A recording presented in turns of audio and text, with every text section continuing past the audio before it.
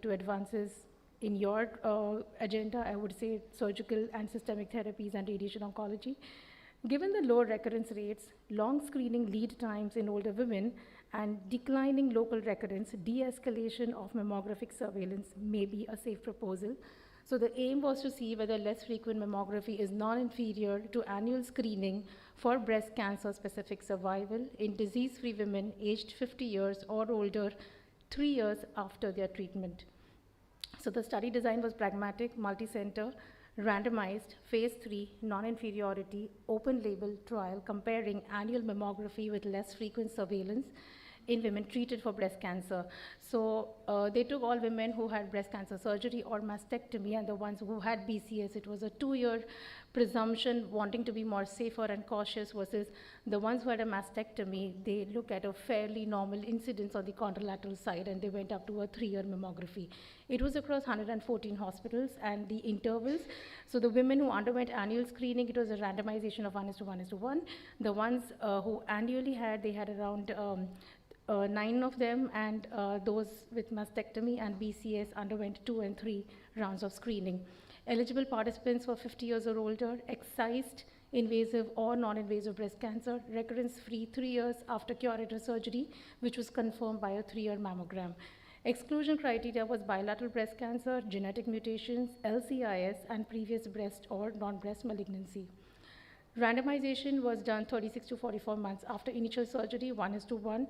Stratification was based on surgery type, the disease, age, and hormone therapy, essentially endocrine. This was a mammogram protocol where the ones annually received 6 mammograms, the ones with BCS got 2 yearly, that is 3, and mastectomy got 2 mammograms. They all participated continuously in the NHS program, and they were asked not to go when they were specially invited every year. The suspicious findings were further investigated as standard. The outcomes of breast cancer-specific survival was measured from the trial entry to the death from breast cancer. Cost effectiveness will be discussed later in another article. And the secondary outcomes were recurrence-free interval, overall survival, and hospital reference.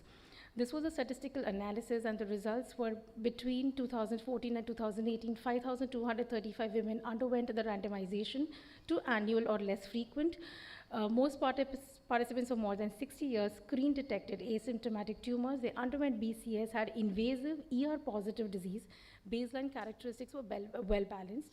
Median follow-up was less at 5.7 years. Overall, 6.6 died, of which 2.2 died of breast cancer.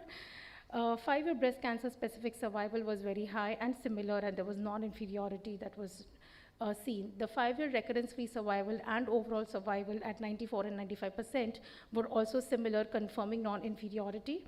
So overall, less frequent mammography after 3 disease-free years provided outcomes comparable to annual surveillance. Conclusion was less frequent mammographic surveillance is non-inferior to annual mammography in women 50 years or older who are recurrence-free 3 years after cancer diagnosis. The cancer-specific survival, recurrence-free interval, and overall survival were similar between the groups. Surveillance frequency was not associated with outcomes. These findings support to reduce the surveillance intensity, and adherence was, however, lesser in the less frequent group. So de-escalation appears safe after 3 years, including for women with lobular cancer and those undergoing mastectomy, though caution is advised for high-risk subgroups for DCIs and when mammography plays a critical role. Personalized surveillance is what they recommend, and overall they say that this is a safer approach. Drawbacks are the follow-up is only for 5.7 years, not entirely pragmatic. Most participants had small size, lower grade tumors and ER-positive tumors. I would say they're biologically more favorable. Ethnicity, as the article quotes, most participants were whites, and it does not answer the protocol what to do in the first 3 years and when to stop. My opinion is to use a personalized approach. Favorable biology tumors may undergo de-escalation in screening interval after 50 years to once in 2 or 3 years based on post-BCT versus mastectomy status, maintaining annual clinical examination and education for early symptom-based visit. This is because 50% of patients and 60% of patients of the ones that record were diagnosed by mammography either in the 3-year surveillance or the 1-year surveillance, which means that there was a huge, almost half the population who had recurrences were not detected by mammography. Aggressive biological tumor characteristics, TNBCs, HER2 positive, and DCIs must continue routine protocol. Thank you.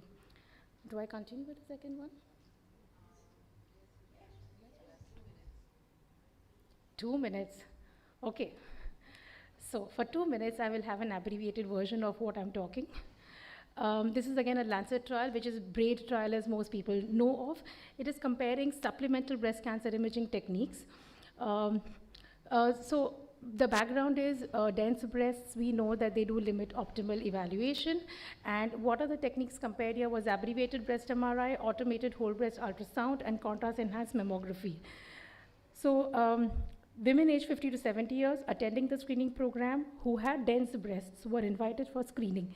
Dense breasts is category C and D, and they were screened within about 6 months after they consented. I will go to the results. So the primary outcome was difference in cancer detection rate between the imaging arms with cancer detection rate defined as percentage of women with positive supplemental imaging result that led to histologically confirmed breast cancer. The secondary outcome were recall rates, which is important in UK. They don't want it more than 10%, and comparison of tumor characteristics between the modalities.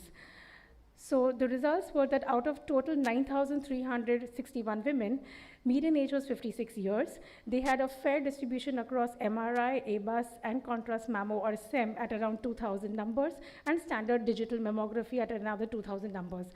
So the baseline characteristics and lifetime breast cancer risk distribution was similar across all arms, and it kind of reflected a general average risk population. 85 cancers were detected following negative screening mammography, including 73 invasive cancers and 12 cases of DCIS. Cancer detection rates was 17.4 per 1,000 for abbreviated MR, 4.2 for ABUS, and 19.2 for SEM. Invasive cancer detection rates were substantially higher with abbreviated MRI and SEM compared to ABUS. Median invasive size was significantly smaller with SEM and MRI compared to ABUS at around half. Most of them were node negative. Compared with standard mammo, all of them performed better. Rates of recall were higher for MRI and SEM, but they were lower for ABUS. DCIs was detected only with contrast enhanced techniques because these were all non-calcified DCIs since they were screen negative. The conclusion is that first randomized controlled trial directly comparing the supplemental modalities. ABUS I will not discuss. The results were superior with SEM and MRI. SEM performed a little better than MRI in terms of specificity. However, more of the HER2 positive tumors were detected on an abbreviated MRI. Abbreviated MRI cancer detection rates has been comparable to the cancer detection rates with a full-blown MRI across other studies, so that was also a favorable result. The limitations, I would say, they did not have long-term outcomes, delayed supplemental imaging, they had a 6-month lag, and observational mammo data was only from one center. In my opinion, it is implementable, particularly in dense breast parenchyma, earlier detection of enhancing disease. So this was invasive disease and not DCIs where we talk of overdiagnosis on mammograms.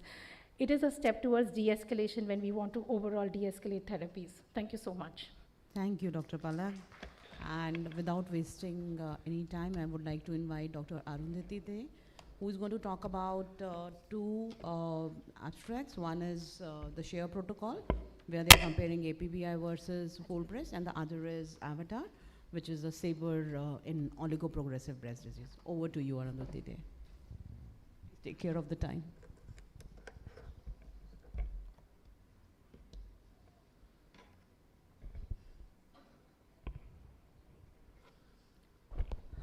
Good morning. I am thankful to the organizers, especially Shona ma'am and Sudeep Gupta sir, for inviting me to talk upon two important trials. My first trial will be early result of SHARE trial, that is comparing whole breast radiation versus accelerated partial breast radiation.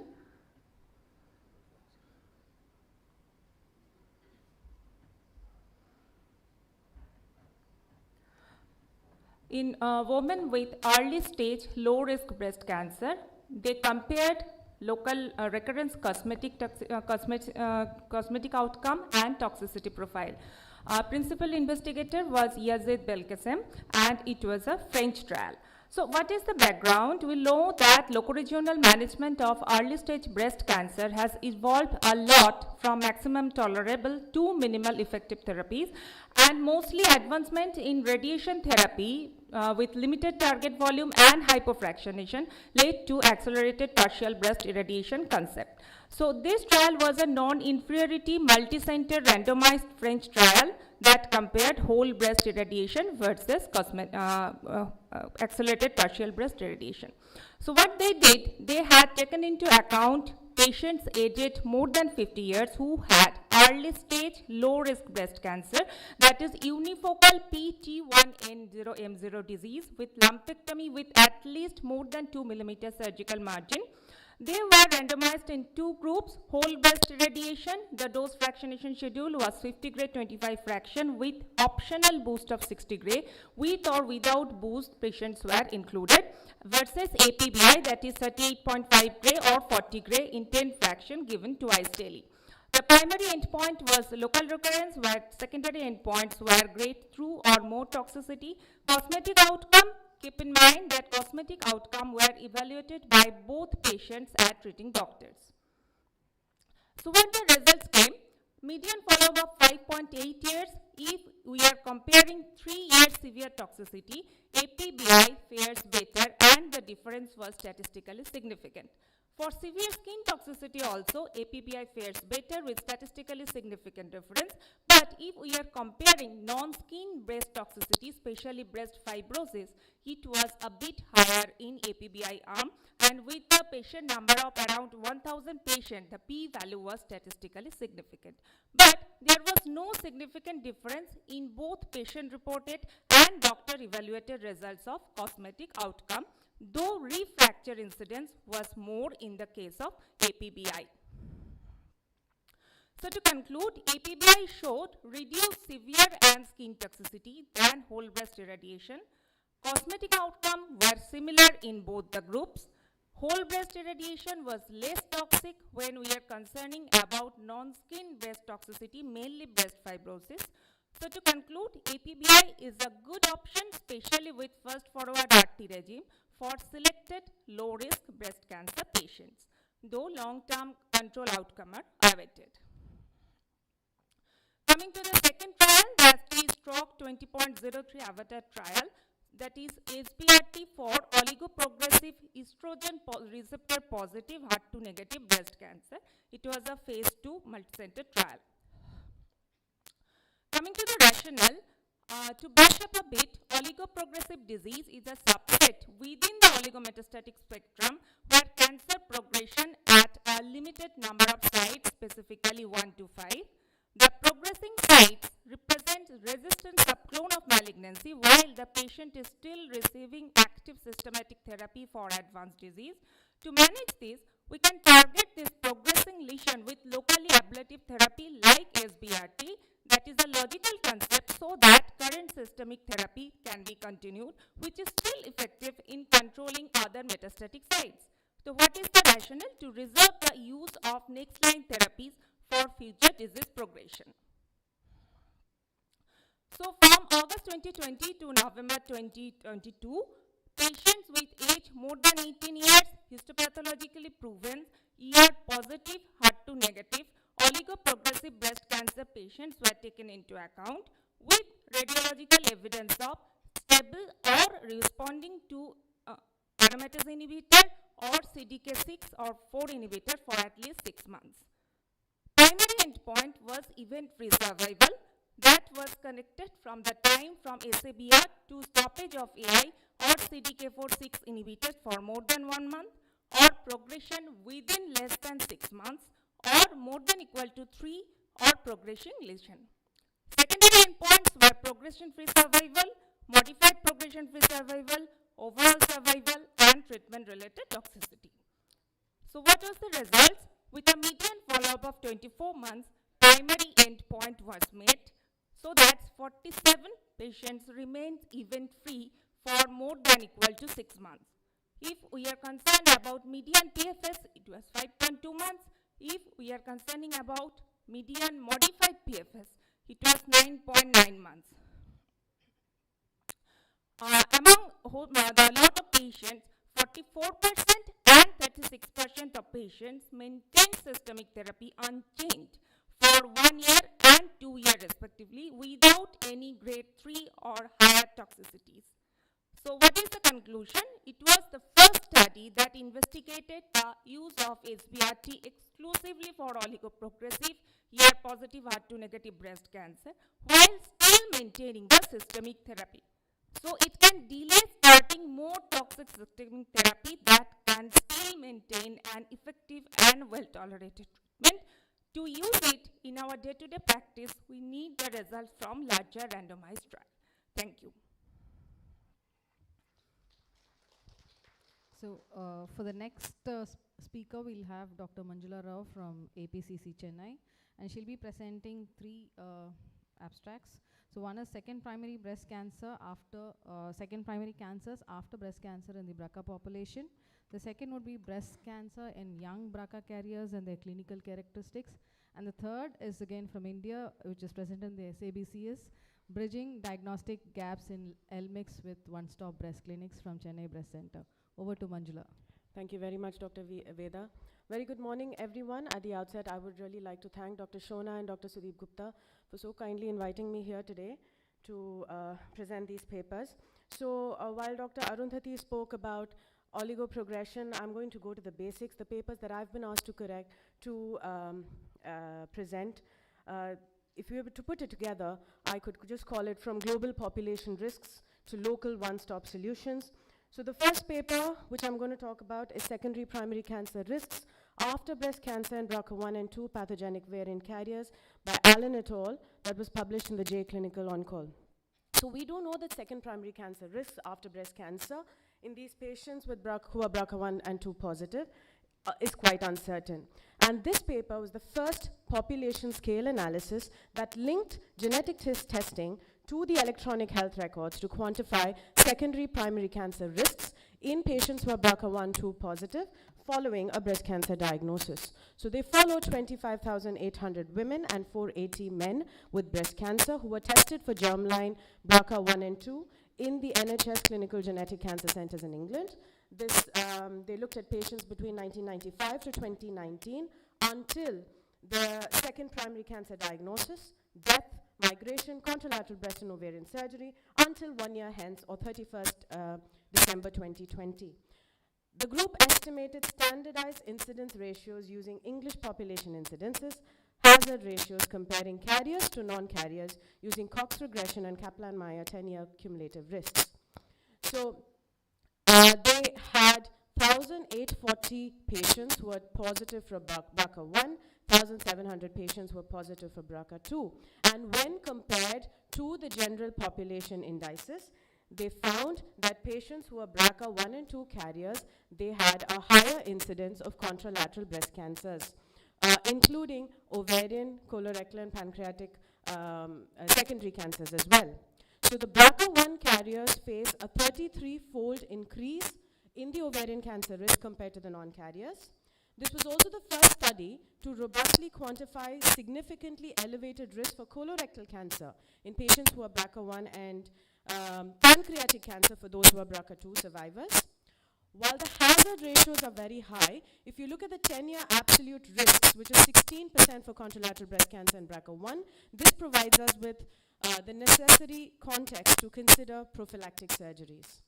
Now, the hazard ratios were adjusted for age, calendar year, and the estrogen receptor status of the first breast cancer. So this paper utilized a novel methodology where they compared national germline testing data, and this helped to minimize the selection bias, which was common in previous studies. Hence, this is quite relevant. And this is also one of the largest studies to examine contralateral breast cancer risks, and among the first to provide robust data on non-breast or ovarian secondary primary cancers. So this data helps us to facilitate shared decision-making regarding long-term survivorship. The higher cumulative risks support the consideration of risk-reducing surgeries, and it also helps to justify intensified screening or surveillance for non-breast sites, such as prostate for men and pancreatic colorectal monitoring, especially for female carriers, which is more often than not forgotten, and when we continue to talk about breast and ovary. A few limitations of the study: the follow-up was considerably short. Median follow-up was only under 4 years, which can fail to capture cancers with longer latency periods. a lot of the patients had missing family history, and usually it's the family history that drives the genetic testing. So this might mean that the hazard ratios are slightly inflated when it comes to the statistical correlation. And some of these carriers, they may have undergone more frequent screening since they tested positive. So this leads to a surveillance bias. So to conclude, survivors of breast cancer carrying BRCA1 and 2 pathogenic variants are at a higher risk for secondary primary cancers, and they may benefit from enhanced surveillance and risk reduction measures. Now, the second paper was by Lambertini et al. Talked about the clinical behavior of breast cancer in young BRCA carriers and the pre-diagnostic awareness of germline BRCA status. So this evaluates how the specific BRCA gene and the timing of genetic testing influences the clinical outcomes of breast cancer in these young women. Now, the study is the largest global cohort of its kind. It included 4,752 patients, aged less than or equal to 40 years, from 78 centers worldwide. So there's limited evidence on whether breast cancers in BRCA1 or BRCA2 carriers may differ in clinical behavior beyond just the differences in tumor biology. So this study was an international, multi-center, hospital-based retrospective cohort study. It included 4,752 patients harboring germline pathogenic or likely pathogenic variants in BRCA1 or 2 who were diagnosed with stage 1 to 3 invasive breast cancer less than or equal to 40 years between Jan 2000 and December 2020 in 78 centers. So the study showed us that BRCA1 carriers were more likely to have hormone receptor negative and high-grade tumors compared to BRCA2 carriers. Patients with BRCA1 faced a higher hazard of disease-free survival events in the first 2 years, followed by a decline. In contrast, patients who tested positive for BRCA2, the risk increased for 3 years and then remained constant thereafter, did not decline. Now, risk for secondary breast cancer and non-breast cancers was more frequent in BRCA1 carriers, while distant recurrences were more common in BRCA2 carriers. And they also looked at the pre-diagnostic awareness advantage. So when they compared patients tested before diagnosis to those tested at diagnosis, they found that pre-diagnostic awareness led to significantly smaller tumors and less nodal involvement. These patients also had lower treatment burden, including reduced use of chemotherapy and fewer axillary dissections because they presented earlier. However, to critique this study, while pre-diagnostic awareness did show a better unadjusted overall survival, the significance was lost after adjusting for this tumor stage. This suggests that the survival benefit is entirely driven by downstaging or finding the disease earlier rather than the timing of the test itself. Secondly, the study is retrospective and lacks specific data on exactly which prevention strategies were used by the pre-diagnosis group.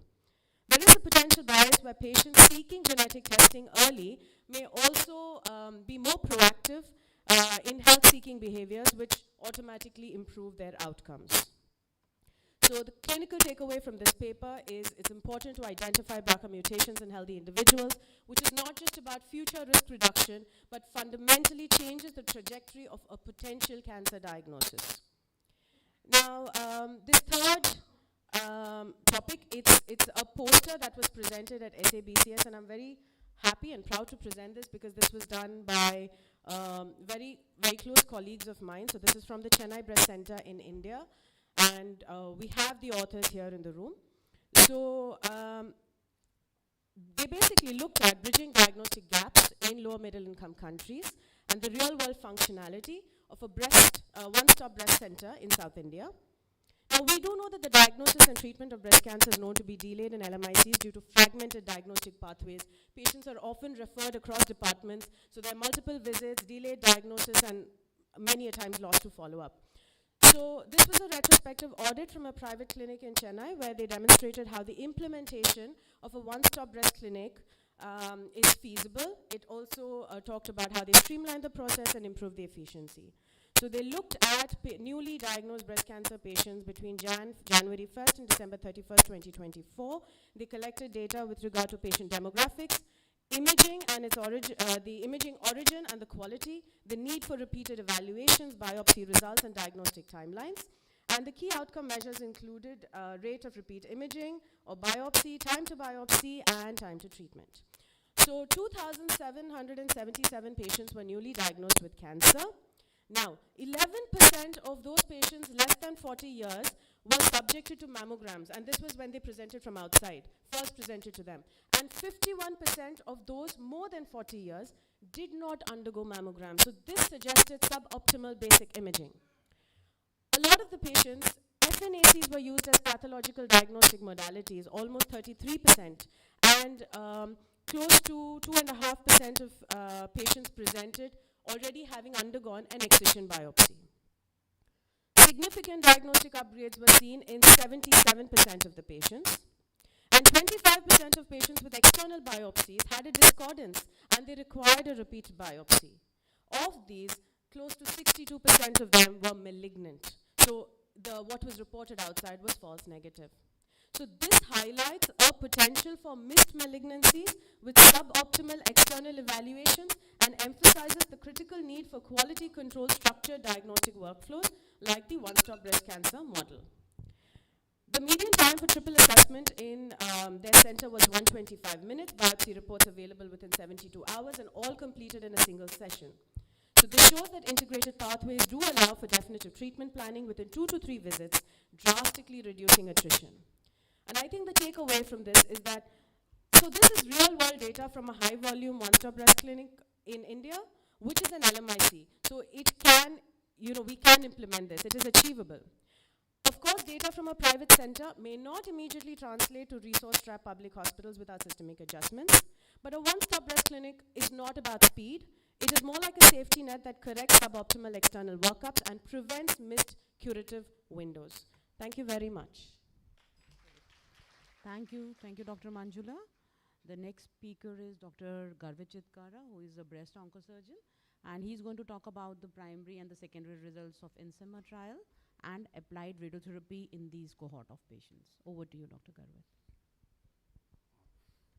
Good morning, everyone, and thank you to the organizers for having me here. I'm going to be talking about INSEMA trials, the primary result, the secondary result, and the radiotherapy dosimetry. So the INSEMA trial, as we all know, is about evaluating the omission of axillary surgery in early stage breast cancer. The trajectory towards surgical de-escalation has been, in the past, it is ECOSOC Z11, which showed omission of axillary dissection in sentinel lymph node positive patients. Recently published SOUND trial showed omission of SLNB in smaller tumors less than 2 centimeter, and the trial which we are discussing right now is omission of SLNB in a broader cohort of T1 and T2 up to 5 centimeters. The rationale is that although the current standard sentinel lymph node biopsy staging provides a prognostic info, but carries morbidity risk like lymphedema, pain, and sensory disturbances. Now, in the era of effective systemic therapy, surgical staging does not improve survival, and especially in the low-risk patients. This is the INSEMA hypothesis. The trial architecture is like this. There were 5,502 patients, all more than 18 years of age, T1, T2 tumors, and they were planned for breast conservation surgery with whole breast irradiation. The first randomization was 1:4, where there was no SLNB in the 1 arm and SLNB in the 4 arms, so 4 times more in SLNB. Now, all those who had sentinel lymph node positive, they underwent a second randomization for completion, axillary clearance, and SLNB alone. Their primary analysis was as per protocol, and 4,858 patients were included in it. Their primary endpoint was invasive disease-free survival, the threshold of hazard ratio and the upper confidence limit of which was less than 1.271. The patient characteristics were in the per protocol population: 62 median age, 11 millimeter median size of the tumor, 95% were luminal A, and only 3.6% were grade 3. The results were that the primary endpoint, invasive disease-free survival, the confidence interval was less than the pre-explained confidence interval, and hence it was considered non-inferior. Not doing a sentinel lymph node biopsy was considered non-inferior. This showed consistency across all subgroups. However, in tumors more than 2 centimeters, you can see the confidence interval is pretty wide, and this has been told by the authors themselves that we have to take it with care when it comes to more than 2 centimeter size. The secondary outcomes, overall survival was exactly the same, and the axillary recurrence rate in the no SLNB arm was 3 times higher. Although the number is small, but it was 3 times higher. The physical cost of surgery or the safety analysis showed that lymphedema rates, arm restriction, and pain on movement was less in no SLNB arm, which is obvious. The radiotherapy quality assurance which was done by strict central review of the radiotherapy plans. Axilla was not specifically targeted, and no high tangents were allowed as it was in Z11. The incidental dose analysis was that the median dose to axillary level 1 was 85% of the breast dose, and in the next paper we'll see it was given in 50% of the patients. However, it was lower in the level 2. Outcomes were driven by tumor biology, not accidental extensive dosage. Limitations of the study was that there is a population bias. We're only taking the low-grade tumors. The tumor size was only 11 millimeter. There is only less than 10% of patients had more than 2 centimeter size, and hence the wide confidence interval. The follow-up duration is 6 years. We know that the second peak comes between 5 to 7 years, and which is likely to be missed in these patients. The conclusion, according to the authors, was that INSEEMA trial confirms that there is selected postmenopausal women with early stage clinically node-negative breast cancer. Sentinel lymph node biopsy provides no survival benefit, but increases surgical morbidity. My takeaways are that the trial sample size was planned for 851 events. It was reported at 525 events only because it was a slow event rate. The maximum number of primary outcome events here were secondary cancers, not distant recurrences, not axillary recurrences. The axillary recurrences, although small in number, were more than 3 times higher in no SLNB arm. So when I want to put this study into practice, in my own practice, I would have to tell my patient that 1, this study is underpowered because of low event rate, and second, the axillary recurrences are going to be 3 times higher, which means in our patient group, they are going to pay for their own pocket for another surgery and treatment thereon. Now, the second was insights of applied radiotherapy in the INSEEMA trial. These were secondary result, which was analyzing axillary dose distribution. Why were we doing this? Basically, if the surgery is doing less, must the radiation do more? The context was that the INSEEMA trial confirmed that there is no survival benefit in sentinel lymph node biopsy. The knowledge gap was to interpret these safety outcomes accurately, we must understand the contribution of radiotherapy. Did patients survive without surgery because standard whole breast irradiation accidentally treated the axilla? The study design, someone's changing my slides, I'm sorry. Can I go back? Yeah. So the study design, the secondary outcome was determination of actually applied radiotherapy doses at axillary level 1 and 3. Now, defining the incidental target, the protocol mandate was to give only whole breast irradiation with tumor bed boost. The regional nodal irradiation was only permitted in patients with more than 4 positive lymph nodes, and the contouring was of the ipsilateral axilla was following RTOG guidelines. The treatment characteristics showed that the radiation approach was consistent across all surgical groups. Difference in outcome are not due to disparate RT techniques. Standard field delivered therapeutic doses to axillary level 1. More than 85% patients, 85% of the prescribed dose was delivered to lower axilla, and this was seen in 50% of the patients. There is a difference in survival, which 86.3 versus 91. Incidental coverage, sorry, between 86.3 in no SLNB and 91.3 in SLNB, and the explanation is that the SLNB arm receives slightly higher dosage, likely due to post-surgical tissues or seroma influencing the contour definition. Level 2 and the level 3 doses were less, and these were the results. The upper 2 graphs are with RT, the lower 2 graphs are without RT, and the hazard ratio was 1.47. While not statistically significant due to small sample size, the trend suggests that in absence of surgery, the incidental dose from radiotherapy acts as critical safety net. Moving on to the third part of the presentation, where axillary surgery in breast cancer, this is the second randomization of all those patients who had a positive sentinel lymph node in the INSEEMA trial. Sorry. The context is that they were trying to validate what the ECOSOC Z11 said, And in that, this is how we have already seen this slide previously. They added a few more patients directly into the second randomization group.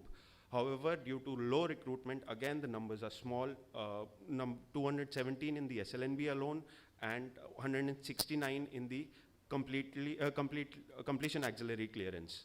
Now, all the parameters are same except for key 67, which is higher in the ALND group. Here, they did not meet non-inferiority, and hence the the completion axillary lymph node dissection had a better survival. And the SLNB is not non-inferior. The overall outcome, overall survival, however, was same in both the groups. And in the subgroup analysis, you can see that the patient with high Ki67 benefited significantly more from surgery, from more surgery. The clinical takeaways are non-inferiority is not proven in SLNB alone and was not inferior to completion axillary dissection in IDFS. This stratification caution is advised when omitting surgery for patients with high tumor burden or Ki67 more than 20%, and overall survival remains unaffected by extent of axillary surgery. Thank you. Thank you, Dr. Garvit. Thank you very much, Dr. Ved Padmapriya and Dr. Charu Garg for chairing the session. For chairing the first rapid review on local regional breast cancer, I would like to call upon Dr. Mandar Natkarni, who is the Director of Breast Oncology at Kokilaben Dhirubhai Ambani Hospital and Medical Research Institute, Mumbai, and Dr. Shalaka Joshi, who is a Professor in Surgical Oncology at Tata Memorial Hospital, Mumbai. I request them to invite. Okay, Dr. Shalaka, you can take over.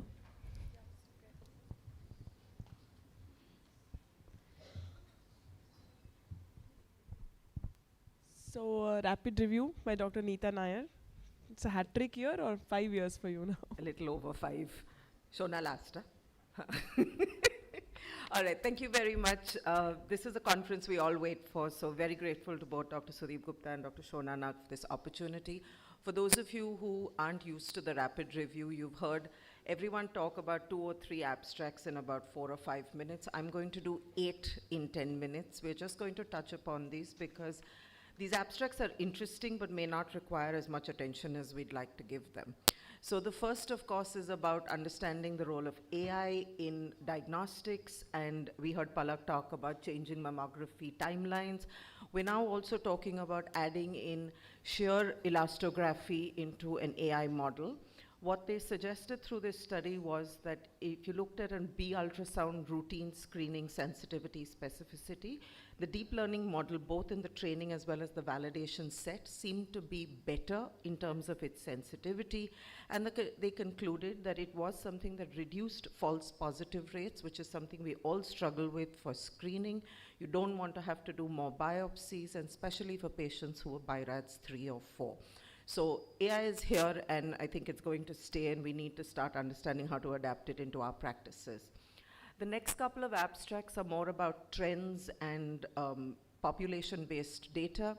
The first is about young women and breast cancer. Fortunately, less than 10% of our breast cancer population, but this global burden seems to be increasing.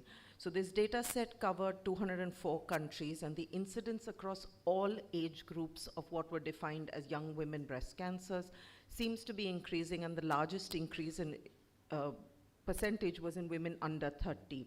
The average percentage age change was 2.27 in women under 20, with even a mortality difference. And this global burden seems to be changing for us in young cohorts, and it's going to be a concern because these women require very different management. They require more personalized care, more concerns in terms of survival outcomes, which we will have to start being cognizant of. There are also other trends that have been published which looked at incidence of cancer as well as incidence-based mortality among young women. So this was from the SEER registry data, 11,000 odd women, where an overall mortality declined. So I think this is something that we're fairly happy to see, that despite an increasing incidence, probably because of better diagnostics, picking up tumors early, more awareness, there is a decline in mortality in these groups. Of course, the efforts need to continue with early screening, and I think high-risk screening is where we are moving towards now, so that we're able to also affect any of the disparities we see by genetics and ethnicity. While we're on the topic of screening, and I thought this was fairly interesting because we keep having this debate about do we need TOMO rather than just digital mammography, and this is especially for women who have family history of breast cancer.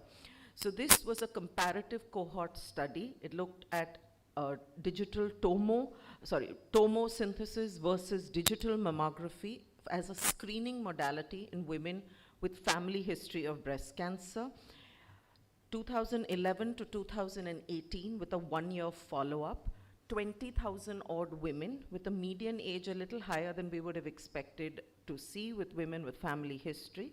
But what's interesting is the recall rate, which is one of the biggest problems of routine screening, is how many times you end up calling these women back for additional investigations and biopsies. Recall rate was lower with the use of TOMO. Specificity was higher with the use of TOMO. And it did suggest that more patients in the TOMO arm had earlier cancers, less aggressive cancers.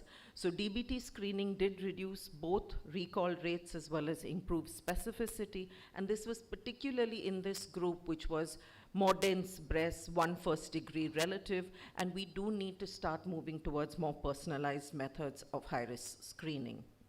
The next abstract talked about the incidence and factors that impact interval cancer. So when we talk to our women about screening, it's a mammogram once every 2 years from the age of about 40 to 74. We need to take into account that there needs to be a certain amount of awareness for cancers that are interval cancers that will come up in between those 2 years. So this paper tried to look at what risk factors we can assume to look for interval cancers, and what they did suggest is a population-based cohort again. It's a large follow-up in terms of 13 years, 29,000 odd women, but factors that increased the risk of interval cancer, and I found this fairly interesting, was older age of first childbirth, hormone replacement therapy, higher mammographic density, all of which are just high risk factors. So the higher education level I'm going to put down to more urbanization, probably late first child, etc., which may have been confounding there. But what you need to understand is someone with higher risks seems to have a higher risk of interval cancers, and you need to keep that in mind. These cancers, as expected, are not indolent, tend to be more ER negative, and these are women with family history that have a 3-fold higher risk of interval cancers. So this study did seem to suggest that interval cancers have not decreased with age-based screening, which means where we moved from 40 from what we used to earlier say as 50 to 74, and we've moved down to 40. This interval cancer risk does not seem to have changed, but we do need to move towards high-risk screening and risk-based screening as our strategy rather than just routine population screening. Obviously, this paper is going to get a little bit more importance from me because it's a surgical paper. This is long-term outcomes of breast-conserving surgery in patients with BRCA variants. We heard Manjula talk about the papers that we have from Lambertini and all the data that we have on risk of contralateral breast cancers. So we know data from Laurie Pierce's paper in 2010, which said it was safe to do breast-conserving surgery in women who carried the BRCA mutation. Our risk is of second primaries, contralateral disease, not of recurrence of that tumor.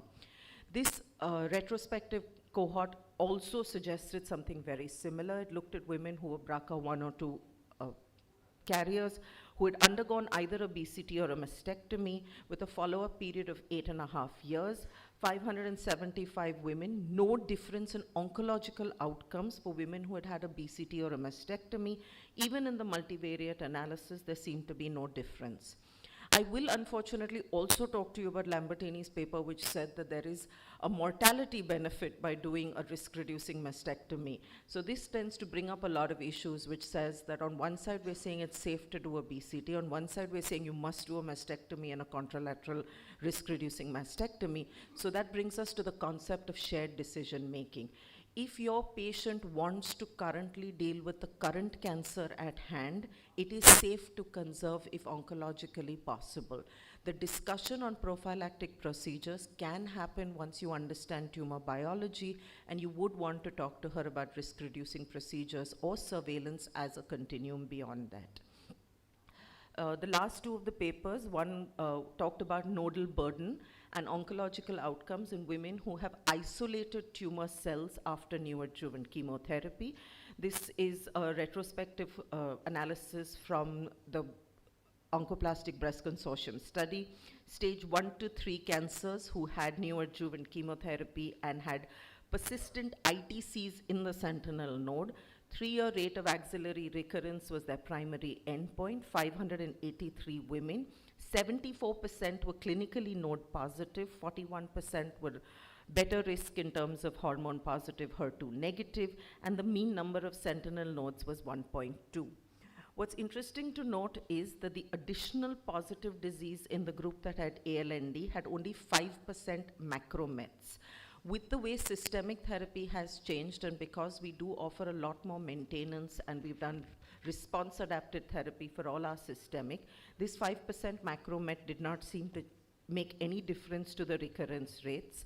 And the 3-year axillary recurrence rates were 2% and 11% with no difference by type of axillary surgery. So ITCs don't seem to affect the extent of further surgery that we need to offer.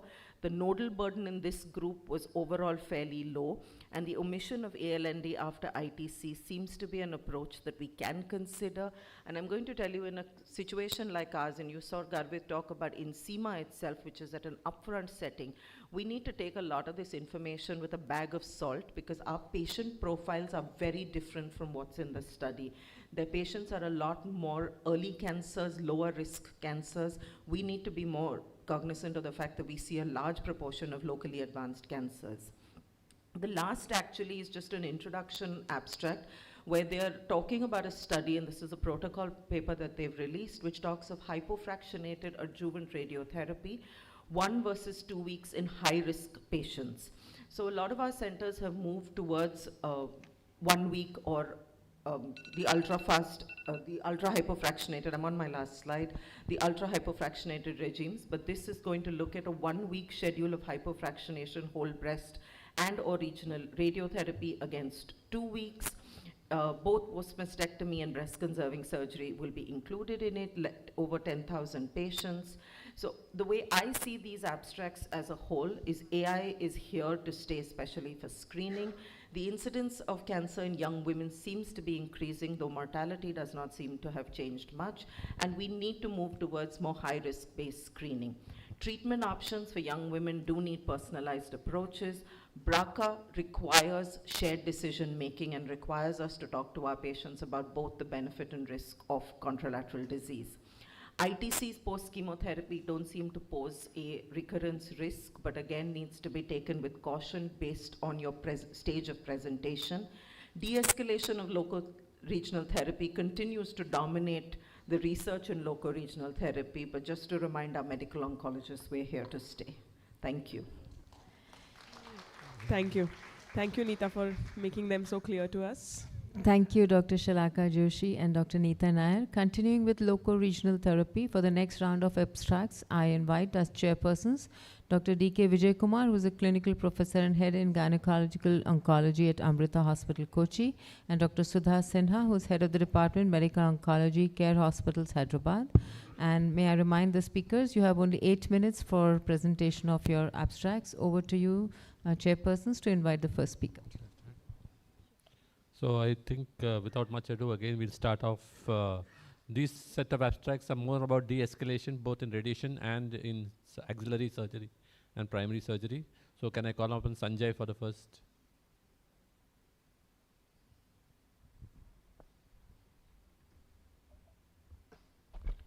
Thank you, sir. So I have 2 abstracts to present. The first one is omitting regional nodal radiation in responders to neoadjuvant chemotherapy. That is NSABP 51, RTOG 1304, presented in NEJM. So you know the background was the benefit of RNA in the treatment of breast cancer is well established for patients with pathologically positive axillary nodes.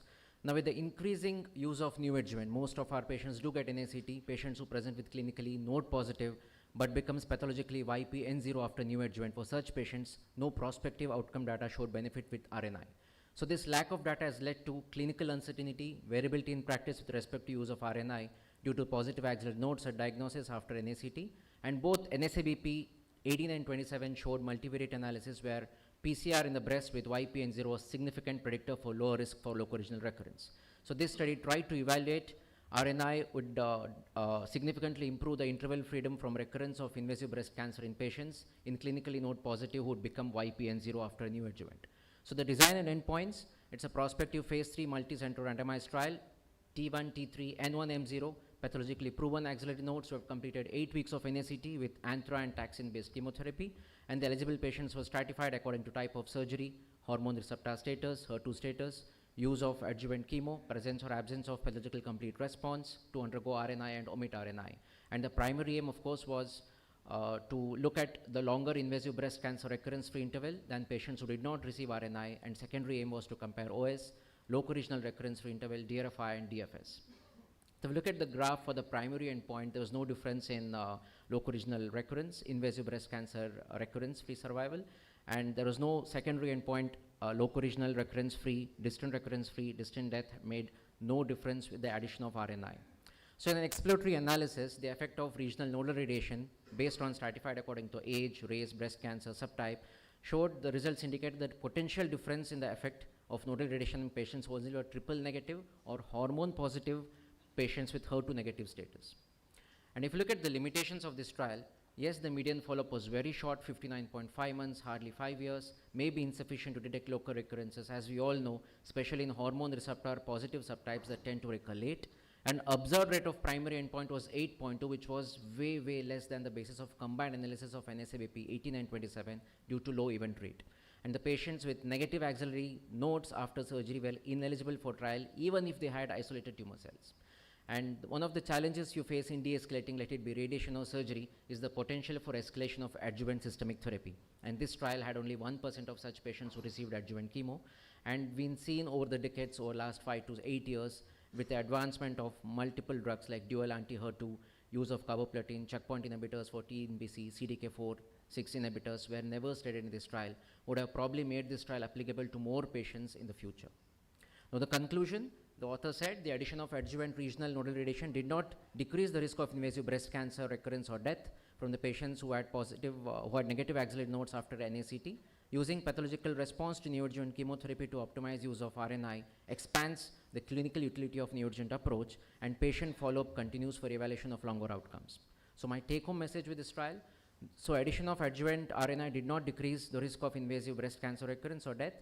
Since the follow-up period is too small, median follow-up of 5.9 years, these findings may not change our practice at the present point of time.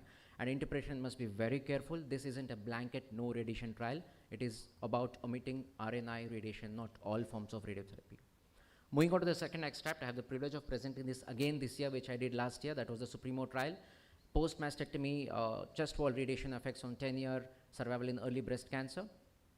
Now again, you know, the landmark trials like Danish and Canadian showed that post-mastectomy radiotherapy reduces local regional recurrence and improved 10-year survival in women with nodal metastasis. 2014 EBCTG again emphasized on these trials and said there was 16.5 reduction in local regional recurrence first and 7.9% gain in 20-year OS in patients with positive nodes. Subsequently, major improvements in systemic therapy and reductions in breast cancer mortality challenge the applicability of evidence base for PMRT for such practice. And again, there are differing guidelines for 1, 2, 3 positive nodes, uncertain as reflected in different practice and guidelines so far. So this was the eligibility criteria and the design. Almost 1679 patients randomized to receive chest wall radiation and no chest wall radiation. The inclusion criteria was histologically proven intermediate risk group that include PT1N1 M0, PT2N1 M0, PT2N0 M0, and of course PT3 M0 M0, which were very few in number. Simple mastectomy, axillary recurrence almost 8 to 20 nodes, margins more than 1 mm. Primary endpoint was OS at 10 years. Secondary endpoint, local regional recurrence, acute and late toxicity, DFS, and the cause of death. Now if you look at the graphs again, chest wall recurrence with the addition of RNI showed no difference, and they were stratified based on N0 and N plus status, again showed no difference. Now regional recurrences stratified based on N0 and N plus status had absolutely no difference, And again, percentage with no distant metastasis or death and percentage with disease death, again, the graphs are almost hugging each other. So there was a forest plot for subgroup analysis of primary endpoint for overall survival in ITT population where they showed triple negative cancers fared the worst. Now the author concluded that it does not improve 10-year OS survival, results in a clinically insignificant reduction in the 10-year chest wall recurrence of less than 2%, has no impact on disease-free survival or metastasis. Incremental improvements in multidisciplinary care probably explain the results, and adjuvant chest wall radiation should be omitted in most patients meeting the eligibility criteria in Supremo trial. Moving on to the discussion, yes, I understand this is much awaited 1, 2, 3 nodes which we all radiation oncologists were thriving to achieve, thriving to understand what's happening, but it's an appealing headline and dangerously incomplete. Although chest wall radiation reduced the risk of chest wall recurrence by over half, the absolute rate of chest wall recurrence was reduced by less than 2%, which was clinically insignificant. And again, if you look at the Accurel, PT3N0 were less than 10. So better survival than anticipated. And Supremo looked at the intermediate risk group, but every node positive patient underwent full axillary lymph node dissection. So each roughly had 8 to 20 nodes removed and axillary was already sterilized. So what is left for us to do it? What are we expecting to get by radiating such patients? And if you look at the landmark ECOSOG, AMOROS or CENOMOC trial, almost non-sentinel harbor metastasis, non-sentinel were almost 35 to 45, and more than 10 to 20 actually had more than positive lymph nodes in them. So today, 1 to 3 positive nodes represent a high risk, incompletely stage group, the very Supremo never studied. And the Supremo is also in the era where it was, regardless of genomic or clinicopathological risk, patients were treated. That probably shrunk the incremental benefit from radiation.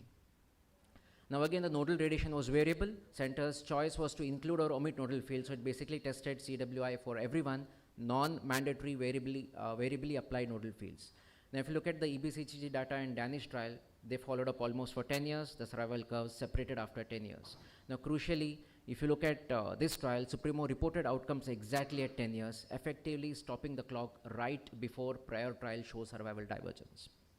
So my take-home message, Supremo trial shows reduction in chest wall recurrence by 2%, which is clinically insignificant.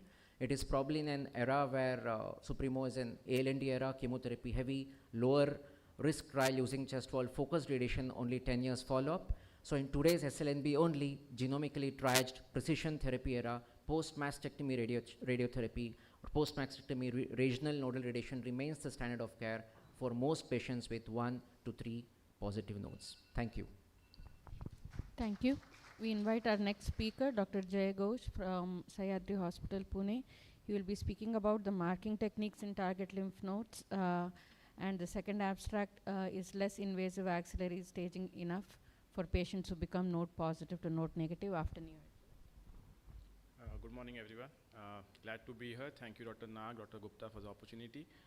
I've taken the liberty of going back and changing the previous year's slides because we didn't get any slides this time. So I'm going to be talking about the AXANA study, the axillary surgery after neoadjuvant treatment study. The abstract that I'm going to present are basically 2 parts of the same study, and this is going to be the second part is going to be the interim analysis. The study is not yet completed, the trial is still going on.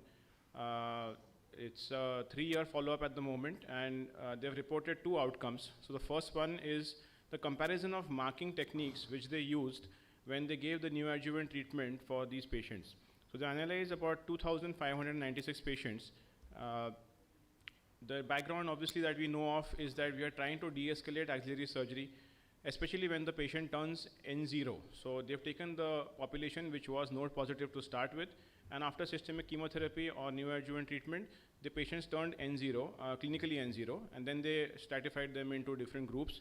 The groups were as per the institute protocol. They could follow whatever protocol they were using at the time. They wanted to pick up the detection rate of target lymph nodes. So basically these are the nodes which were positive before, and they wanted to know that if you do a SLNB or if you do a targeted axillary dissection, how often do we actually pick up these nodes and how accurate is the dissection post neoadjuvant treatment. So this was a multi-center study, and even there was a center in India, Dr. Geeta was involved in this study. I'm sure her comments for this will be very valuable to us.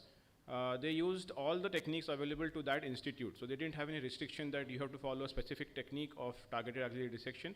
And they said that you can do whatever is followed by your institution. The primary endpoint of this trial is actually invasive disease-free survival, which we haven't yet reached. They haven't reported on this outcome yet, but they have reported on the 3-year axillary recurrence rate.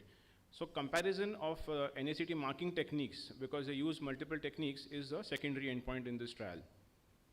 Almost in 2,600 patients, one target lymph node was marked prior to starting chemotherapy. So definitely they had one positive node at least. Patients had, the majority of patients had 1 to 3 nodes, and some of them even had more than 4 positive nodes, around 13% of them.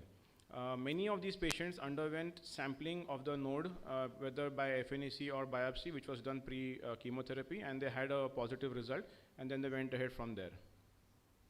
They allowed various combinations of marking of these targeted lymph nodes, whether you put a clip in, you can do it with a mag seed, you can do it with a RFID marker, you can do it with carbon ink, or you can use a combination of whatever is suitable to you. So they allowed all these combinations. They did not have any restrictions for the institute. They found that whether you used any of these techniques, a minimum node number was 2.9. So practically 3 nodes was removed in every sentinel lymph node or a targeted axillary dissection procedure. So the mean nodes were around 3 in, if you can see, it's comparable throughout the field. I mean, all the institutes had practically 3 nodes removed. Now, the important aspect that they pointed out is that when you used only clips, or that's what we commonly use today, that only clips when they are used, the detection rate dropped down slightly to 89%. Whereas if you see the other numbers, they are upwards of 94 to 95%. So this is something that they pointed out, that probably clips are not the best modality.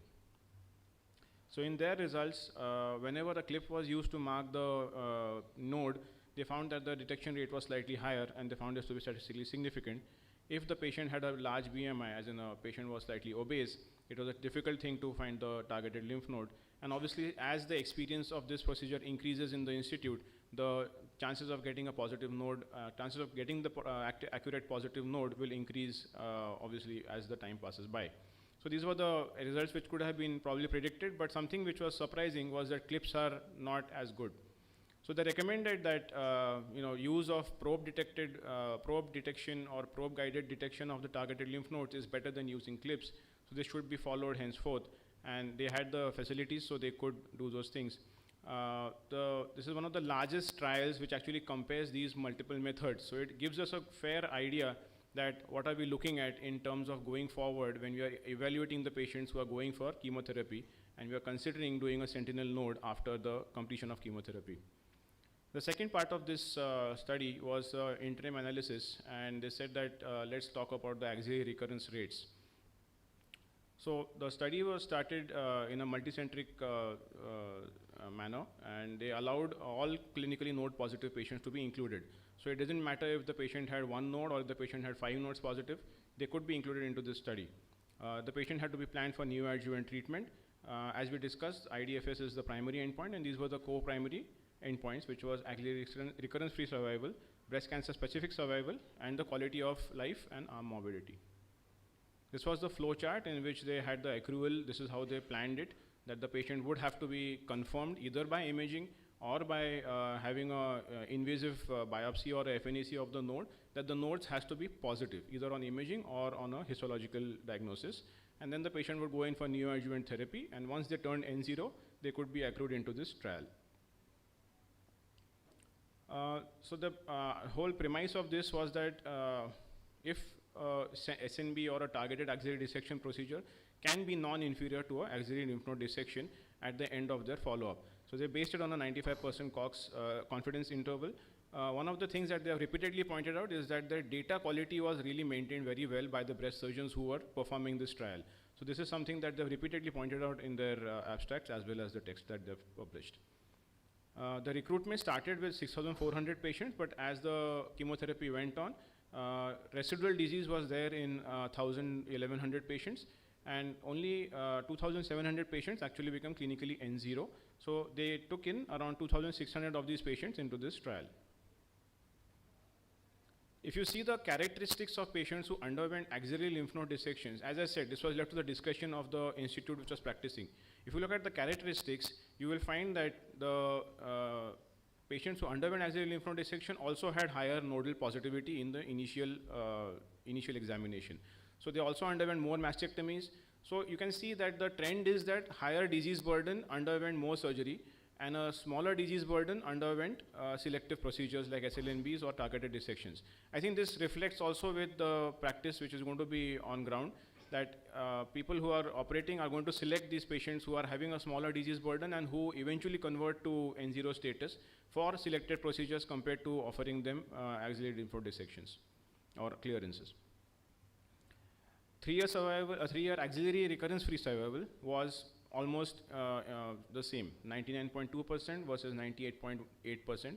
So there's practically a 1% axillary recurrence, and that's minimal, that's absolutely negligible. So they said that this crossed their confidence limits, and this was a significant study, this was a significant non-inferior outcome for them. So as per their assessment of this data, they said that this is something that can be done. Axillary lymph node dissections or complete clearances is not necessary for these patients. When you come down to the comparison of survival, this is again an interim survival comparison. This is not the completed study. So the invasive breast cancer recurrence was slightly higher in these patients, and the distant recurrences was also slightly higher in the patients who had an axillary lymph node dissection, which means that again it reflects back to the data that it had a more disease burden at the time. Same study with SLNB and TAD also had a similar axillary recurrence. So in conclusion, they said that there was a good axillary recurrence-free survival in these patients, not much difference between the techniques used, and definitely the further studies will give us the data on overall survival as well as breast cancer-free survival. Indian context, this is a robust data which reflects our intent to de-escalate surgery in these patients, but long-term data regarding the disease-free survival and OS is yet to mature. Use of tracers and probes is superior to using clips. I'll just come to that. And heterogeneity of institution practices also reflected in this trial, which may be seen in our practice as well. Indian data might need to replicate the results of this study by doing, maybe performing a study in India itself. And the last study, yes, this is the last slide. So this is the cost analysis of the methods that they use, MaxSeeds, indocyanine green, and Gamma Pro. If you see, what we most commonly use today is methylene blue. So you can see the cost difference. And this is what is going to be the most important aspect which controls the use of these modalities in India. Thank you. Thank you, Joy. Now can I call upon Dr. Mansi Munshi from Pune for 2 abstracts, one on partial breast irradiation, again de-escalating partial breast irradiation itself, and the other is on a surrogate endpoints. Thank you. Thank you to Dr. Gupta and Dr. Nag for having me here today. It's always a pleasure to be a part of this conference. Today I'll be presenting 2 papers. The first is a multicentric trial from Canada with a phase 2 trial called the OPAR, which was to test 2 different dose fractionation schedules for partial breast radiation, 27.5 gray and 30 gray in 5 fractions, with the primary outcome to look at adverse cosmesis. Now, the rationale for partial breast radiation is that most patients who have a low risk for recurrence with better pre-op imaging, better understanding of biologies, and good frozen sections these days, and therefore good case selection, can get away without whole breast radiation and just targeting the tumor bed itself. Patients who have a low risk of recurrence and multicentricity are the suitable candidates for partial breast radiation, whereas those who have a high risk of recurrence and multicentricity, as you can see on the screen, are those that you wouldn't want to do this technique for. The ASTRO has been very clear with its consensus statement which patients are suitable, cautionary, and unsuitable for this technique, and it expanded its indications through this guideline in 2024 to show that patients with low and intermediate grade DCIS as well as patients with early stage HER2 positive disease can possibly have partial breast radiation. There are different ways of doing this. You can do it through interstitial brachytherapy, intraoperative radiotherapy, which has not been proven through trials, and also through single lumen balloon mammocyte type radiation. However, the most common and easiest way to do this is through external beam radiation, either using 3D CRT or IMRT technique, and we'll talk about this in a minute. The rationale and the safety, oncological safety of partial breast radiation has been proven via various randomized controlled trials. And of note, which you can see on the screen, but of note is the RAPID trial done by the same group who presented this paper in question, where they found a very high rate of grade 2 plus adverse cosmesis, up to 30% in the group that did receive ABBI. And this is probably because of the twice daily schedule that they used. They did 38.5 gray in 10 fractions over 5 days with a 6-hour gap, which is modeled after interstitial brachytherapy technique of ABBI, which is probably insufficient. And they also use the 3D CRT technique. Now, if you consider 50 gray and 25 fractions as the standard dose for subclinical disease in breast cancer, then these two dose schedules, 30 and 27.5 gray, although they seem very small difference between the two dose schedules, the difference in equivalent dose based on radiobiological modeling comes to about 54 and 47 gray respectively. So small difference in the absolute dose, but a significant difference, which we will see how that works out with regards to cosmesis. Now, these two arms were quite well balanced with regards to both patient and tumor factors. And of note, in the red box, you can see that most patients had radiation using the 3D CRT technique.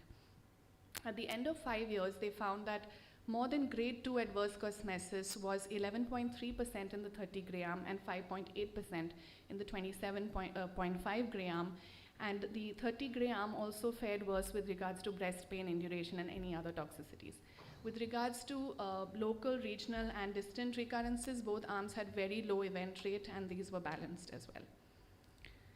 Now, how do these results compare with what we've known already for the last 4 years through the Florence trial, where they also did 30 gray and 5 fractions alternate day with IMRT technique, and they saw at the end of 5 years there was a 0% rate of grade 2 adverse cosmesis versus 11.3% in this arm. So you can take your pick on what's on the menu, but I would say that doing an IMRT technique is probably what had the big difference in adverse cosmesis between the two arms. However, this trial paved the way for the current phase 3 randomized trial, the RAPID-2, which is looking at an even lower dose of 26 gray and 5 fractions, and these patients will be randomized between partial breast and whole breast like the fast-forward protocol, and we're expected to see results in 2029. We presented our own data last year at the ESTRO conference, where we showed very good initial clinical outcomes. We do 27 gray and 5 fractions with RAPID-ARC, that is IMRT, with breath hold for motion management with daily CBCT, and this is how I would recommend partial breast to be done. The future of partial breast radiation is not so much what the dose, etc., but better technique, using maybe gamma pod protons or CyberKnife, using surface guidance, maybe expanding indications to preoperative partial breast radiation or partial breast radiation with HER2-positive disease and targeted therapy. The next study that I'm about to present is regarding surrogate endpoints in clinical trials. And this came from the German breast group, and it looked at surrogate endpoints for neoadjuvant randomized controlled trials in early breast cancer. So to give a little background and a small example, bevacizumab had received a fast track approval by the FDA in 2008 based on very impressive progression-free survival benefit through a randomized trial called the E2100, and then subsequent trials could not replicate this and did not show any survival benefit, which led to the disapproval of this drug in 2011. So in early breast cancer, to show a survival benefit, one would need thousands and thousands of patients and would need to follow them up for a decade or two in order to get any differences, and which is why one needs surrogate end markers. Chemosensitivity or PathCR is a great prognostic marker at a patient level, but for a drug to be approved and to be accepted and adopted, it needs to be proven at a trial level. But does PathCR mean better OS in an individual patient? Yes. Does it replicate at the trial level? Unfortunately, no. And we've known this for over a decade from this study, which looked that it did not meet robustness for OS as a surrogate marker through the CT-NEO-BC pooled analysis. The paper in question used individual patient data of 12,000 patients from 11 different randomized controlled trials, exploring various different questions related to NACT in early breast cancer. And they used hazard ratios for OS and IDFS and odds ratios for PathCR as treatment effects, and looked at the correlation using a weighted linear regression model. IDFS included locoregional recurrences, distant metastasis, second primaries, and also death due to any cause. Now, we've known that PathCR is a poor surrogate for OS we know that IDFS is a reasonably good surrogate, but up till this paper, we knew that it was a good surrogate based mostly from HER2 positive trials. This particular paper looked at it for different biological subgroups and also looked at various follow-up time points. Now, in the results on the left of the screen, you can see that PAT-CR did not correlate very well with overall survival. You can see that from the flatness of the slope.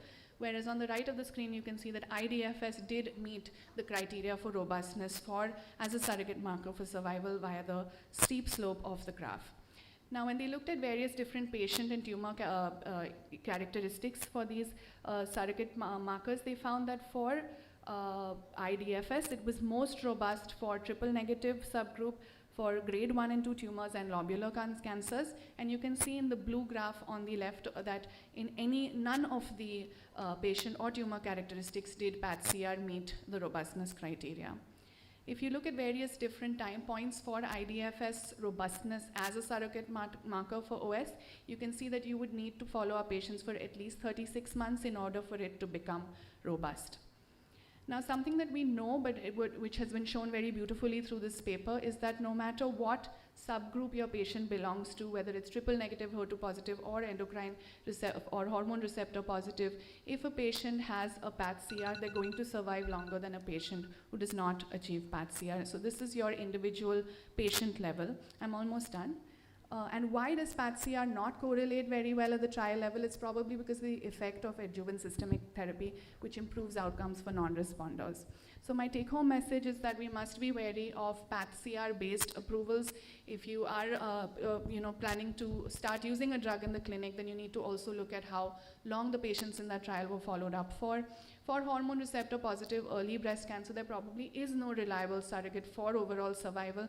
However, overall survival may not be the ultimate goal in such patients. Giving a good DFS benefit and thus a better quality of life might be good enough. Thank you. Thank you. We invite our next speaker, Dr. Michelle Engineer. She will be talking about elimination of breast surgery in invasive breast cancer, and the second abstract on omission of axillary surgery in node-negative early breast cancer, a meta-analysis. Good morning, everyone. I would like to thank Shona Nag Madam and Sudeep Gupta sir for giving me this opportunity. Starting with the first trial, selective elimination of breast surgery for invasive breast cancer.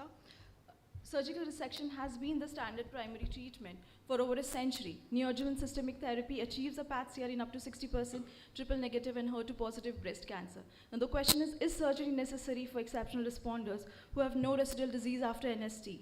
Now this question is, an effort is made to answer this question by this study with an objective to evaluate 5-year local control and safety of omitting surgery in patients, in these patients. Women with more than 40 years, pathologically confirmed, non-recurrent, unicentric, invasive T1, T2, N0, N1, triple negative and HER2 positive breast cancers were taken with breast residual disease of less than 2 centimeters on imaging. Primary outcome was IBTR, secondary outcomes was DFS, OS, to evaluate the impact of circulating tumor cells and circulating tumor DNA on long-term outcomes, to update total number of patients undergoing image-guided biopsy and follow-up to validate prompts. Image-guided biopsy was, image-guided WAB was done with 9-gauge needle minimum with 12 cores targeting the tumor bed, and a newer clip was placed to facilitate further surgery or RT boost or imaging follow-up. Clinically N0 at diagnosis or no breast RD, residual disease, underwent only whole breast radiotherapy followed by boost without any surgery. Patient with initial documented nodal disease plus breast PAT-CR underwent TAD, and if negative, eligible for RT without surgery. Patients with RD on WAB had standard surgery. Monitoring was done with physical examination and mammogram 6 monthly at 5 years. And if abnormalities were detected, biopsy was done to prove any recurrence. CTC's clinical DNA was measured with in patients with PAT-CR treated at MD Anderson. Time to event outcomes were estimated via Kaplan-Meier method. Linear mixed effect models were used with intra-patient correlation used to evaluate changes in patient-reported outcome scores over time.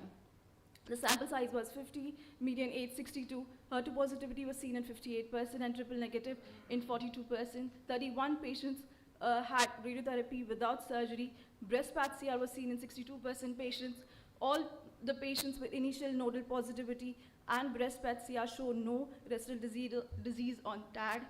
No cancer was found in 11 patients who required biopsies on follow-up. Median follow-up was 55.4 months. IBTR was 0 with 100% OS and DFS. Decisional regret scores improved and quality of life improved. No significant long-term differences in breast function, pain, and edema. Slight increase in perceived breast asymmetry due to radiotherapy. CTCs and ctDNA did not prove useful for surgical selection. The limitations are smaller sample size, limited follow-up, and we know that triple positive breast cancer do recur later. So I would like to conclude, omission of surgery in exceptional responders is feasible and demonstrate durable 5-year local control, but confirmatory trial with larger sample size are necessary before this approach becomes standard practice. The second study is feasibility of the omission of axillary surgery in non-negative early breast cancer, a systematic review and meta-analysis. Now, we all know why we need to revisit axillary surgery because ALND is related to high morbidity. Sentinel lymph node biopsy reduces morbidity but is still invasive. Modern systemic therapy improves regional control. And we can move towards de-escalation in low-risk disease patients. Here, the aim is to investigate the feasibility of the omission of axillary surgery in terms of oncological outcomes and to determine the impact of omission on adjuvant treatment decisions and the PROMs in early breast cancer patients. It included the studies that had omission of axillary surgery in clinically N0 patients undergoing BCS and excluded those studies who had investigated post-neoadjuvant chemotherapy patients, mastectomy without subgroup analysis, including axillary radiotherapy, LABC without subgroup analysis, case report studies with less than 10 patients, duplicated data, and not published in English. Here, the primary outcomes are local recurrence, axillary recurrence, distant mets, OS, TFS, and breast cancer mortality. Secondary outcomes were differences in adjuvant treatment and PROMs between the omission and the surgery group. Here we have 4 RCTs and 9 cohort studies from majority were retrospective. 10 out of 13 studies investigated primary outcomes in the omission group, 6 of which compared outcomes of SLNB or ALND. All 13 studies reported adjuvant treatment rates in the omission group. 12 out of 13 had T1, T2 tumors with T1 tumors more than 75%. 8 out of 13 studies had patients with more than or equal to 65 years. In cohort studies, T1 tumors were 88%, grade 3 tumors was only 16.2%, ER positivity was seen in 91.2%, and HER2 and TNBCs were low. 75% were ductal carcinomas, pathological nodal positivity was seen in 16.2% of patients. Higher rate of adjuvant chemotherapy was required in axillary surgery groups, and negative association between omission and adjuvant chemotherapy with border significance was seen. No RCT reported any association between omission and adjuvant RT. Lorenzen et al. and Gun et al. Showed significant lower rates of adjuvant RT in the omission group, and Lorenzen et al. Showed significant hormone therapy adherence in the omission group. Significant lower hormone therapy adherence in the omission group. On a median follow-up of 8.9 years, the pool local and recurrent axillary recurrences rates in those axillary surgery omitted group was 3% and 2.5% respectively. Distant mets was seen in 3.6% patients. 5-year rate of axillary recurrence and distant mets was seen in 10 and 2.7% of patients. 5-year mortality rate and rate of recurrence death was in 2.7% and 6.9% respectively. There was no difference in local recurrences, distant mets, breast cancer mortality. Axillary recurrences was higher in the omission group, but not statistically significant. There was no difference in OS or DFS. No study reported PROMs. The limitations of this study is the outcomes described include observational studies, which are inherently proven to selection bias. The analysis to adjuvant treatment decisions are retrospective in nature and lack the granularity to investigate the impact of adjuvant treatment decisions. Many included studies were not powered to detect difference in adjuvant therapy use or outcomes and often lacked standardized reporting. So I would like to conclude, omission of axillary surgery appears to be oncologically safe in appropriately selected patients, that is more than 70 years, T1, grade 1, HER2 negative, ER positive patients with clinically N0 early breast cancer undergoing BCS. Potential for reduced adjuvant therapy use is a significant concern, as the outcome of SLNB could impact treatment decision making, risking loco-regional recurrence or distant mend recurrence, through undertreatment. The key concern is parallel de-escalation of multiple modalities in low-risk patients lead to undertreatment, and then the advantages in omitting the treatment may be offset by a compromise in loco-regional control. Prospective studies are required to identify causal relationships and mitigate against underlying selection bias in existing studies. Thank you. Thank you to the organizer. Thank you, Dr. Vijay Kumar and Dr. Sudha Sinha for chairing the session.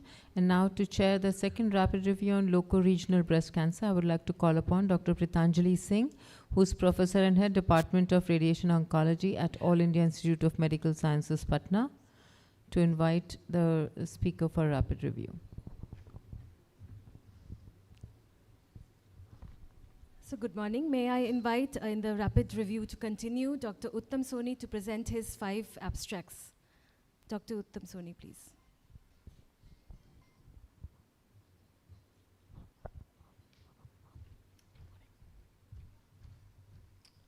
Morning, everyone. Thank you so very much for having me here. I'm from Jaipur. The first one, as it's going to be rapid review, and these are 5 big papers, so we're going to be very quick about this. The first one is from Lancet Oncology, Icro-Miatany, single modality endocrine therapy versus radiotherapy after breast conservation surgery in women more than 70 years who have a low risk profile, luminal A-like breast cancer. This is Europa trial.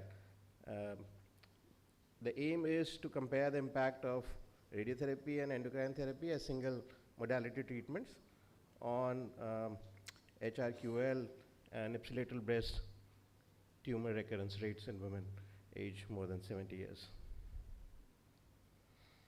It was a phase 3 non-inferiority. Can I have some water? RCT comparing single modality radiotherapy or endocrine therapy following breast conservation surgery in elderly patients with low-grade early breast cancer. The patients were aged 70 years or more with histologically confirmed stage 1 luminal A-like breast cancer who have undergone breast conservation surgery, and they have an ECOG status of 0 or 1. Patients who were included, they were ER/PR positive, more than 10%, HER2 negative, Ki67 less than 20%, T1 N0 lesions, any tumor grade if size is 10 millimeter or less, grade 1 to 2 if it is 11 to 19 millimeters. Patients who had distant metastasis or local recurrence, who have pre-op systemic treatments, any sort of adjuvant chemotherapies, current treatment with any hormonal agents, medical disorders, psychosocial, familial, sociological or geographical conditions hampering compliances, any other cancers in last 5 years or bilateral breast cancers, they were excluded from the study. Randomization was 1:1 for single modality ET, which was the control arm, and RT, which was experimental. It was done using a computer-generated sequence. It used block randomization with stratification, including health status according to G8 screening tool. Procedure, ET group received AI or tamoxifen for 5 to 10 years. An RT group, they had whole breast irradiation or partial breast irradiation according to the ESTRO-ECROP recommendations. Whole breast irradiation was preferred over partial breast irradiations for patients with surgical margins from no incon tumor to less than 2 millimeter or lobular carcinomas or tumor grade 3s. Structured clinical follow-up schedule with visits at 3, 6, 12, 18, 24, and then 2.5, 3, 4, and 5 years was done. The health-related quality of life was assessed using validated questionnaire. It was an EORTC-QL questionnaire which had 30-item core module, 5 functional, 3 multi-item symptom scales, 5 single-item symptom scales, 1 financial difficulties item, and 2 items from GHS HRQL scale. 731 women, they were randomly assigned to receive RT, 365, and ET, endocrine therapy for 366 patients. Median follow-up was 23.9 months. These patients were predominantly white. Median age in RT group was 75. In ET group was 74. 86 patients. In RT group and 75 in ET group, they completed 24-month HRQL assessment. Mean baseline GHS score was 71.9 in RT group and 70.5 in ET group. At 24 months, GH score adjusted mean change from baseline in GHS favored radiotherapy. Treatment-related adverse events were less frequent in RT group. Interpretation, ET associated with greater reduction in HRQL in elderly women with low-risk early breast cancer, which favors radiotherapy for these patients.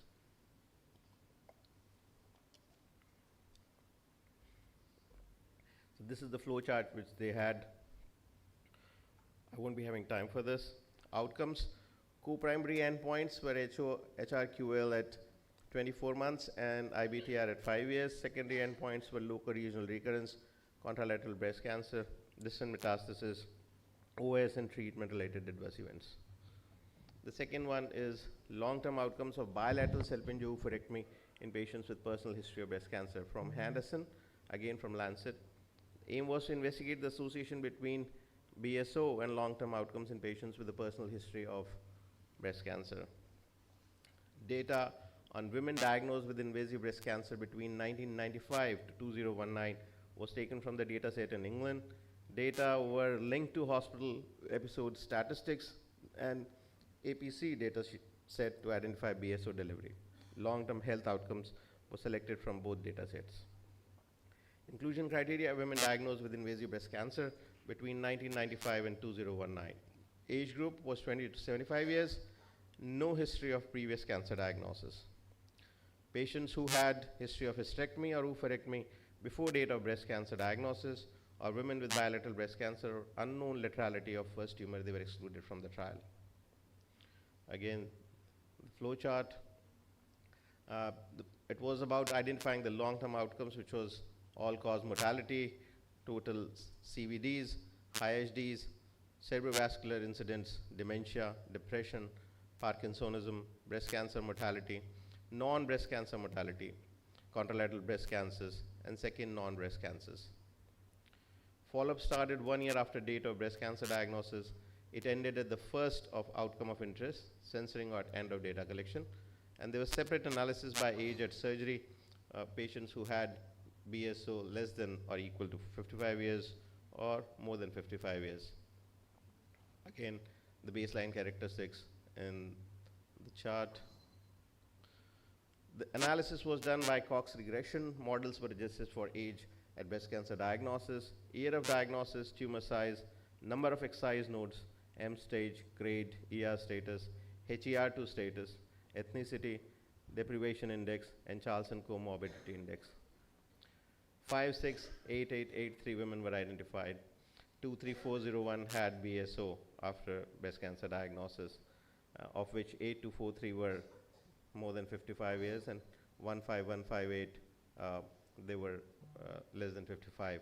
Median age was 43 for females less than 55, and 57 for females more than 55. Percentage of white women was higher in patients who were elderly, more than 55. 65% had hysterectomy in BSO more than 55 years. So patients who were more than 55 years of age, they had hysterectomy in 65% of patients, and 43 in the younger age group. There was an increased risk of CVD and IHD in both the groups. There was increased risk of depression in both the groups. There was reduced risk of Parkinson in patients who had bilateral salpingo-oophorectomy in more than 55 years. And it was associated with increased risk of second primary non-breast cancer in patients more than 55 years. There was no association with contralateral breast cancer, and there's reduced risk of non-breast cancer mortality in both the groups. The third one is partial breast radiotherapy after breast cancer for patients with early breast cancer. This is IMPORT low trial, some part of which we have just seen. 10-year outcomes from a multicenter open-label randomized control phase 3 non-inferiority trial. Now this trial basically was to evaluate partial breast radiotherapy and reduce dose radiotherapy and whole breast radiotherapy, which is standard of care for low-risk early breast cancer. There were 3 groups: reduced dose to whole breast and full dose to the partial breast. So this is reduced dose group. The second one is full dose to partial breast only, which is partial breast group. And there was full dose to the whole breast, which was whole breast group, again, which is standard of care. Inclusion criteria: patients more than 50 years or more who had breast conservation surgery for unifocal invasive carcinoma. We didn't include lobular carcinomas, invasive lobular carcinomas in this. T12, N01, that is 0 to 3 nodes, grade 1 to 3, and microscopic margins of 2 millimeter or more on histology. Patients who had any sort of malignancy previously, who have undergone mastectomy, who have received NSCT or ACT, they were excluded from the trial. Randomization was 1:1:1 for all 3 groups. It was again computer-generated allocation. The whole breast group, which was a control group, received 40 gray in 15 fractions. The reduced dose group received 36 gray in 15 fractions to the whole breast, and 40 gray to 15 fractions to the partial breast, the tumor bed area. The partial breast group received 40 gray, 15 fractions only to the partial breast, the tumor area. Again, the flow chart. Follow-up was annual for up to 10 years, annual mammograms for first 5 years, followed by screening every 3 years. So your time is up. I've got 15 seconds, isn't it? So they started late, but you can finish in the next 15 seconds. Assessment of adverse events, there's so many of them. As I told you, this is just going to be possible, not possible to touch all this.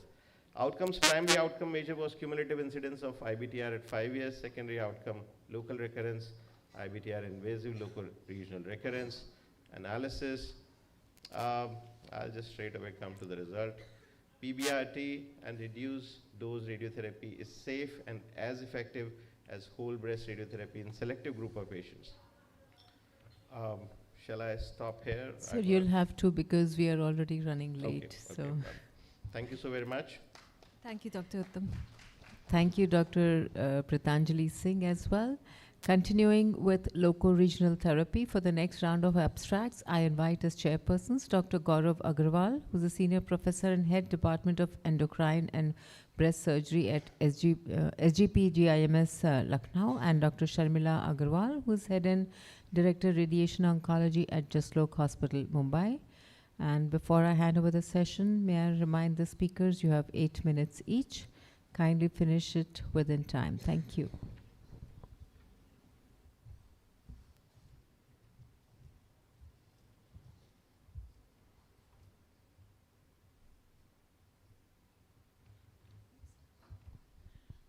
Good morning, and thank you, the organizers, for inviting me here. So we have the first presenter is Dr. Pragna Chigurupati, and she will be presenting 2 abstracts. First one is iodine seed marking protocol for response-guided axillary treatment after systemic therapy for node-positive IBC. Good morning, everyone. First of all, Dr. Gupta and Dr. Nag, thank you for having me here. So today we're talking about axillary de-escalation. We've already had multiple talks about this today. This is both the studies are post-neoadjuvant chemotherapy for N1 patients who turn out to be N0 after lymph node harvesting. The first one is iodine seed marking, that's the MARI protocol. We all know that pathological complete response does have a survival benefit. Most of the neoadjuvant chemotherapy is given to node-positive patients, predominantly TNBC and HER2 positive, and we get a good pathological response in TNBC and HER2 positive patients. The MARI protocol is an FDG PET scan was done to assess the axillary burden, and in those with a low axillary burden, one node is marked with an iodine seed. And after NACT, this is removed. This iodine seed marked node is excised and sent for testing. The feasibility study says that the identification rate was 97% and the false negative rate was 7%. The hypothesis of this study was tailoring axillary treatment according to patient response would not be associated with an impaired oncological outcome. It was a prospective single-center cohort study in the Netherlands, and it included clinically node-positive breast cancer patients with 1 to 3 nodes, and they would receive NACT, and those and the MARI node would be excised. Those who were positive received axillary radiation, and those who were negative would avoid an ALND. After a median follow-up of 49 months, the primary outcome measure was an axillary recurrence rate, and the secondary measure was DFS and OS. The median tumor size was around 3 centimeters. The clinical tumor size was mostly around 2 and 3.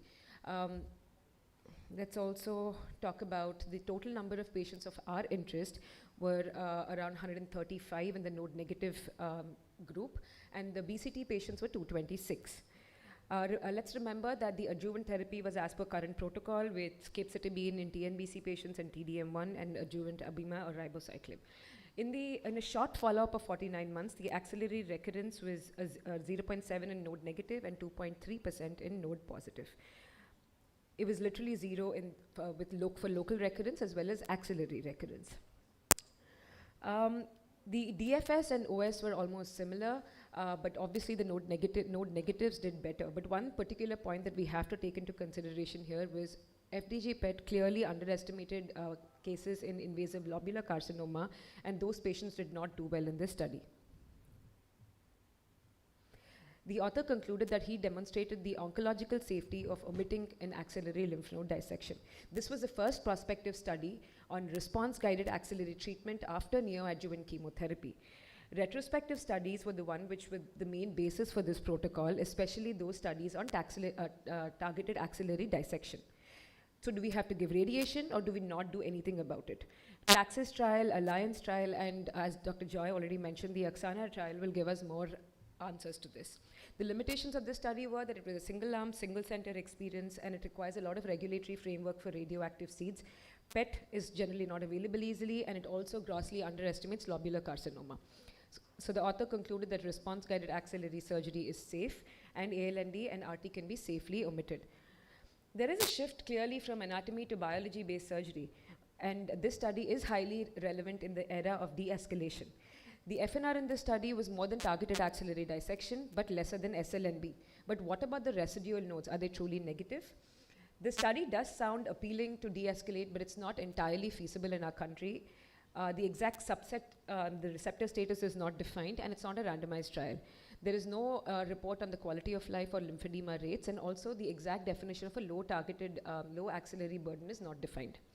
The second study is comparison of targeted axillary dissection with SLNB on a similar subset in the Annals of Surgical Oncology 2025.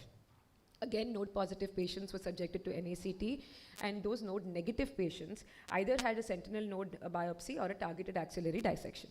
Here, TAD was defined as a surgical technique of SLNB with selective localization and removal of biopsy-proven metastasis. This was done either by using iodine seeds, MAG seeds, clips, anything that the surgeon wanted. It was a retrospective single institutional study, and it included stage 2, stage 3 biopsy-proven node-negative cancers who were treated with NACT. And it compared TAD, either using SAVI-SCOUT, which we don't have, or a via localization versus SLNB, dual tracer, and it was completely left to the surgeon's discretion. The primary outcome was axillary recurrence. Total number of patients who were treated with NACT were 377, but if you, after all the exclusions, the comparison arm was only 25 versus 19, which is a relatively small number. The median tumor age was, median tumor size was 2.7 centimeters, predominantly HER2 positive and ERPR positive. But the one point that you should remember here is that nearly 52.6% of the patients in the SLNB arm, the clipped nodes were not excised. Again, even in this study, the anti-HER2 therapy and adjuvant capecitabine was given as per current protocol. After a short median follow-up of around 28 months, the axillary recurrences were none in either of the groups. One patient in each group had local recurrence. We know about the ACOZOG Z1071 study in which the FNR was around 12.6%, but there was also a retrospective analysis using a TAD subset of patients with, in whom a clipped node was retrieved, plus more than 2 nodes on SLNB, and the FNR was 6.8%. And the TAD iodine seed in MD Anderson, there was a prospective study which on 208 patients which showed an FNR of 4.2%. But remember in both these studies, on SLNB there was almost around 55 to 23%, respectively, of the clipped nodes that were not excised. So the author did conclude that there are low axillary recurrences for both TAD and SLNB, so you can do either one of them based on what you have available. He found that either method affords excellent staging and regional control. The NCCN guidelines currently recommend placement of a clip into the positive node prior to chemotherapy because of the low FNR rates in the subset of Z1071 trial. The American College of Surgeons show that the clipped node necessarily does not need to be removed, but 30% of the sentinel nodes are not the clipped nodes. This study, however, did not show an impact on the axillary recurrences despite that. The low rate of axillary recurrences in the sentinel node alone patients, is this because of common modern systemic therapy? So would we, according to the NSABP B51 trial, should we actually give radiation to these patients in which the clipped node is not retrieved? This is a discussion that we will have to have in our MDD. This study had a short follow-up, and so did the previous study. And with the TAD as well as SLNB, we end up removing a lot of tissue. As surgeons, we would understand this. And TAD versus SLNB is only 25 versus 19 patients in each group. So is it really valid? Limitations to TAD, obviously we all know cost and resources. Patients are not even willing to get a LIGA clip. Forget anything else. The radiologist's willingness to learn the new techniques, and good breast radiologists are not really available everywhere. Clip migration, availability of radioactive facilities obviously deficient. So I would be very specific in selection with emphasis on the pre-NACT tumor load and tumor biology. Thank you. Thank you. Thank you, Dr. Pragya. And I now invite Dr. Karishma Kirti to speak the next two abstracts. One about the association between risk-reducing surgeries and survival in young BRCA carriers. And the second one, omission of sentinel lymph node biopsy in T1, T2 node-negative breast cancer patients. Thank you so much, and thank you organizers for having me here today. The first paper is association between risk-reducing surgeries and survival in young BRCA cancers with breast cancers. Young BRCA carriers. So in healthy BRCA carriers, both risk-reducing mastectomy and for RRSO, there is a role, and it's fairly well established, to reduce cancer risk and also to improve survival. But in BRCA carriers with prior breast cancer, there has been limited evidence, which is also conflicting, especially for younger patients. Risk-reducing salpingo-oophorectomy has shown benefit in some mixed age cohorts. However, with RRM, there is survival benefit remains controversial with concerns of selection bias.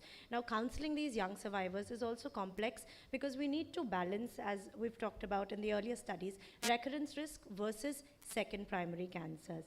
And there is, of course, major impact on fertility, endocrine health, body image, and quality of life based off of these surgeries. Now, this study included 5,290 women. It was an international study, hospital-based, retrospective, 109 centers over 5 continents, and it included women with germline BRCA 1, 2, or both, pathogenic or likely pathogenic, diagnosed with stage 1 to 3 invasive breast cancers at the age of 40 or less from Jan 2000 to December 2020, and the primary endpoint was overall survival. We did have representation, and even TMH participated in this study. 20% of the patients, plus minus, were from Asia. However, the low middle income countries had a smaller number. BRCA1 was more than BRCA2, and most of the patients were between 30 to 40 years of age. They also saw who was tested before or at diagnosis within 6 months or after, which is more than that much time. Most of the patients, I think, and this is important to consider, were T1, T2 and node negative, and there was a higher preponderance of triple negative breast cancers. Now, coming to results, for the risk-reducing mastectomy group, the median age at RRM was 36.6 years. The median time from breast cancer diagnosis to RRM was 0.8 years, and the median follow-up was 5.1 years. There was better overall survival adjusted HR 0.65, which means a 35% relative reduction in risk of death at any given point, with a 20-year restricted mean survival gain of only 1.24 years. But this benefit was seen across BRCA1, 2, tumor subtypes, nodal status, and chemotherapy use. There was also an improvement in disease-free survival, breast cancer-free interval, and breast cancer event with the patients undergoing risk-reducing mastectomy. In the risk-reducing salpingo-oophorectomy group, the median age was 39.7 years, which is in line with most of the guidelines we follow. Median time from breast cancer diagnosis to salpingo-oophorectomy was about 3 years, and the median follow-up was 4.9 years. Here also the adjusted HR was 0.58 with a 42% relative reduction in risk of death, with a modest survival gain of 1.06 years, and a stronger benefit was seen in BRCA1 carriers and triple negative disease. There was also an improvement in disease-free survival, breast cancer-free survival, and ovarian or fallopian tube tumors.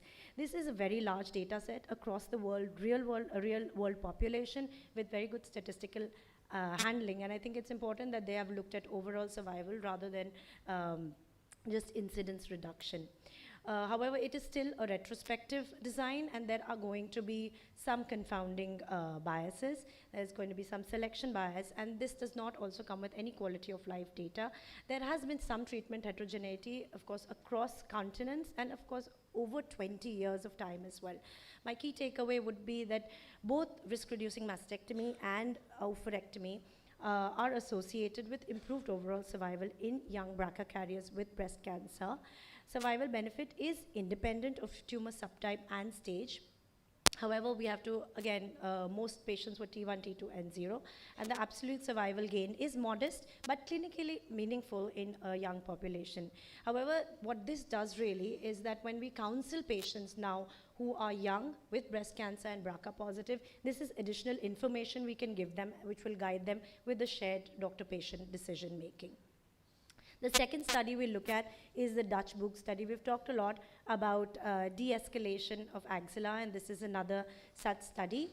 In this study, you had T1, T2, and N0 breast cancer patients in whom we have seen when we do sentinel lymph node biopsy, we often have no negative axilla, and therefore the hypothesis that the omission of sentinel lymph node biopsy in T1, T2, N0 breast cancer patients treated with breast conservation surgery and whole breast RT is safe and non-inferior with respect to 5-year regional recurrence-free survival and distant disease-free survival.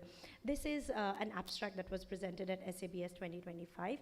There are also other RCTs which have looked at similar cohort of patients, which is the sound and eczema also discussed today. And there's also a previous output of this book 2013-08, which talked about health-related QOL for arm and breast symptoms with obviously with better quality of life in patients who didn't have sentinel lymph node biopsy. Now, this study had 1,574 patients from 25 centers across Netherlands. It's multi-center, non-inferiority, randomized phase 3 trial, including T1, T2, N0 patients on physical examination as well as axillary ultrasound. These patients were randomized 1:1 sentinel lymph node biopsy versus no sentinel lymph node biopsy, and the primary endpoint was 5-year RRFS. Non-inferiority was reached if the upper bound of the two-sided 95% confidence interval for the 5-year RRFS did not cross the non-inferiority margin of 5%. And the secondary endpoints were local recurrence, contralateral breast cancer recurrence disease, distant disease and death events, and 5-year DDFS. Most of these patients, of course, here were the age 89% were more than 50 years. T1 disease was majority 82%, mostly were grade 1, grade 2, and almost more than 85% of the patients were hormone receptor positive, HER2 negative. In the sentinel lymph node biopsy arm, there was micrometastatic disease in 6%, macrometastatic disease in 7.7%. And at 5-year median follow-up, the regional recurrence rate was 0.5 and 1.2% in the arms, with an absolute difference of 0.7 and the confidence interval minus 0.3 to 1.7, indicating that 5% of non-inferiority margin was not exceeded. In the regional recurrence-free survival, there was 96.6% in SLNB, 94.2 in no SLNB, with an absolute difference of 2.35. Again, no difference. Now the SABCS extract and the oral presentation had some different numbers, and I think we do need to wait for the final paper to get this exact difference for the distant disease-free survival. It may or may not ever show absolute benefit, which is significant, but we would like to have that. Now, if we compare them with the sound and the eczema study, we do see that a slightly higher number of T2 patients, the median size has gone up from 1.1 to 1.4, but again, we do take care that most of these patients are grade 1. There were also some patients, the question arises that we do lymph node dissection and based on nodal disease, we decide chemotherapy. However, they found that in 50% of the patients, they received some systemic therapy. This includes chemotherapy as well as endocrine therapy. Chemotherapy was given in about 8 to 9% of the patient. But what they found, and different groups, one group got 9%, one got 10%, but what they found that in this group, which is T1, T2, N0, clinically, not knowing the nodal status did not lead to more or less chemotherapy, and tumor biology or the hormone receptor status was probably more significant in deciding chemotherapy in this group. Now, I would say that, of course, we are waiting for more mature data, and especially the final paper still to be published. We do have other studies looking at this cohort, and we are looking in this direction for de-escalation for axillary surgery, and we can discuss cautious use of omitting sentinel lymph node biopsy. However, very case-to-case selected multidisciplinary for those grade 1, grade 2 elderly patients, who are hormone receptor positive. So if I get that 1 or 2 patient in the year, I would consider this and discuss it in my multidisciplinary team meeting. Thank you so much. Thank you. So next speaker is Dr. Veda Padmapriya, and she'll be presenting 2 abstracts. The first one is 18F fluoroestradiol PET CT for predicting benefit from endocrine therapy in ER-positive breast cancer patients, a systematic review and meta-analysis. Thank you, Dr. Sudeep Gupta and Dr. Shona Nag for having me here. And since it's rapid review, I'll try to review it rapidly and finish it in time. So again, the first publication is 15 FESPET, 18F FESPET for predicting benefit from endocrine therapy in patients with estrogen receptor positive breast cancer. It's a systematic review and meta-analysis, and published from the Journal of Nuclear Medicine.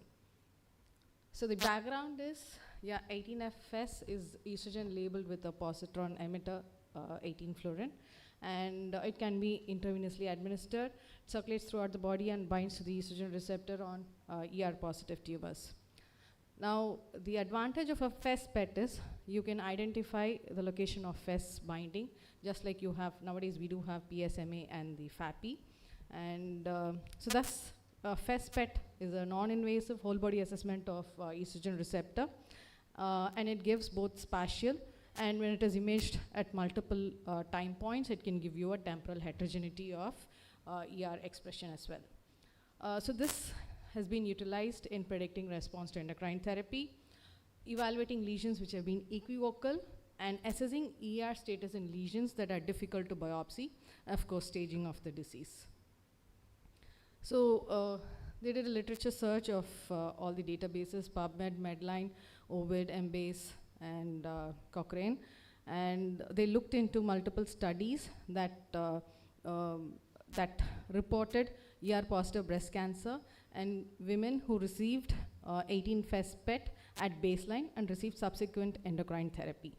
And out of 1,105 studies, they were able to earmark around 12, and data were extracted with pre-designed data extraction form and analyzed. So they estimated the likelihood of clinical benefit. So since many of the papers did not have a RECIST criteria or response to treatment criteria, they have defined clinical benefit as the endpoint. And so about 5,308 participants. The clinical benefit after a positive FES-PET was about 66%, and the likelihood after a negative FES-PET was about 11%. And they looked into something called a risk ratio of response, which worked out to be 3.21 of positive versus a negative FES. So these are the 12 studies published between 1996 to 2023. Most of them, 10 were prospective, 2 were retrospective. The sample size were not huge. You can see it somewhere between 15, at the most 43. So not even, at the most is 56. So around 50 patients each. And one other thing is the criteria for lesional FES positivity. Again, it is variable, but they've looked into somewhere of SUV max of more than 1 or up to 2. So we have 3 different forest plots. One forest plot is on the FES positive and clinical benefit, and that is somewhere between the lowest is 0.3 and the highest is about 1. On the other hand, we have another forest plot that shows the likelihood of response to endocrine therapy with FES negative breast cancer, and that we can see is less than 0.3. The key finding, however, is the high risk ratio, which is about 3.21. So you can from 3 to 8.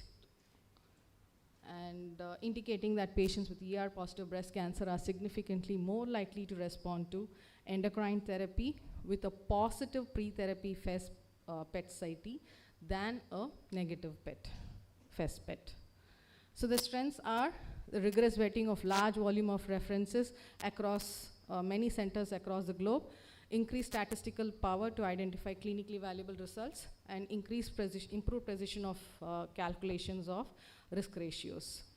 The limitations, however, are because there's a pooling data of heterogeneous studies, so we don't have uniform variables, and the need for restricting data from included studies to obtain relatively homogeneous cohort to address the question in the study, and there's a potential for publication bias. So again, further research is required to establish thresholds for FES positivity, because again, that's very variable. Again, response criteria is again very variable. So those two things are still heterogeneous and variable across all the studies. In conclusion, so FES PET is a successful biomarker for predicting likelihood of success of endocrine therapy in ER positive breast cancer. There is a strong evidence that FES negative disease are unlikely to respond to endocrine therapies despite the presence of ER on pathology because of disease heterogeneity. So this supports the role of 18-FES-PET in identifying patients for whom endocrine therapy may or may not be an appropriate treatment.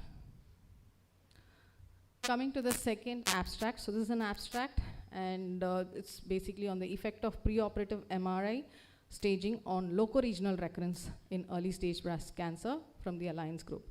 So till now we had some data on MRI, pre-op MRI, and overall survival, and this looked specifically into the loco-regional recurrence. So the background was, so MRI is widespread, the adoption is widespread. Despite widespread adoption, there's a lack of data as to whether MRI impacts on the local staging and surgical planning, and thus on the loco-regional recurrence, or does it improve the oncological outcomes? So it's a phase 3 trial designed to test the hypothesis, and they reported the primary outcome of 5-year loco-regional recurrence. So stage 1 to 2, ER, so the only thing was it was stage 1 and 2 fine, but ER, PR, and HER2 negative, triple negative, and HER2 positives alone were included. So luminal A's were not included. So deemed eligible for BCS based on clinical examination, mammography, ultrasound were eligible. And multifocal tumors that could be encompassed in a single operative resection were eligible. Germline BRCA1 and 2, bilateral breast cancer, prior history were eliminated. And initial eligibility was only for not scheduled to receive neoadjuvant therapy, but later they said, okay, once you complete neoadjuvant, if you're eligible, they included them in the study. So again, categorical variables were compared with chi-square, Fishers, and overall survival with Kaplan-Meier. So 319 patients enrolled between 2014 and 2019. 161 were randomized to undergo breast MRI, and 158 no MRI. Mean age at enrollment again was 58. So most of the patients had T1 tumor, 72.1, and 93 were clinically N0. Around 19.7% were HER2 positive. Systemic chemotherapy was utilized in 85%, with 17% receiving treatment neoadjuvantly. Receipt of systemic therapy was unknown in 15 patients. We don't have the entire publication, but again, this may be a concern because all of them were triple negative and HER2 positives. So 298 patients, that's 93.4% underwent surgical intervention, 91.9% BCS as initial surgical procedure, and there was no significant difference noted between the groups of MRI versus no MRI. So 92.7 versus 91.9. And the overall survival, so with a median follow-up of 61.1 months, there were no differences in local regional recurrence at 95%, 93.2 versus 95.7, and overall survival 94.3 and 92.2. So in conclusion, with multimodality therapy, rates of 5-year loco-regional recurrence in patients with early stage triple negative and HER2 positive breast cancers are very low, and breast MRI for local staging and surgical planning in this setting does not seem to improve survival or loco-regional control. Thank you.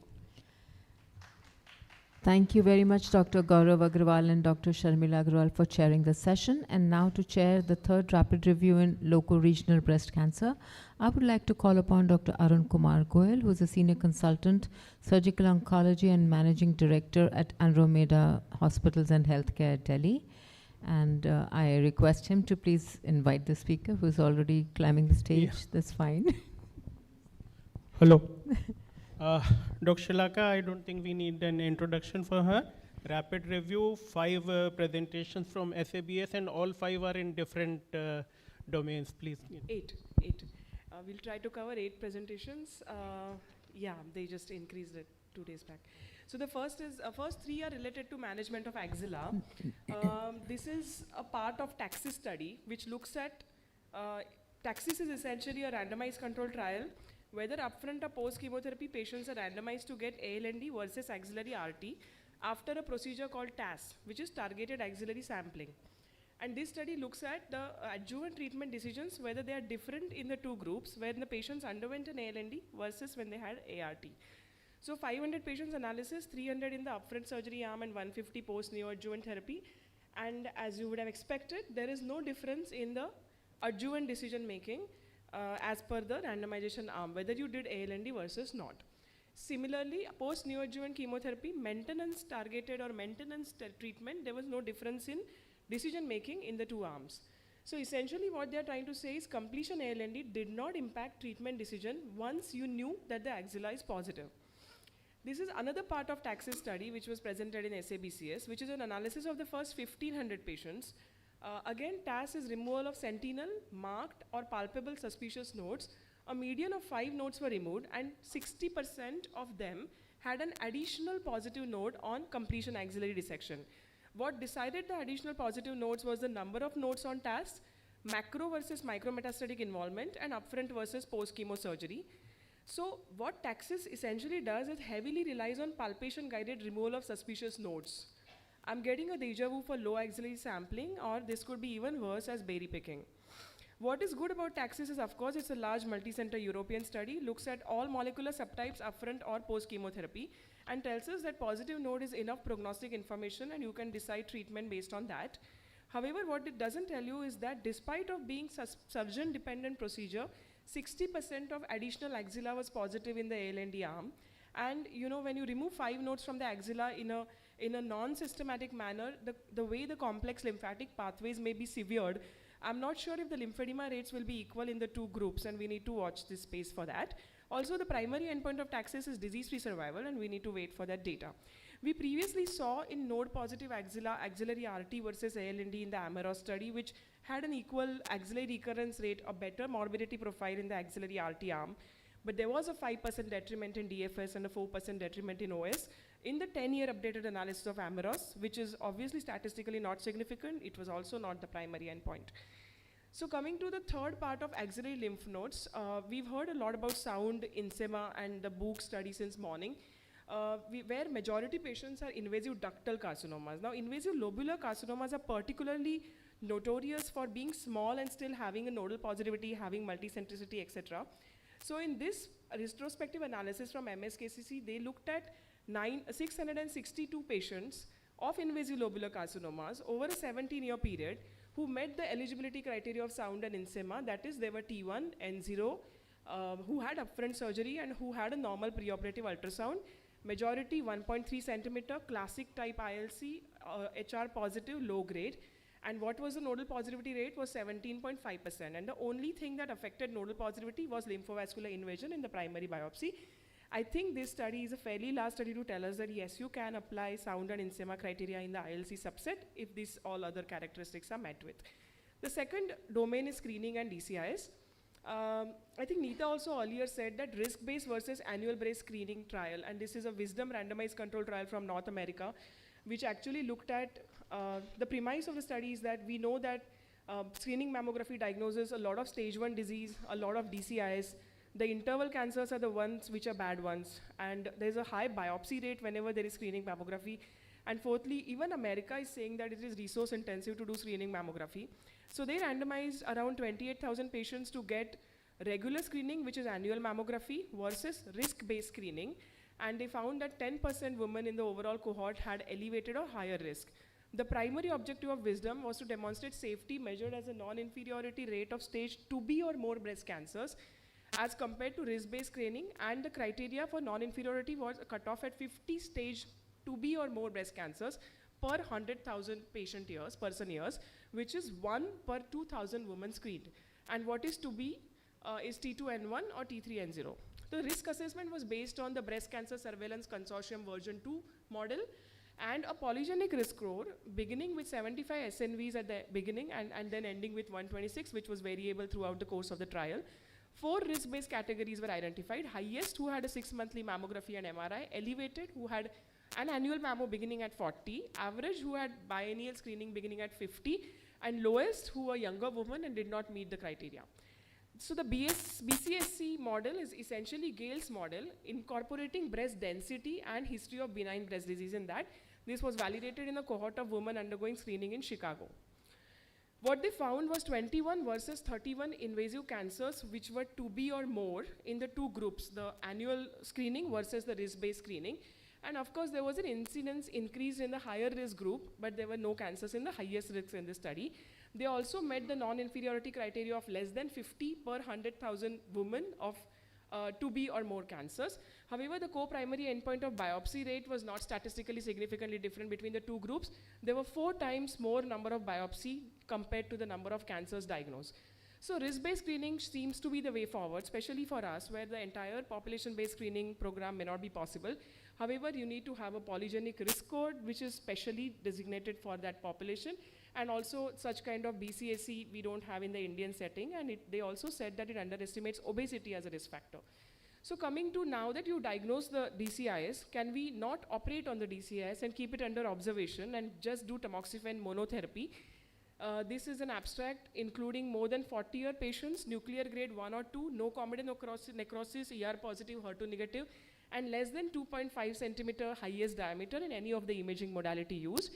And they had a predefined cutoff of progression to invasive cancer of up to 7% accepted as non-inferior. Whereas in 344 patients whom they included, 18 cancers were diagnosed, that is 9.8%. So they themselves say that we did not meet the non-inferiority criteria. And tumor diameter was one of the closest determinant of whether the patient would progress to an invasive cancer or not. So surgery could be avoided for 82% patients, since only 18% progress to develop a cancer, and tamoxifen monotherapy may be an option for these carefully selected low-risk DCIS patients who are screen detected. Now COMET, LORIS and LORD, 3 studies are already ongoing. COMET was published last year in JAMA Network. They also concluded that active monitoring is an okay option for low-grade, low-risk screen detected DCIS. This is an NCDB analysis of around 75,000 patients detected over 15 years, and they also said that if you detect low-risk DCIs on screening, you may observe and you need not treat it. So screening mammography diagnosed low to intermediate grade DCIs can be observed and has an adverse 10% risk of progression to invasive cancer. However, of course, you need to carefully select patients, and you probably need further pathological biomarker to identify which DCIs is going to become an invasive cancer. Now, this is about 2 trials on surgery post-systemic therapy. Alternate trial is a trial of neoadjuvant endocrine therapy in HR-positive patients, where they are randomizing patients to get anastrozole, fulvestrant versus both. And this is a subset analysis of that, pre-planned, where they are looking at the surgical determinants or surgical outcome. Majority patients T2, or 1/4 of them lobular, and 83% had lymph node biopsy-proven disease.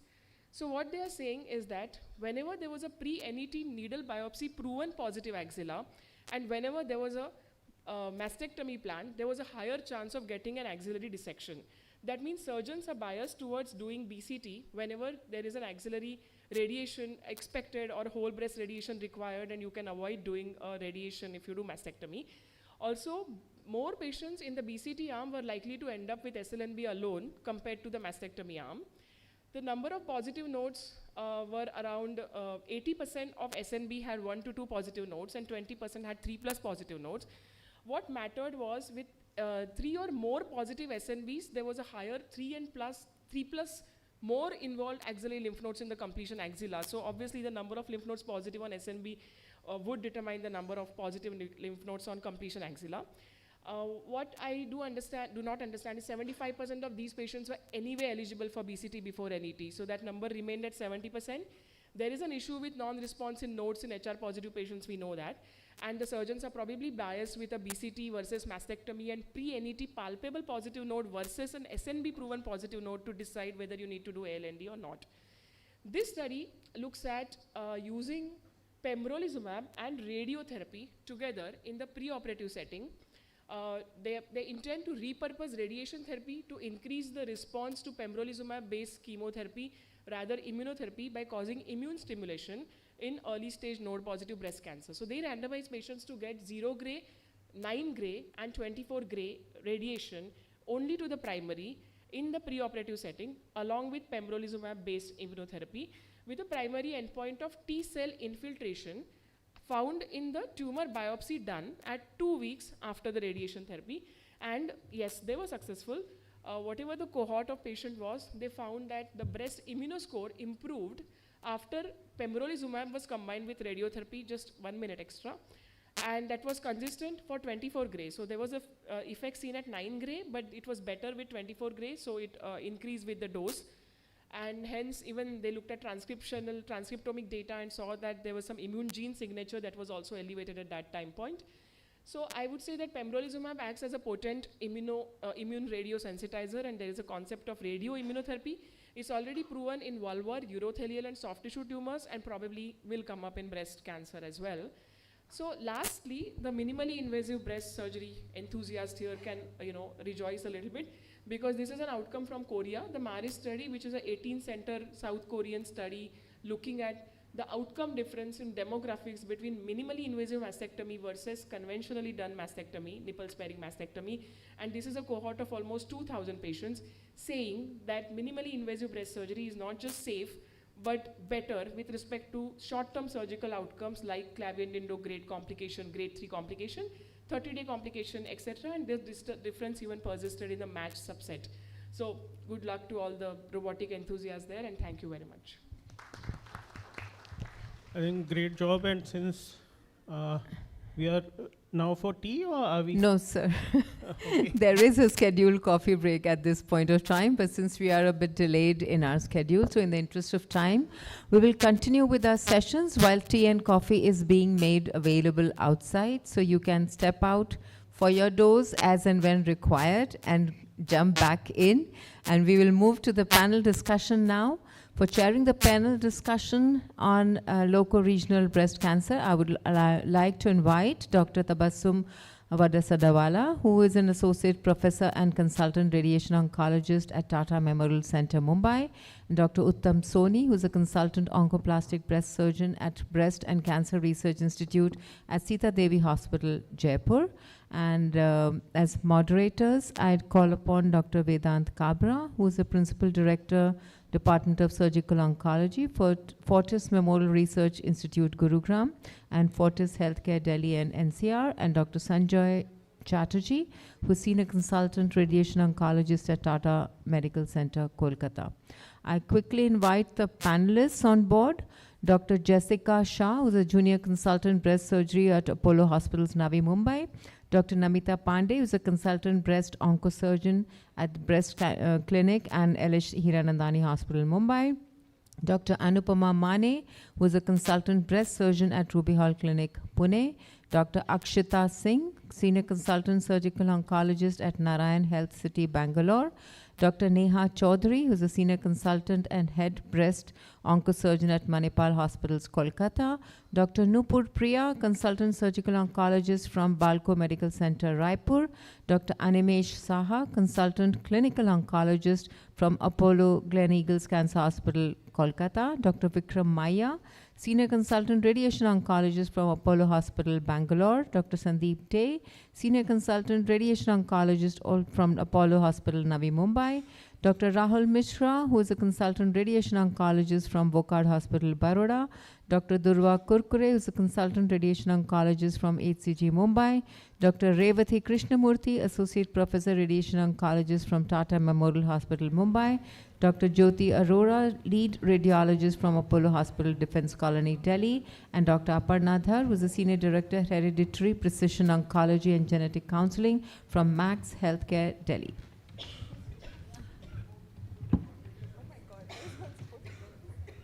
Are there enough chairs? If where are the moderators? Oh my God! I went in my flow. I didn't realize. Where are they? You told me everybody is here. Okay. I think they are there. Yeah, I think so. I told them that we are running late, but we are trying to cover up the time, which will be in the subsequent session, so that at least we finish in time for lunch. So, anyone? Yes. You can start. I had a question to the panelists. You know, we started towards targeted axillary dissection. So I would love one of the surgeons to take it. Do you think we are moving away from it now, or do you think that should be the standard of care? I would love one of you to take it, please. Anupma, do you want to? So basically, there is a very special specified subgroup of patients for whom we can definitely offer targeted axillary dissection. And that subgroup can easily be subjected to it. So this is the low risk subgroup. If you're talking upfront, this is the elderly patients with luminal A tumors, node negative, T1, T2. So this is the low risk subgroup, obviously. And if you're talking post NACT de-escalation of axilla, then this would be the higher risk, but which respond very well to neoadjuvant chemotherapy. So that would be the HER2 positive and the triple negatives. We can definitely de-escalate in these subsets.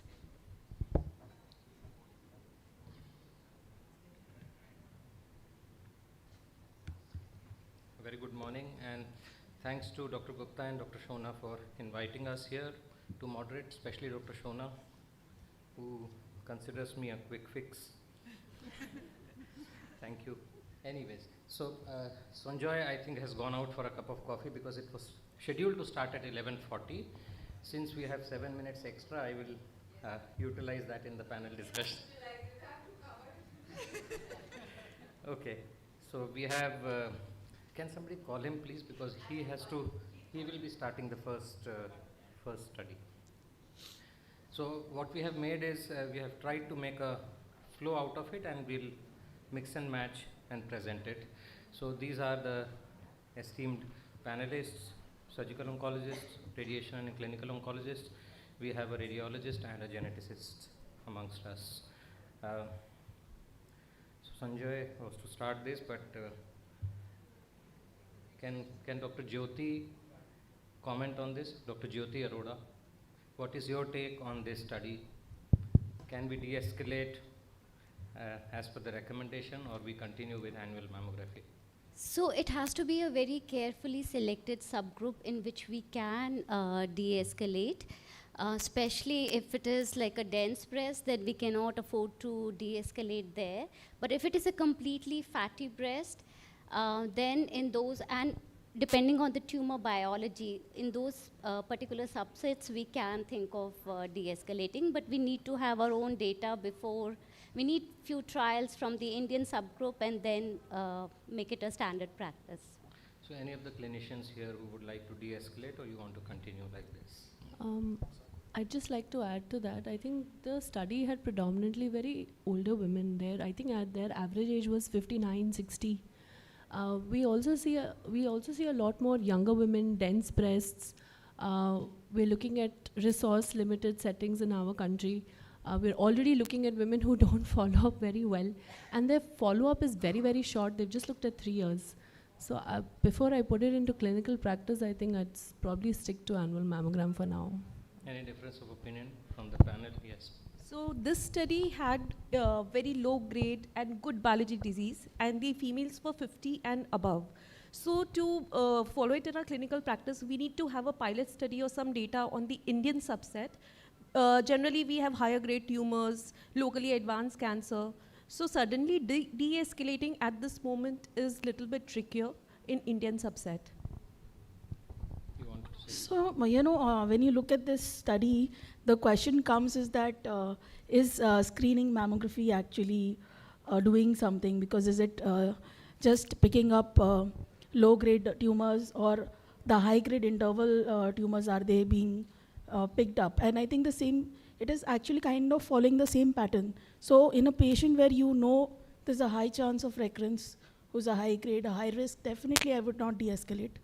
But for someone otherwise, we can consider, but I don't think I'm there yet. So everybody is saying the same. Do you have anything else to say? Just one thing that I would be probably comfortable de-escalating after a mastectomy if it's the contralateral breast. We already do that a bit.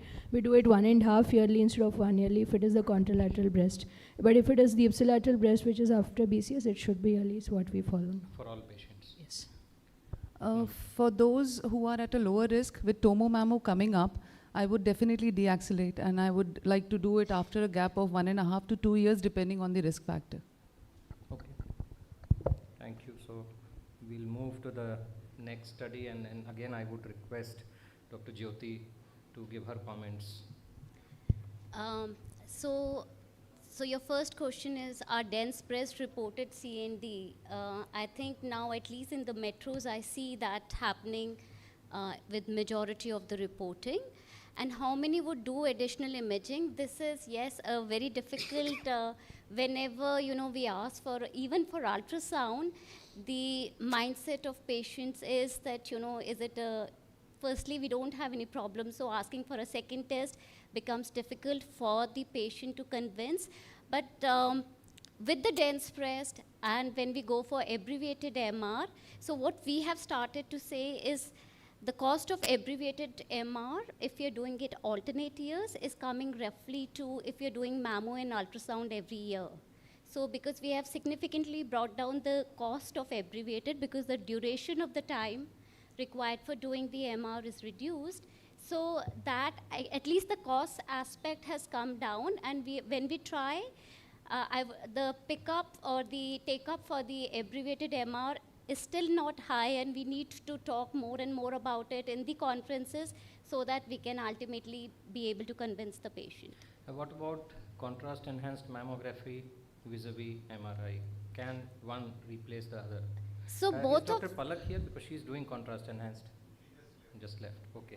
So both of them are, in terms of the sensitivity, both of them are equally good. With the contrast-enhanced mammography, we have to remember that contrast can lead to many more allergic reactions. We need to be careful about the kidney function test, and obviously a little bit more radiation dose is there. But in terms of sensitivity, both of them are equally good. So what is your recommendation for us? So I think whatever is available for you, because see, so everything is available. But getting a slot in the MR, my preference is MR, but getting a slot for the MR becomes difficult. So contrast and mammography can be done, in the same room, so that can be faster. Whichever you can convince Dr. the Gupta patient. may differ. He is not a proponent of MR. I know that. But anyways, we'll move forward. So this again is Sanjoy's paper, but I'm still waiting. Effect of preoperative MRI in locoregional recurrence of early stage breast cancer. Interesting study here. They have not shown any difference in locoregional recurrence, whether you use MR or not. But the issue is they have used it across the board. Yeah. Whether it was dense breast or it was not a dense breast. And we are all, I think, agreeing that we would do MR for dense breasts. True. More so if the patient is going for BCS. True. Right. And the other thing we need to remember, a lot of time patient, when they come to us, they are coming from other centers with mammo and ultrasounds, which are not, of the standard quality, because they are being done by the radiologists who are not specialized in breast. So comparing their ultrasounds with the centers who are doing a lot more cases is also one thing we have to keep in mind. Sincere apologies. The tea was too nice and the sun was very, very good. We started early. Sorry. Look, the three imaging abstracts that we have over here is mainly to try and see if we can have a consensus. I'm pretty sure my colleague has actually done these, but can you please tell me how many of you would do a mammogram every year for your patients as secondary prophylaxis? Can we have a show of hand and say that, after 5 years you will move back to a less common mammogram? Is that something that any of you would do? No? Okay. Well, going ahead with the BRCA studies then. So that's the first one, clinical behavior of breast cancer in young BRCA carriers and pre-diagnostic awareness of germline BRCA status. Large number of women studied. They looked at the clinical behavior of the tumor and if the timing of genetic testing vis-a-vis the diagnosis of breast cancer affected the prognosis. They found that there was a different profile of cancer and recurrence pattern in BRCA1 and 2. BRCA1 were younger and more often had secondary malignancies. And they also identified that if the genetic mutation testing was known before the diagnosis, there was an earlier stage of diagnosis, there was lower treatment burden and better unadjusted overall survival, but it was not significantly better when adjusted for the tumor stage. So my question is to Dr. Aparna, would you actively pursue genetic testing for at-risk population or cascade testing, and what about healthy user effect in this study? So I think absolutely yes, upfront. In those newly diagnosed cases, absolutely upfront. I do think genetic testing should be offered, especially that we now have data that in case a patient is not newly diagnosed, newly I'm talking of at risk. At risk, absolutely. I think putting them on a very on a clear surveillance plan. In that case, yes, it should be done. We should be recommending it for at-risk individuals, if you have a known mutation, cascade testing, and then putting them on a very strict follow-up, and in cases even giving the option of prophylactic surgeries, depending on the family history, but definitely should be done. And Dr. Neha, you wanted to have a comment on this study. Yeah, so the interesting thing about this study is that the women who had a pre-diagnostic knowledge of BRCA status also had a higher incidence or higher number of risk-reducing mastectomies in them. And I was wondering whether the second paper where we are seeing that risk-reducing mastectomies... We'll come to that in the next one. Yeah, so... So any special counseling, Dr. Aparna, about early detection? You said it will help, that is why you would more strongly recommend to those who are at risk, right? Absolutely. So the counseling would be different, and I think with this paper, a lot of our counseling has changed. Okay. And this one is association between risk-reducing surgeries and survival, and we have already seen in the presentation time that there are now conflicting results of risk-reducing surgeries affecting survival or not affecting survival. For those patients who are already affected by breast cancer. But this particular study says that it improves survival. So my question to surgeons is, when do you actually order the genetic test during the treatment journey? Please be honest in your answers. And are you going to change it after this study? So generally when a patient is coming to me in the clinic who is very young and newly diagnosed, I offer it upfront. And these papers have also suggested that ones who have been diagnosed before, they had smaller tumors, lower nodal positivity rate, and they had better overall survival. So it is always better to offer them when they are first coming to a clinic and you are seeing that they are less than 40 and they fit in the criteria of the genetic testing. Any other opinion? We always offer it upfront, okay. But the uptake of the patient doing the test varies according to what type of tumor the patient has. So if it's a very young patient who is still not born children or who has one child family incomplete, has aggressive disease biology, wants to rush into treatment, most of the times we realize that we've asked for it, but when we go back, we realize they've not done it. The ones who come in with hormone positive, HER2 negative, nicer tumors, who have all the time in the world, are looking at risk reducing surgery upfront, who are very well read, well educated. they will do it The upfront. good part is most of high-risk histologies would also go for neoadjuvant therapy, so we get Yes, time. so you get now that time. after the surgeons have expressed their honest opinion, let me ask Dr. Aparna if we are all speaking the truth, or Before she says, I would like to put my honest opinion as well, since you have asked it honestly. See, 3/4 of the patients, they usually end up taking the neoadjuvant chemotherapy these days. So I initially give them time for the news to settle down, and after 1 or 2 cycles, I asked for the BRCA testing. I don't ask for it upfront, but definitely I make it a point that before surgery, I have the BRCA report. yeah, Dr. Aparna, would you counsel them differently now, Dr. Aparna, and also the surgeons, with Yeah. in the light of the fact that survival is Yeah. showing some improvement with risk-reducing surgeries? So ideally, when a patient is newly diagnosed, it's very different. They're already dealing with the enormity that they've been diagnosed. And then to come ahead and say, do genetic testing, it does get overwhelming. But it is a multidisciplinary approach. So this has to be bought in because a patient needs time to make surgical decisions. As we've seen, risk-reducing surgeries do have a benefit for these patients. But 1-2 weeks before their surgery to say, oh, you know, you want to consider, because you're BRCA1, BRCA2, you want to consider RRSOs, it's very difficult, irrespective of their age group. So I think it has to be a collaborative approach because this is not one conversation. Pre-test, post-test are multiple conversations that a patient has to go through. So And we'll at the move on to the beginning. last study, which is second cancers after the diagnosis. And again, I would ask this question, what are your screening recommendations for BRCA1, BRCA2 pathogenic variants, breast cancer survivors for screening? Dr. Okay. Aparna. Okay, so I think this is something that we very strongly advocate, that breast screening for sure, especially Apart from breast and ovarian.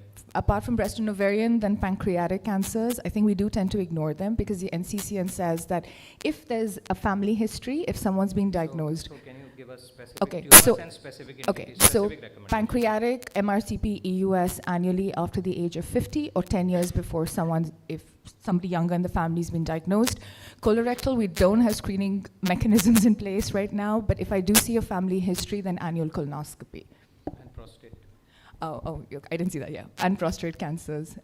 Annually, PSA and a digital rectal exam. So because the way this study is designed and the way treatment is offered, what Dr. Neha was mentioning, there is a chance of underestimation as well as overestimation of the risk for various reasons, and we have to be careful about that.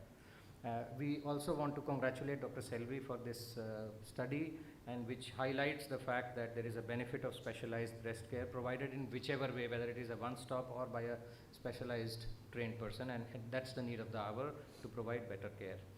Coming now to a group of studies where we avoid SLNB in early breast cancer, and these are the 3 panelists who have chosen to answer for these trials.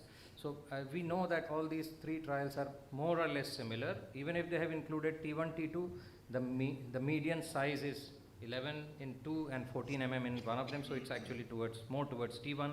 2 of them assessed quality of life, and both of them said worse in the SLNB arm.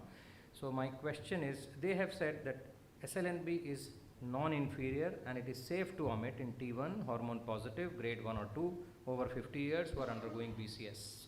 Are we ready to omit SLNB in EBC? If yes, in which group of patients? If no, what is stopping you from doing it? So I think it is yes in a very selective group of patients, and that would be older patients above 50 years, T1 tumors primarily.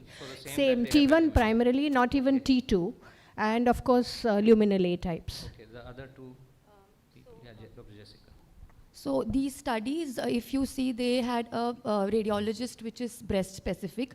So one point would be that you need to have, especially in a non-institutional private practice, you need someone who is a breast specific radiologist, and the cutoff for the nodal positivity was cortical thickness of 2.5 millimeters in SEMA. If you see Indian population, majority of our cortical thickness. No, so they followed it up with an FNAC. also. So again, the FNAC also has a false negative rate of about 30%. And the sentinel lymph node also has a false negativity rate of about 10%. So if you add all and above, I think we are underestimating the nodal negativity, maybe. So it's not advisable to do it in every single patient, but it has to be really channelized, and it has to be a discussion you do with the patient also before going ahead. Dr. Namita? See, the point is not the false negativity over here. We can assume based on the sentinel lymph node biopsy group that there would be positive nodes left behind. But the point is there's no difference in the overall survival. There is no difference in the recurrence rate. But we have to take her point that we have to be having a very reliable sonologist also there, right? Any other point, Dr. Namita, you want to make? You know, last week when I was considering all these 3 trials I was going through, I came across a patient who had 0.5 centimeter lump with skeletal mets. So, you know, when such cases come, I take it back, and I think we are not yet ready for the Indian scenario. Yes, definitely in a very, very selective group, with a very good understanding and explaining it clearly to the patient that, look, you know, this is what the new thing is. All surgeons on the panel for selective group, is it a yes? Very, very selective group. Yeah, very, very selective. Very, very, very selective. And also the, second randomization of INSEMA, which is 1 to 3 macromets, and we have good number of studies saying that we don't need to dissect axilla. But this one has not proven the non-inferiority of SLNB only. So what is your practice currently? And with this study, is your practice idea strengthened or weakened? So So anyone who is finding macromets, are you leaving axilla or you are not leaving axilla? All the surgeons, just raise the hand. So all of you are leaving, but very selectively. And what is that selection, Dr. Jessica? Again, elderly patients with a good, like low-grade disease, no LVI, you can, you know, consider leaving those behind. Also, this group does not cover much mastectomy cases, but this is the same group of patients who we are now considering not giving radiation if the patient is not having having a mastectomy. Like, it's the same group of Supremo. So not giving radiation and not clearing axilla, both, I don't know if that is acceptable versus not. Any other opinion? I think it also depends on the number of sentinels you've dissected. So if you've got 1 sentinel and that's showing a macromet, that's a problem. You have larger number of nodes dissected, then you can maybe eliminate. Yeah, that's a very fair Also the size of macromet, so 2 millimeter is, so it's a 3 millimeter macromet in 1 node, you probably leave the axillary nodes. What about 5? 5 millimeters? Okay, Dr. Piyush.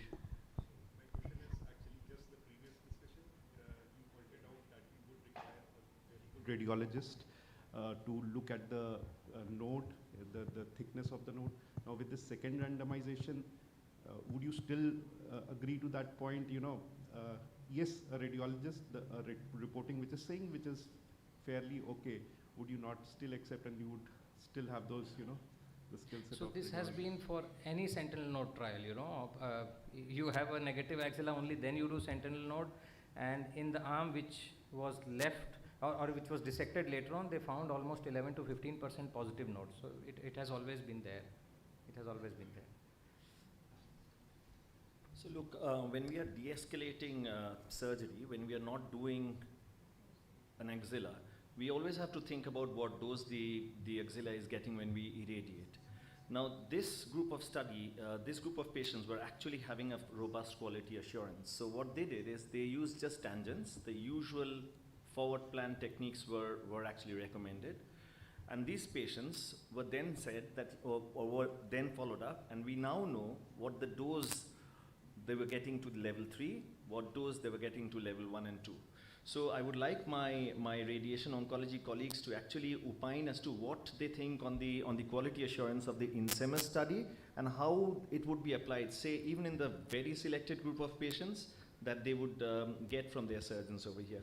So the reason we don't have names in radiation oncology is because, you know, in spite of requesting many times, the radiation oncology said that we are in it together and we'll answer it together. So please, can we have the together answers from radiation oncology team one by one? So I'll take this. The QA was very good. Each level was contoured and the dose was and the dose was seen. And yes, more than 50% got almost. It was 88%, around 85% in the non-SLNB arm, and in the SLNB arm, in fact, it was almost 93%. So that is good. But my take is nowadays we are doing a lot of BMAT, and whether in BMAT also with all the conformality, we'll continue to give that dose. We'll come to that, Rahul. I feel the quality assurance here was much better as compared to Z11. Because here high tangents were not allowed. They actually had a standard protocol for giving the nodal radiation, and they did find out that most of the level 1 axilla did receive the proper dose. Any other comments? So if we believe that the quality assurance was better, can we actually explain this? That, you know, when we have 1 to 3 macromets, we are possibly getting more recurrence because we are much more precise with our tangential field. So this could be one of the reasons that, you know, when we are not treating the axilla at all, and we have more than 1 macromets, then possibly 1 or more macromets, then maybe you do get a few more recurrences. So discuss with your surgical colleagues and your radiation oncology colleagues exactly what you would like to do with a patient before you go into the surgery. So that is the quality assurance part of this study. And yes, you're absolutely correct that, you know, around 50 grays was the median dose that the level 1 got in most of these patients. Now, we were all eagerly waiting for the Supremo trial results, and you know, this is a trial that I really want you to all opine on, and I will start with the house in that, you know, can you please show your, you know, have your arms up to say that how many of you would not give radiotherapy to a T3N0 based on the Supremo? All of you know that Supremo is out there. How many of you would not give adjuvant radiotherapy to a T3N0 tumor? Not give. So none of you would not give. Anyone from the so all of us believe that, you know, Supremo underrepresented the T3N0s, yeah? Now we are coming down to a bit more, the next level. So T2 and T1, N1. Can we have a show of hands again? Well, good question. Let's do it with a more easier one. T1, N1. So the T1, N1s, how many of you would give radiotherapy?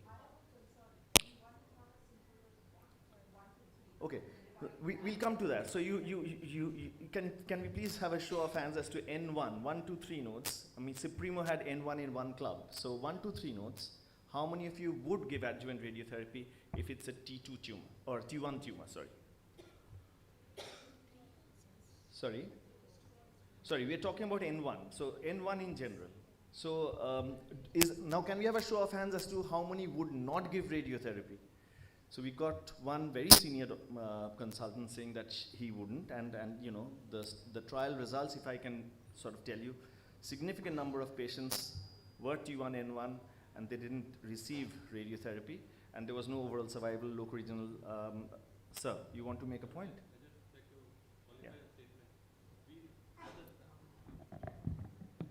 Yeah, as a rule, we don't give for the 1 to 3 nodes in the last 10, 15 years now, based on if there are additional risk factors. If there are no additional risk factors, like lymphovascular invasion or extracapsular spread or high grade.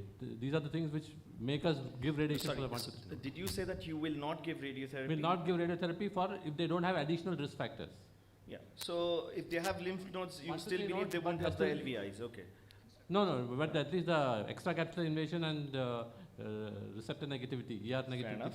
Take your point. So you would very few patients would be like this, where we would be able to omit. Yeah. So I'll come to you at the end, Tabassum. So you know, T1 N1s. So we all agree that, you know, there is a group that you may not give radiotherapy to. So now can we just spell it out then?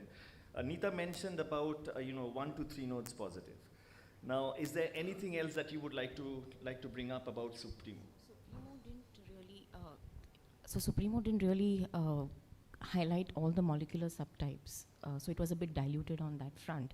So whether Why we would can you say so? I think it was an all-comer study, and yes, but triple but negatives was some a of bit the less, some of but this receptor, I mean, the molecular status was still unknown. So I really don't know if we can really crystallize and say that we can omit RT totally. Right. Okay. I mean, fine, yeah, I mean, take your point, but you know, in most studies, you would have a subgroup where you wouldn't know the molecular status of these patients. Now, I'd like to highlight something on Supremo to you. So the Supremo, when it started, you know, it was, we just completed training and Supremo started. And you know, it was a study that was about to recruit around 3,500 patients. And they said that, you know, in these intermediate group of patients, we would give radiotherapy to half and we wouldn't give radiotherapy to half, and we'll find out as to whether radiotherapy is going to give you an improvement in survival. And then midway between the study, they decided that, no, wait, we can't recruit as many. And they then changed the entire study statistics. Now, I personally wouldn't know, but you know, if you have a study which you started and then midway between getting a low accrual, you actually change the statistics, and this time you say, I'd increase the follow-up. They say that it's gone through the ethics committee and their funders, which is absolutely fine, but they then change the follow-up period to 10 years, and they reduced the numbers from 3,500 to 1,600, and they said, we need 609 events now. And look at the number of events that actually they presented. That's around 300 events. So which is even half of what would be a powered study of their changed power.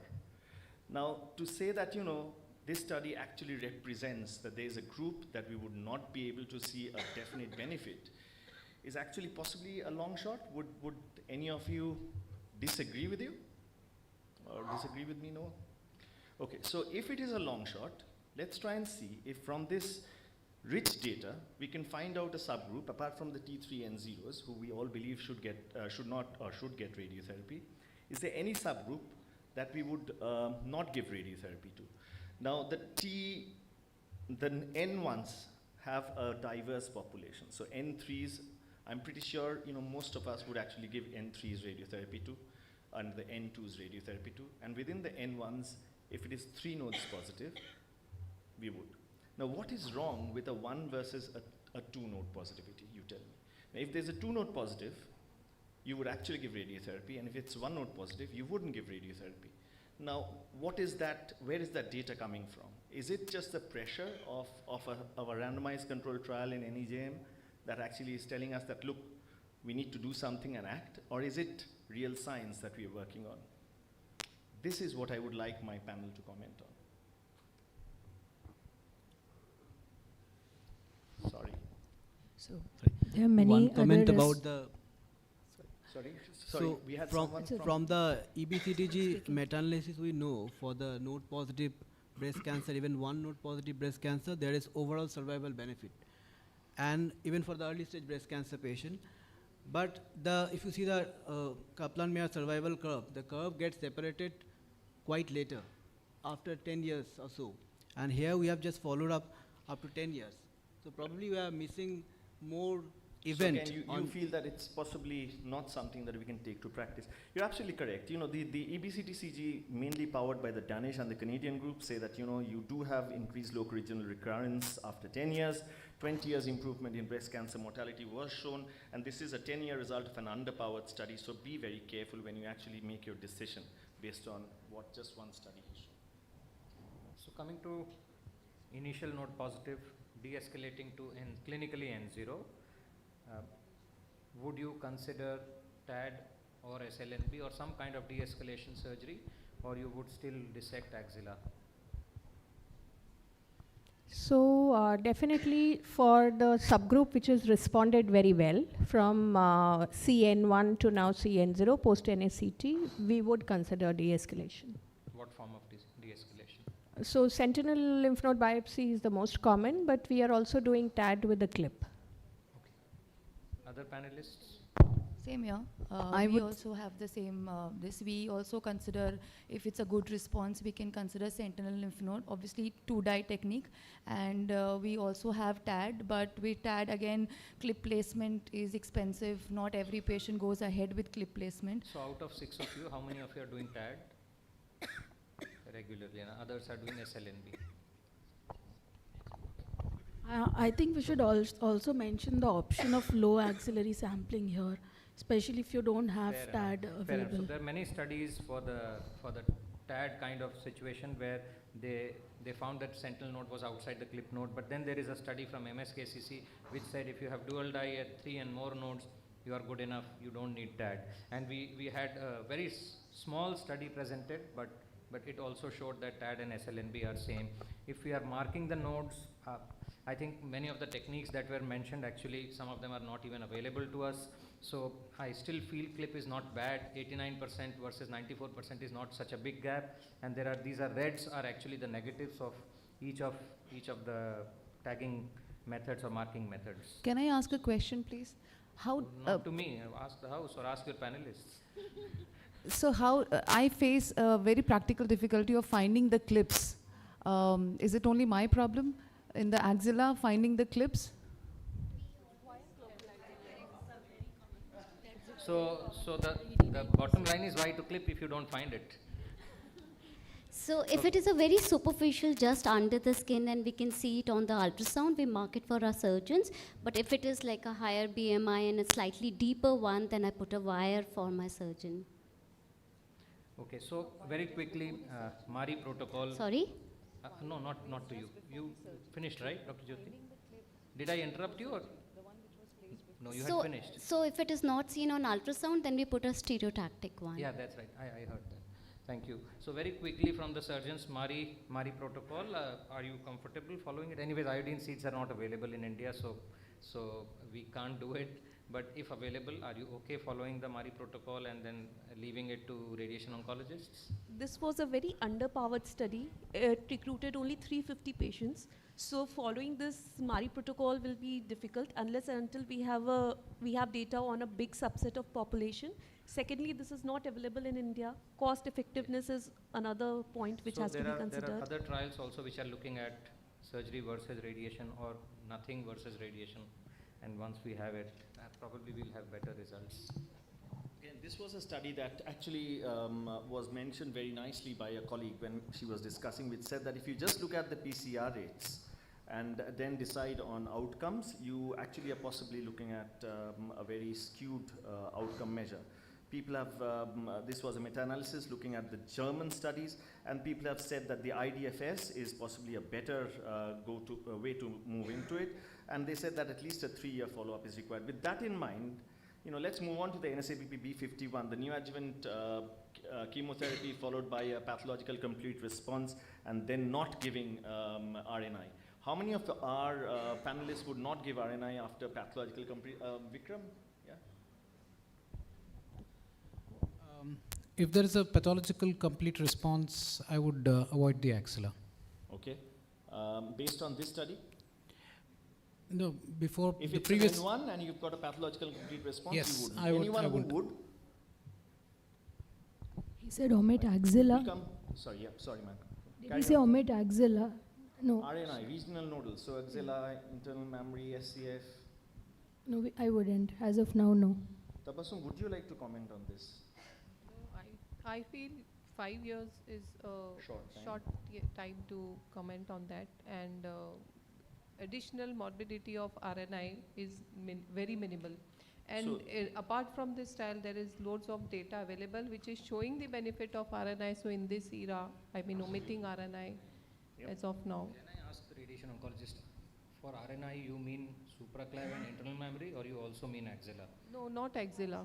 No axilla. Can we make it very clear? Because Because there are people who are still radiating axilla as a part of RNI. No, if the axilla has not been done, you need to radiate. Yeah. It has been dissected. Yeah. So in this one, if there's no dissection of the axilla. So if axilla is well addressed, then only SCF. It's going to be a selective RNI. It's the supraclav, and not the. Yeah. Vikram. Oh, you would just do the supraclav? No, supraclav, not the. Okay. So I think we have to generate evidence for that, but I can see your rationale. I have one small comment. You've got So 4 minutes. Here, quickly, here we have a choice of which de-escalation we will choose, whether we choose to not completely dissect axilla or omit RNI, and I think that is again a choice to make. Okay, so we come to the omitting breast surgery trial now. Dr. Akshita, Dr. Neha, and Dr. Nupur, are you ready to omit based on this trial and for the select group of patients that you see? So first, I would like to see how their cosmesis was after using 9G and 12 cores. I think the cosmesis would be worse than so a what they have surgery. reported is there is a slight increase in breast asymmetry, Yes. and which they have attributed not to VAB but to Well, radiation. I have my Radiation, so doubts whatever on it that. is. So anybody omitting? No, nobody is omitting. No. Surgeons are here to stay for some more time. Right, there are two partial breast radiotherapy studies, one which is accelerated with twice daily doses, and one which is more of a phase 2 study leading to a phase 1 study, the Canadian OPAR study. Now, how do you put the study in this context where you've actually got a fast forward regime, which is a 5-fraction regime, fantastic cosmesis? How many of you in the panel would actually do a partial breast radiotherapy in your group of patients? You would, and what dose would you use? We generally follow the Florence regimen, 30 in 5 alternate days Okay, fair in enough. selective astro criteria. Fair enough. Okay. So these two regimens, I believe, is possibly undercooked, and the share actually did show that there's an increased toxicity. You're absolutely correct that if you look at the hypofractionated external beam radiotherapy, import low followed by the Florence is possibly one would use. Fast forward, making it much more easier to actually deliver a faster radiotherapy, but not partial breast yet. And partial breast, the rapid actually did show that there's worse cosmesis. These are the policies that every institution must have. I'm looking at the evidence of them. But this study, I think, we've got 2 minutes. I would really like to concentrate on this study, which I think makes a difference to the way we practice metastatic ER-positive breast cancers. In this study, we are actually seeing that, if you have a progression, and it's a single-arm study from New Zealand, saying if you have a progression, you then give stereotactic radiotherapy to that progression if it's less than 3 metastases that have progressed, and if it is a 6 months gap between starting of an endocrine regime to the progression. And then you can actually repeat it, and then you're getting around a 9-month extra time before you change to a CDK4/6 inhibitor or a different version of your systemic therapy. I mean, are there systemic therapy experts over here? I mean, Nitish, what do you think? I mean, about progression, giving oligometastatic disease radiotherapy, and not changing systemic disease?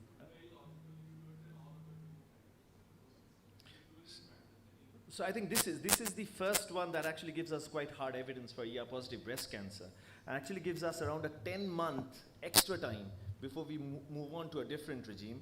It's got a fantastic side effect profile where you've got very good quality of life as well in these patients. So I think this was our last slide.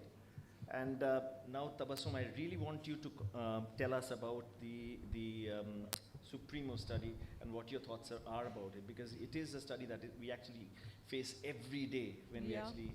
Every day with patients, in the meetings, everyone is asking the same thing since it has been published. And to summarize, I would say Supremo is not at all a practice-changing trial because of many caveats that are there.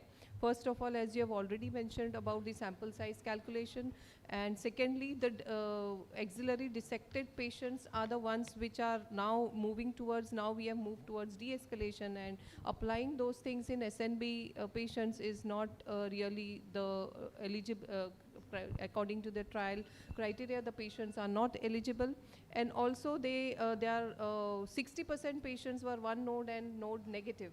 And node negative was just based on either high grade or LVI, which they have not reported. I mean, what percentage of patients are LVI positive has not been reported, and majority are ER positive. So it's very difficult to adapt in clinical practice.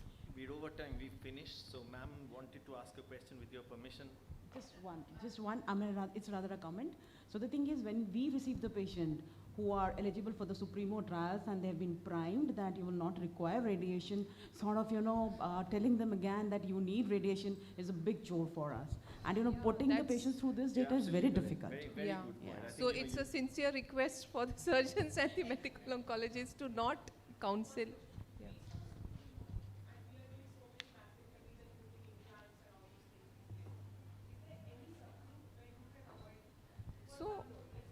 So for one node, that's what low biology patients, favorable biology, and implant is a special case because, yeah, that we were doing anyways. 2 and 3, we are not comfortable omitting RT. No, 2 and 3, no. But implant is a different case. I mean, there are many things that are involved with RT to the implant. We have to end so it could here, be, and we would like yeah. to thank all the panelists and also the presenters of the abstracts and papers for their inputs. Thank you, Dr. Vedant Kabra and Dr. Sanjoy Chatterjee. I'm sorry, Dr. Chatterjee, I had to rush you through your tea or coffee. Yes, I know I done that. Anyway, thank you, Dr. Tabassum, for chairing this session, and thank you all the panelists. I welcome you now to the first plenary lecture, and it's my pleasure to invite Dr. Vani Parmar and Dr. Avinash Deo as chairpersons. Dr. Vani Parmar is the head of the department Breast Oncosurgery at KIMS Hospital, Thane. Dr. Avinash Deo is senior consultant medical oncologist at SL Raheja Hospital, Mumbai. I hand over the session to the chairpersons to invite and introduce our first illustrious speaker for this plenary session.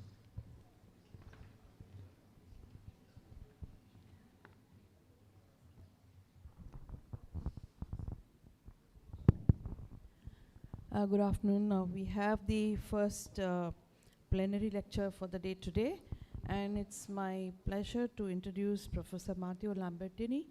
He's an associate professor and consultant medical oncologist at the University of Genova and IRCCS Policlinico San Martino Hospital, Italy, with a primary focus on breast cancer, particularly in young women. His expertise includes fertility preservation, pregnancy after breast cancer, and BRCA mutated breast cancer. He is a member of international guideline panels for ESMO, ESHRE, and IOM, and has authored over 280 peer-reviewed publications in leading journals. An active ESMO member since 2011, Professor Lambertini has received multiple ESMO fellowships and currently serves as chair of the ESMO Young Oncologists Committee and associate editor of ESMO Open. He will be speaking on how I manage young women with ER-positive breast cancer. And let's understand that young women breast cancer is one of the most important topics for us, because this is the majority that we see in our clinical practice. How many of them are ER positive? Yes, that can be debated because we have more of triple negatives here. But yes, this is an important topic for all of us. So, Professor Lambertini, over to you. Thank you very much for the kind introduction. Good morning, everyone. Thanks a lot, Professor Gupta, Professor Nag, for the invitation. I finally made it in person to the ERE Review Congress, so I'm very grateful for the opportunity to be again part of this important event. So I'm gonna discuss the topic of young women with breast cancer, particularly focusing on the ER-positive patient population, which is, I would say, the most difficult scenario that we have in our daily clinical practice. So I'm gonna discuss a case from my practice. I'm gonna go through the 5 key critical decision making process that the 5 key issues that we need to discuss when we have a case of a patient like the one I'm presenting. This is a very young lady, no prior pregnancies, T2N1 disease for 2 positive nodes with a luminal B-like biology for a grade 3 tumor and a high Ki67. So here we have 5 different questions. First of all, chemotherapy, then endocrine therapy, CDK4/6 inhibition, genetic testing and potential therapeutic implication, and then oncofertility counseling, which is like a critical part of the counseling of this patient. Before going into this different section, just a few slides of introduction to highlight what we know about luminal-like disease in young women. First point from this slide is that despite young patients have a higher risk of developing triple negative disease or more aggressive subtypes of breast cancer, still ER-positive disease remains the most commonly tumor subtype also among young women. But it's very interesting to see that the vast majority of luminal-like tumors in young patients have a luminal B-like biology. Only a small proportion of them have a luminal A-like biology, so grade 1, low Ki67. As you see, it's 10%, more than double, more than 20% in postmenopausal patients. So luminal-like disease, the most frequent, but in the vast majority of cases, has a luminal B-like biology. For many years, we have discussed the prognostic value of young age diagnosis, and we consider young age as a negative prognostic factor.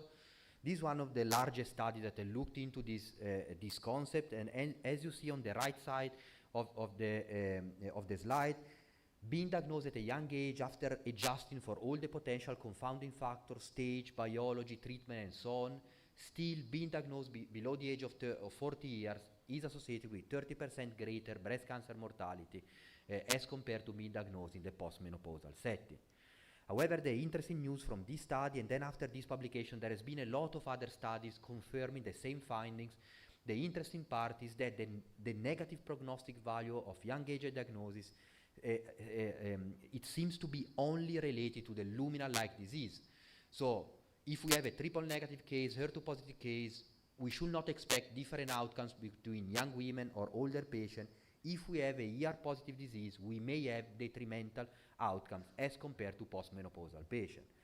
There are a lot of clinical explanations for these findings: high risk of non-adherence to therapy in young women, fertility reason they may stop the therapy for fertility or pregnancy-related issues.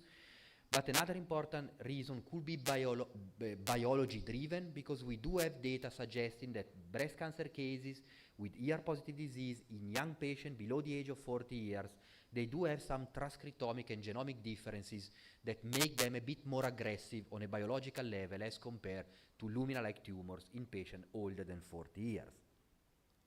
And then one additional piece of information that I will add as a prognostic marker in ER-positive disease is BRCA status. Because BRCA status, we know that if we talk about triple-negative breast cancer, these are very highly chemosensitive tumors, so we may expect better outcomes in BRCA carrier, in BRCA carrier with triple-negative disease. However, for luminal-like tumors in BRCA carrier, it seems to be the other way around. So if we look at this example on the left side, BRCA carrier, particularly young women with luminal-like disease and BRCA pathogenic variants, they do seem to have poorer outcomes as compared to non-BRCA carrier, and even poorer outcomes than those patients with triple-negative disease. And if we look on the right side, these are Oncotype DX data. If we look at genomic testing in BRCA carrier as compared to non-BRCA carrier, in BRCA carrier there is a higher risk of having a high genomic risk, so a more aggressive biology for luminal-like tumor in BRCA carrier. So let's start with the first question, chemotherapy, yes or no? 2 positive notes, very young age, luminal B-like biology. I think that everybody will agree that there is an indication for chemotherapy. However, here I wanted to state that the indication to chemotherapy is not because of her age.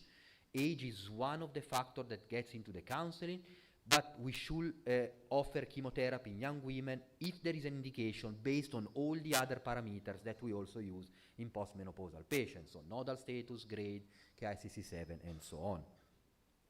I will never ever ask for a genomic testing in a patient like that. 2 positive nodes, grade 3, high KICC7, I don't need a genomic testing for make treatment choices, and particularly the evidence so far for genomic testing use in premenopausal women with node-positive disease is not there, and as for the ASCO guidelines, we should not advocate for a genomic testing in node-positive premenopausal patients.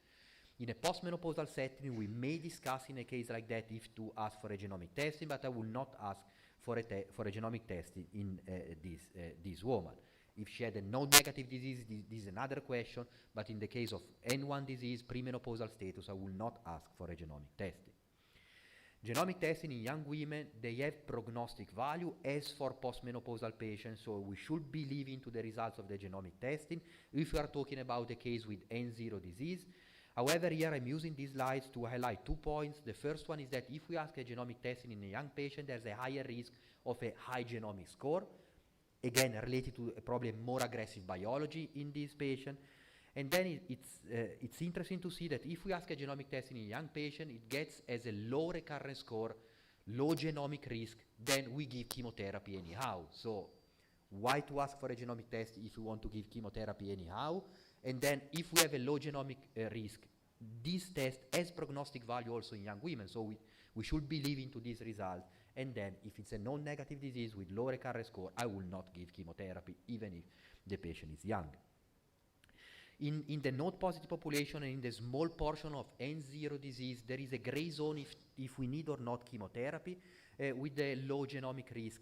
There is a prospective study ongoing that is looking into this question, so until we will have the results of this trial, for this gray zone patient population, I will not advocate for a genomic testing because it can be complicated then to make treatment choices.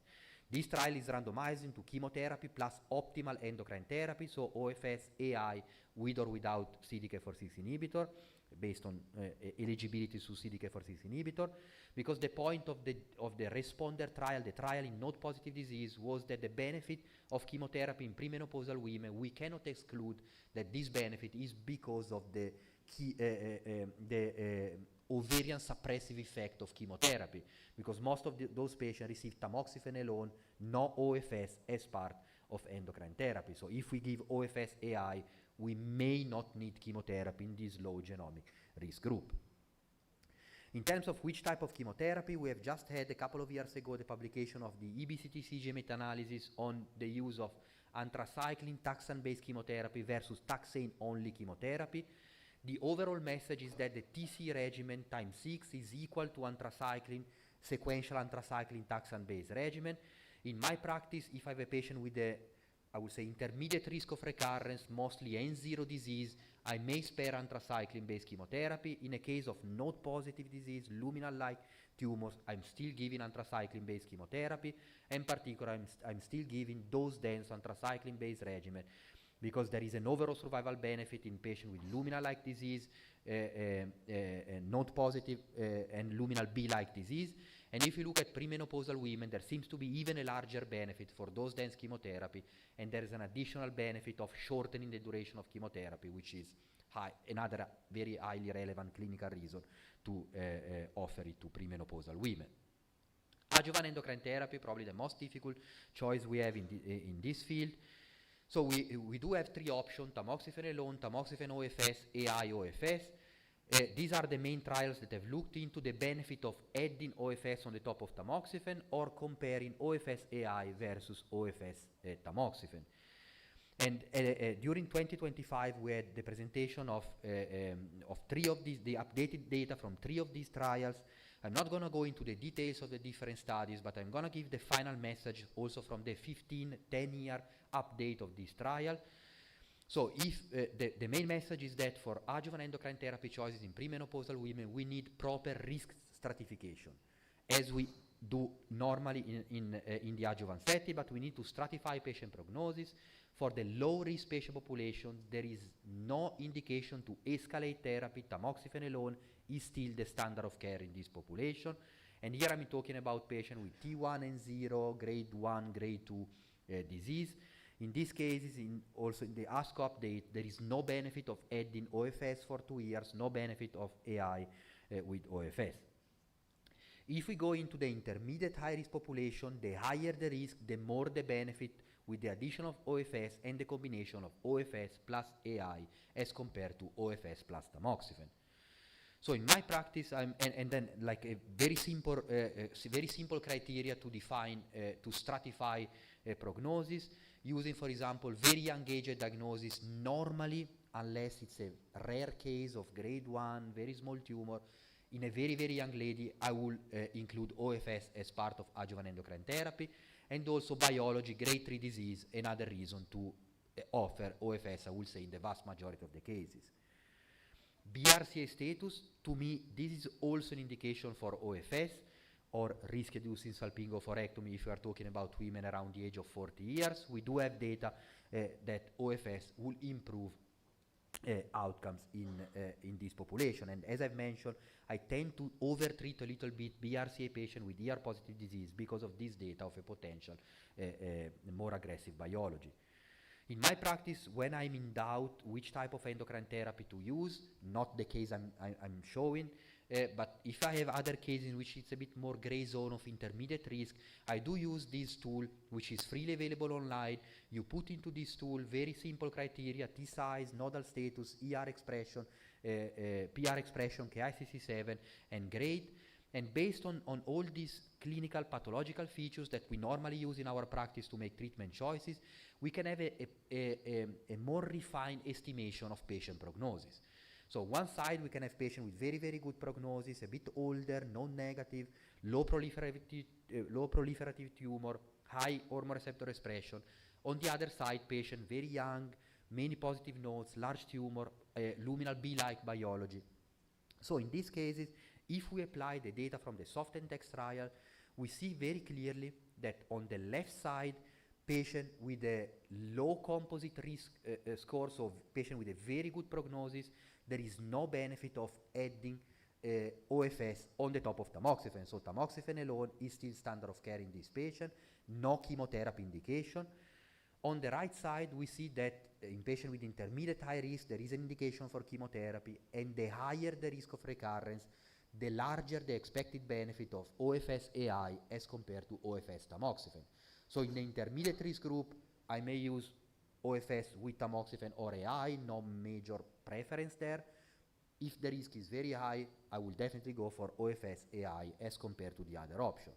So this is my algorithm in clinical practice: low risk tamoxifen, intermediate risk OFS with tamoxifen or with AI, and then high risk I will use OFS AI, and of course there the CDK4/6 inhibitor will enter into our treatment choices. Three practical consideration on endocrine therapy. If you use AI, you need to have a complete ovarian suppression.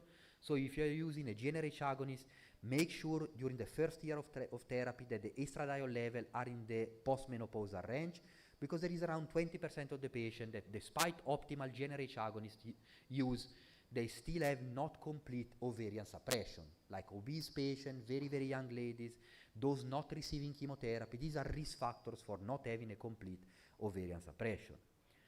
If you have a patient around the age of 50 years, that she's premenopausal, you give chemotherapy, she develops chemotherapy-induced amenorrhea.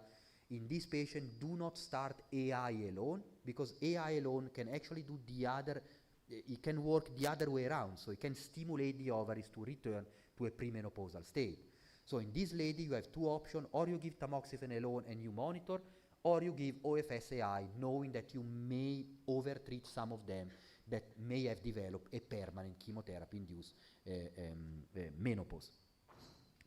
If you give tamoxifen alone, something that also in my practice sometimes we tend to forget is the fact that these women may get pregnant during tamoxifen alone. Tamoxifen is not inducing menopause. It may perturbate the menstrual function, so they may skip 1 month of their menstrual cycle. However, it's not inducing menopause, so we have to make, and tamoxifen is teratogenic, so we have to make sure that the patient is taking optimal non-hormonal based contraception. Finally, the point on quality of life: if we escalate endocrine therapy, we do way worse in terms of side effects. We increase all menopause-related side effects, sexual dysfunction, joint pain with AI. So we really need to pay a lot of attention to treatment adherence. And as we have just seen in JCO a few months ago, this is a study from France showing that young age is a risk factor for non-adherence to endocrine therapy, very likely because of the side effects. And if you look on the right side, if you compare the outcomes of patients of young women that are adherent to endocrine therapy as compared to those that stop the therapy, there is a 5.6% absolute difference in IDFS at 5 years, which is same magnitude of adding a CDK4/6 inhibitor, so helping the patient to stick to endocrine therapy as the sort of equal effectiveness than using a CDK4/6 inhibitor. So this is very important, and to do that, we need to propose the available option that we have to counteract the side effects of endocrine therapy. Some of them are non-pharmacological, very simple strategies like cognitive behavioral therapy, yoga, physical exercise. We have randomized data showing that these strategies are effective to help patients counteracting the side effects of endocrine therapy. And very soon we are going to have also this new class of drug, NK1, NK3 receptor antagonists, that are very effective in controlling hot flashes in women in the postmenopausal setting. And now we have also a dedicated study for patients with breast cancer taking endocrine therapy. This was just EMA approved at the end of 2025. Adding CDK4/6 inhibitor, just a couple of slides. We do have 2 positive trials with abemaciclib, monarchE, and with ribociclib, NATALIE trial. For if we talk about premenopausal women, there are specific criteria in the 2 trials if to use or not a CDK4/6 inhibitor, with the monarchE having a higher risk population as compared to the NATALIE trial. A very practical but relevant information for young women. The type of endocrine therapy is different. If you go for the NATALIE approach, you are obliged to use OFS and non-steroidal AI, so not exemestane but letrozole or anastrozole. You cannot combine tamoxifen with ribociclib. If you go for the monarchE approach, you can give any type of endocrine therapy, even tamoxifen alone. For sure, these are high-risk patients, so I want to give OFS AI to patients that are candidates to receive a CDK4/6 inhibitor. But if because of side effects I need to de-escalate to tamoxifen or maybe tamoxifen alone, then this has also practical implication on the choice and the use of a CDK4/6 inhibitor. And then for both trials, we do have dedicated data for women below the age of 40 years. These drugs work regardless of patient age, and in young women there seems to be even a larger effect, probably again related to the more endocrine resistant biology of lumina-like tumor in young women. But the message is that they work regardless of patient age. For genetic testing, we know that young age per se is a criteria for genetic testing. Nowadays it's not young age itself, but as shown in the ASCO guidelines, the cutoff has gone up to 65 years of age. So in any case, all women diagnosed below the age of 40 should be referred for genetic testing. Genetic testing has clear implication on screening and prevention, local and systemic therapy, and survivorship-related issues. I just make 3-4 brief examples on these 3 implications related to young women with breast cancer and BRCA pathogenic or likely pathogenic variants. And I'm going to use the data from this large consortium that we've put together, and I'm very grateful to the Tata Center that is the only Indian center so far as part of this network, so thank you very much for the participation, and I'll be happy to have, of course, other center. We're going to update the study this year. By the end of the summer, we should have new center part of the network. So on the first point, screening and prevention, this was discussed in the last session, the indication to MRI, monitoring, and so on. If you look at about young patients with breast cancer, those women that knew to be BRCA carrier before diagnosis, meaning those women that very likely underwent screening procedures.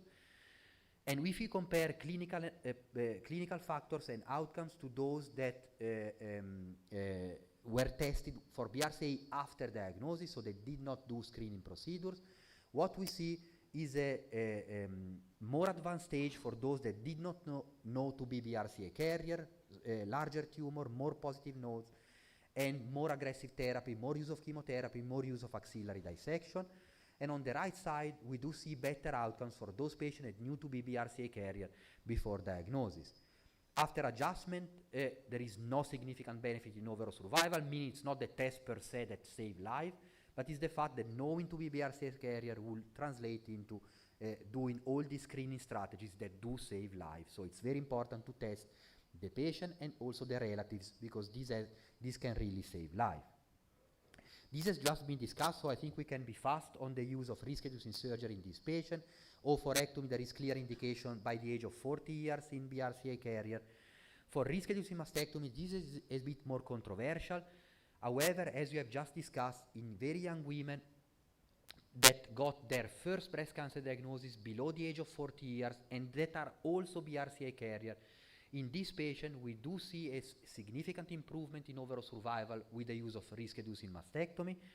And to me, the main explanation is that these patients have two important risk factors for a contralateral breast cancer. Young age per se at the time of breast cancer development is a risk factor for a second primary breast cancer, and BRCA status, and particularly developing a first breast cancer in a BRCA carrier, is per se a risk factor for a second primary breast cancer. You have these 2 factors together, very young age diagnosis plus BRCA positive status. So if you have these 2 factors together, I will definitely counsel on the indication to risk-reducing bilateral mastectomy.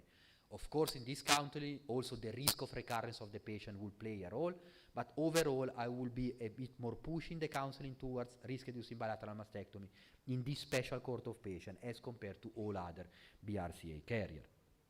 Therapeutic implication, we have olaparib in high-risk patients, including those with ER-positive disease. The criteria are a bit different as compared to the CDK4/6 inhibitor. These are patients, in the case of luminal-like tumor, it's a higher risk of recurrence. In the adjuvant setting, for example, is 4 or plus positive nodes. So there is an overlapping population with CDK4/6 inhibitor, but for some of the patients, there is only indication for CDK4/6 inhibitor and not for a PARP inhibitor. Reproductive implication, because there are data suggesting that BRCA pathogenic or likely pathogenic variants may be detrimental for patient fertility even before starting chemotherapy. And we know that we are offering to these patients some treatment like carboplatin, like olaparib, that may be gonadotoxic in BRCA mutated mouse model. So if we add this treatment on the top of anthracycline, cyclophosphamide, taxane, maybe pembrolizumab, then the risk of gonotoxicity becomes even larger in this setting. Final point, I know that I have only 2 minutes, so I'm gonna make it short. On the oncofertility counseling, 2 messages. The first one is that this is part of our daily clinical, should be part of our daily clinical practice. All young patients, male, female, should be counseled that the treatment we are offering may induce a gonadal damage, may induce infertility, and what we have to do is to clearly discuss the risk of infertility based on the type of therapy. All systemic treatment may induce gonotoxicity. Some of them have a low risk, others have a high risk. This is what we have to inform the patient about, and then it's a patient choice to receive or not a fertility preservation strategy. So I'm gonna just show what's the optimal oncofertility counseling. So after informing the patient on the risk of gonotoxicity, then if the patient is interested in fertility preservation, we should offer oocyte embryo cryopreservation as the standard strategy. And if we have a urgent need to start chemotherapy, then ovarian tissue cryopreservation can be offered, followed by a GnRH agonist during chemotherapy. On the other side, if we have patients that are not interested in fertility preservation but are concerned about the development of early menopause, if they are interested in preserving ovarian function, trying to avoid the side effects of menopause, then a GnRH agonist during chemotherapy can be offered. This is something that we have just shown in San Antonio. So what's the actual interest of patients into these different strategies? And what we have seen is that if we counsel 100% of the patient in this topic, and in my country, all strategies are freely available to all patients, so there's no insurance issues or cost issues. So if we counsel 100% of these patients, 25%, 1 out of 4, are interested in fertility, in oocyte cryopreservation, so in fertility preservation. More than 90% are interested in ovarian function preservation with a GnRH agonist. And probably the most important data from this presentation, this is a prospective study, so it's the first time we have a prospective evidence from a multi-center study that stimulating the patient for 2 weeks for oocyte cryopreservation is not detrimental for patient prognosis. So these are reassuring data, even if the follow-up is still relatively short, but these are reassuring data that this short-term stimulation is not associated with detrimental effect on patient outcomes. And this is the case also if we are talking about ER-positive disease. The vast majority of the patients in the study had the ER-positive breast cancer. My final point is on pregnancy after breast cancer, and to convince you that after proper treatment and follow-up, pregnancy after breast cancer should be considered safe. We do have now a lot of evidence in this field. The last study I wanted to discuss, this is going to also be discussed later, it's the positive trial which is relevant for ER-positive disease, patient taking endocrine therapy. This is a study that looked into patients with a strong pregnancy desire that after 18 to 30 months of endocrine therapy, they wanted to stop temporarily the therapy for 2 years to try to have a pregnancy before going back to endocrine therapy. When you apply the data from this trial in clinical practice, make sure to focus on who were the patients included in the trial. At least half of them stage 1 disease, 40% not receiving chemotherapy or receiving tamoxifen alone, so we can say half of the patients have a relatively low risk of recurrence. In this setting, the data are reassuring. There is no apparent increased risk of recurrence with this approach. We can offer the positive trial approach to low-risk patients. I will not offer this approach to the high-risk population like CDK4/6 inhibitor eligible population, because we see a quite high risk of recurrence in this patient.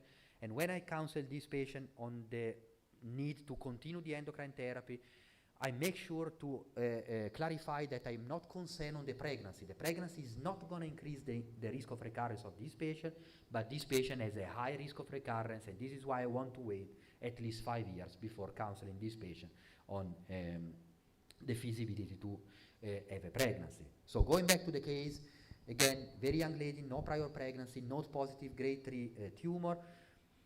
She underwent, she was interested in fertility preservation. She underwent oocyte preservation before dose-dense anthracycline taxane-based chemotherapy. We gave generic agonists during chemotherapy, and then we continue ovarian suppression during adjuvant endocrine therapy with exemestane and abemaciclib for 2 years. Genetic testing, in this case, there is no therapeutic implication, but it's very relevant for other choices. And then pregnancy, as I've mentioned, I will wait 5 years of endocrine therapy in this specific case, also considering that this is a very, very young lady, so she can wait 5 years for having a pregnancy. And with that, thank you very much again for having me. So that was the excellent, comprehensive management of young breast cancers. And I think you've covered most of the important topics as I see it. If there's any question, I would invite 2 questions. I've been told no questions after plenary, which can be taken in the panel. So, okay, all right. Ma'am, okay, fine. 2 questions. I've just got the permission from. Yeah. She's the final authority. Okay, so this is an actual patient I have, 30-year-old, ER positive, very early breast cancer, but BRCA1 mutation, has completed 3 years of endocrine treatment and wants pregnancy now. What would you suggest? So you said very early disease, you mean like stage 1 disease? Yeah, so T1N0. T1N0 and like grade, it was grade 2? Grade 2. Well, in this case, I think she can go for the In spite of the positive trial approach. BRCA1 mutation. Yeah, I mean, I didn't want to push too much for the BRCA status considered as a negative prognostic factor. I just wanted to raise attention on the fact that we need to do definitely more studies, is also on endocrine therapy in the BRCA patient population. In that case, I would still consider the full picture, so it's not BRCA itself or BRCA only. So if it's a patient with small tumor, non-negative, grade 2, maybe low KICC7, maybe she did not even receive chemotherapy because of a good biology and good stage, she was part of the positive trial, so I will be okay, but something that I will be very clear to the patient, and also I typed that into my note, is that I clarified that the positive approach is safe, meaning is not increasing the risk of recurrence, but the patient still has her own risk of recurrence. In this case, the risk of recurrence is low, so I have no problem to apply this approach, but she needs to understand that she still has a risk of recurrence, which is based on her stage, biology, BRCA status as well. But in that case, I don't know the age of, you said like 30 years. 30. So, okay, so she's still far from risk-reducing salpingo-forectomy. She was closer to 40 years. I will definitely go for pregnancy now and then risk-reducing salpingo-forectomy later on. One last question now. Yeah. Thank you. Lovely talk. I want to bring the focus back on Oncotype DX, and you showed that BRCA positive patient have a higher risk of Oncotype DX. We've observed that as well. But is it the higher score, or is it definitely a higher risk of recurrence? Is there some commonality between the genes being tested, like survivin, which are common pathways between the two? Yeah, I mean, it's a very good question. I'm not sure I have an answer for that. I will say that the genomic testing, for what we know nowadays, they have a prognostic value, and they measure the aggressiveness of the tumor. So this is in line with the other data showing that Lumina-like disease in general in young women is probably more aggressive than in older patients, and in BRCA carrier is more aggressive than non-BRCA carrier. So this data will explain that it's probably a combination of the 2 factors, biology of Lumina-like disease in young women plus biology in BRCA carrier. However, I will, if I have an Oncotype DX testing in a BRCA carrier showing a low recurrence score, I will trust the results. So I will still consider this patient as having a low genomic risk. So I'm not going to over-treat because of the BRCA. But that means a low-risk young patient at 40 would get chemotherapy if she's high risk on Oncotype DX, although... we really don't know if it is the test just being positive. Okay, or on that side, but in that case, I have a high genomic risk plus a BRCA status, so I will go for chemotherapy in that case. I But request- I understand your point, and it makes sense, but I will still go. May I No, thank you very much. I think we will. Ma'am, for 5 minutes already delayed. We've covered up all the Very time. quick. So for young women, how often do you check the estrogen levels? Which level do you check? And what is your optimal level? Less than 5, less than 10? And when they don't reach the level that you want, what do you do? Thanks. It's a very practical and important question. So what I do is normally to test at least 2-3 times in the first year. Normally I see the patient 4 months after I prescribe the therapy, so that this is the first time I check the estradiol and FSH level. I know that here in India, for the GnRH agonist shot, patients have to come to the hospital. In my case, they don't have to come to the hospital, so they collect the GnRH agonist in the drugstore outside the hospital, and they do the shot by themselves. So I need to check also FSH to make sure that the patient is actually taking the GnRH agonist. In terms of, and then I check other 1-2 times during the first year. What I do in the case, so the cutoff depends on the lab, so you need to check which test for estradiol is being used in your lab. In my case, it's 20 the cutoff, so if it's below 20, it's suppressed. If it's above 20, it's not. If it's slightly more than 20, I recheck maybe in the middle of the 2 GnRH agonist shot the following month. And if this is confirmed that I don't have a complete suppression, then, no, it's probably not very fair to say it, but so you have 2 options. Or you switch to tamoxifen, you keep OFS and you switch to tamoxifen. In that case, there's no problem even if there is some ovarian escape. If you still want to give AI, because you really want to keep on going with AI, you have 2 options. If the patient is close to the age of menopause, there is still the oophorectomy option, which I almost never discuss in the early setting. What I discuss, I know it's not very fair to say it, but I shorten the duration of the GnRH agonist. Instead of every 28 days, I do it every 21 days, and I can rescue most of these patients. But it's not, I mean, I know that we cannot say that, but May I now Elix request? is better? Is Degarelix better? So, based on the data we have, it seems so, but it's all, to my knowledge, is only a small neoadjuvant trial that looked at the GnRH antagonist. I really didn't understand why the companies, we tried that many times, the company didn't want to develop a GnRH antagonist in breast cancer, which is very, very relevant. So I cannot use it in my practice. The data are too limited to support the antagonist use, but I will definitely do a trial because I believe that it's superior, potentially superior. May I now request Dr. Vani Parmar and Dr. Avinash Deo. Sir, please do not step down because we would like to present a memento to you as a token of our gratitude and appreciation to travel all the way here. Sir, will you please come forward?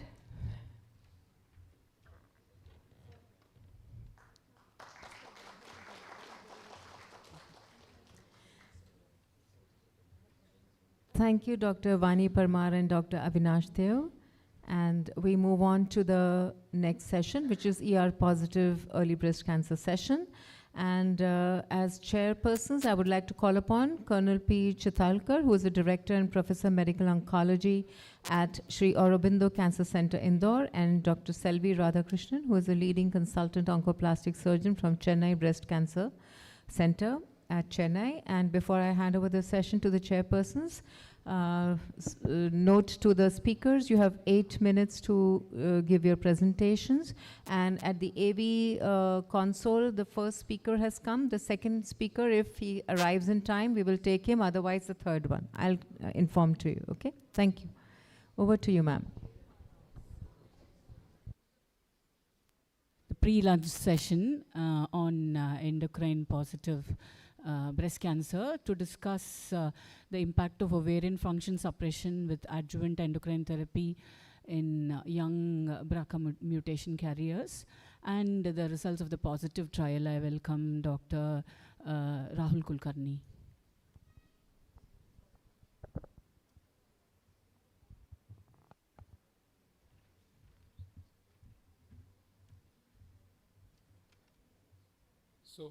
Very good afternoon, all of you. And at the outset, I would like to thank Dr. Shona Nag ma'am, Dr. Gupta sir, for the opportunity and wonderful conference as always.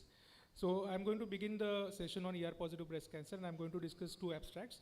The first abstract which I'm going to discuss is on the impact of ovarian function suppression with adjuvant endocrine therapy on the survival outcomes in young germline BRCA mutation positive breast cancers. It's a secondary analysis of an international cohort study presented by Dr. Paula Zagami and colleagues in ASCO 2025. So at the background, we know that ovarian suppression improves the outcomes in premenopausal hormone-positive breast cancers, but the evidence is largely derived from the non-BRCA selected populations. And as we know that a young woman with germline BRCA mutations, they always represent a high-risk subgroup, but there is a limited data on the benefit of this ovarian suppression when combined with endocrine therapy. So there was a need to clarify what is the survival impact in the real-world global cohorts. So with this objective, this study was carried out with the primary objective to find the association of ovarian suppression along with endocrine therapy with survival outcomes in these young germline BRCA carrier positive patients.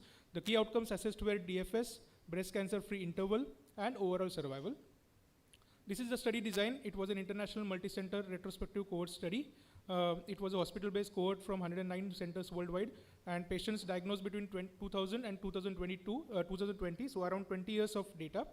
And the total cohort consisted of around 5,600 odd young BRCA positive patients, but the analyzable population was 1,865. Patients were young, less than 40 years of age, from stage 1 to stage 3 invasive breast cancers and germline BRCA 1 or 2 pathogenic mutation positive. This is the study breakdown. Around 57% of the patients they received OFS plus endocrine therapy. Out of this, 35% patients received AI and 65% received tamoxifen, and the rest 43% received only tamoxifen. There were slight differences in the characteristics. As expected, the patients who received OFS were more likely to have a node-positive disease, were more likely to have received a treatment in the recent era, more likely to have received mastectomy, and a germline BRCA positivity status at the diagnosis. Now, there was a robust follow-up of about 7.8 years, so there is a robust follow-up with a proper survival analysis. And these are the key findings. This study showed that there is a significant survival benefit with the addition of overall ovarian function suppression in the form of increase in the DFS with hazard ratio of 0.79, increase in the breast cancer-free interval with hazard ratio of 0.74, and increase in the overall survival with hazard ratio of 0.66. So these are the visual comparisons. We know that the lower hazard ratios indicates that there is a better outcome with OFS. And even the sensitivity and subgroup analysis showed consistent results. And also there was no significant interaction when analysis was done in respect to BRCA1 or BRCA2 mutation as well as HER2 status. The subgroup analysis by the endocrine therapy partner is still ongoing and may be presented in the future meetings. The mode of OFS was either LHRH agonist or a surgical RRSO, which was done within 1 year of diagnosis, and that was combined with the endocrine therapy. There were few methodical challenges in the form of bias as well as variables, but these important compounding factors were addressed in multivariable analysis. So what does this mean? What are the implications for our patients? What we have just seen is that the ovarian suppression, when added in combination with endocrine therapy, it definitely improves the DFS as well as OS as well as the breast cancer-free interval. So this should be this should be a key component of adjuvant endocrine therapy in young BRCA mutation positive patients. And because it is applicable even to BRCA1, BRCA2 mutation as well as HER2 positive patients, it implies that there is a broad applicability. And because of this large data, only what we can say is that now we have a robust evidence to support the use. To be honest, like what we know is now with the availability of genetic testing and the availability of and the awareness, maybe nowadays we are going to offer this ovarian suppression in the form of either RRSO to most of the patients. Only in the terms of data, I think this study gives us a robust data. Let us come to the second abstract, and it is actually a 5-year follow-up result from the positive trial. This positive trial was initially presented in 2023, but it is a 5-year follow-up presented by Dr. O. Pagani and colleagues in the ESMO Congress 2025. So before going to the 5-year follow-up, I think we'll have just quick introduction and background of the positive study. We know that these hormone-positive young patients, they are recommended to have a long-term endocrine therapy, and the outcomes or the feasibility of pregnancy were not very sure, and we had a lack of data, and that's the reason why this positive trial was designed to address this unmet clinical need. This was the original article presented in NEJM in 2023, and the primary objective of this positive study was to evaluate the safety of temporary interruption of this adjuvant endocrine therapy to allow the pregnancy. And the secondary objectives were pregnancy and live birth outcomes, distant recurrence risk, and resumption of endocrine therapy after pregnancy. So the temporary interruption of endocrine therapy was permitted up to 2 years, with a 3 months of washout period before attempting the pregnancy. And the external matched cohorts were from soft and text trials. So around 516 patients were included in the primary analysis. All were young, less than 42 years, from stage 1 to stage 3, and those who have completed 18 to 30 months of prior endocrine therapy before interruption. The primary endpoint was breast cancer events, number of breast cancer events, which was defined as local or distant or contralateral invasive breast cancer during the follow-up. And the safety threshold was set at 46 breast cancer events. So this is the primary analysis at the end of 41 months, which was in 2023. Here, the point to note is that most of the patients are in stage 1 and stage 2. And at that point of time, 44 breast cancer events had happened, but the threshold was 46, so it was close, but it did not cross. So overall, it was concluded that there is no increased risk versus the external match control, and the distant recurrence rates were similar. So conclusion was that it is safer to maybe temporarily interrupt, but still a long-term follow-up was required, and that's the reason why this time this 5-year follow-up results were presented in Annals of Oncology and in the ASCO meeting 2025, with a median follow-up of 71 months in this positive study, whereas the median follow-up of cohort was 80 months. And the 5-year breast cancer-free interval event rate was almost the same in the positive study, as well as the 5-year distant recurrence-free interval event rate was almost same, maybe even slightly lesser in the positive study. So overall, there was no excess long-term recurrence risk, was a conclusion. Around 76% of the patients achieved at least one pregnancy, and around 69% of the patients achieved at least one live birth. And overall, 400 infants were born, and pregnancy at this stage, even at the longer follow-up, was not associated with any increased risk of recurrence. Even the obstetric complications or congenital anomalies were comparable. The landmark analysis at the end of 18 months also confirmed that those patients who could achieve pregnancy versus those who could not, even the breast cancer-free interval events were same. And the last point is about the endocrine therapy resumption. Almost 82% were able to resume endocrine therapy at the end of this updated follow-up.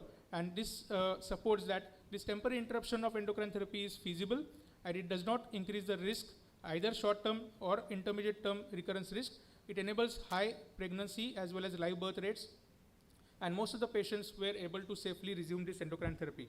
So this was the first prospective global evidence-based supporting trial for supporting the evidence that we can give to our young patients. And with this trial, I think we can offer hope to our young women who are facing difficulty in the decision making whether to choose optimal cancer treatment or family planning.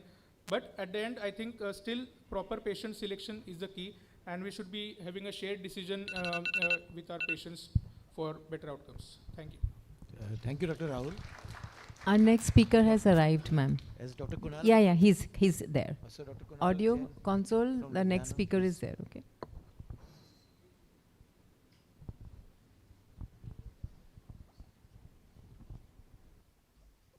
Good afternoon, everyone. Thanks, Dr. Shona Nag ma'am and Sudeep Gupta sir for the invitation. And so in this ER-positive early breast cancer session, my job is to discuss about these two papers which were published in JCO. The first one in 2024, which was basically looking at development and validation of RS-ClinN plus tool to predict prognosis and chemotherapy benefit for hormone receptor positive, node positive breast cancer patients.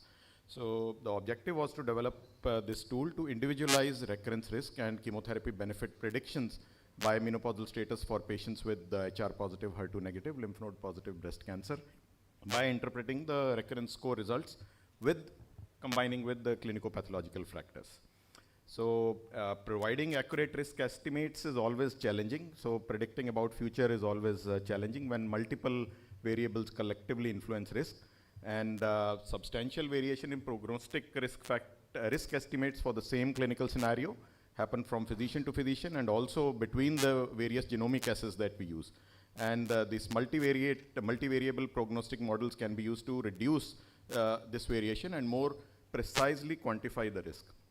So therefore, there is the need of a combination of clinicopathological and genomic variables to accurately predict the outcomes. So this tool, what does it do? There have been previous tools, RS-ClinN which is for node negative, as well as RS-CLIN late, which is for the predicting for the late recurrences. So this is looking specifically at the node positive subgroup. This predicts 5-year IDFS, and also the second thing that it does is estimation of absolute CET. So both prognostic as well as predictive. So what they did was looked at patient pool from RX Ponder study and also from the older SWOG 8814. Smaller number of patients, 367, were included from that study. Cox proportional hazards regression model stratified by trial were used to estimate 5-year IDFS and for pre and postmenopausal patients. The integrated RS-CLIN-N plus model was compared with recurrence score alone and also with the clinicopathological models using likelihood ratio test. We'll see in the subsequent slide what it means. And absolute chemo endocrine benefit was estimated as the difference between endocrine therapy and the CET risk estimates. And subsequently, is it validated? So the subsequent validation was done in 592 patients with node positive disease from the CALIT Health Services Registry. So this is basically the patient and tumor characteristics. The predominant pool, almost 90-95% coming from the RX Ponder study, and majority were postmenopausal, and the premenopausal were about 1634. You can see majority of the patients had 1 or 2 node positive, and about less than 10% had 3 node positive. Majority again intermediate grade and early stage T1, T2 tumors. Almost 50% of patients, because it was a randomized trial, so CET versus ET is 50% in the RX Ponder, but in the SWOG study 8814, the number of endocrine was different as opposed to the CET group.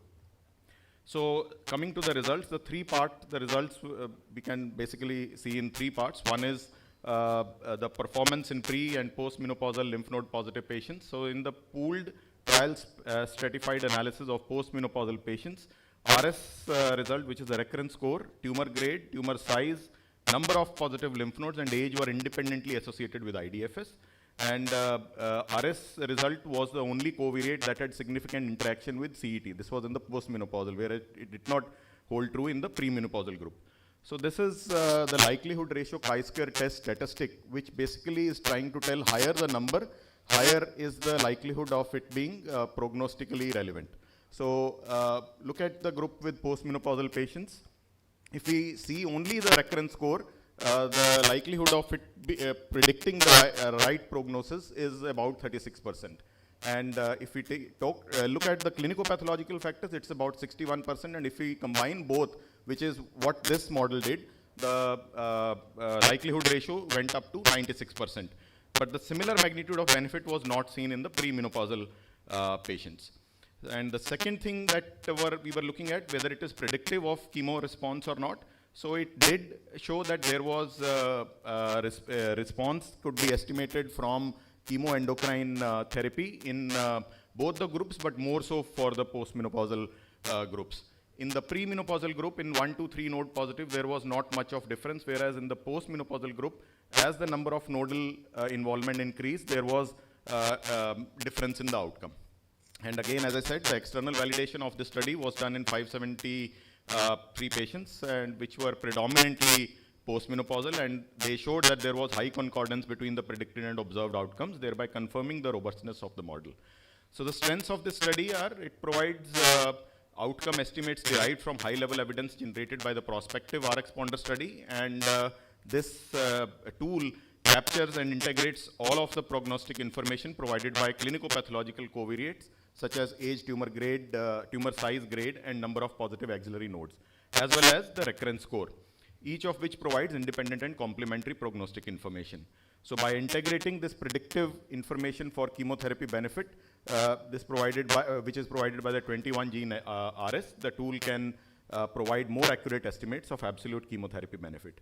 Limitations, in our setup, we see patients who are eligible for this test but hardly are able to do it practically. And this study provides 5-year event estimates, whereas we know that in ER positive early breast cancer there are late recurrences. And there is always a debate about whether IDFS is the right surrogate. Prognostic or predictive information for those with higher recurrence score is not there, and the CT regime which was used in the SWOG 8814 study, which was a CAF, is hardly used now. And it does not give the information about what we saw in the previous trial, whether ovarian suppression by another method is driving whole data set. And this tool is not available as yet. So in summary, this tool provides better prognostic information about IDFS and predictive information about absolute benefit of chemoendocrine therapy in HR positive, HER2 negative early breast cancer patients, compared with recurrence score or with the clinical data alone. Now the second... so you have less than a minute. Second study is about endocrine therapy omission in ER receptor low early stage breast cancer. So important to know what is ER low, which is by the updated CAP guidelines, less than 10% is considered as ER low. Previously, we know that less than 1% or 0 was considered as negative, and all others were considered positive in 2010. So this was a prospective study which was done from the NCDB database, and which included almost, if we see the consort diagram, close to 6 lakh patients which were there diagnosed with breast cancer. But if patients were filtered out as per the inclusion criteria, there were about 7,000 patients which were included for analysis. And out of that, 521 patients were further filtered out because they did not have data for more than 12 months. So what this study basically showed that if patients in that category of ER low subgroup, if they are deprived of endocrine therapy, their overall survival at 3 years is about 3% less than the patients who got endocrine therapy. And the subgroups which derived more benefit were patients who did not achieve complete pathological response, and the other group which was 6 to 10% ER positive. So the strengths were a prospective randomized study, limitations that it is a non-randomized registry study, and detailed information about adherence to chemo was not there, menopausal status not there, and the limited follow-up period of 3 years. And now we know that there is adjuvant benefit of CDK4/6 inhibitors and also of PARP inhibitors. And in Monarch study, there were 3% patients which were ER low subgroup. So in conclusion, this strategy of omitting ER hormonal therapy for ER low may not be beneficial, so we should be advocating this therapy for those patients. Thank you. Sorry for... Thank you, Dr. Kunal. Now call upon Dr. Amish Vora to present. This session is about personalized breast cancer. And Dr. Amish Vora will go to the other extreme of health, which is geriatric patients. Thank you. I thank Dr. Sudeep Gupta and Dr. Shona Nag ma'am. I have been invited after 2 years of hiatus, and I'm happy about that. There are 2 abstracts which I'm presenting, and they are trying to answer 2 questions.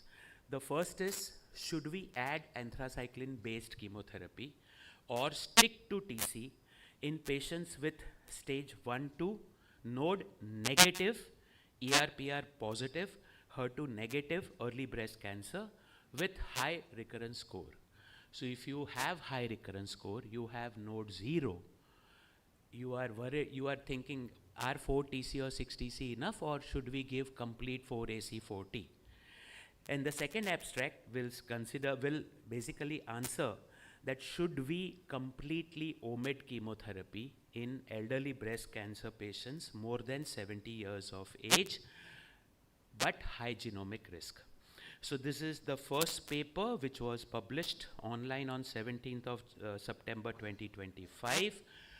Why was this study required? There is ambiguity in the use of anthracycline, and we all know the reason why, especially when N0 is there. We have lot of data on this, ABC trial, Denmark group, ABC TCG meta-analysis, but we have not reached a conclusion as yet.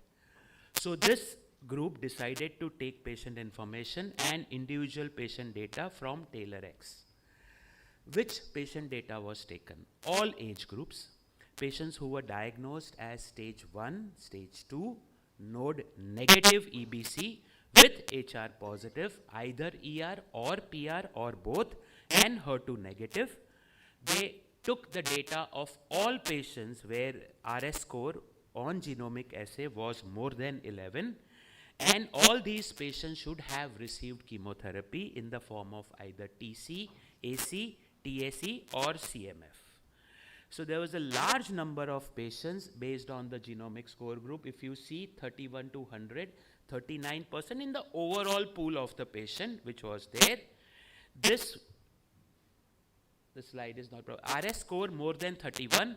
If you see, this means that addition of anthracycline was better. And this is depicted better on this graph, that 5-year distance recurrence-free survival was better, 96.1 versus 91%. In the subgroup analysis, the survival benefit including OS was more clearly seen if you have T more than 2 centimeter, and benefit of anthracycline increased with the increasing score. That means if you have 60, it will be better than 31. If you have 90, it will be better than 60. That is what they say. My take on this paper, this TAILOR-X was actually designed mainly to assess hormone sensitivity followed by chemosensitivity. Chemotherapy, especially in high RS score, was not uniform. In a large cohort in original TAILOR-X, 17% patients had RS score more than 25, out of which only 12% had RS score more than 31. In this study, RS score alone couldn't predict the survival. T size more than 2 centimeter, and if you read the paper, there are a lot of statistics which are applied, like PR positivity, grade. They were trying to find out and trying to see whether anthra benefit is seen in which patient. With Natali also showing approval in high genomic assay node negative, what will be the validity of this particular anthracycline study needs to be seen in the future. Too much of heterogeneity, that is what I could see. Primary endpoint of DRFI is justified, but OS is something which is required in this particular cohort of patient. Till that time, I would recommend the physician's choice based on patient and tumor characteristics. You want to give AC, you want to omit AC, it's your choice. My second paper, this is an interesting paper. Sir mentioned about the geriatric, and this is exactly the geriatric paper. Randomized phase 3 trial, 70 years and above, high-risk breast cancer with high genomic grade index, and this study is called Ester 70s.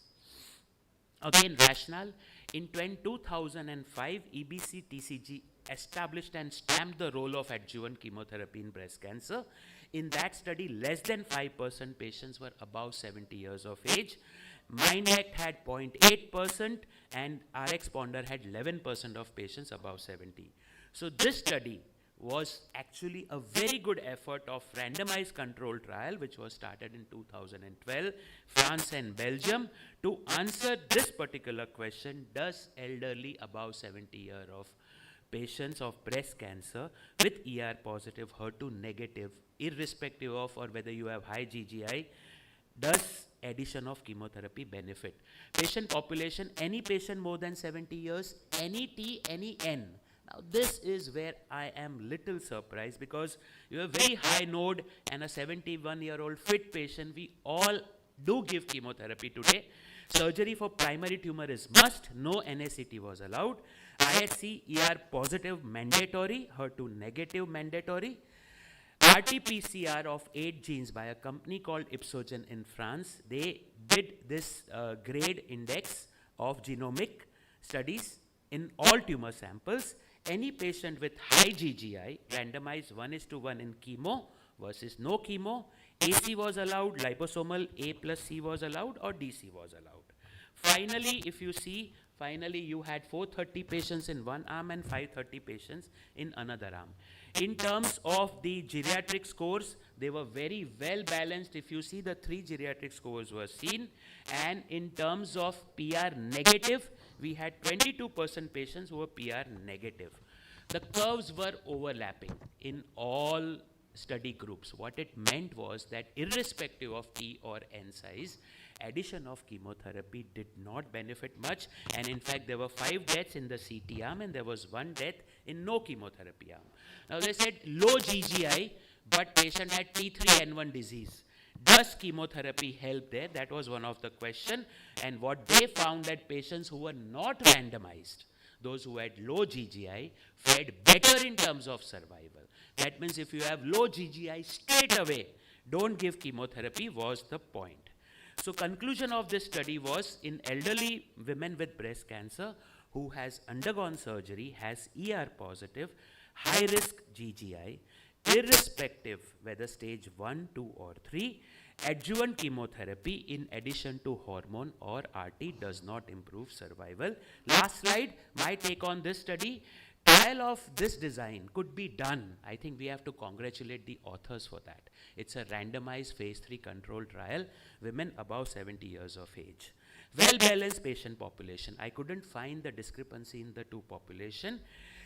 It is GGI which we are not used to it about the Ispogen, but it's not Oncotype DX or MammaPrint because we are so used to hearing those things. I would say definitely practice confirming.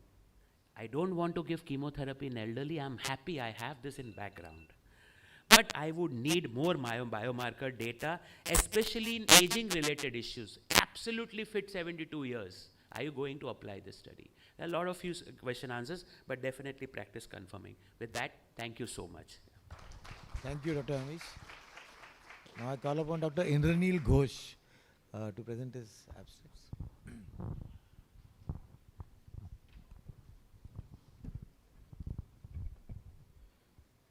Good afternoon. Thanks to Dr. Sudeep and Dr. Nag for inviting me. So I will discuss two abstracts, one abstract and another is the full paper. One on Natalie update on the subgroup status of menopause and age, and the second one is a meta-analysis on extended endocrine therapy. So Natalie background we all know, we have discussed in the morning also, the recurrence risk is there despite the adjuvant endocrine therapy.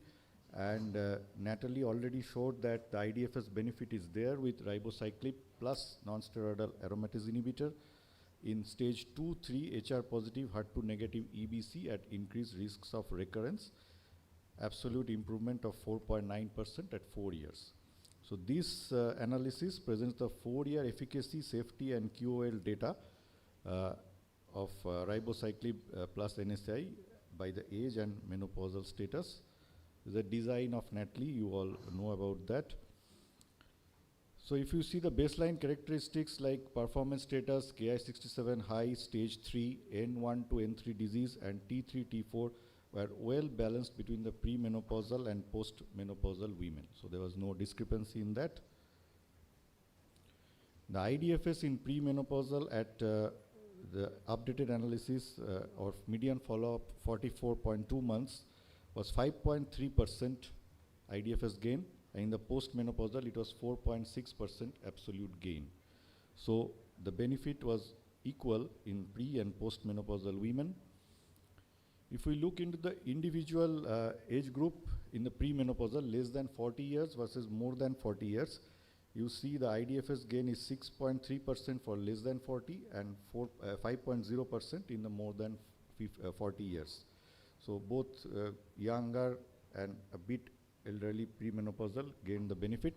Same for the DDFS, it was 7% versus 4.4%. In postmenopausal, however, less than 60 years, it was 2.7% IDFS benefit, and more than 60 years, 6.4% IDFS benefit. DDFS, similarly 2.2% in the less than 60 and 5.9% in the more than 60. Now, obviously, these should be interpreted with caution, but maybe Vamshi, Dr. Ring and others can discuss this during the panel discussion. Why this sort of discrepancy in the less than 60 and more than 60 in the postmenopausal women? Safety was more or less comparable, but ribociclib discontinuation due to AE was lower for the premenopausal women, 16% versus 22%. And more so for the less than 40, where it was only 10.5%, and more than 40 premenopausal, it was 17.5%. Quality of life was maintained irrespective of the premenopausal or the age group. So key takeaways of this updated analysis is ribociclib benefit is maintained well beyond the 3-year treatment period.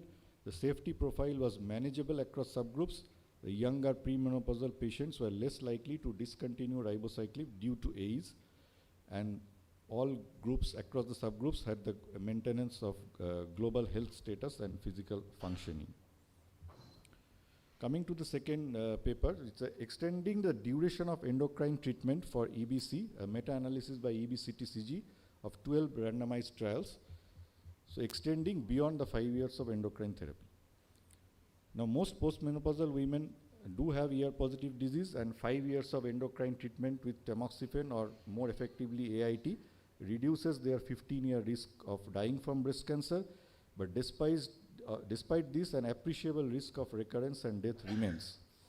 Various trials have studied adding further years of AIT, but the guidelines differ on the optimal duration because the mortality benefit is not clear. So EBCTCG reviewed all the trials who have received at least 5 years of previous endocrine therapy that randomly allocated them giving further AIT versus giving no further adjuvant treatment. So the previous 5 years could have been any form of AIT, but the extended therapy had to be AIT versus no other endocrine treatment. Protocol specified primary outcomes were recurrence of invasive breast cancer mortality, all-cause mortality, and mortality from other causes. So allocation to AIT versus no further treatment reduced the recurrence rates by 27%. This reduction was greater in the patients who received previous tamoxifen alone. It was almost 45 to 50%. Than after some previous AIT. So if the patient received AIT, then extended, then the benefit is less. And it was greater in trials of 5 further years of AIT versus no further AIT as compared to only 2 to 3 years of extended AIT versus no AIT. So breast cancer mortality was reduced non-significantly. The risk ratio was 0.9, the confidence interval going above 1. The p-value was not significant. The absolute benefit was 0.6%. The proportional recurrence reductions from year 5 to year 15 was irrespective of tumor characteristics like the T stage or the N stage or the grade. The proportion benefit was same. So this led to the absolute recurrence reduction was better or greater for the node positive than for node negative. Like for if you give 10 years versus 5 years, then the for the node positive, it was 16.3 versus 20.1% recurrence risk, and node negative 9.1 versus 11.8, so only around 2.5% for node negative. And allocations to 5 further years of AIT increased the 5-year bone fracture risk ratio of 1.35. The p-value was highly significant. However, the absolute difference was 1.2% only. Non-adherence was widespread. In the placebo-controlled trial, it was 39 versus 37.6 in placebo. So even the placebo patients were discontinuing like anything.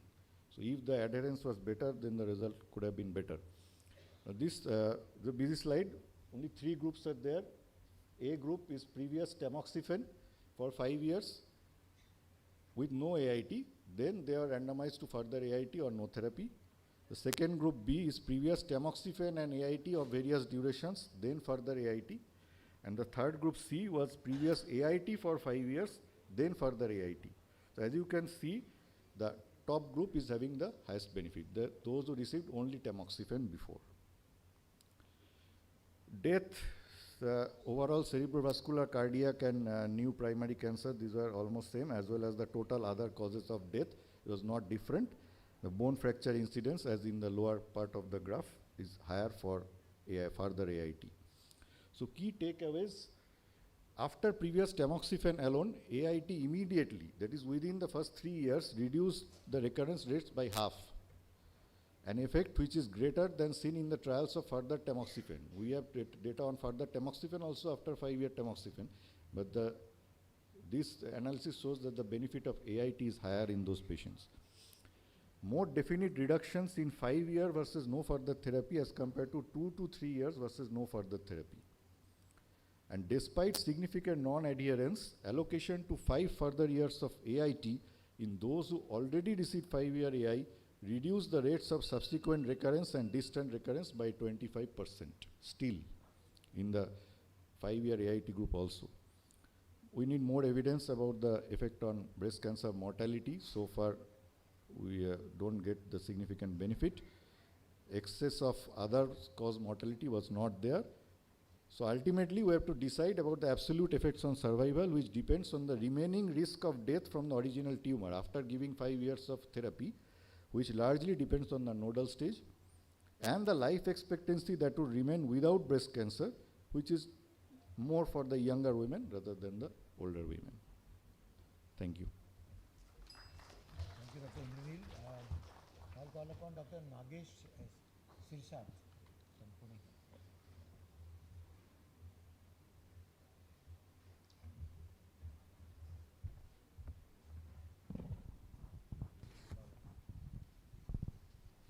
Good afternoon, everyone. First of all, I would like to thank Sudhir Gupta sir and Shona Nag madam for having me here. Today I am going to present 3 abstracts.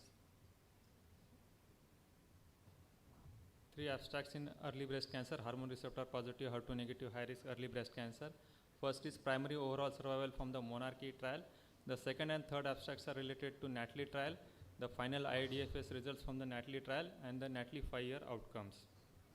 Coming to the first abstract, the Monarchy overall survival analysis. We know that Monarchy established abemaciclib plus endocrine therapy as the standard adjuvant therapy for patients with hormone receptor positive, HER2 negative, node positive, high risk breast cancer. We know that mortality risk in this high risk early breast cancer, hormone receptor positive, is similar to that of triple negative breast cancer. 5-year risk of recurrence in patients with 1 to 3 involved nodes is 26%, whereas it reaches 35% for patients with 10 or more involved nodes.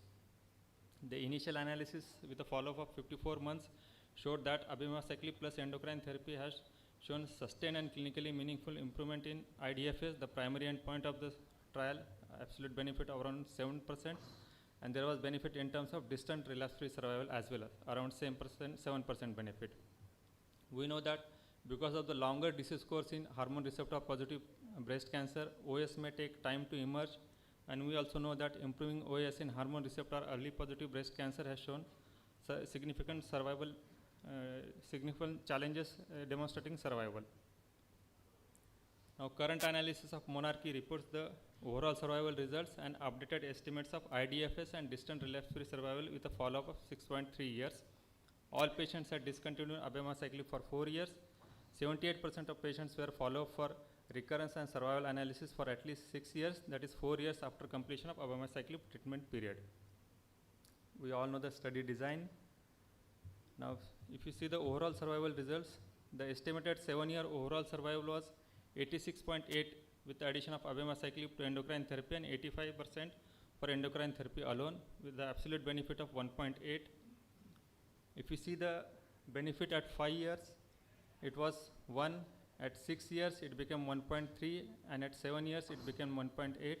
So with longer follow-up, it may deepen further. The hazard ratio was 0.84. So addition of abemaciclib to endocrine therapy resulted in 15.8% reduction in the risk of death versus endocrine therapy alone. Subgroup analysis, the benefit was seen across various subgroups, including menopausal status, type of endocrine partner use. The trial also included updated estimates of IDFS and distant relapse-free survival. You can see that there was sustained benefit. The carryover effect was maintained. The absolute benefit for IDFS at 7 years was 6.5, and for distant relapse-free survival, it was 5.1%. There were less number of deaths related to breast cancer in the abemaciclib plus endocrine therapy arm, and less number of patients alive with metastatic disease in the abemaciclib plus endocrine therapy arm. Now, distribution of first recurrence in the intent to treat population, patient with any recurrent event, 18% in the abemaciclib arm versus 24.5% in the endocrine therapy arm. Abemaciclib reduces distant recurrence. The percentage was 13.6% in the abemaciclib plus endocrine therapy arm versus 18.5% in the endocrine therapy arm. The most common site of distant recurrence was bone, lung, and liver, and the addition of abemaciclib produces less number of patients in all these locations. Now, coming to the systemic anti-cancer therapy used at metastatic recurrence, any systemic therapy was used in 79% of the patients in the abemaciclib plus endocrine therapy arm and 83% patient in the endocrine therapy arm. Use of CDK4/6 inhibitors, 30% in the abemaciclib versus 47% in the endocrine therapy arm. chemotherapy use 32% in the abemaciclib arm and 23% in the endocrine therapy arm. Regarding safety, no new safety signals were observed. Second primary neoplasms around 0.5% of the patients. The conclusion was that adjuvant abemaciclib plus endocrine therapy resulted in a statistically significant and clinically meaningful improvement in overall survival in patients with hormone receptor positive, HER2 negative, node positive, high risk breast cancer. It was the first CDK4/6 inhibitor to demonstrate OS benefit in adjuvant setting. And at 7 years, the updated estimates of IDFS and distant relapse-free survival showed consistent benefit. Safety profile was consistent with prior monarchy results, and there were no new safety signals associated with delayed toxicities were reported. The second abstract is the final IDFS results from the NATALY trial. We know that NATALY assessed the efficacy and tolerability of 3 years of adjuvant ribociclib in addition to non-steroidal AI as compared to non-steroidal AI alone in patients with hormone receptor positive, HER2 negative, high risk patient population, a broader patient population including non-negative patients as well. At the second pre-specified efficacy interim analysis, the study made its primary endpoint with a statistically significant 25 reduction in IDFS events with the addition of ribociclib to NACI as compared to NACI alone. So this analysis was done with a follow-up of 33.3 months. At the data cutoff time, ribociclib was stopped for 78.3% of the patients.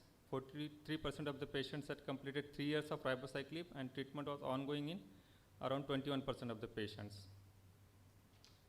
If you see the IDFS in the intent to treat population, the absolute benefit with the addition of ribociclib to non-steroidal AI was 3.1%. The benefit was seen across various subgroups including stage 2 disease, stage 3 disease, node positive or node negative patients. There was benefit in terms of recurrence-free survival, distant disease-free survival, and the OS results were still immature. There were no new safety signals observed in this final analysis, and the adverse rates of special interest, including neutropenia, arthralgia, and elevated liver enzymes, show minimal change with additional follow-up. The conclusion was, with longer follow-up and with most of the patients being off ribociclib, NATALY continues to demonstrate IDFS benefit with the addition of ribociclib to non-steroidal AI as compared to NACI alone in the overall population and across key subgroups, and observed adverse events remain stable. The third abstract is the continuation of the same, the updated 5-year survival results of the NATALY trial. At 3 years, we saw that the IDFS benefit with the addition of ribociclib was around 3%. At 5 years, the IDFS benefit absolute difference became 4.5%. The benefit was seen across various subgroups. The absolute risk reduction in patients with stage 2 disease was 3.7%. Stage 3 disease was 5.6%, node negative 5.7%, and node positive 4.4%.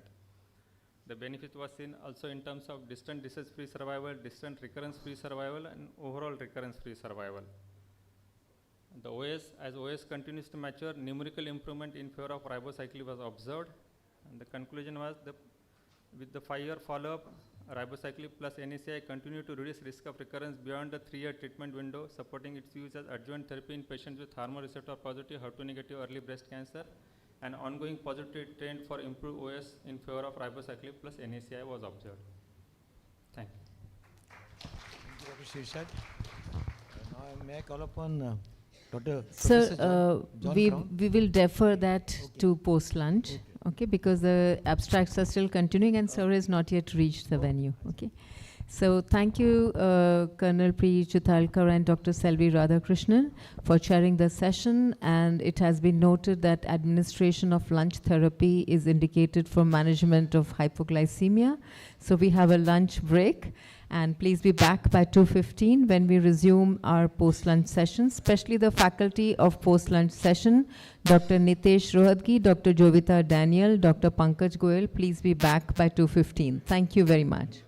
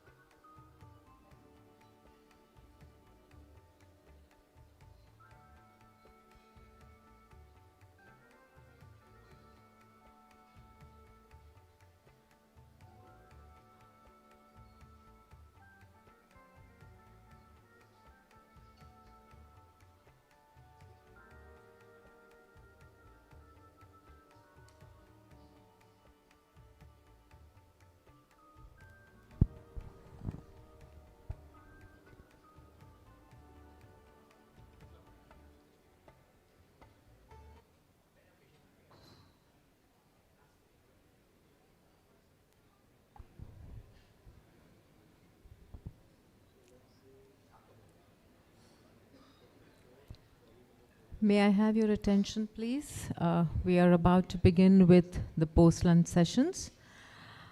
Good afternoon, ladies and gentlemen. Welcome back after the sumptuous lunch break.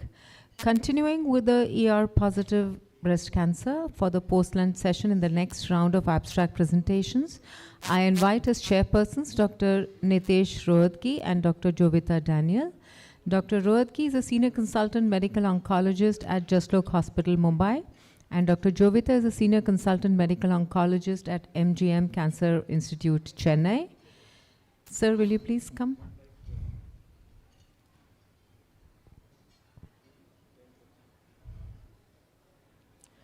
May I remind the speakers, each speaker has only 8 minutes for presentation, so please kindly stick to the time which has been allotted to you for timely conduction of the meeting.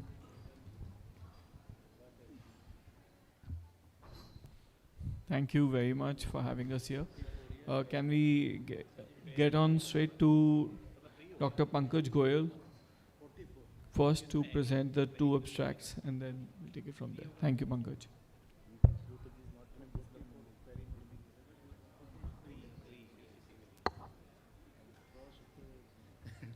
So good afternoon, everyone, and thanks for having me here.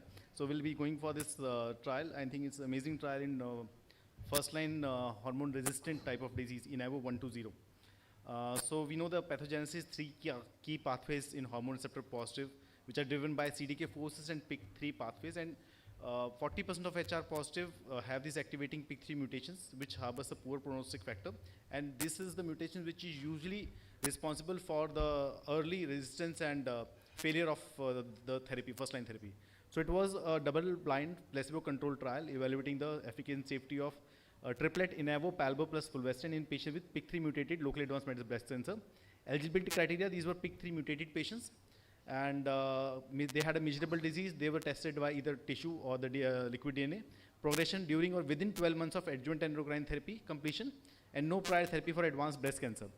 And sugar were well controlled, and these were the patients who were selected. So they were on either this triplet or placebo plus palbociclib plus fulvestrant, and they were observed till the progression of the disease, PFS. So this was the rationale that we know that if we are using the triplet, we have this PIK3 inhibitor, which is usually responsible for the resistance. We are using CDK4/6 pathway, which is a standard of care. We are using fulvestrant, which is targeting the ER pathway. So it's a orally highly selective PIK3 inhibitor, has wider therapeutic window than earlier PIK3 inhibitors which have been using in the past. And these were the patients, 325 patients enrolled between January 29 and from 2020 to 2023, 161 in INAVO group and 164 in placebo group. And the median follow-up was around 34 months. And 30% of the patients in INAVO group continued treatment with more than 1 year of the treatment. And versus 12% of the placebo was still there on treatment at that time. So this is the OS analysis what we have received.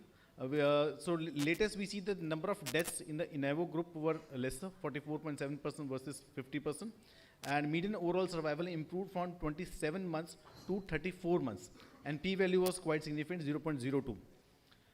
So if you see the subset analysis, all the patients are having benefit out of inavolisib, especially so when the patient is having visceral disease. So in the patient with no visceral disease, it did not lead to significance. However, number of patients were very less, 29 in those patients. And apart from that, more or less most of the patients did get benefit of this combination. And also, minded the patients who were PR negative, they were also the patients who were not having benefit out of this. Whether we consider them as actually hormone positive or not, that can be discussed. Updated PFS improved from 7.3 months to 17.2 months. So 10 months PFS improvement with usage of this at 34 points follow-up. Overall response rate was also better. So we see the median duration of response was 11.1 in the placebo group and 19.2 months in the triplet group. Safety profile, hyperglycemia as expected was seen in 63% as compared to 13.5% in placebo. Stomatitis was also high, 55%. Diarrhea, 50% versus 16%. However, the grade 3/4 toxicity was less, as we see the grade 3/4 toxicity mainly there was a neutropenia, but that was seen in both the arms. That was because of the combination of the cyclin inhibitor. And apart from that, if you see the thrombocytopenia was 13.7, which was somewhat more than the placebo group. So grade 3 or 4 side effects seen in 90% in the INAVO group and 84% in the placebo. Most common being neutropenia, that is 82% in INAVO versus 80.4% with placebo, but it was not significantly increased by this drug. And discontinuation led to INAVO discontinuation because of side effects was 6.8%, placebo 0.6%. Serious side effects occurred in 27% in the INAVO group and 13.5% in the placebo group. So subsequent therapies, 55% of patients in the INAVO group versus 72% in the placebo group received therapy.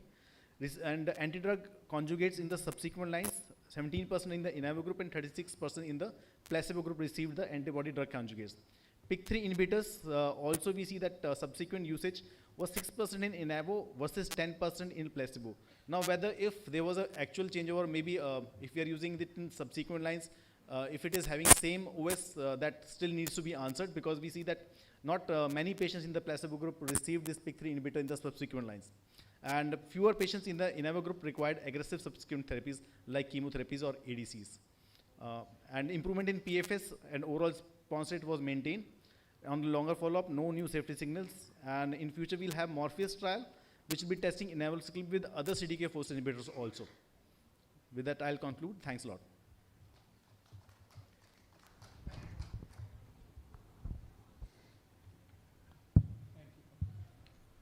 Thank you, Doctor. So we call upon Dr. Anshul Agrawal for the talk on metronomic chemotherapy. Good afternoon. So my first abstract is use of metronomic capecitabine plus an aromatase inhibitor as initial therapy in first line with hormone receptor positive patient with HER2 negative patient in MBCs. The name is Mecca trial. It was a Chinese study which was published in JCO.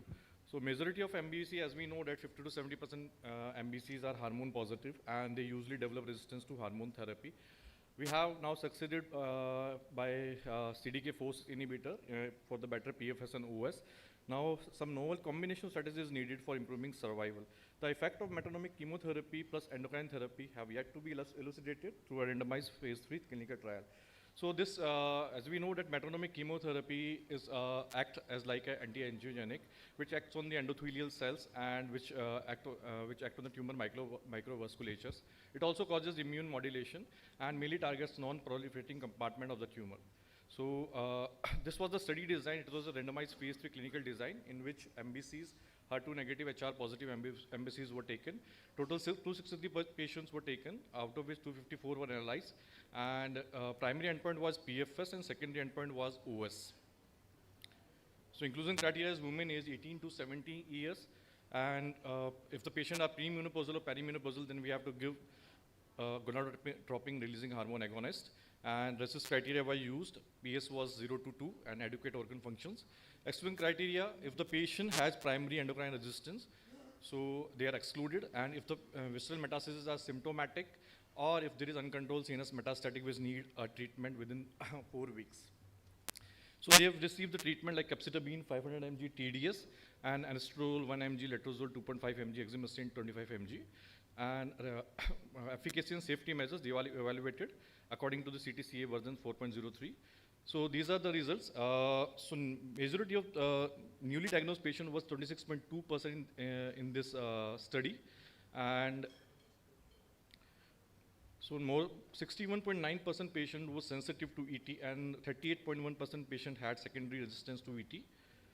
So these are the results. Median PFS was increased approximately 9 months, that is 20.9 months versus 11.9 months, with the hazard ratio 0.58. Median OS was not achieved. And in AI arm, it was 45.1 months. 3 years OS rate is 79 versus 63%. 5-year OS rate is 52 versus 28%. Overall response rate is 37.3 versus 25%. So these are the PFS and OS graphs. Now the subgroup analysis, so mostly all subgroup got benefited. In the adverse event, the main adverse event because of the use of capecitabine, that is Palmer, that is Hanford syndrome, AST increase, and anemia. There was no such grade 3 adverse event in AI arm. So take-home message from this study is metronomic chemo ET combination could be a first-line option for patients who cannot tolerate CDK4 inhibitors. This can be used in resource-constrained settings due to economic benefit of metronomic capecitabine. post-progression of first-line CDK4/6 inhibitor and AI, because these mostly are the resistant population in which it can be combined. My second abstract is combination chemotherapy and hormone therapy in patient with hormone receptor positive and HER2 negative MBCs. Author is Dr. Kripa Bajaj, and study was done in Tata Memorial Hospital, Mumbai. It was a retrospective analysis. So as we know that multiple prior treatment in hormone-positive breast cancer patient leads to emergence of resistance, and chemo-hormonal therapy combination is understudied in both endocrine-sensitive and resistant population. So the rationale of this study is same as of the previous study. So the methods are, the capecitabine was given in full dose in this case, not in the metronomic dose, and it was combined with the hormone therapy like tamoxifen and letrozole. AI and tamoxifen also. Other chemotherapy agent was cyclophosphamide, which was given 50 mg per meter square, day 1 to day 21, every 28 days. The outcome was PFS, OS, and treatment-related adverse event. Patient were classified as having primary or secondary endocrine resistance. So these are the results. These are the demographic parameters. So mostly patient, majority of the patient have already score of 59, between 3 to 6, and some have already score of between 7 to 8, that is 40%. And so majority of the patient had visceral metastasis, near about 50% patient had bone nodal and visceral metastasis, and a majority of the patient have primary resistance, and primary resistance in metastatic setting is 24.6%. So these are the all the combination which were used, like capecitabine plus tamoxifen, which was the major combination which was used, and cyclophosphamide was also used in the combination. So these are the results. In this study, the PFS benefit was 8.8 months.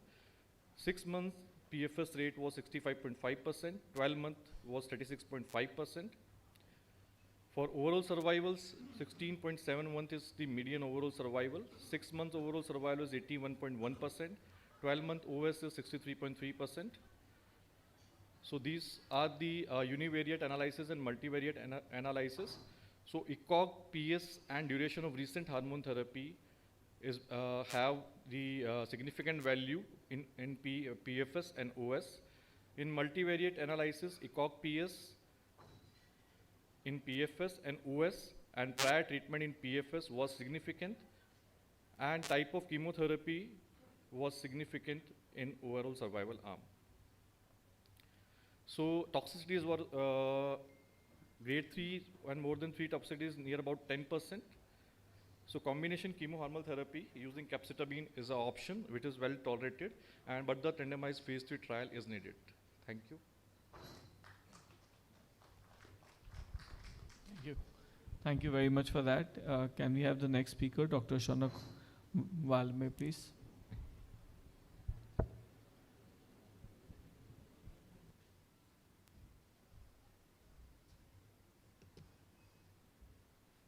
Yeah, thank you.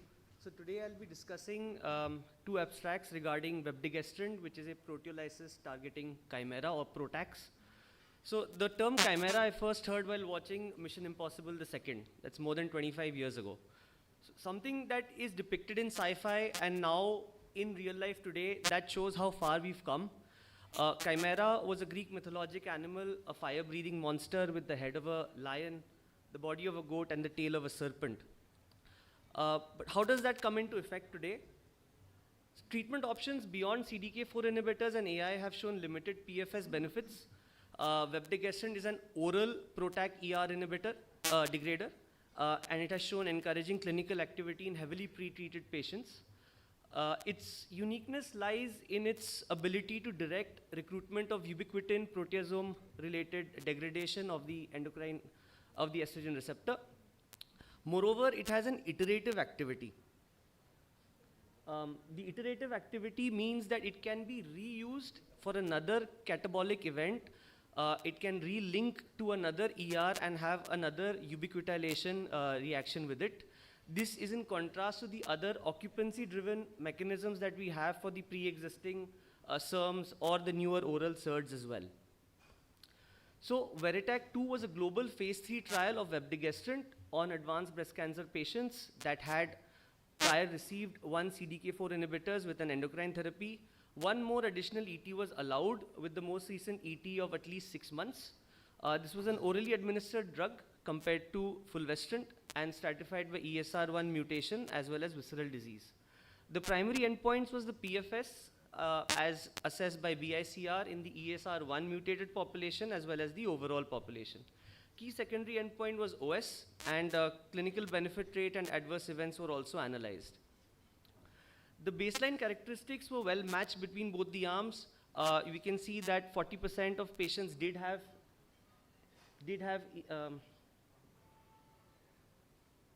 40% of patients did have ESR1 mutations in both the arms, which reflects the real-world scenario. More than 60% of patients had visceral disease, and about a fifth of patients had bone-only disease. Again, reflecting real-world patterns, more than 50% of patients had been using palbociclib as their CDK4 inhibitors. The primary endpoint in the ESR1 mutated population showed a 43% risk reduction in terms of PFS, with a median PFS of 5 months versus 2.1 months, with a pretty early separation of curves, and a 6-month absolute PFS benefit of 23%. However, in the overall all patient subgroup, the median PFS was not shown to be beneficial. In the subgroup analysis of the ESR1 mutated population, we can see a homogeneous effect. Whether or not a patient had visceral disease, liver disease, or bone-only disease, vepdegestrant did seem to fare better than fulvestrant. The secondary endpoint, OS, was immature at the time of analysis, but if you see the clinical benefit rate, there is a doubling of the clinical benefit rate with the use of vepdegestrant, 4.5 times improvement in terms of the objective response rate with the use of vepdegestrant over fulvestrant. But this was only in the ESR1 mutated subgroup. In the all patient subgroup, the benefit was not as starkly different. As far as safety and tolerability was concerned, there was slightly more grade 3 or higher effects in the vepdegestrant arm, but treatment discontinuation rates as well as dose reduction rates were minimal. There was a hint of QT prolongation also with vepdegestrant, but there was a sub-study which analyzed that this effect is not major. The most common treatment emergent adverse event in the vepdegestrant arm was fatigue, and the grade 3 or higher adverse event was usually hematologic. So the authors concluded by saying that vepdegestrant is the first PROTAC to be evaluated in a phase 3 study. It has shown statistically significant and clinically meaningful improvement in PFS versus fulvestrant in the ESR1 mutated subgroup. OS analysis is immature, and vepdegestrant does demonstrate a favorable safety profile. But coming to our own mission impossible with our patients, should we choose to accept it? Comparing the results to the other oral SERDs that we have, all of them seem to have a median PFS of roughly 5 months. In the ESR1 mutated subgroup, maybe PROTACs do better than SERD monotherapies, but now SERDs are being tested in combination with the CDK4 inhibitors. So there are further things to ponder over is what is the optimal sequencing amongst the SERD, SERMs, as well as the PROTACs. What is the optimal timing? Do we go for ESR1 liquid biopsy to assess for molecular progression or wait for clinical progression? But whatever the circumstances may be, if, like the Greek mythology, this chimera can truly breathe fire onto the breast cancer cells, and it can make the breast cancer cell self-destruct in 3 seconds, then it is definitely worth a shot. Thank you.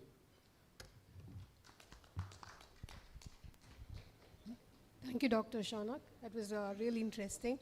Now we'll have Dr. Suhail Qureshi to discuss on camizestrant and Serena.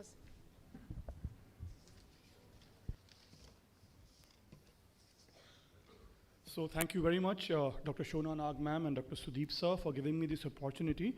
I'll be talking about 2 abstracts today, and both of them are related to the SERENA-6 study. The first one was the interim result, which was published in June 2025 in NEJM, and the same updated analysis of the same study was discussed at SABCS just last month in December.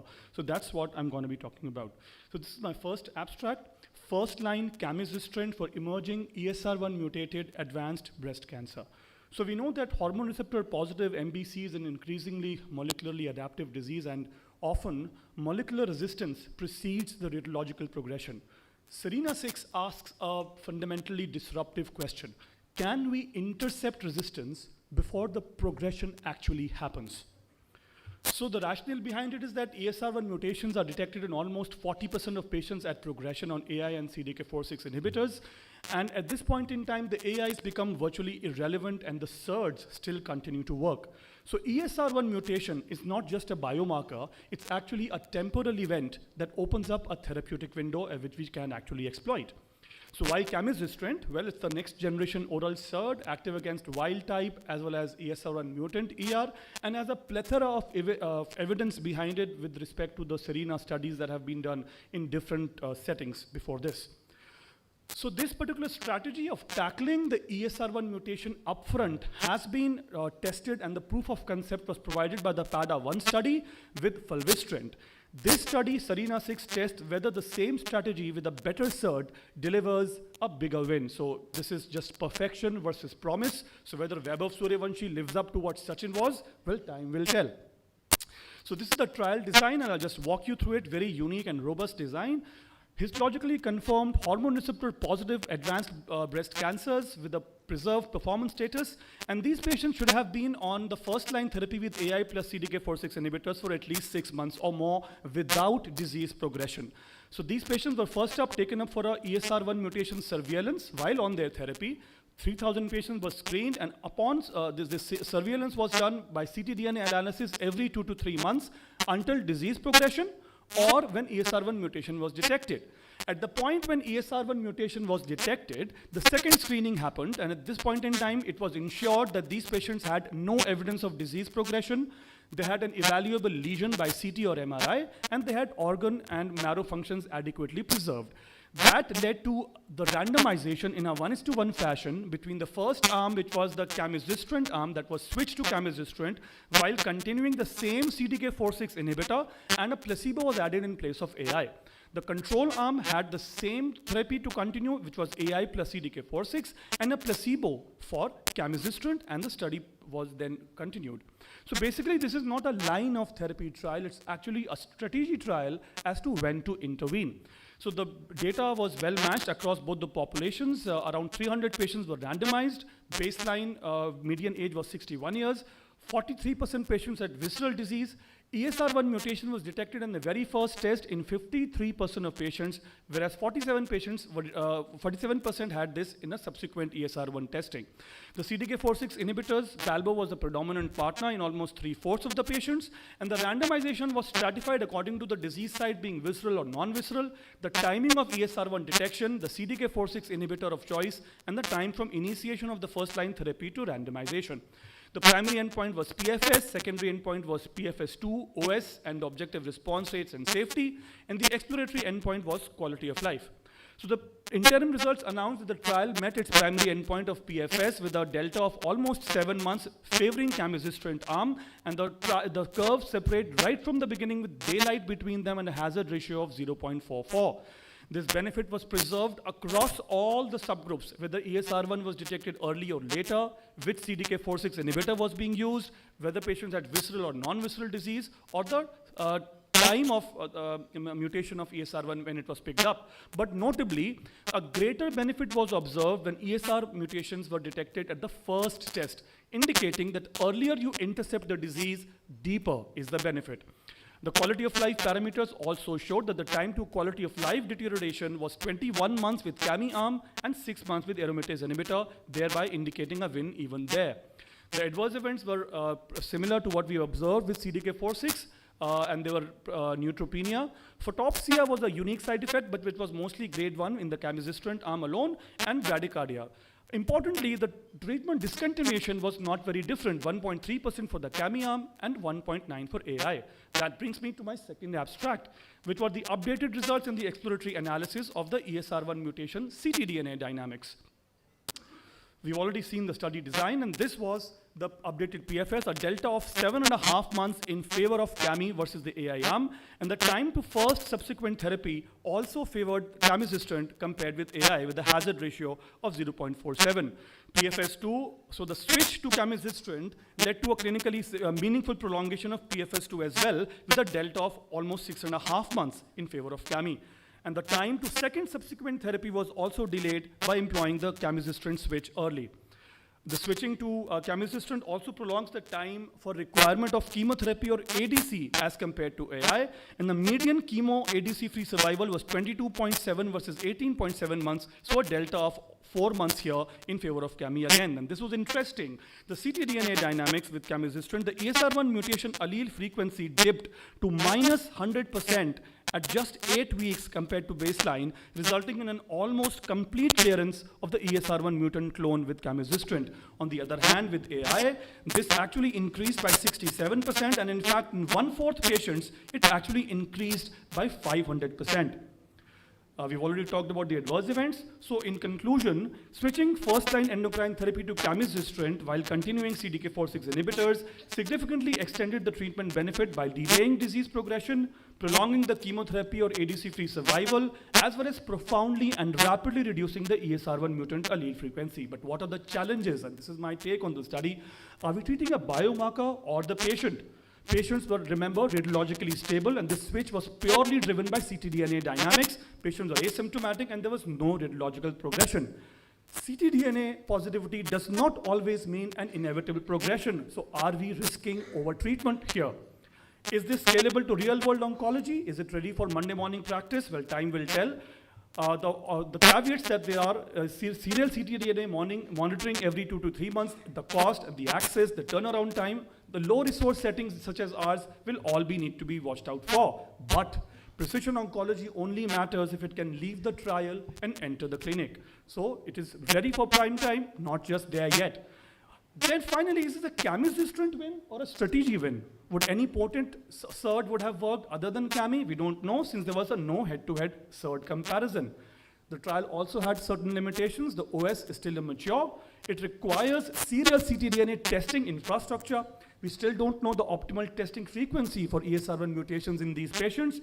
The cost effectiveness has not been addressed, and the CDK4/6 switch not explored, as we've often seen with maintain and post-monarch studies, that actually that also results in a 2 to 3 months advantage for the patients. So effectively, this trial changes when we act and not what we use next. So it is not a sequencing trial, it's a trial to test the intervention timing, the timing of your intervention. So what is the likely future? We move from a reactive to a more proactive strategy for endocrine sequencing. ESR1 now becomes a trigger, not just a resistance marker. And now we would probably be doing more ESR1 ctDNA monitoring, where a molecular progression was perhaps result in a treatment switch to avoid clinical progression as the goal. So my take-home message, SERENA-6 demonstrates that molecular persistence can be treated before clinical failure, prolonging disease control, preserving quality of life, and redefining first-line endocrine strategy in hormone receptor-positive MBC. Thank you very much. Thank you very much, Dr. Nitesh Rohatgi and Dr. Jovita Daniel, for chairing this session. For the next round of abstract presentation, I call upon Dr. Mahbub Basade, who is a consultant medical oncologist at Sir H.N. Reliance Foundation Hospital and Research Center, and Dr. Arvind Kumar, who is a director and consultant medical oncologist at Buddha Cancer Center, Patna. I hand over the session to the chairpersons to invite the first speaker. And speakers, please note, you have got 8 minutes for your presentations.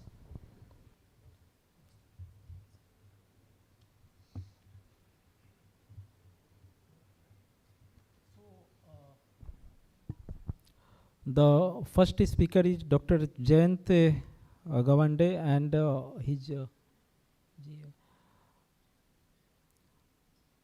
and his topic is primary results of AMBRE randomized phase 3 comparing monochemotherapy versus abemaciclib endocrine therapy in HR positive HER2 negative advanced breast cancer with high visceral tumor burden. Good afternoon, everyone. Thank you, chairpersons. And thank you, Shona Nag madam and Gupta sir, for giving me this opportunity. So I'll be discussing 2 studies, an abstract and a paper. So the first is the AMBRE trial, which is a randomized phase 3 trial comparing monochemotherapy versus abemaciclib plus endocrine therapy in first-line treatment for HR-positive HER2 advanced breast cancer with high visceral tumor burden.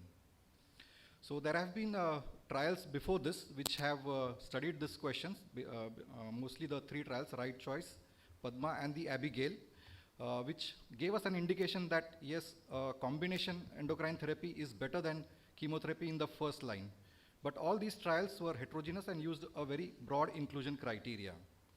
So this AMBRE trial used more strict and precise definitions of what was a high disease burden, such as 2 or more visceral sites involved, or a single visceral site with 3 or more metastases, or a single visceral site with an elevated LDH.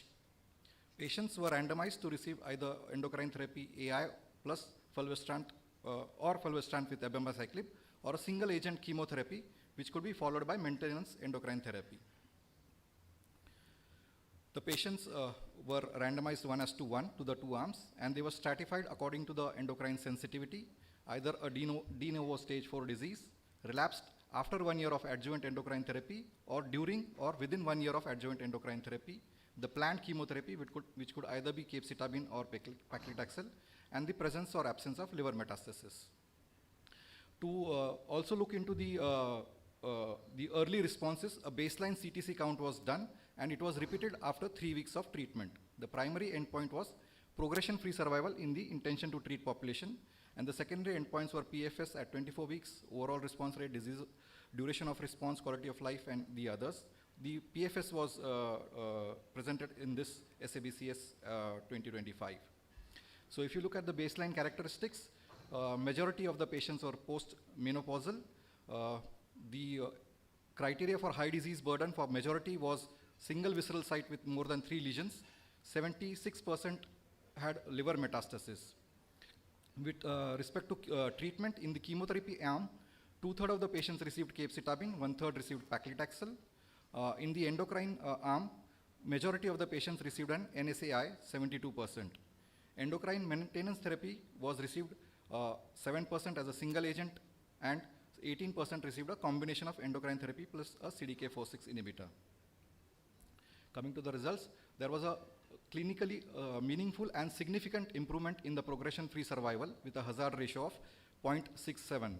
Important thing to note is that the overall response rates were similar with numerically better in the endocrine arm, 35% versus 29%. And if you look at the subgroup analysis, there was all the groups favored the endocrine combination arm as compared to chemotherapy.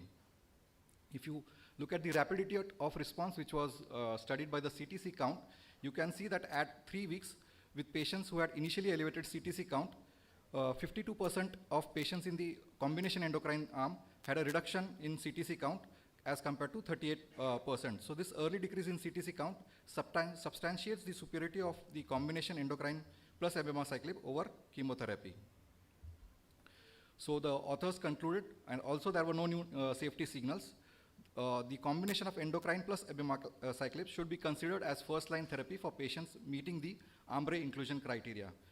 Obviously, we'll have to wait for the overall survival data, but there is a clear indication that combination endocrine therapy is better even in high disease burden. So this trial basically underscores the importance of disease biology. A high disease burden doesn't imply endocrine resistance, and a biology driven treatment is better both in terms of the efficacy in terms of survival outcomes, but as well as the response rates and the rapidity of response than the all-comer treatment of chemotherapy even in high disease burden. Coming to the second study, which looked at clinical characteristics and survival outcomes of metastatic invasive lobular and ductal carcinoma. This was a study done at the MD Anderson Cancer Center, and it was published online on April 28, 2025. So we know that IDC and ILC are the 2 most common histological subtypes of breast cancer, IDC accounting for 70 to 80% and ILC accounting for 10 to 15% of all breast cancers. As of now, we club both these subtypes together and they are treated similarly. We know that ILC has a distinct pathological in terms of E-cadherin loss, which results in a different growth pattern for ILC. It is very difficult to diagnose. It remains invisible. It hardly leads to any masses in the early stages. So as well as in the metastatic setting, they have different clinico-pathological characteristics and as well as responsiveness to systemic therapy. So this study wanted to compare the metastatic lobular and metastatic ductal carcinomas in terms of the survival outcomes, that is the PFS, OS, and DFI, and to investigate the association of clinico-pathological characteristics such as metastasis onset, the Mayer-Barker subtype, and the tumor grade with those outcomes. This was a retrospective cohort study done at the MD Anderson. Patients were included between January 1997 to December 2020. The study follow-up concluded in July 2023. The first results were presented as an abstract in SABCS 2022, and this was a paper published in 3 years later in 2025. To check for the treatment changes that may have happened over time, a propensity score weighing was done according to the year of diagnosis of first metastasis and was used to weigh the patients for the survival outcomes. So coming to the key findings, there were almost 8,535 patients in the metastatic IDC group and 1,100 patients in the metastatic lobular carcinoma group. The patients in the ILC group were older, 58 years versus 52 years. They had a lower metastatic disease burden, 2.6 versus 2.9. A high prevalence of family history of breast or ovarian cancer was seen in the ILC cohort, 27 versus 21%. Majority of the patients in the ILC cohort were HR positive, 83% versus 54%, and majority were low grade. Grade 1 or 2 was 78% versus 34%. So ILC patients were older, had lower disease burden, they were high majority of HR positive and low grade tumors. If you look at the metastatic patterns, there was a distinction. MILC patients had a more predilection for bone, meninges, bone marrow, peritoneum, and uterine metastasis. Coming to the results of PFS, ILC patients had a better PFS, 0.63 years versus 0.47 years, which translates to roughly 8 months versus 5.5 months, which was statistically significant. According to the subtype, the HR positive group of ILC did better than IDC statistically, and grade-wise also ILC did better than the IDC. This is reflected in this forest plot. So irrespective of whether the disease was de novo or recurrent, the subtype, whether it was HR positive, HER2 positive, or triple negative, and the tumor grade, ILC patients had a better or favorable PFS as compared to IDC. Coming to the results of the overall survival, again overall survival was better in the ILC group. Coming to the forest plot, it was better in the ILC for de novo or recurrent and the TNBC setting, but patients with tumor grade 1 or 2, IDC did better than the ILC. Sir, can you come to the last slide, please? So patients with ILC, metastatic ILC had a longer PFS and OS than with metastatic ductal carcinoma. The metastasis onset, ER positivity, and tumor grade and distinct metastatic patterns were associated with survival outcomes. So we have this affirms that the diseases are different biologically. They need to be looked at differently, and maybe more personalized treatments may give us better results for the treatment of these patients. Thank you for the patient hearing. Thank you, Jen. One comment from my side for the AMBER trial, that we have been traditionally taught that any visceral crisis give chemotherapy. I think with the right choice and AMBER, there are options available that if patient right selection of the patient is more important, whether patient will go with the hormone with CDK4/6 or chemotherapy. So to present the next two abstracts, Victoria 1 and Optitrop Breast 2, let me invite Dr. Krupa Shankar. Over to you.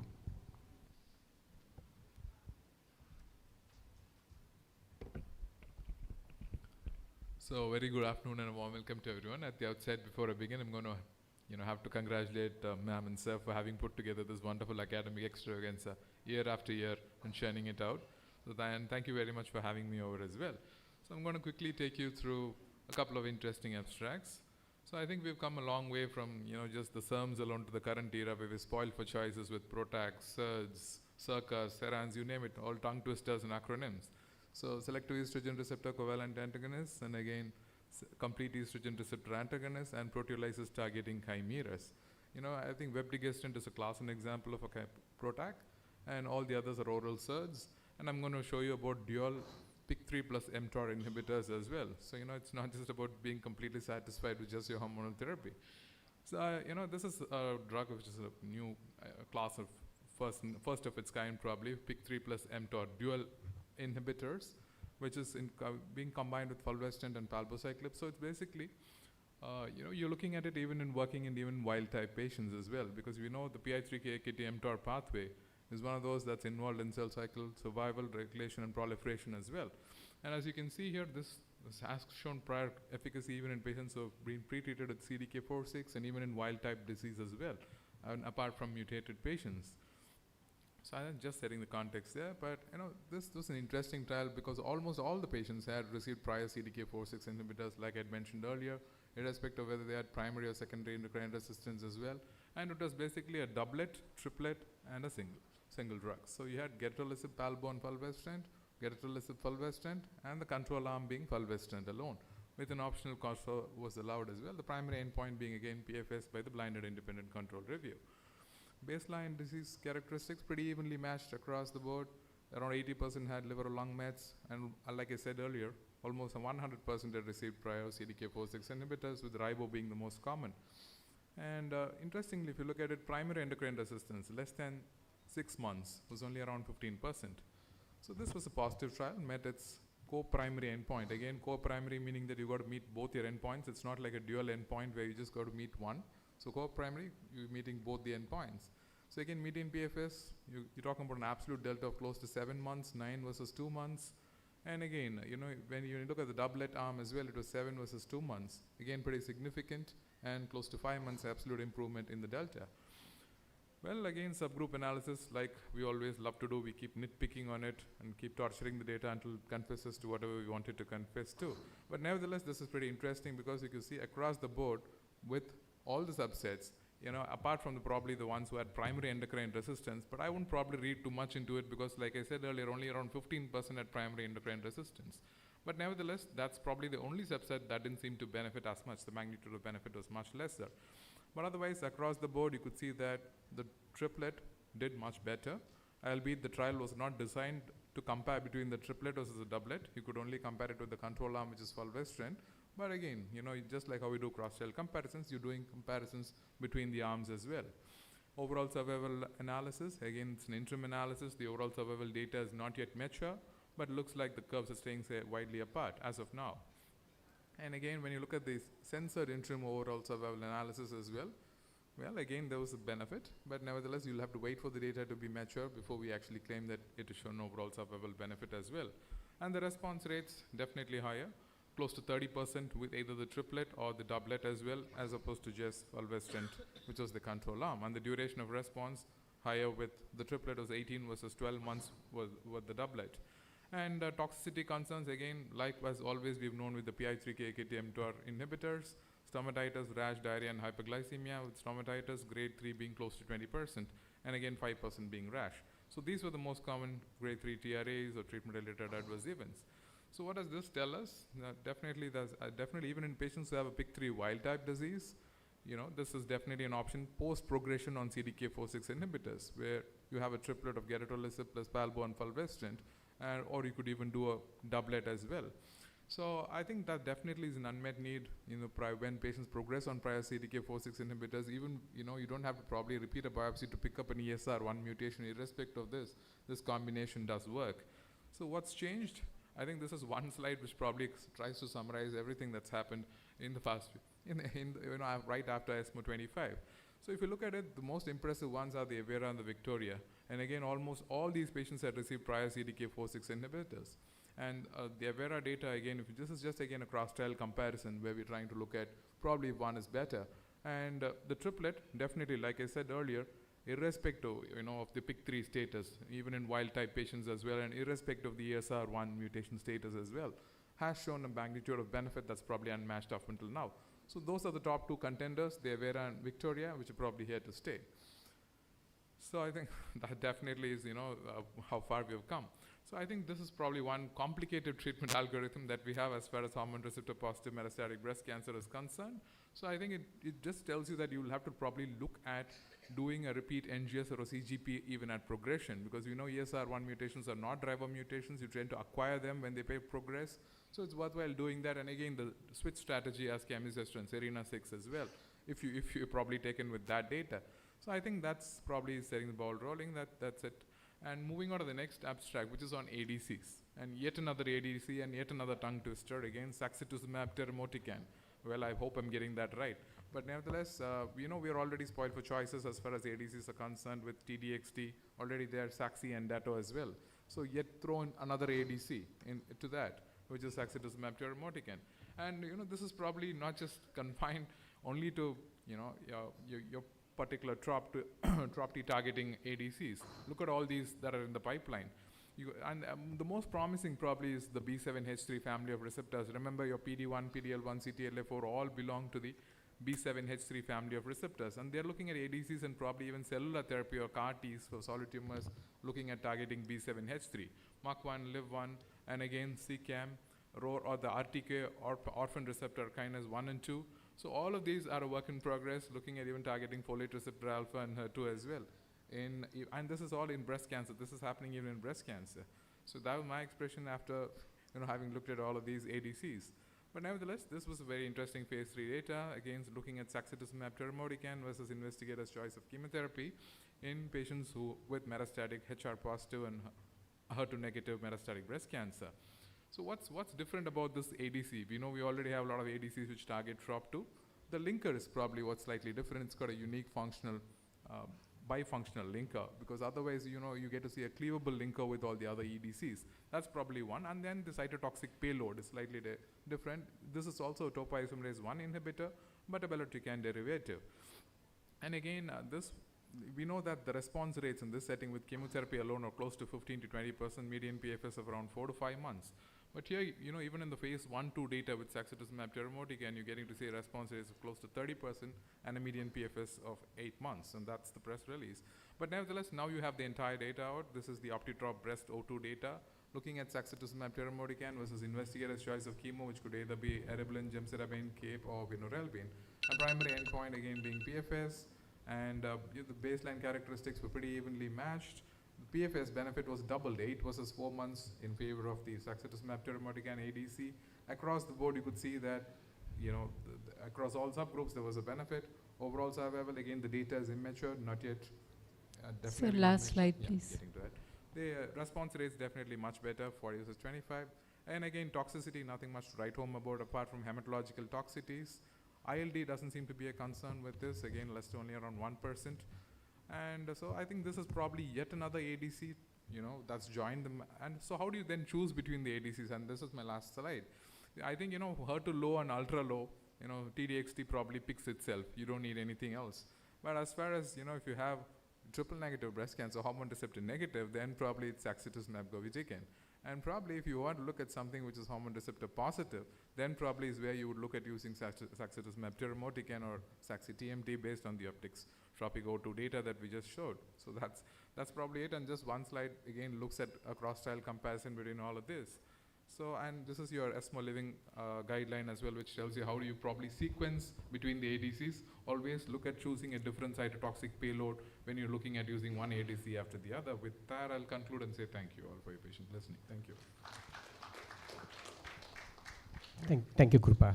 We know that post CDK4/6, there are issues whether to go with the hormonal pathway or ADC pathways. So for the next. Dr. Abhishek. Dr. Abhishek, yeah, sorry.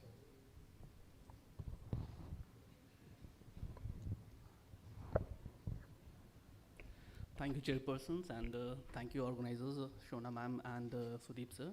So I'll be presenting on 2 important trials, post-MONARCH and Young Pearl study. First, coming to the post-MONARCH, this is abemaciclib plus fulvestrant in advanced breast cancer after progression on CDK4/6 inhibitor. So this was a randomized phase 3 trial where patients with HR positive, HER2 negative advanced or metastatic breast cancer patients those who have progressed on first line CDK4/6 inhibitor along with aromatase inhibitor for advanced disease, or recurrence on or after CDK4/6 inhibitor in the adjuvant setting were taken and randomized 1:1 to receive either abemaciclib plus fulvestrant or palbociclib or placebo along with fulvestrant. Primary endpoint being the progression-free survival by the investigator. So this is the baseline characteristics which were well matched between the two arms. Metastasis-wise, visceral metastases were present in almost 60% of the patient in both the arms, and the evaluable ctDNA were present in 88% in the abema arm and 85% in the placebo arm. ESR1 mutation were present in 40% and 51% in the abema and the placebo respectively. So when we talk about the prior treatment history of at the baseline, most patients received the CDK4/6 inhibitor in the prior line in the advanced disease. Only 2 patients received in the adjuvant setting, and that was also in the placebo plus fulvestrant arm. Prior CDK4/6 wise, placebo, palbociclib was the most common. That was 59% in the abemaciclib and 59% in the placebo arm. Ribociclib 34 and 33% respectively, and abema 8% only. When we come to the primary endpoint, which was progression-free survival, it was significantly better for those who received abemaciclib plus fulvestrant as compared to the placebo. Median PFS was 6 months versus 5.3 months. But when we see about the BICR assessed PFS, it was also better for abema as compared to placebo, but there was a discordance between the investigator assessed and the BICR assessed PFS, and this was mainly because of the informative censoring. PFS in the key subgroups were better for abemaciclib along with fulvestrant as compared to the placebo and fulvestrant arm. Mainly, it was irrespective of the prior CDK4/6 inhibitor therapy duration or the visceral metastasis, whether it is present or not. Post-monarch overall response rate was also better for the abemaciclib along with fulvestrant.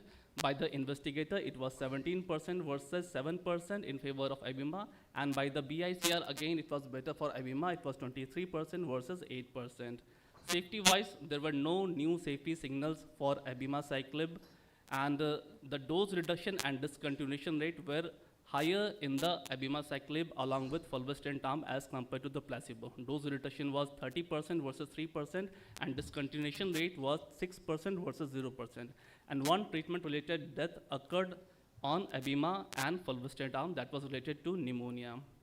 The conclusion of this study was that abemaciclib improved PFS in patients with hormone receptor positive, HER2 negative advanced breast cancer with disease progression on prior CDK4/6 inhibitor along with endocrine therapy, despite the control arm performing better than expected.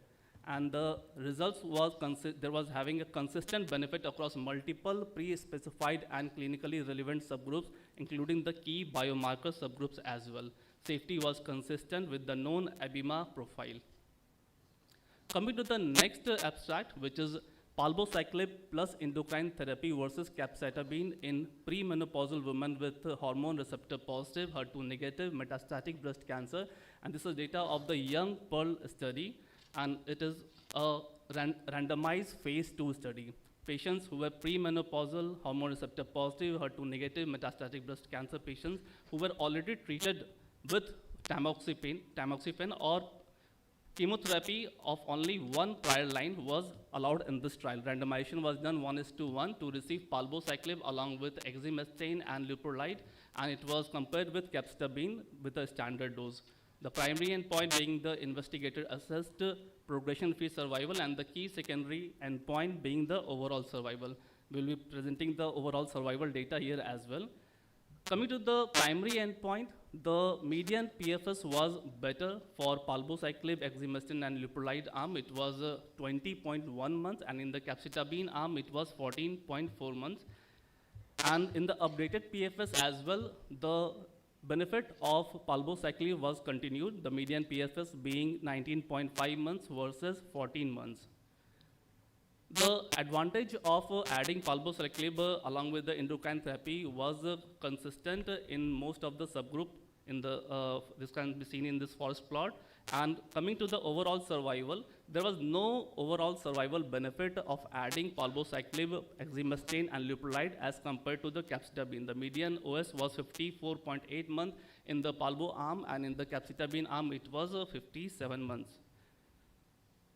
So it was shown that patients who went on to receive CDK4/6 inhibitor after progression had a longer median overall survival. And when we see the number of patients who went on to receive CDK4/6 inhibitor after progression was 26% in the capecitabine arm. So almost 1/4 of the patients who progressed on capecitabine arm went on to receive CDK4/6 inhibitor. The PFS2 was also not different. There was no significant difference in the PFS2.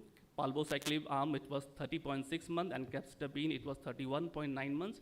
But when we see in overall survival in patients who did not receive post-study CDK4/6 inhibitor, palbociclib did better as compared to capecitabine. The median OS was 49 months in the palbo arm, and in the capecitabine arm, it was 38.8 months. Toxicity-wise, it was well known that palbociclib will be having hematological toxicity, and the neutropenia was the most common toxicity seen in the palbociclib, exemestane, and leuprolide arm. And when we talk about non-hematological toxicity, fatigue, nausea, and headache were more commonly seen in the palbociclib, whereas arthralgia, mucositis, diarrhea, and hand-foot syndrome were more commonly seen in the capecitabine arm. In conclusion, in the young Pearl study, palbociclib plus exemestane with GnRH analog showed consistent PFS benefit compared with capecitabine in premenopausal patients with HR positive, HER2 negative metastatic breast cancer on longer follow-up of median 54 months. Palbociclib along with exemestane and GnRH agonist showed extended survival outcome of median OS 54.8 months for tamoxifen pre-treated premenopausal patients with HR positive, HER2 negative metastatic breast cancer. PFS benefit in the palbociclib and ET arm did not lead to OS benefit. However, use of CDK4/6 inhibitor after progression was associated with a longer overall survival in multivariable analysis. And the overall safety profile of palbociclib and capecitabine continues to be manageable with a longer follow-up. Thank you. For the next two abstract on ADC, we have Dr. Anuradha Mehta.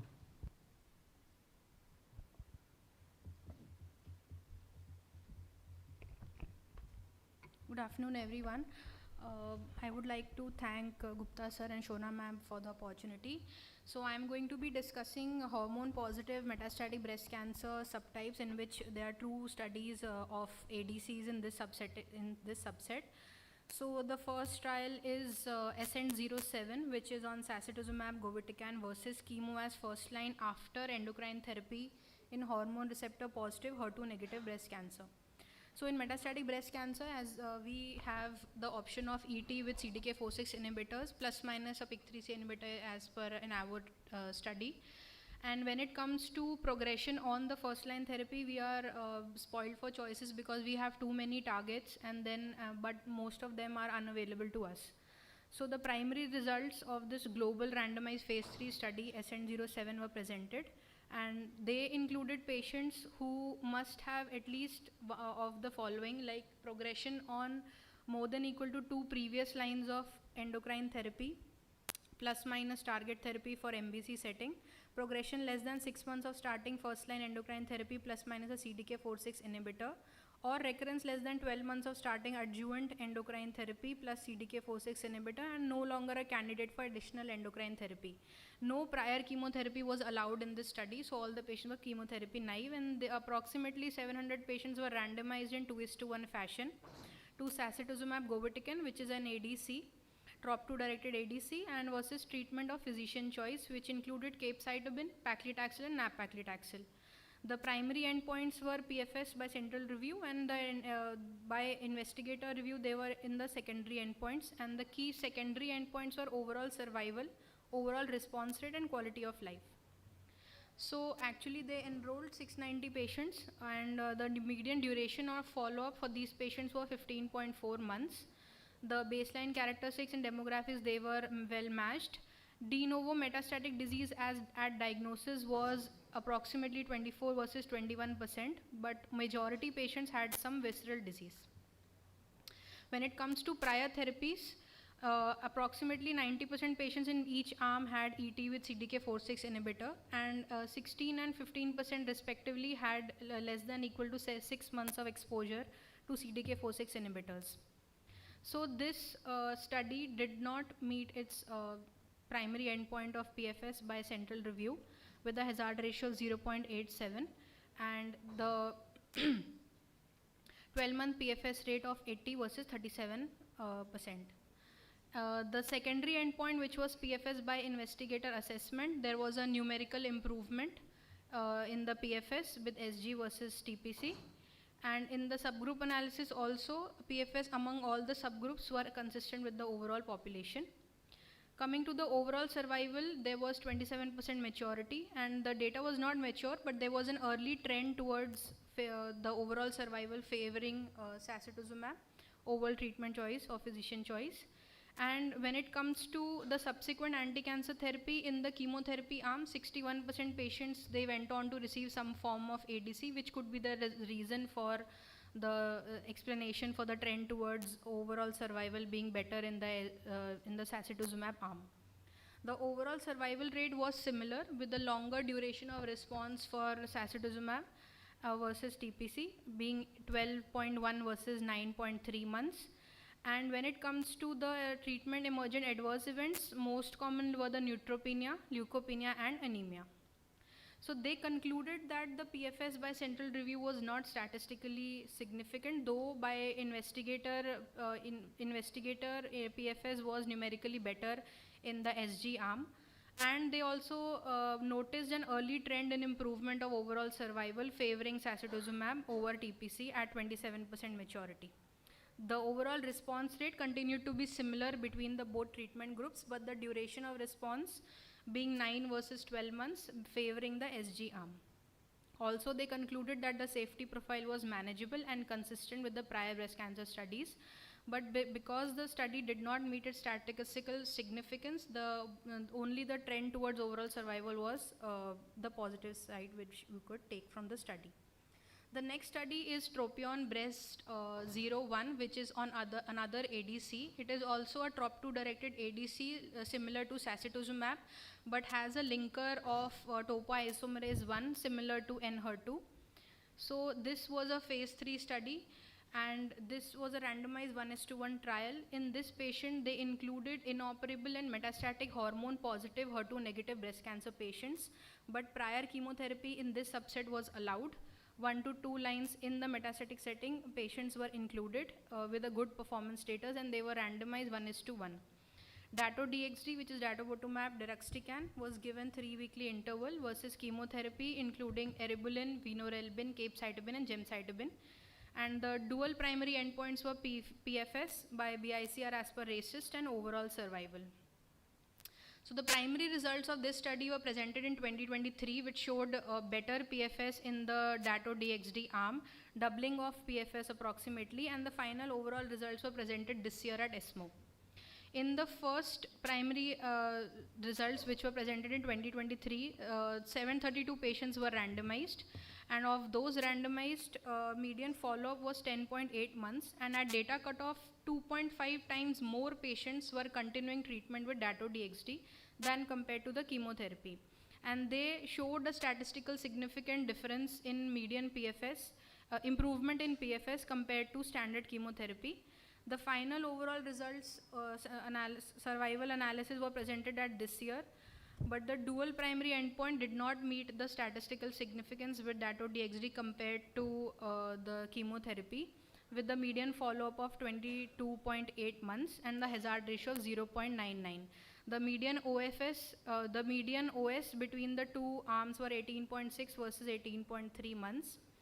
And the use of ADCs as subsequent therapy was 24% in chemotherapy arm versus 12 in the Dato-DXd. They were not balanced, and the difference may have impacted the overall survival results in the final analysis. Adjusting for the subsequent ADC treatment use also results suggest some benefit with the hazard ratio of 0.86, and that is why that matters, because ADC's percentage in chemotherapy arm was 24 versus 12 months.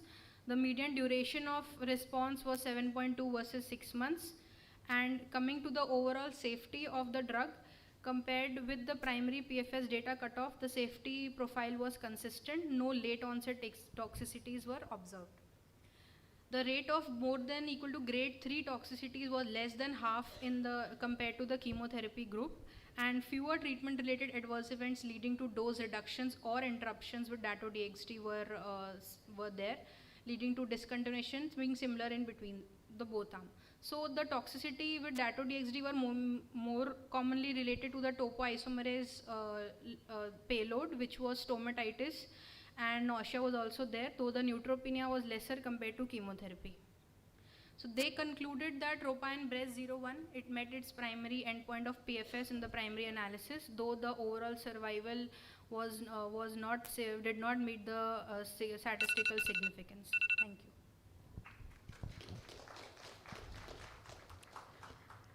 Thank you, Dr. Mahbub Basade and Dr. Arvind Kumar for chairing the session. For chairing the rapid review on ER-positive early breast cancer session, I would like to call upon Dr. Piyush Bajpai, who is a Director and Unit Head Medical Oncologist from Max Healthcare Delhi, and Dr. Naresh Somani, who is Head of Medical Oncology Department at HCG Cancer Center, Mansarovar, Jaipur, and he's also the Director and Senior Consultant at Somani Hospital, Sri Gopal Nagar, Jaipur. I hand over the session to invite the speaker. Maybe invite Dr. Priya Tiwari for this session.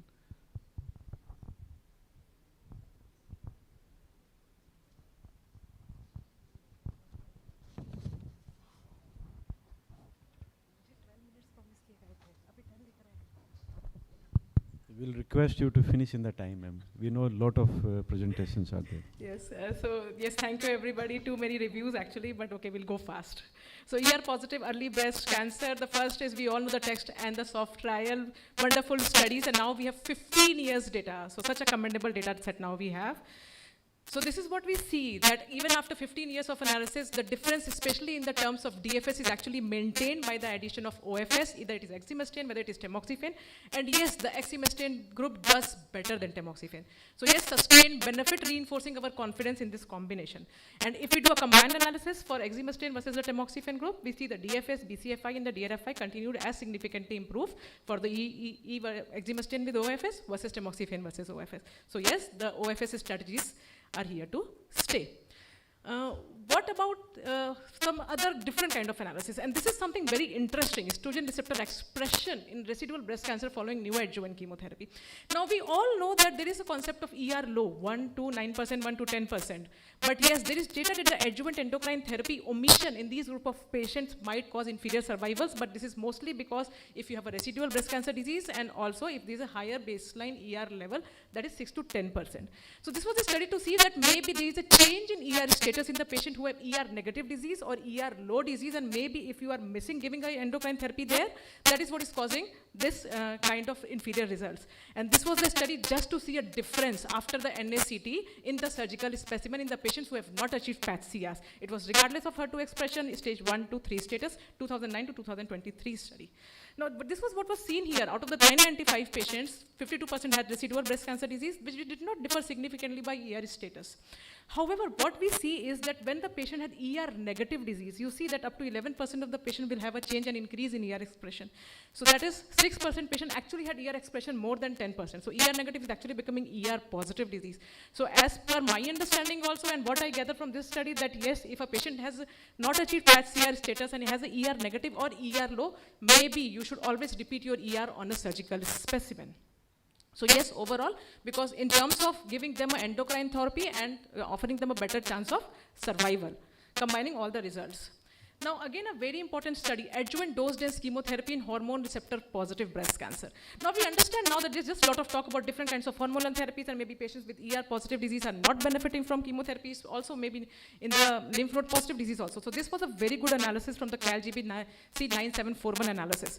So they wanted to see an overall results why the dose-dense therapies versus the conventional chemotherapies in the patient in the lymph node positive, ER positive disease. But they also did some kind of transcriptomic analysis. They wanted to see there's a signature, a transcriptomic signature, which can actually predict the responses with the dose-dense regimen, and that was what they called the SET23 text index, a biomarker measuring endocrine transcriptional activity to identify patients most likely to benefit from dose-dense chemotherapy, which was an RNA-based sample. RNA-based analyses are actually not easy to do, but they did it.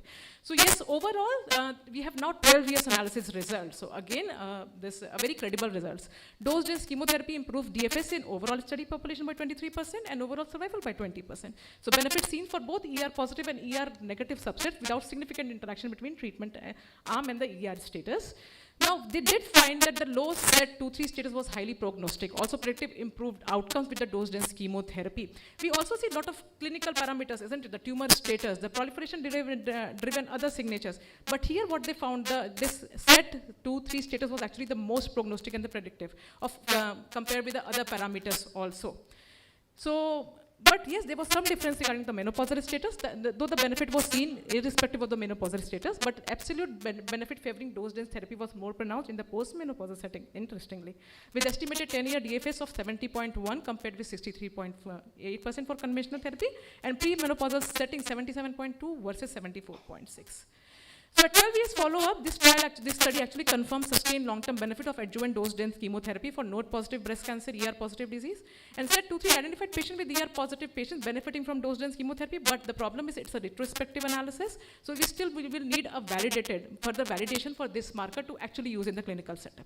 Now again, a very important question in your clinical practice about the breastfeeding after hormone receptor-positive breast cancer result from the positive trial. It was a prospective trial demonstrating no increased short-term risk of breast cancer events in the females with early HR-positive breast cancer who interrupted endocrine therapy to attain pregnancy. So this was across stage 1, 2, 3, less than 42 years patients, for 18 to 30 months of endocrine therapy before inclusion. Temporary interruption of endocrine therapy for up to 2 years to allow for pregnancy, delivery, and breastfeeding. And what we see here that yes, around 62% of patients actually breastfed, 45.2% of the patient who had a unilateral mastectomy also breastfed. Frequency of breastfeeding was higher in females more than 35 years, and what is most important is that maybe the median duration was around 4.4 months, and the important part, cumulative incidence of breast cancer events at 24 months. So I would say it's a short follow-up. 24 months for first one study live birth was 3.6 and 3.1, so just a 0.5% difference between the feeding versus non-breastfeeding group. So it actually tells you that yes, maybe that a patient who is actually undergoing the treatment, maybe mastectomy, maybe irradiated BCS, can still be given the benefit of not just pregnancy but also breastfeeding. So I think patients should be encouraged to attend breastfeeding if desired. Inform patient that breastfeeding from the unaffected base is common and successful after BCS. Remind patient to resume endocrine therapy. This is very important. The trial allowed it only for 2 years, so it's very important that the patient should also be told about the restarting of the hormonal therapy. But yes, I would say that we should wait for a more follow-up data too. Now, genomic hallmarks of endocrine therapy, we would all want to see this, isn't it? Why the patients are recurring. HR-positive patients should not recur, isn't it? We have so many effective endocrine therapies, but still patient recur. So we all want to see what are the resistant pathways. So this was a very important study, whole genomic sequencing from tumors and the normal tissue samples from endocrine therapy resistant ER-positive breast cancer patient relapsing on endocrine therapy with comparison of WGS data generated from tissue of endocrine therapy sensitive patients. And what is the definition that they have used? That the disease free for minimum of 5-year follow-up. So it's a 40 prospectively sampled paired tumor and the normal tissue sample. And we do see that they do find certain kind of signatures. So one is the 3 gene signature, PIK3CA, ESR1, TP53.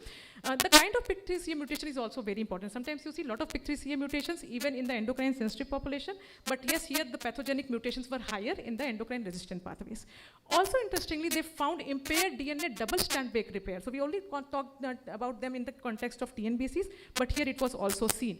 So early prediction of endocrine therapy resistance from the genomic landscape of breast tumors will aid therapeutics, and also PARP inhibitors might have a role here, isn't it? So we only talk about PARP inhibitors in the terms of triple negative breast cancers, but it's very important that whenever you see an endocrine resistant pathways, these pathway evaluation should be done, and maybe a therapeutic efficacy can also be generated.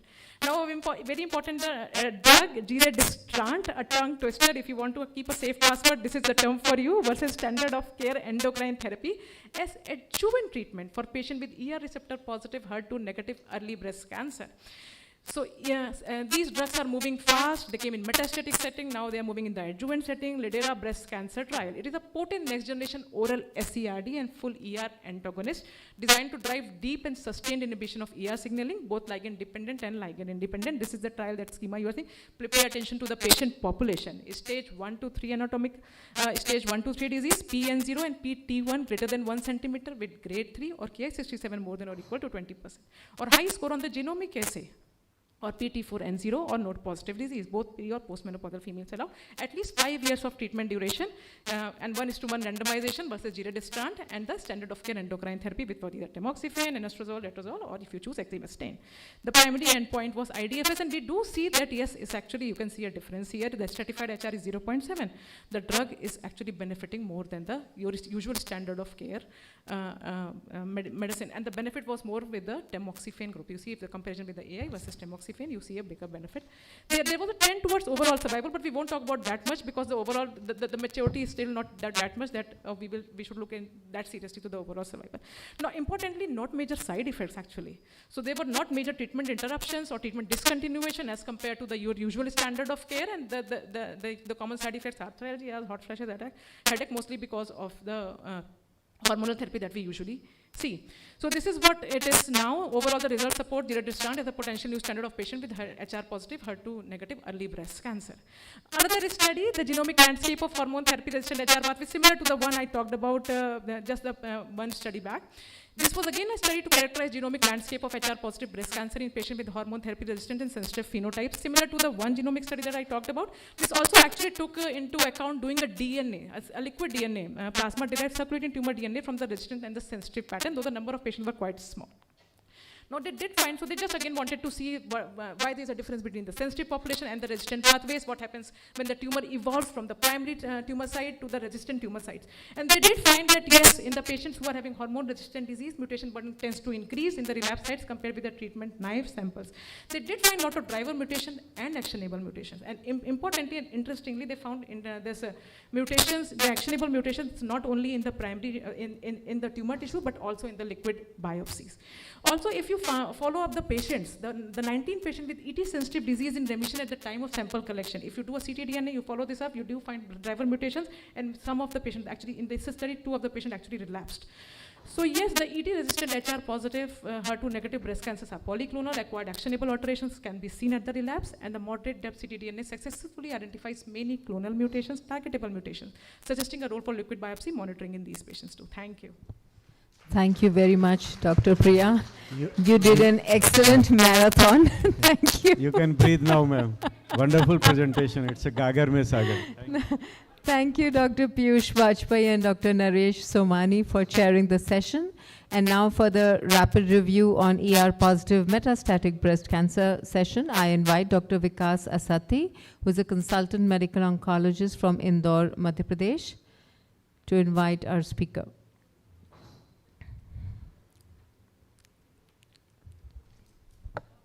So good afternoon, everyone. Thank you, organizer, for the invitation. And we have a 3 important abstract. And for this, I would like to invite Dr. Susmita Rath. She is a professor, Department of Medical Oncology at TMH Mumbai. Over to you, ma'am. Very good afternoon, everybody. Thank you, sir and ma'am, for the opportunity.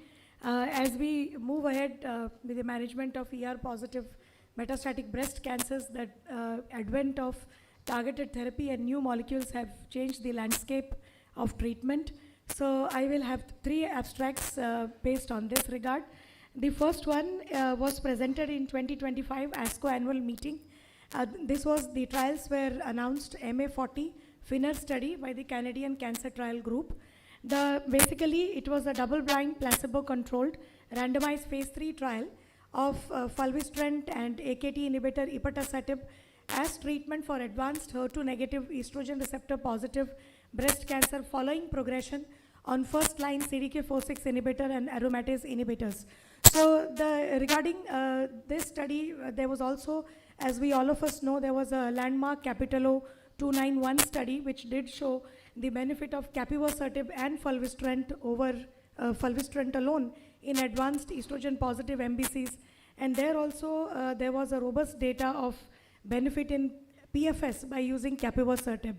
So moving on, the background of doing the MA40 study, as we know that the standard first line for a decade now for ER positive, HER2 negative MBCs have been endocrine therapy, CDK4/6 inhibitor plus AI.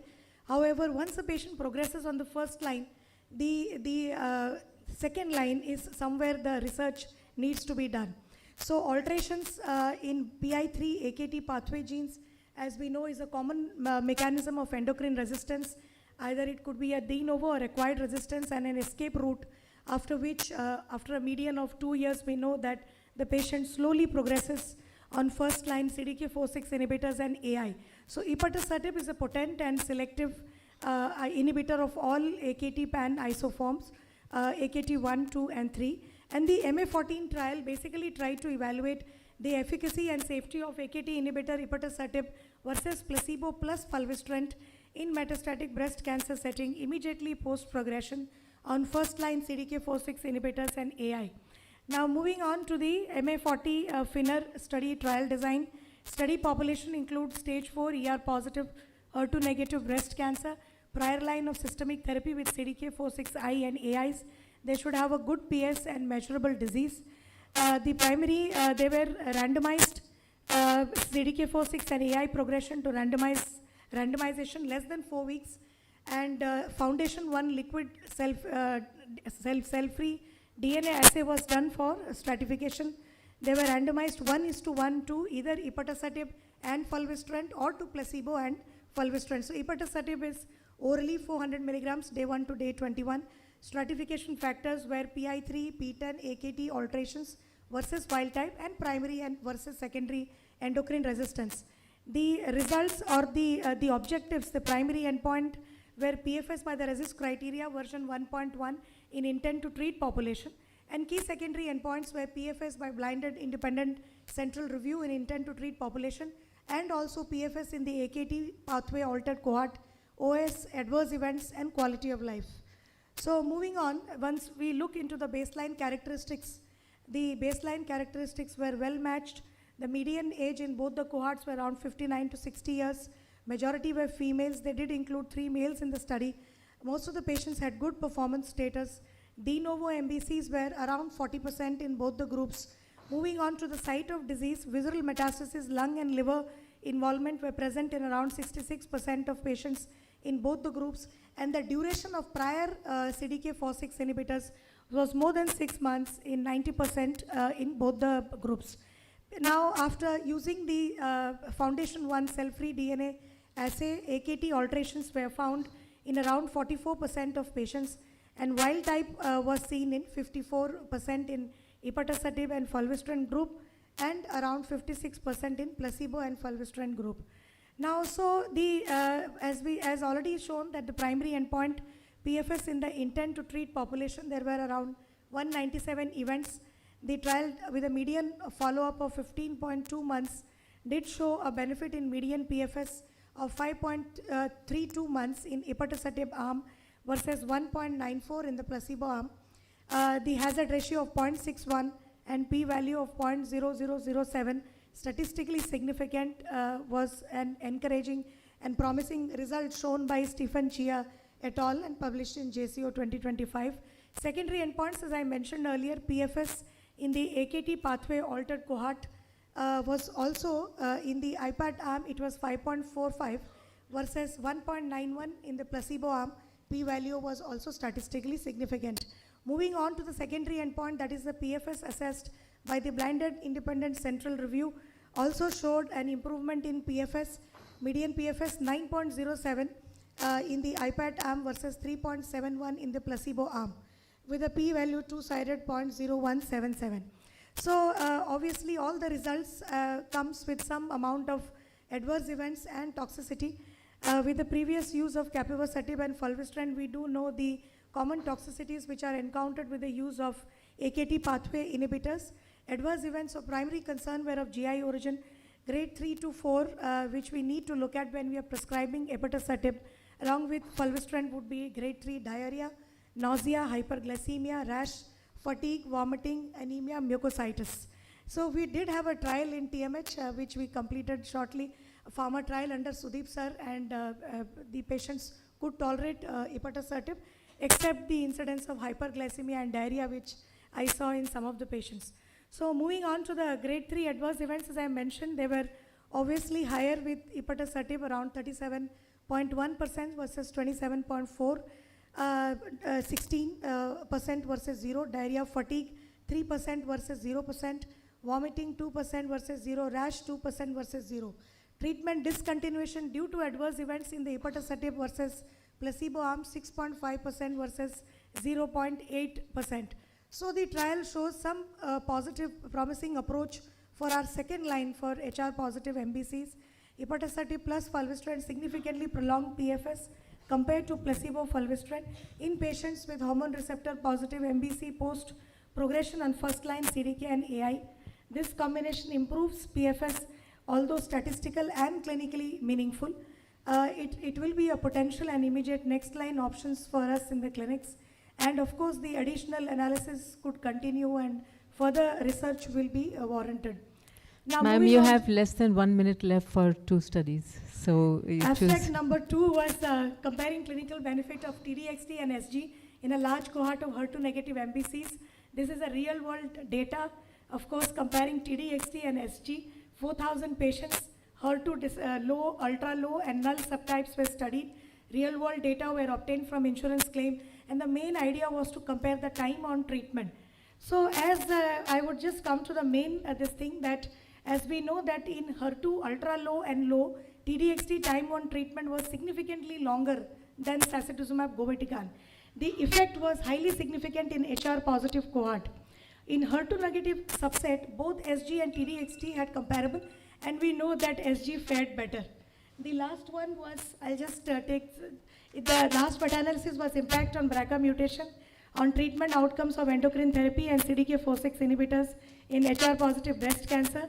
This systemic review and meta-analysis actually studied the correlation of BRCA mutation and retinoblastoma gene alterations in hormone negative breast cancers, as we know that 4% of HR positive breast cancers have BRCA alterations. So the main message here was that in BRCA mutated HR positive, the patients had worse PFS and OS. So the analysis basically tells us, adds to the body of evidence suggesting the inferior outcomes of ET and CDK4/6I in BRCA mutant patients, and just to be cognizant of the fact that BRCA2 mutant breast cancer seems to be uniquely resistant to endocrine therapy and CDK4/6I. Thank you. Thank you, Dr. Vikas Asati and Dr. Sushmita Rath.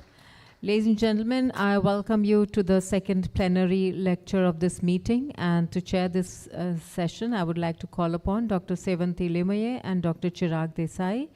Dr. Sevanti Limaye is the Director of Medical and Precision Oncology at Sir H.N. Reliance Foundation Hospital, Mumbai, and Dr. Chirag Desai is a Consultant Medical Oncologist and Founder Director, Hemato-Oncology Clinic, Vedanta Institute of Medical Sciences, Ahmedabad. I hand over the session to the chairpersons to invite our illustrious speaker. So good afternoon, everyone. Since last decade, we have been facing the tsunami of data in the arena of hormone receptor positive metastatic breast carcinoma. A number of new drugs are coming and a number of targeted therapies have been coming in. And we are sometimes perturbed how to put that in our practice. And to tell us about how to use the data in the context of our practice, I invite Dr. Shahina Dawood. Dr. Shahina needs no introduction to this audience. We sometimes feel that she is the academic professor to our conferences. She is a senior medical oncologist and director of oncology in Mediclinic City Hospital in Dubai. Over to you, Dr. Shahina. Thank you for the lovely introduction, and thank you for the previous speakers for also keeping on time and for giving everyone information overload today. So I'm going to try and filter that down a little bit and look at the practical aspects of the clinical studies that have been presented today and see how we might potentially incorporate that into clinical practice on Monday in the clinic. These are my disclosures. So I think in a very simplistic view from the clinic, as a humble community oncologist, every patient in the first line setting should get an endocrine therapy plus a CDK4/6 inhibition. Upon progression of disease, if they have a biomarker present, you run through your lines of combination endocrine therapy before reaching systemic therapy. If there's no biomarker present, you again run through your lines of endocrine therapy, usually combination endocrine therapy before reaching systemic therapy. And if your patient is perceived to be in actual true visceral crisis, not like those patients in Right Choice or Amber, these are sorts of patients that will actually first start systemic therapy. The real question is, how do you determine the optimal endocrine therapy options for your patient? So before we ask that question, let's just take a step back and look at some of the key concepts that we've learned today. First, it's important to define endocrine sensitivity for your patient. We know those patients with stage 4 de novo disease have endocrine sensitive disease. If they have recurrent disease, they could either be endocrine resistant in a primary form, if they relapse early, or have an acquired resistance if they relapse a little bit later. But if they've completed all their therapy, a long time later they have endocrine sensitive disease. It's also important to realize that you have to define a point in the journey of that patient, because biomarkers tend to change, biological targets change, new biomarkers evolve, and you go from a truly endocrine sensitive tumor all the way to an endocrine refractory tumor. And of course, you need to define those biomarkers to be able to guide therapy, including looking at, again, ER/PR HER2, ESR1 mutations, defects in the DNA repair pathways, alterations in the AKT pathways, and of course, those agnostic markers. So let's go back to this flow chart and ask the first fundamental question. Is giving endocrine therapy plus a CDK4/6 inhibitor in that first line setting, is this the best first line option? So I think for those patients who have never received prior adjuvant endocrine therapy and they have stage 4 de novo disease, or they have recurrent disease where they've relapsed more than 12 months post-endocrine therapy, these are patients with endocrine sensitive disease. And of course, we have data to tell us from Paloma and Monarch and Mona Lisa 2 that these are the sorts of patients who benefit and have an overall survival advantage to using combination endocrine therapy with a CDK4/6 inhibitor. But what about that patient who has recurrent disease, who's relapsed less than 12 months post-endocrine therapy?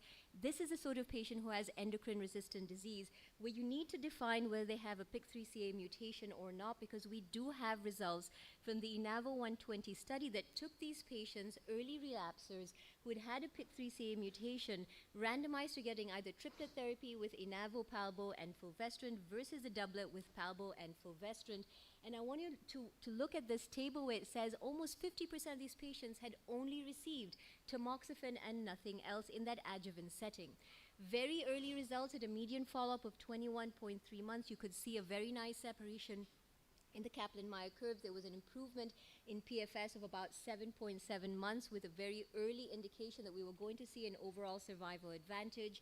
This year, or last year at San Antonio, we also saw that the use of the triplet regimen worked irrespective of the type of PIK3CA mutation, the amount of ctDNA burden, even if there was an ESR1 mutation or the presence of a PTEN mutation.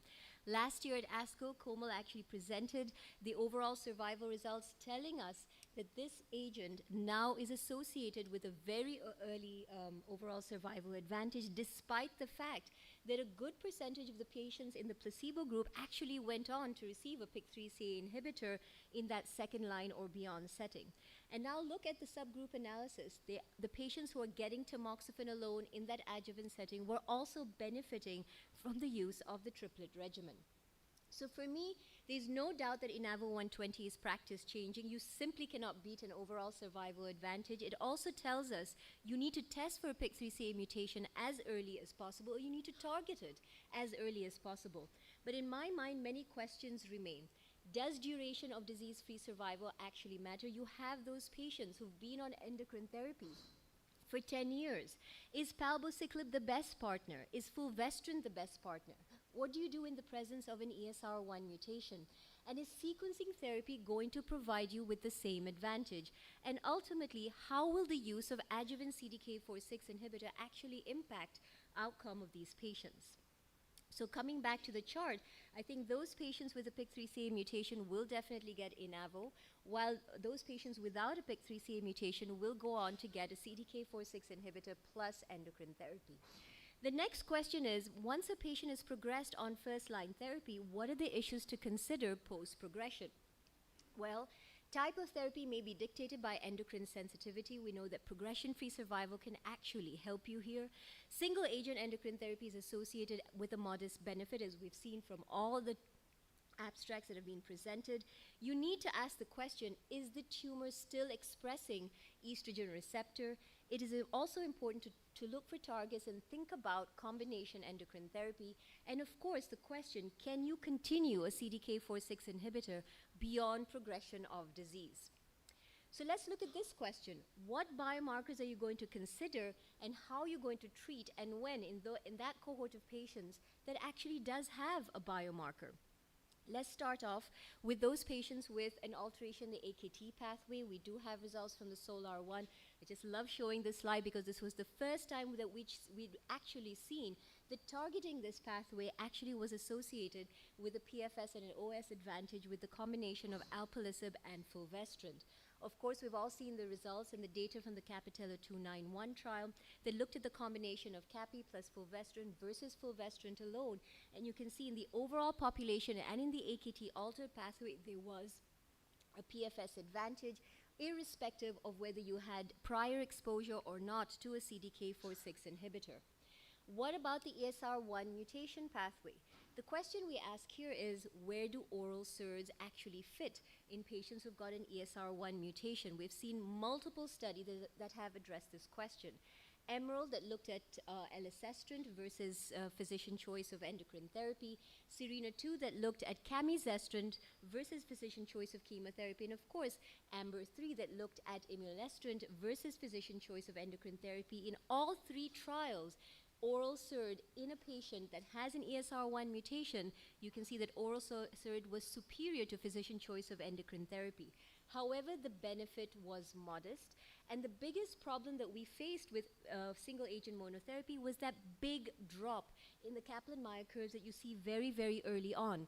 Almost 60% of patients were dropping off because these were patients that were truly endocrine refractory, where even an oral SERD did not work. Then we looked at AMBER-3 that also had a cohort of patients that had a combination of imlunestrant plus abemaciclib. And when you compare this to imlunestrant alone, you're now seeing an even bigger advantage in terms of PFS with only a 30% drop-off. So that there is an actual partial overcoming of that drop-off that you can see right at the very beginning, telling us that combination endocrine therapy here is also important in an ESR1 mutation population with an oral SERD. What we saw last year at San Antonio was that when you gave combination endocrine therapy with an oral SERD, imlunestrant plus abemaciclib versus imlunestrant, you can see that that ESR1 VAF is actually suppressed more with combination endocrine therapy, and that is reflected in an improved molecular response associated with a PFS. So then we saw the results of the Avera study that was presented last year at ESMO, and you can see this was another oral SERD, giredestrant plus everolimus versus standard of care endocrine therapy plus everolimus in those patients, 100% of whom had received prior CDK4/6 inhibitor. This was a second-line study. The primary endpoint was progression-free survival, and what you essentially saw was that in that ESR1 mutation cohort of patients, again, there was a PFS benefit. PFS improved from 5.4 months to 9.9 months. But again, you're seeing a very nice separation of the Kaplan-Meier curves. There is a mild drop, but that drop is not as significant, telling us in 2026, combination endocrine therapy is required for everyone. So should we be looking at intervening early as ESR1 mutation actually emerges? So this set the platform for actually thinking about designing clinical trials where you have a molecular target instead of a radiological target, where that allows you to intervene early.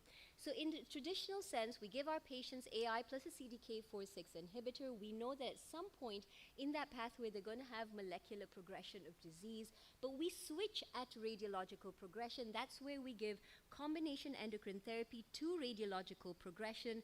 But what we would really like to do is actually give the AI plus CDK4/6 inhibitor at the point of molecular progression. You switch to combination endocrine therapy, and at the point of radiological progression, you switch to the next line therapy.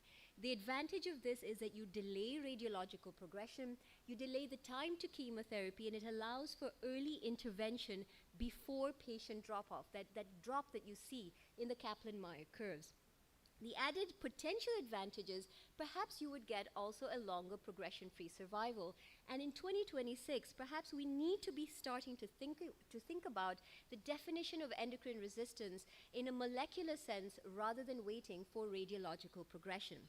So this set the platform for the SERENA-6 study, where you had patients endocrine sensitive getting an AI plus a CDK4/6 inhibitor for at least 6 months, and at the time of detection of an ESR1 mutation, they were randomized to get either camizestrant plus the same CDK4/6 inhibitor or continuation of the same AI plus a CDK4/6 inhibitor. You can see 76% of patients received palbociclib.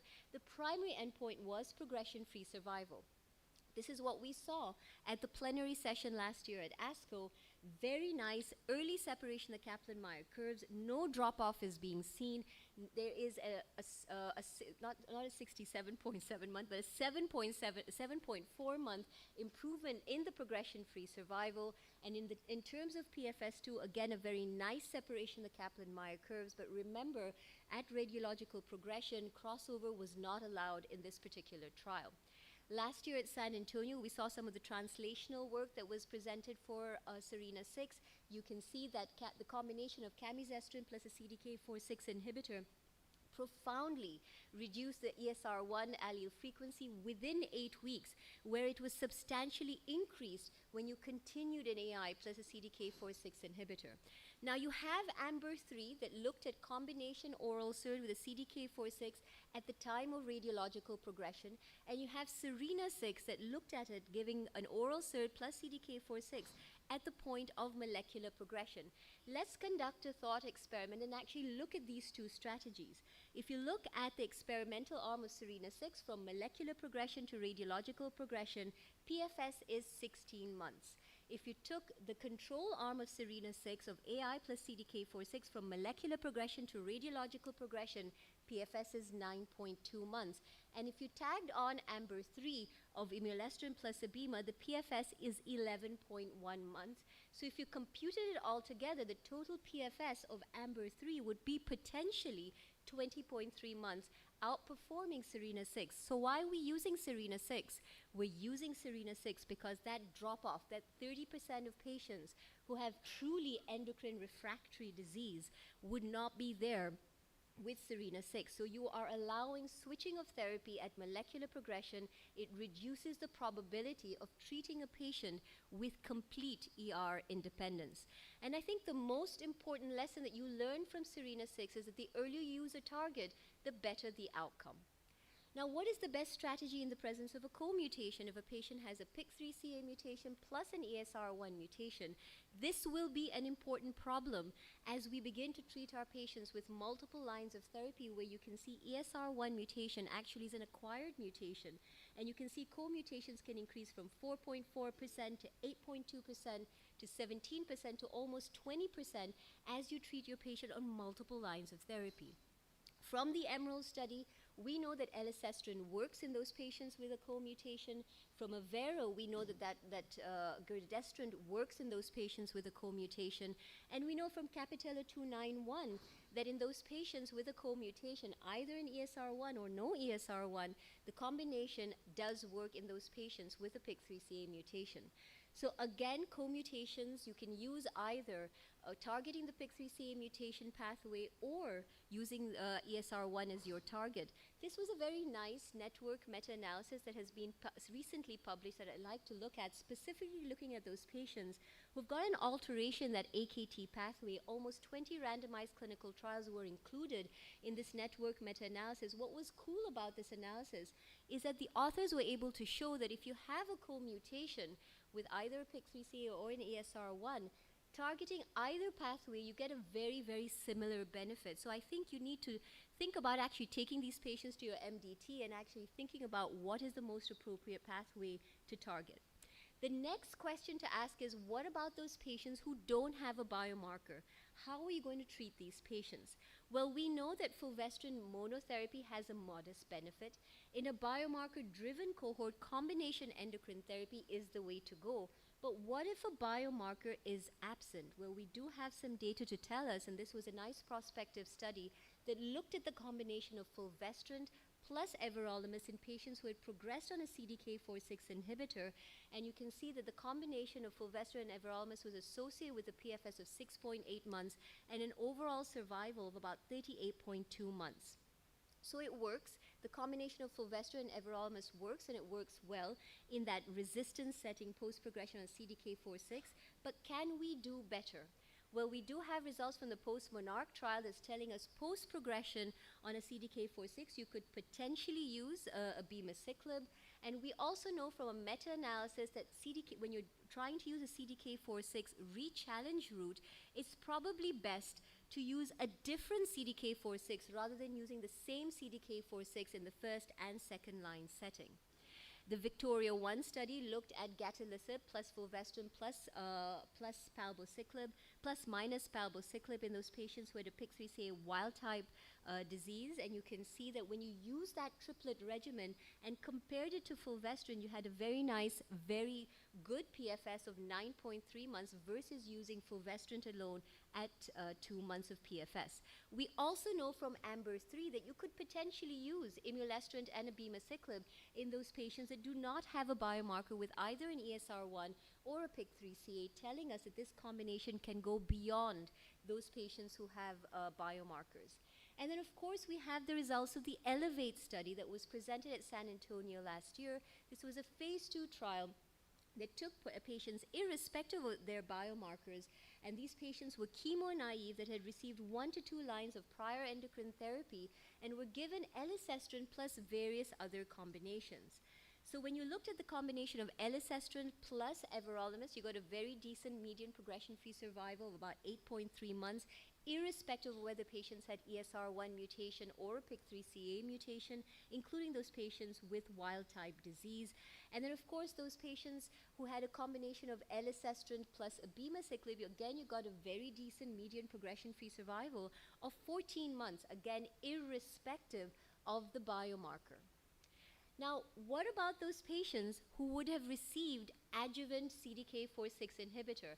In the era of adjuvant CDK4/6 inhibitor, I think this entire landscape is going to be very, very different. And I think you need to go back to the MONARCH-E trial and actually look at those patients who had recurred on getting abemaciclib plus endocrine therapy. 14.5% of patients had recurred. About half of them were early recurrence, that means less than 12 months post-completion of therapy, and about 7.6% were more than 12 months post-completion. And right off the bat, you see that those patients with an early recurrence, half of those patients were getting chemotherapy post-recurrence, telling us that that biology must be very, very aggressive post-relapse on adjuvant CDK4/6 inhibitor. Very nice paper that was presented and published in ESMO Open that looked at a group of patients treated at Dana-Farber, about 163 patients who'd received adjuvant abemaciclib, treated between 2018 and 2024. 15 patients, that means 9.2% of patients experienced a recurrence of disease. DFS was about 19 months, so you can see half was on adjuvant abema, and about half was very soon after completing adjuvant abema, about 5 months post discontinuation of adjuvant abema. But I think the most important thing here is that 50% of these patients had ER negative disease upon relapse, and about 90% had alteration in the p53 pathway. 1 patient ESR1 mutation, 1 patient had an ERBB2 mutation, and 2 patients had a germline BRCA mutation. Interestingly, none of those patients had an RB1 mutation, a common resistance mechanism for CDK4/6 inhibitor. So at least in my mind, when someone relapses on adjuvant CDK4/6, you need to think about them in 3 buckets. You've got those patients with a primary resistance which I would say within the first year of therapy of adjuvant CDK4/6. That second bucket are those patients who are relapsing 1 year to less than 12 months post-completion. And then you've got those really sensitive patients where you could potentially re-challenge them where they're relapsing more than 12 months post-CDK4/6 inhibitor. Last question, when do you use an ADC in these patients? Because I think that's a very important question. I think that when you're looking at ADCs, you need to look where to place them. You're either going to use an ADC in that patient who's in the third line therapy or in the second line therapy or in those chemo-naive patients where we've seen the results of the Destiny Breast 06 and we now have the results of the Ascent 07. Ascent 07 I think was very disappointing because we thought sacituzumab govitecan was going to work in these chemo-naive patients straight after endocrine therapy, but you can see the PFS was practically the same in both cohorts of patients. But the Destiny Breast 06 in those patients with HER2 low or ultra low, where patients were randomized post endocrine therapy to either getting TDXD or physician choice of chemotherapy, you can see a 5-month improvement in that progression-free survival. So where would I place TDXD in these patients? Well, in a patient who's progressed, who's got HER2 low disease, who's gotten CDK4/6 inhibitor plus endocrine therapy, if they have a PFS of less than 6 months and no biomarker, my preference would be to give TDXD. And if very low burden of disease, I might give combination endocrine therapy. If they've got a PFS of less than 6 months and an alteration in the AKT pathway, but a moderate to low burden of disease, I'd probably give combination endocrine therapy, then followed by TDXD. But if they've got a high burden of disease that's rapidly progressing, I'd probably give them TDXD before going on to combination endocrine therapy. And of course, if they've got a PFS of more than 6 months, whether a biomarker is present or no biomarker is present, I think you need to run through your combination endocrine therapy options before going on to TDXD. So my last couple of slides, this is a futuristic view because SERENA-6 is actually approved in the UAE and we're going to get it in the next couple of weeks. So I've had to incorporate it into our own algorithm. So in patients with stage 4 de novo breast cancer who do not have visceral crisis, first line option CDK4/6 inhibitor plus an AI. If they have a PFS of less than 6 months, you give them TDXD if they're candidates for it, or combination endocrine therapy. But if they've got a PFS of more than 6 months, and here I'm adding the definition of molecular progression, I would do the SERENA-6 strategy. I test for ESR1 mutation. If they've got an ESR1 mutation at molecular progression, they will get CAMI plus a CDK4/6 inhibitor. If they have an ESR1 mutation detected and I test them radiologically and they've got progression of disease, I do AMBER3, but if they've got a co-mutation, I might think about something else. If there's no ESR1 mutation, but there is radiological progression and an alteration in the AKT pathway, I target appropriately. And if they have no ESR1 mutation, but they have a radiological progression with no biomarkers, I'd use all the combination endocrine therapy strategies that I was just talking about. If these patients have recurrent disease, I think it's important to think about whether they have more than 12 months post-completion of endocrine therapy or less than 12 months post-completion. If more than 12 months and they've received adjuvant CDK4/6 inhibitor, I think I would consider re-challenge. If they've not received adjuvant CDK4/6 inhibitor, of course I'd give it to them. If they've got less than 12 months post-completion of endocrine therapy, again, you need to think about whether they received adjuvant CDK4/6 or not, and then appropriately treat. And of course, you have to place Enavo in the right context. Post-progression, you profile your patients and you look at the various targets. But where would I place SERENA-6, AMBER3, and Avera? This is what I would do. I would think about giredestrant and everolimus or AMBER3 in those patients with an ESR1 mutation. And in those patients with no biomarkers, I would think about giving them combination therapy in this group of patients. And then, of course, this is where I would potentially think about SERENA-6. So what have we learned in the last year? I think post-progression on a CDK4/6 inhibitor, multiple options are now available. The era of endocrine monotherapy, in my mind, is officially over, except in very, very select groups of patients. It's important to molecularly profile tumors early and at several time points to determine biomarkers that will help guide therapy. And when a biomarker is present, please target it. I think SERENA-6 tells us we may now need to start thinking about targeting at molecular progression rather than waiting for radiological progression. I think the landscape is only going to get more complicated as we identify more targets, as multiple targets occur together, and with the increasing use of CDK4/6 inhibitors. So thank you very much. May I request the chairpersons to present Dr. Shahina with the memento. Dr. Shahina, may I request you to please be on stage? Dr. Yes. Okay. So, I am just full of appreciation and gratitude. You've anchored our sessions for time immemorial, and truly what a stellar talk. Thank you. Shaina, when I would say 10 years ago that therapy should be biomarker driven, I was really hooted at and rebuked. But your last slide was a telling slide, and this just brings to fore the thought that what we see in SERENA-6, to India it still seems futuristic. But I think of SERENA-6 in adjuvant setting, because now you have CDK4/6 in adjuvant setting. So, you know, why does the world move so slow? Because you have enough data now to apply in advanced setting, and adjuvant patients are even more precious. And would you think of it that way? No, 100%, and I know there are clinical trials that are ongoing that are starting to look at this, to look at those patients who are very high risk, to look and see if you can prospectively, I mean, there's so much data now that's emerging, looking at ctDNA in these patients.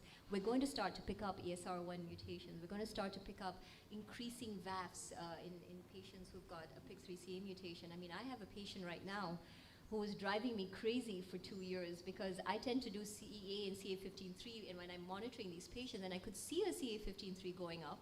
I've scanned her, nothing is there, but I did a liquid biopsy and I saw her PIK3CA mutation VAF going up, and I could not intervene until radiological progression or recurrence of disease.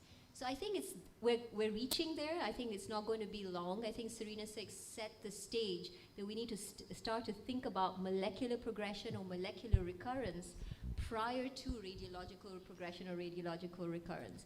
But I think my problem with SERENA-6, and we have it, and we're going to start very soon, is that now you have clinical trials looking at using the oral SERD right up front. So where is SERENA-6 even going to work in those patients? But I think the landscape is just going to get murkier, in my opinion. Happier. Can I ask so very nice presentation. You simplified a rather complex landscape. How would you treat a patient who has relapsed on adjuvant aromatase inhibitors and whose only biomarker is RB1 loss? So, and has not received adjuvant CDK4/6? No. I would still use a CDK4/6 in this patient, because we've seen the data from the CDK4/6 trials that even in those patients with an RB1 loss, there was some efficacy. I would still treat them with it, and then upon progression of disease, I would then change therapy. I would not deny them a CDK4/6 inhibitor. It is a potential mechanism of resistance. The PFS will definitely be shorter than if there was no RB1 loss, but I would still give that patient a CDK4/6 inhibitor. Thank you. So last question. Today morning we were discussing the AVATAR study, where Which study? The AVATAR study, where stereotactic radiation was used for oligoprogressive ER positive disease. Where would you place that study in the entire chart that you showed? I would have to spend 2 hours with a slide deck for that. I use a lot of radiation therapy in patients with oligoprogression. Every time, I have a patient right now who's been with me for 7 years on ribociclib plus an AI, and every year she has oligoprogression. Every year I do SBRT to one of those areas of progression. So there's definitely a role, but trying to incorporate it into your guideline is going to be very, very difficult. What I think is going to happen in the future is we're going to have to think about adding molecular markers with everything else that we have in the pool of, in the schema of things, to try and change therapy. I think what you're trying to say is, in SERENA-6, one of the questions I've repeatedly asked, because we're having to write a white paper of how we're going to be testing our patients now that SERENA-6 is actually approved in the UAE. What if you have that patient was actually enrolled in SERENA-6, where they've been on a CDK4/6 inhibitor plus an AI for say 7 years, like my patient. How long are you going to keep testing for? And if they have one area of oligoprogression, are you really going to change based on an ESR1 mutation? These are questions that we have no answers for, and we need to prospectively collect data, and that's exactly what we're going to be doing in the UAE for these patients. Thank you very much, Dr. Shahina. May I request you to please be on the stage while we present you with a memento as a token of our gratitude for coming here time and again.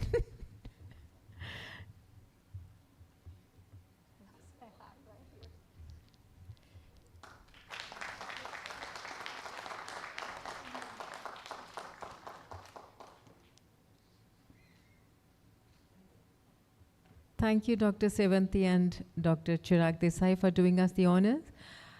For chairing the panel discussion on publication abstracts in ER-positive breast cancer, I would like to call upon Dr. Bhavna Parekh and Dr. Indu Ambulkar. Dr. Bhavna is a consultant medical oncologist at Hinduja and Leelavati Hospitals, Mumbai, and Dr. Indu Ambulkar is the head of the Department of Medical Oncology at HCG Cancer Center, Mumbai. I would call upon the moderator, Dr. Vamshi Krishna, who is the head of the department and director medical oncology at AIG Hospital, Hyderabad. I'll quickly call the panelists. Dr. Sybil Leubel, who is an associate professor obstetrics and gynecology at Koth University of Frankfurt. Dr. Siddharth Turkar, who is a senior consultant medical oncologist at Apollo Hospital, Navi Mumbai. Dr. Rajiv Saini is a consultant medical oncologist at Mata Vaishno Devi Narayan Super Specialty Hospital, Jammu. Dr. Bharat Bhosle is a senior consultant medical oncologist from Bombay Hospital, Mumbai. Dr. Alistair Rink, consultant medical oncologist from Royal Marsden. Dr. Kripa Bajaj, consultant medical oncologist from Omega Hospitals, Hyderabad. Dr. Gunjesh Singh, consultant and head of the department medical oncology at Paras Cancer Center, Ranchi. Dr. Priyadarshini Nayak, senior consultant and lead Ultimate Medicare, Bhubaneswar. Dr. Pradnya Modak, consultant medical oncologist at SGM Cancer Hospital, Nagpur. Dr. Prabhat Bhargav, professor, Department of Medical Oncology at Tata Memorial Hospital, Mumbai. Dr. Kripa Shankar, Dr. Sachin Gupta, who is the director of medical oncology and hemato-oncology, Max Super Specialty Hospital, Mohali. Dr. Sushil Mandania, Director, Mandania Cancer Hospital and Research Institute, Nagpur. Dr. Amit Verma, Founder and Director, Dr. AV Cancer Institute, Gurugram.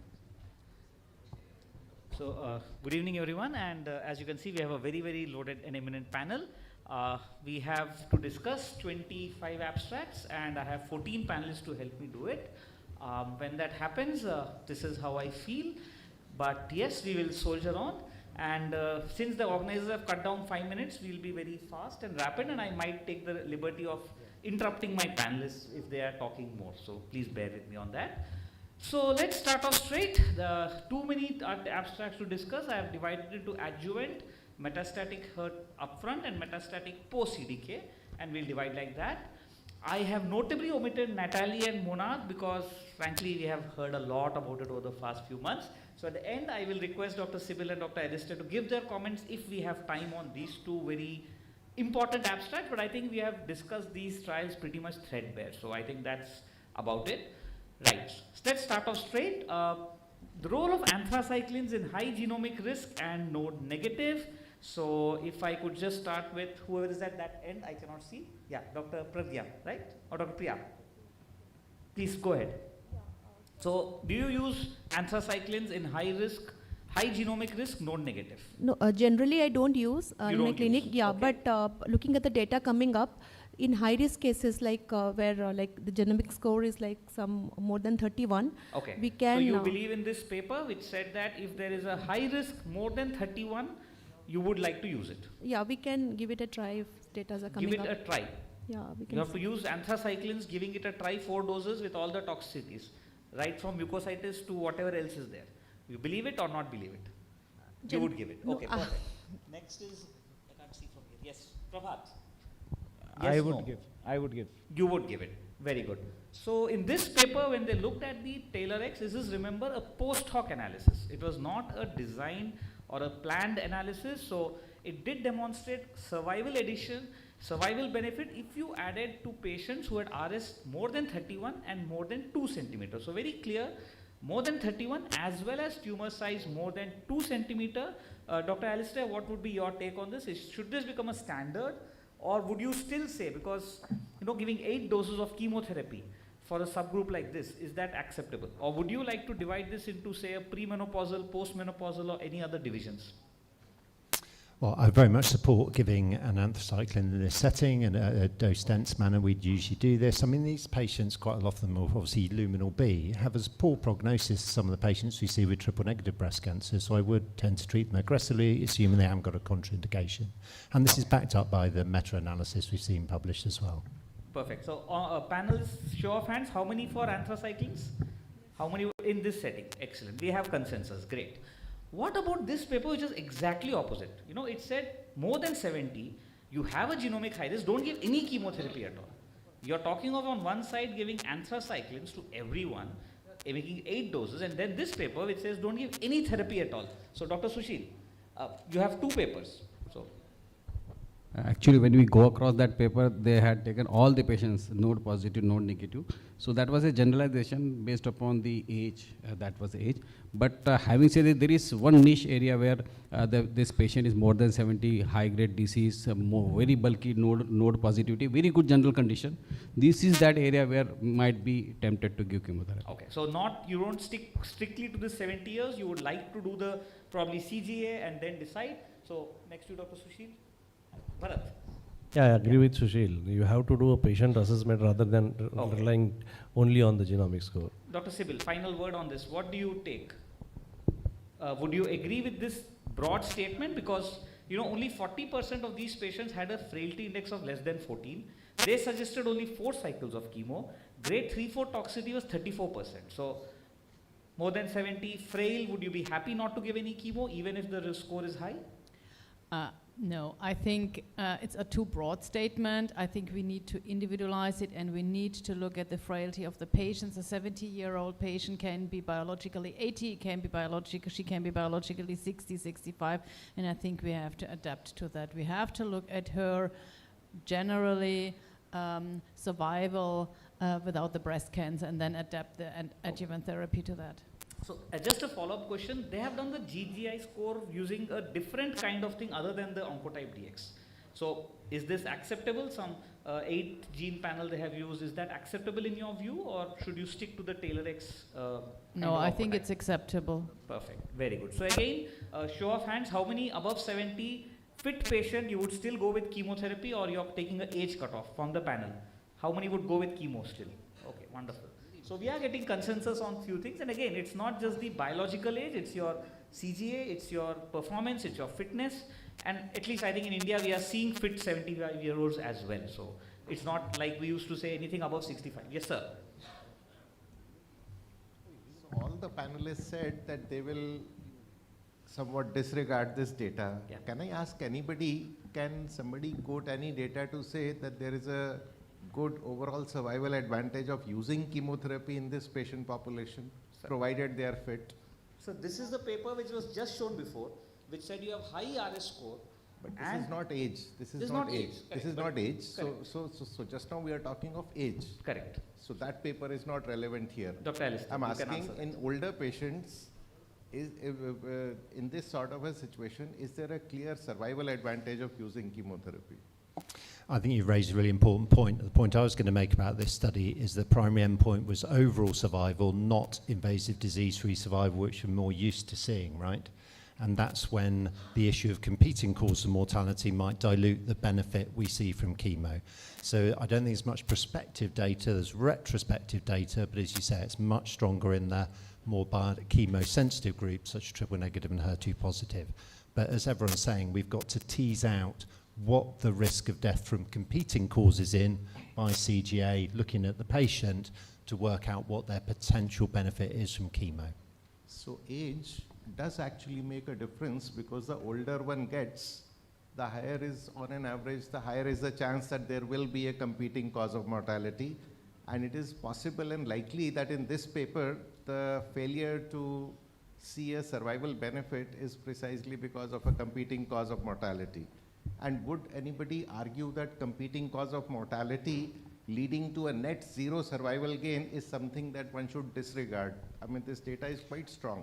I think we need to spend as much time as we do working out prognostic and predictive factors for breast cancer, and spend a bit more time on prognostic and predictive factors for competing causes of mortality. And there are plenty of tools available to do that using very simple things. Can you walk down the corridor in 30 seconds? Can you time up? Can you sit up and down from a chair? Simple, cheap tests that can actually translate into the risk of death from competing causes of mortality.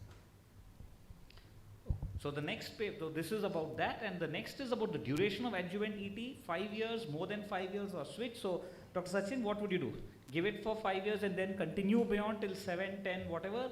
Would you like to switch? Would you continue tamoxifen only? This general adjuvant ET, this was the paper that showed meta-analysis. Dr. Sachin, your take on this. Would you continue as much as possible, or would you stop at a hard shoulder of 5? So I would continue for a bigger size tumor, and for node positive, I would definitely like to continue till 10 years. But for a, let's say a T1 only, maybe 5 years would be good enough. Is there any data to support that statement, saying that smaller tumors you can reduce it? Because none of these really showed the risk reduction is generally more in a node positive disease.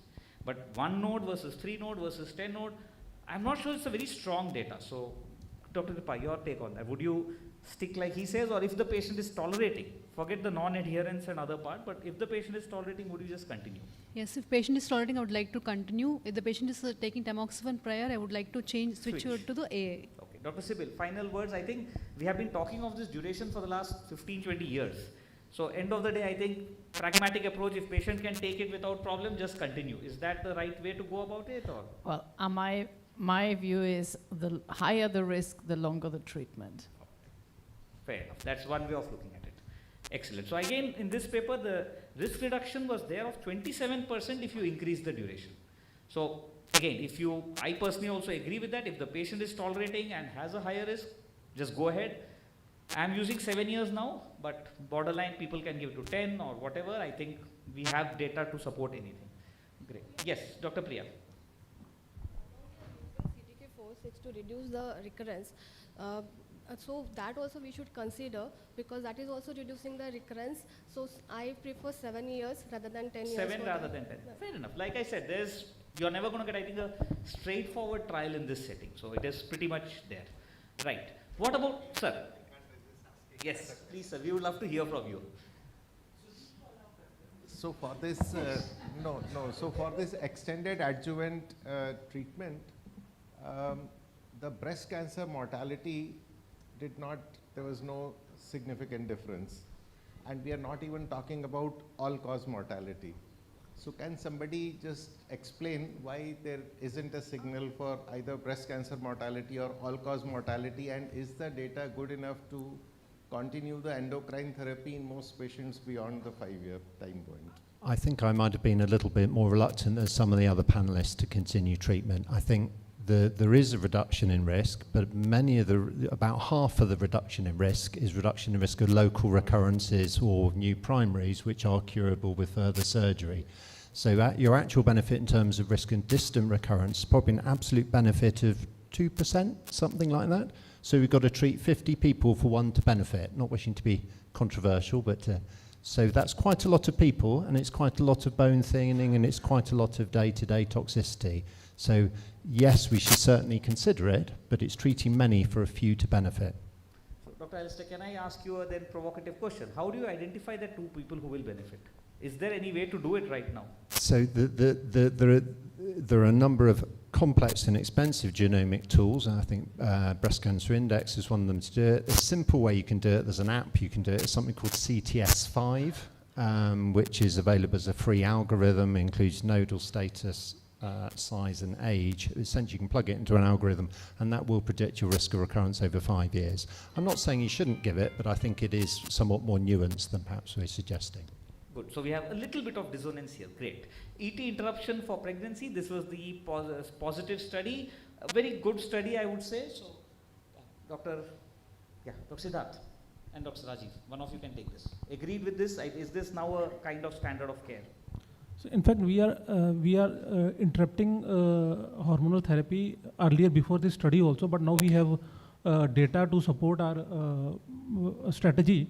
I think I'm okay with the study. You're okay with this. I think everyone is okay with the study on the panel. Nothing to discuss in this. Everyone has show of hands. Perfect. Everyone yes, yes, yes. Great. OFS for BRCA positive. This was the other paper which looked interesting because it looked at the cohort of people who are young with germline BRCA. And again, would you do a OFS combined with ET in this subgroup? So Dr. Siddharth, again, the headline findings say that yes, it does improve the adjuvant and you're now safe to give it. You again agreed with this? Yes, I agree with this because... Perfect. Panel show of hands, everyone agrees? Okay. Reluctant show this time, but show of hands, great.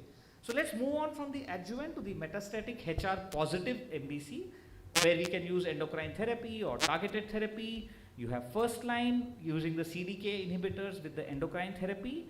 So important question, any role for giving chemotherapy in any situation? Dr. Krupa Shankar this time. Any patient, in your practice out of 100, how many today would you say, okay, let me give chemo to this patient and not use a CDK inhibitor and endocrine? See, I think, like was rightly pointed out, even in the right choice study, the definition for visceral crisis, was different.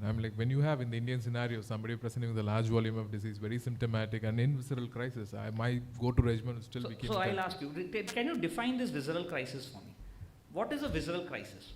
See, I think, for example, somebody who's very symptomatic, for example, with breathlessness or with severe bone pain, or somebody, those sort of symptoms. The interesting thing, none of these patients will ever go into a clinical trial. Performance status 3, they're out of a clinical trial. So, the definition, the reason why I'm asking, this is the AMBER study, AMBER I should call it, I guess. It's a phase 3 study, and it looked at precisely this with abemaciclib endocrine therapy, and the point they made, when you looked at the right choice, they just said symptomatic or rapid progression. The Padma said suitable for monochemotherapy, and Abigail looked at just some of these criteria. The AMBER looked at 2 or more visceral sites involved, 3 or more metastasis in one visceral site, which means 3 lung mets or 3 liver mets, and you are eligible for this study. Those are not patients with the high burden that, which we typically say. So, is there a patient where you would actually want to still give chemotherapy? Dr. Priya, how many patients out of 100 would you say, let me give chemo and not start on CDK? Very few, like 2-3% who are 2-3%. Symptomatic. All right. So AMBER study again looked at PFS, and it said that the standard chemo or the ET Abema did better in terms of PFS 14 versus 7 months, a hazard of 0.67, and they did say that this is a precise and reproducible criteria. So again, if I can ask Dr. Sibyl, your take on this, is there a patient group where you would still go for chemo? I mean, the group of patients who are, on, we have these patients, pleural effusion, they're on oxygen. Such a patient you would like to give chemo, or even they respond well to your endocrine and CDK? Well, the standard is monochemotherapy, but I think none of the data have shown that chemotherapy works better. The hazard ratio is all about 0.6, 0.65, even better in some trials for all of those patients. So I think there is no need to give monochemotherapy. If we have really a problem, I think they have also a problem to give monochemotherapy to those patients. That's exactly what I would say. I think as of today, everyone is comfortable giving a endocrine plus therapy to these patients. So first line AI plus CDK, I think we should all accept. There's only one god of cricket, no doubt about that. So the next thing is, what about patients who are in India who are either not affordable or tolerating CDK4? Any role for chemo in such patients? So let's go to that side again, Dr. Pragya. What is your take on this? Any role for chemo upfront in patients who cannot afford or cannot tolerate CDK4 inhibitors? Mike, please. Yes, we can. The patients who are not affordable with chemotherapy, definitely we can go with single agent chemotherapy or with metronomic capecitabine along with AI. Now the data is coming up. We can also try that, the MECA trial. Okay. Dr. Gunjesh, how many patients like this do we actually see? We have, if nothing else, palbociclib, which is available at pretty much almost the same cost as a capecitabine. Correct, sir. So this trial was started in 2017. At that time, the palbociclib came into picture. So right now, we should use the CDK4/6 inhibitor first time in the first line. If they are not, again, affordable, they are affordable nowadays because it's very much cheaper nowadays. And if they are not tolerating, then only we can switch to capecitabine or The TMH paper is also there. It's like we are also using metronomic cyclophosphamide along with aromatase inhibitors. That So will come down. yes, sir. So Prabhat, in your practice now, TMH, how many of these patients would be there who cannot tolerate the CDK4, any CDK4 at all? I mean, 5%, 10%? Because of different toxicity profile of Yes. CDK4/6 inhibitor, and if everything is feasible, then one of the CDK4 will be feasible for all the patients. Okay, for all the patients, something or the other works. So, do you see a place for a trial like MECA3 now? I mean, Metronomic Cape, remember they gave 500 mg TID. It was 500 milligram thrice a day, one tablet 3 times a day. Pretty good dose. I mean, it's not Pretty going to good. be tough. And so toxicity was very less in this trial. Correct. So, would you think there's a patients role with- for this right now, or? Right now, mostly feasible CDK4/6 is palbociclib. And if that causes anemia and repeated neutropenia in some patients, some cohort, then yes, this has a role. Okay, fair enough. I think also- very. Interesting data to me. If It's an interesting data, which is why it actually got published in the JCO. Even though this is a drug which I think in the Western world has no role with all the NGS and all the drugs that you guys have, but it was still published in JCO. So I was very, interested by that fact that JCO agreed to publish it with an accompanying editorial, in fact. So that was that. I have Maybe, to sir- interfere. Even in the Western world, this combination treatment of metronomic chemo plus endocrine therapy is very attractive. Very attractive. Okay, very good. Nice. That is nice to know for us. Okay. Okay, Dr. Amit, NGS, and I know your answer, but I'll still go ahead and ask you, do you do an NGS at baseline or should you do it later down the line?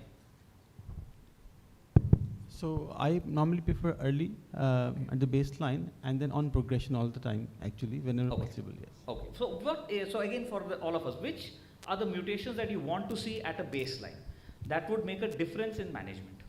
So PIK3CA happens to be an early event, so it will be present in the baseline, and ESR is the on progression I expect. So this is something too So important. again, baseline. My point is, see, a lot of us do practice and sometimes you don't do the NGS at baseline and then, they get a second opinion and the first opinion is, why didn't you do an NGS? And patients come running to us with all these Google, Grok and whatnot and say, oh, you should have done an NGS, and it makes me feel guilty. So should we do an NGS at baseline? What are we expecting out of it? So let us say there's a possibility of less than 5% to have RB mutation. Maybe you can make a change accordingly, actually. So what would you do if it is an RB1? Dr. Sudeep was asking. Already. So choice of CDK versus chemotherapy, what you just asked actually, maybe you can make a switch over at that time, especially in the vessel crisis or potential vessel crisis actually. Okay. So, Dr. Sushil, your take on this. Would you do it at baseline? Because again, we talk of that list of NTRK and etc., and I don't hardly see those things. So frankly speaking, in practice, we are not doing. Practice you're not doing. Okay, Dr. Bharat. And progression, yes. Progression, yes. Dr. Bharat, Under you're research- running a precision under- oncology So clinic as well. under research setting, no baseline. I do it at first progression. At progression. Again, I think this is kind of what a lot of us would do, but yes, if you do it, nothing wrong in it. If you don't do it, I think you're still not very wrong if you don't do it. Because immediately, as of now, the drug changes that we can give are not so many. So mutations in ESR1, as has already been told, they're rare. They're found in less than 1% of treatment naive. And the presence of a PIK3 or a ESR would not necessarily change our treatment. There is data, because you can use CDK4 with these mutations. This is the Monarch 2 data, which showed that patients who had PIK3 and ESR1. So this is the PIK3 wild type and PIK3 mutant. In both the conditions, it worked. It did not show an overall survival advantage in the PIK3 wild type, but it still showed an overall survival in the PIK3 mutant. Same thing for the ESR1 mutant, there was no overall survival advantage, but it did show your PFS advantage. So, and the numbers are very small for the ESR1 mutant type. So again, you're not wrong, you can still use your CDK4/6 inhibitor. So this is a slide which already Dr. Shahina had shown in a slightly different form of the primary endocrine resistance, secondary endocrine resistance. So let's go one by one to take. So Dr. Amit, patient has progressed on treatment of a CDK4 inhibitor. At this point, NGS for all? Yes. Okay, NGS by liquid biopsy or by tissue biopsy or both? So I think tissue is must because we have to see the hormonal status changes. That is a must. But Okay, if hormone not status, ERPR, let's assume it is ERPR. Okay, then definitely tissue and followed by the liquid actually. Okay, so ESR1 is more seen in a liquid biopsy.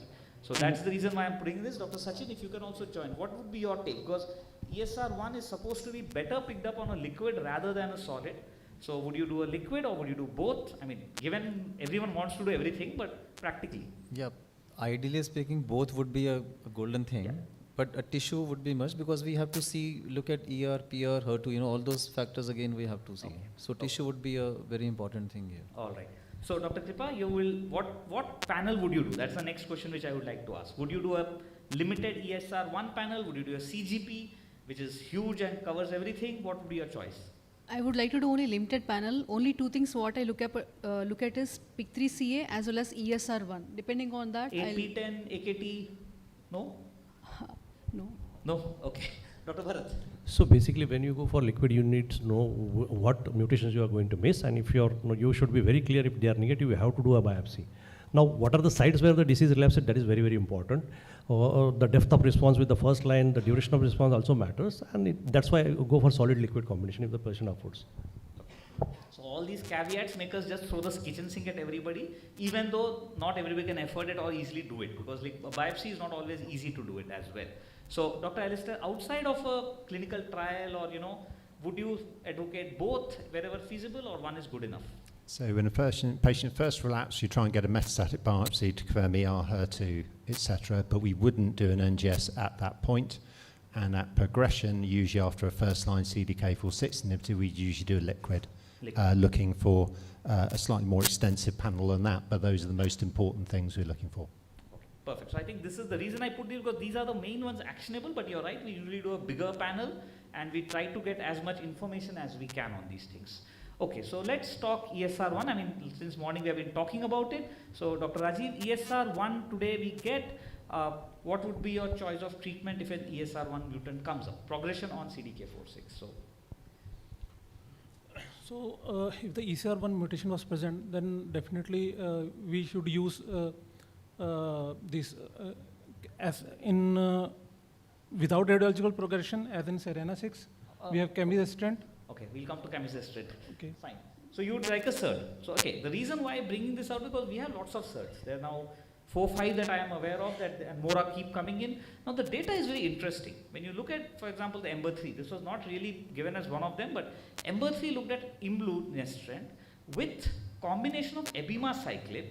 Now this is a phase 3 study. It's a next generation brain penetrant oral SERD and pure ER antagonist that delivers continuous ER inhibition. For those who want to know its biography, this is what it is. Now the EMBER-3 looked at patients who should have mandatorily received, who need not have mandatorily received a CDK4/6 inhibitor, either adjuvant or ABC, IMLU versus IMLU plus abema versus fulvestrant or exemestane. Now inherently that arm is a weaker arm, though it's a standard of care, it's a definitely weaker arm of a monotherapy. And they looked at again a lot of complicated statistics. End of the day, 2-3 things to note. One is the IMLU versus standard of care, where you see a rapid drop, 60% drops, and then you start seeing a difference. When you look at the combination of IMLU versus plus abemaciclib, there you don't see that drop, you get around 20% drop, and then the separation starts. Same thing for the subset analysis seems to work everywhere. So the reason I'm bringing out this point is when we look at the oral SERDs and any of the SERDs for that matter, whenever you compare them with the monotherapy, always the benefit that we are seeing is typically after the first 30-40% dropout. So should a combination be used or should you use a monotherapy? Krupa presented that in his paper. I think Dr. Shahina touched upon this point. I'm just trying to show you the data to say what we should be doing. And everywhere when you look at it, whether it's with ESR1 status or with PIK3, everywhere IMLU seems to be working well. And this IMLU as a combination with abema provides a better targeted therapy. So Dr. Alistair, any role for IMLU monotherapy, and does the ESR1 really matter? Because it seems to work everywhere.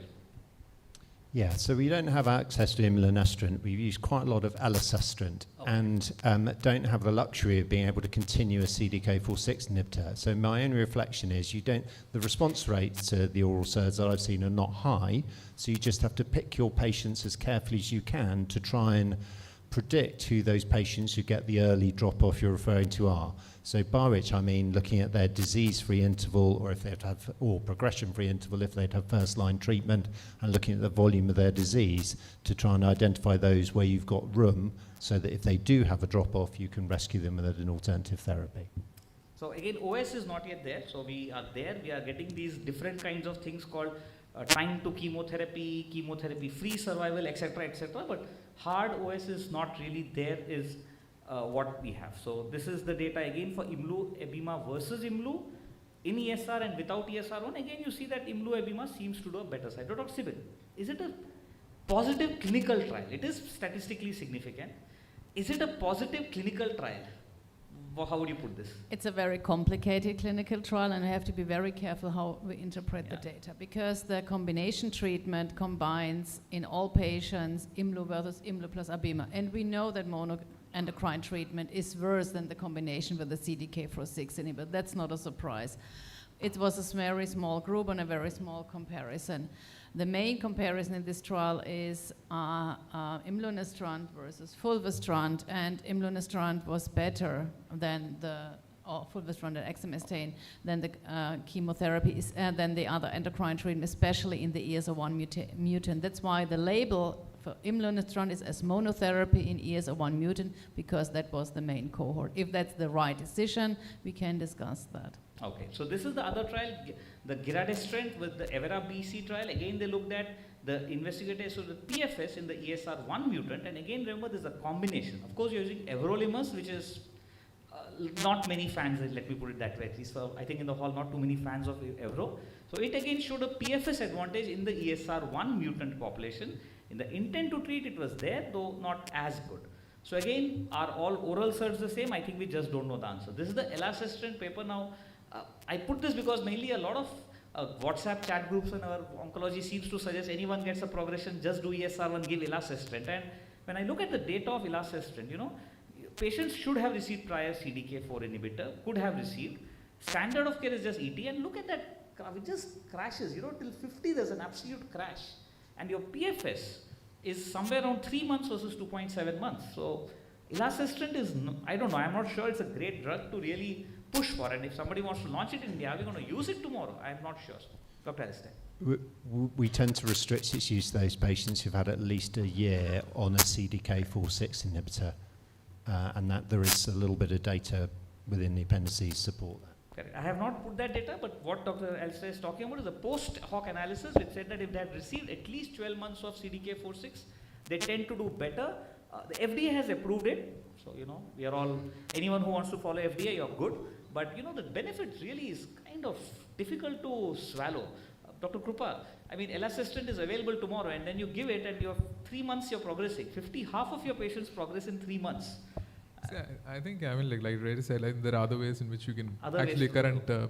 currently procure the drug as well. We're not going to get into that, but but nevertheless, I think, you know, right now we're talking about combinations, and combinations rule the roost, and I think it's time for that to happen if you want the early separation of the curves. It's interesting, the Amira one of MSS-Trent and Girda also in the Aclera study, both were also negative. So it's not that the oral SERD is the answer to all our problems. It's, I guess, an evolution of problem. Yes, Kripa. I would like to add one thing. Giredestrant is the one going to stay significantly, because compared to all stents, this trial, Everatrel, has shown benefit in the ESR1 mutation positive as well as PIK3 mutation positive. The comparator arm is everolimus. So I think the potency is good, and also adjuvant also it has proven the benefit compared to other ETs. Okay. So this is what was being told about the more than 12 months and less than 12 months, where it actually helps you. So this is the SERENA-6 now, a very interesting trial. Dr. Priyas. So, you know, a patient is on AI CDK4/6, done 6 months, start doing mutation testing for everybody. You know, the testing lab will be very happy. So, do you agree with this paper? It's early switch? So the reports are very good. If patient is affording, we can go for. If patient is affording for every 2 to 3 monthly ctDNA testing. Yes. Okay. So, Prabhat, this paper, it has used, I think Guardant they have used. Anything else is probably not going to give you the same results. So, is there an Indian lab where you're comfortable with the ctDNA report for doing such a SERENA-6 approach as of today? No, not as of today. Perfect. Dr. Amit, your take on that, because, you know, any lab comes, the labs come and tell us a lot of things. It's up to us to believe them or not. So let us not talk about lab versus lab, because there are a lot of stringent parameters to talk about, especially specifically the sensitivity to pick up the liquid biopsy ctDNA levels. But more important is that I wanted to emphasize that ESR1 mutations are not the same, all of them. So there are a couple of them which are biologically resistant, where you can see that the next level generation of SERDs do better. So why you see such a huge drop, and then there were some survivals, maybe those have the different kind of ESR1 mutations, especially there's a category called D537S, which seems to be biologically resistant. So those things can be easily picked up and you can predict the No, but would you possibility. change the treatment? The point of this discussion is, would you change the treatment based on a ctDNA? Because right now, So we have seen the benefit in the PFS, the DFS benefit 7 months. So I think it's worth to change the treatment actually. is it hypothesis generating? Because you know the benefit that you're getting is more like a lead time bias for me. That's I mean, it's just a lead time bias. That's Is that the right way to look at it? That's another interesting approach to see the data actually. Okay. Yeah. Dr. but, Bharat, interest- again, you do deal with precision labs and molecular labs. So where do you see this? I mean, because tomorrow, remember, none of us are going to say do only Guardant, and we all are doing ctDNA. So data looks good, but again, as when I look at the clinical benefit, the finances are very, very important. So again, for the ESR ones, age-old capacitor and weekly paclitaxel is good, and we have been practicing that, and we are getting excellent responses. Okay. The cost matters here. Okay, Dr. Sushil, patients will read this up from AI somewhere that you should start checking ctDNA. I mean, my answer is very simple. I'll say, okay, go ahead and do Guardant, and if you don't want to do, don't do anything. See, in this trial, Serena 6, they had seen the benefit in both early ASR mutation and late. In fact, early they had a more benefit, but even in the later, when we detected late, they had a benefit. So I think in practically speaking, it is not possible to do every 2 monthly, but in a sequentially, maybe at the level of resistance, we can do that. Once in 4 months, once in 6 months, what's your take on it? Or whenever patients On pocket permits? clinical or radiologic clinical progression, or sometime we feel that. Okay, no, but the reason I'm asking was Dr. Shahina just showed us it's going to be available in Dubai and they're going to start doing it, It'll probably cost us less to send a patient to Dubai on one of the local Indian flights and call them back and do the test there. But Vamshi, we are here to know what we are going to do on Tuesday. Correct, that is So exactly we have to why- write, the data is there, but what we do in practice is very, very important over here. Doing these tests every 2 monthly, 3 monthly, for all the patients we should talk. We should not talk about one isolated patient who has a lot of money and then 99 patients who do not have the money. Perfect. Dr. Sachin, again, I agreed with Dr. Bharat on this, or? Sir, Yeah, Bharat. even RESIS says that when there is more than 20% progression, then you consider progression. If one lesion is increased from 2 to 2.2, then also you don't change your You'll therapy. radiate it. That's what somebody asked, and I think that's a very valid option. Single lesion increasing, just radiate it. We forget our radiation. So oncology colleagues. now you are going a step forward that you want to detect even that 2 becoming 2.2. Before that you want to change. Okay, perfect. Dr. Kripa, you wanted to make a point. Okay. Can I? Yeah, sir. Sorry, sir. I make one comment. Yeah.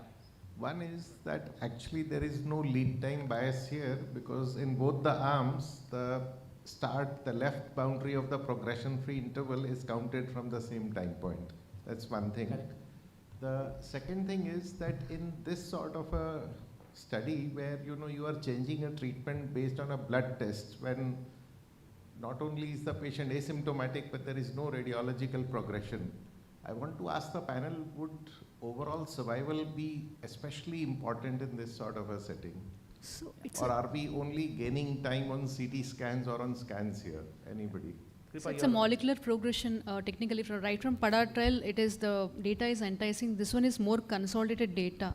The OS benefit I'm not sure, but the PFS benefit here is significantly starkly different. So with the evolving landscape of treatment, I personally feel this is a great option to follow. Okay, so great option to follow because my worry with this data, they're saying that impact on QOL, nothing is there. And to believe that you're giving 2 drugs and it has better QOL in an absolutely asymptomatic patient, it's a little hard to, accept that. And probably the other thing is they did not allow for, crossover as well. So there's no crossover approach. Well, I've spent the last 20 years trying to persuade people to stay on endocrine therapy and CDK4/6 inhibitors when their scan shows a few millimeter change, and I'm sure all of us do the same. So this is a huge change. When I first saw the data, I felt exactly like you, that this is a change in molecular progression. It's not relevant to the patient. But actually, when you look at the PFS2, the delay to deterioration in quality of life and delay to starting chemotherapy, I'm much more convinced than I was. And with the ctDNA testing, it's not like, it's hugely expensive, but it's not like doing an NGS panel every time. It's, you use your PCR test for ESR1 alone. Yes, some mutations in ESR1. So yes, it has a huge cost implication, but not quite as large as one might think. So you think this will translate into an overall survival benefit? Well, I think it could do. And it's always a challenge for first-line treatments and approaches in metastatic breast cancer translating overall survival benefit, but I think it may well do. So this is the PFS data that you were talking about, that the PFS2 also seems to be better in the camizestrant, which is possibly an indicator of prolonged OS, but as Dr. Saina said, again, you know, do cross-trial comparison, you combine two things and you say you're doing better than by switching over. So I'm not sure we have the answer. Yes, Dr. Amish, one comment, please, you can make. You are literally jumping out of your seat. I would agree with him. Based on PFS1 and PFS2, I don't think we should wait for OS data. And this is a investigated PFS, which was the primary endpoint. And it clearly shows 7 months of gap difference. Also in PFS2, that means the subsequent line.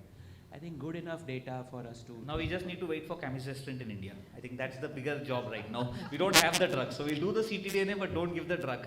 I think that's what we should do. So I mean, seriously, the question I can ask Dr. Sibyl or Dr. Alistair, would you be comfortable using another SERD in its place? For example, we have ctDNA and we get another SERD.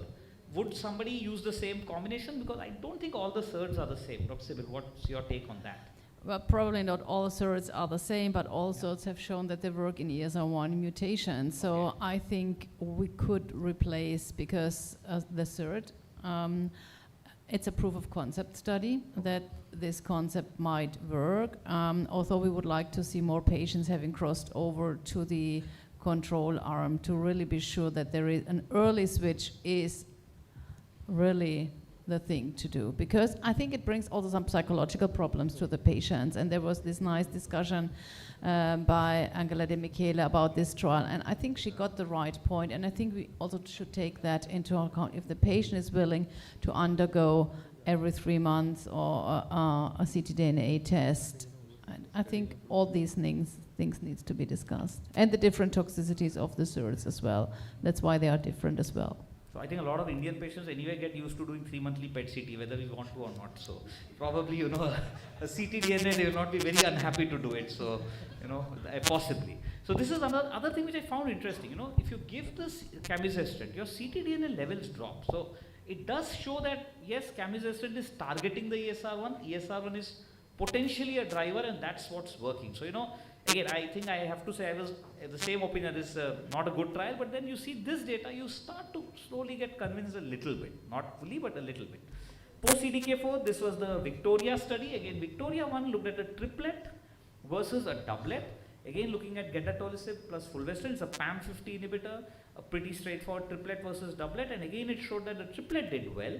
And this is possibly one of the better responses. If you look at the total results, this is one of the longer survivals and with an interim OS as well. So, Dr. Siddharth, your take on this trial, would you prefer a triplet like this compared to a doublet alone, or again, drug is not available, so it doesn't matter? So, the data shows that it is doing well. So I think this looks promising, and like it looks good. And the other thing is, this is again for PIK3 wild type. It's not for the PIK3 mutant. So I'll not talk about dextran because, well, it's there. So PIK380, you have these INAVO trial, INAVO 120. Now INAVO 120 is slightly different because it did not look at just all patients. It looked at specific subset of patients who had progression during or within 12 months of completion of adjuvant endocrine. So this is essentially an endocrine resistant group. It is not for everyone. But this small subset, you're having a PFS, you're having an overall survival, and disease progression-free HR is 0.42. So I think this is pretty much a done deal. So Dr. Alistair, one study which we can say, yes, we are comfortable using, or any problems with this study? The INAVO. The main challenge, I think, is getting your turnaround to get the PIK3CA status in a relapsing patient who's got a poor prognosis. And when we've had a lot of discussion around this, I think it's going to have to be done by ctDNA to get things done quickly. I think that's fine. So I think this is one trial. Talk of CDK6D challenge. We have already discussed this. Would you use a CDK4/6 versus one of these other things? And at least in clinical practice, we are going to do that because that's all we have.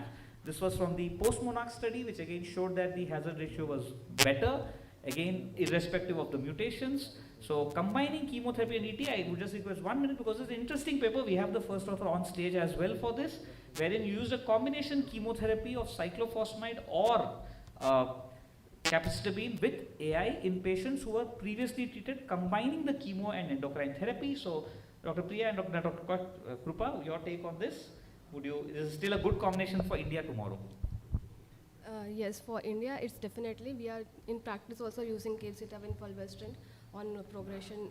So I think this paper, Okay. I agree. Okay, Prabhat, is this good only for our resource constrained patients? Is it a proof of concept, would you say, or it's something that goes beyond that? Proof of Obviously, concept 90% is, of patients will do this. but proof of concept and the phase 3 trial both came together in the same year. So we have mega trial before that you have You had a presented. mega trial as well, so you're comfortable using this. I think in practice, a lot of us are more comfortable, and I think rather than give only chemo, at least add some immuno to it. So as Shakespeare said, you know, sometimes it's full of sound and fury. So 40 minutes we have discussed drugs which none of us are available on Monday morning or Tuesday morning, as Dr. Bharat said, but that's how it is. Okay, so my take again, lot of drugs, lot of things, but let them come to India.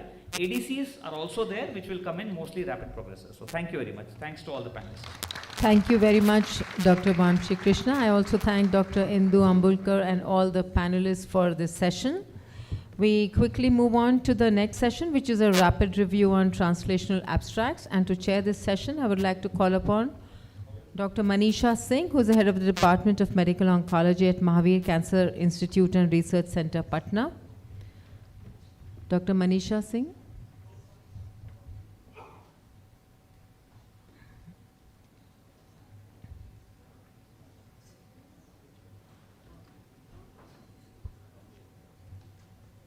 Dr. Prabhat is here.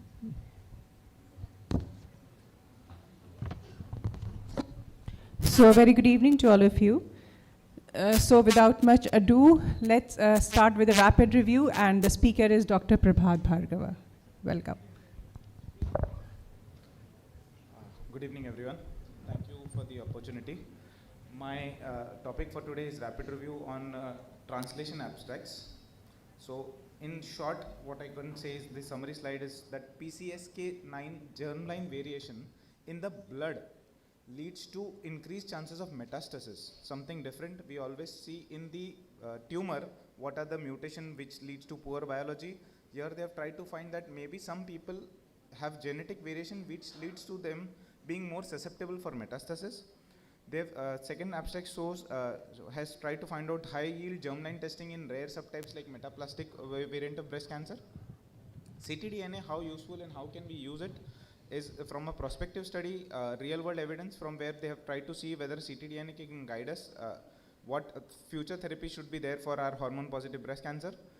Oncotype DX has done wonders, and can AI do that? Something similar is what in one of the abstract goes through, and whole genome sequencing in ER positive patients. So first study is host PCS germline variation, which is roughly there in all over the world, they saw, and patient those who have variation, specific variation, common missense variation in the RS562556 of the PCSK9 gene have reduced survival because they are prone for metastasis. It is, mind you, it is not from the tumor, it is from the blood itself. If a person has breast cancer and has germline variation in the blood, they are more susceptible to metastasis. So why are they more susceptible? Because PCSK in general leads to stopping of the metastasis. But if this is there is a variant in the patient's blood, it leads to a decrease in LRP, and LRP in general leads to inhibition of pro-metastasis.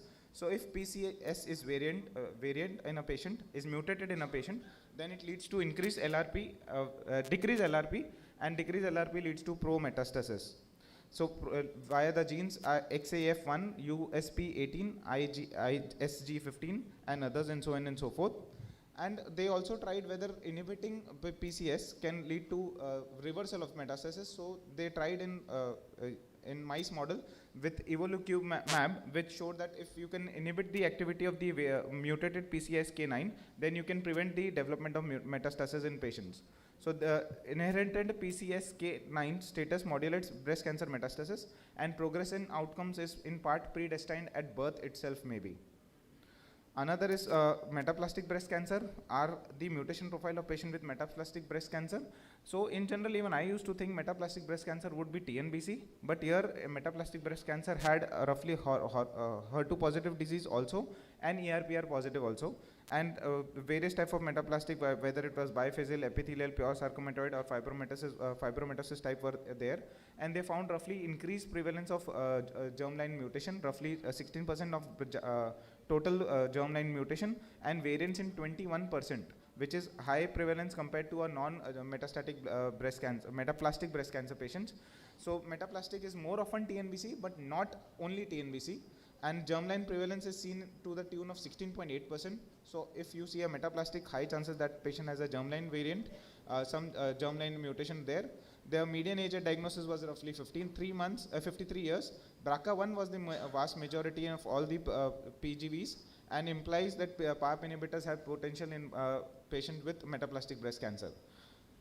Moving on to third abstract is whether circulating tumor DNA can help us from the real world Polaris study. So this was real world Polaris study from US, where patients who were planned for letrozole plus palbociclib were enrolled after starting the therapy into a real world evidence, and they found roughly similar initial patient received AI palbociclib or fulvestrant palbociclib. Their PFS was 25 months, and 17 months maybe fulvestrant was in patient as first line because they were already on adjuvant hormonal therapy. So as first line they found a PFS of 20 months, and OS also in letrozole it was 53 months, and with fulvestrant it was 42 months. So this is what we expect in our real world also. But they did extra was they did ctDNA analysis to see mutation drivers resistance, which is leading to resistance to palbociclib. So they found alteration in PIK3CA gene into the tune of 38% at baseline, P53 in 28% at baseline, and ESR1 in 15% at baseline, and amplification of CCND1 in 8% and FGFR1 in 7.7. But what's interesting is what we saw in previous panel discussion, that PIK3CA mutation patient, if they are hormone resistant, then they do worse. But here this cohort did not have only hormone resistant. So over a period of time, there was even loss of PIK3CA mutation over a period of time. So maybe evenolizumab is not required for everyone. Even if in PIK3CA mutated patient, letrozole and your palbociclib will work, and over a period of time, PIK3CA will be lost. But however, we know that resistant genes like ESR1, P53 and RB mutation because of CDK4/6 inhibitor are going to come up, and that is what even they saw in their prospective ctDNA analysis.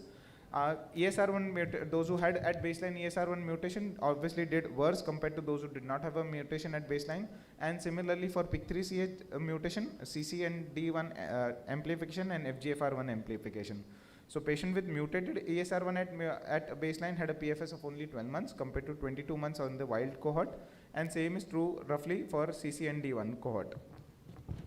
Interesting is if we repeated ctDNA at cycle 2 day 1, and if there was undetectable, such patient did really well compared to patient whom the ctDNA at cycle 2 day 1 also remained detectable.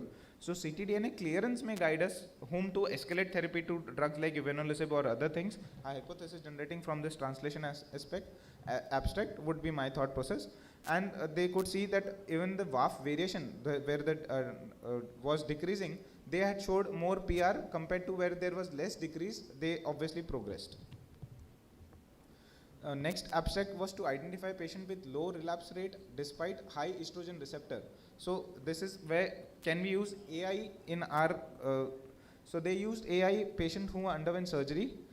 Their primary pathology was by H&E slide and routine clinical variables, and they tried to find out whether there are patients they can characterize into low risk or high risk. They took samples from many countries, and they made a model.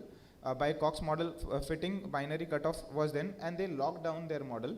After that, they have put this same model which they derive using 10 slide derived features, and this slide can be scanned anywhere in the world and can be sent, the data can be sent to them, and 4 clinical variables are easily available with us. So something you will not have to send block in future if we try and they train this model for further.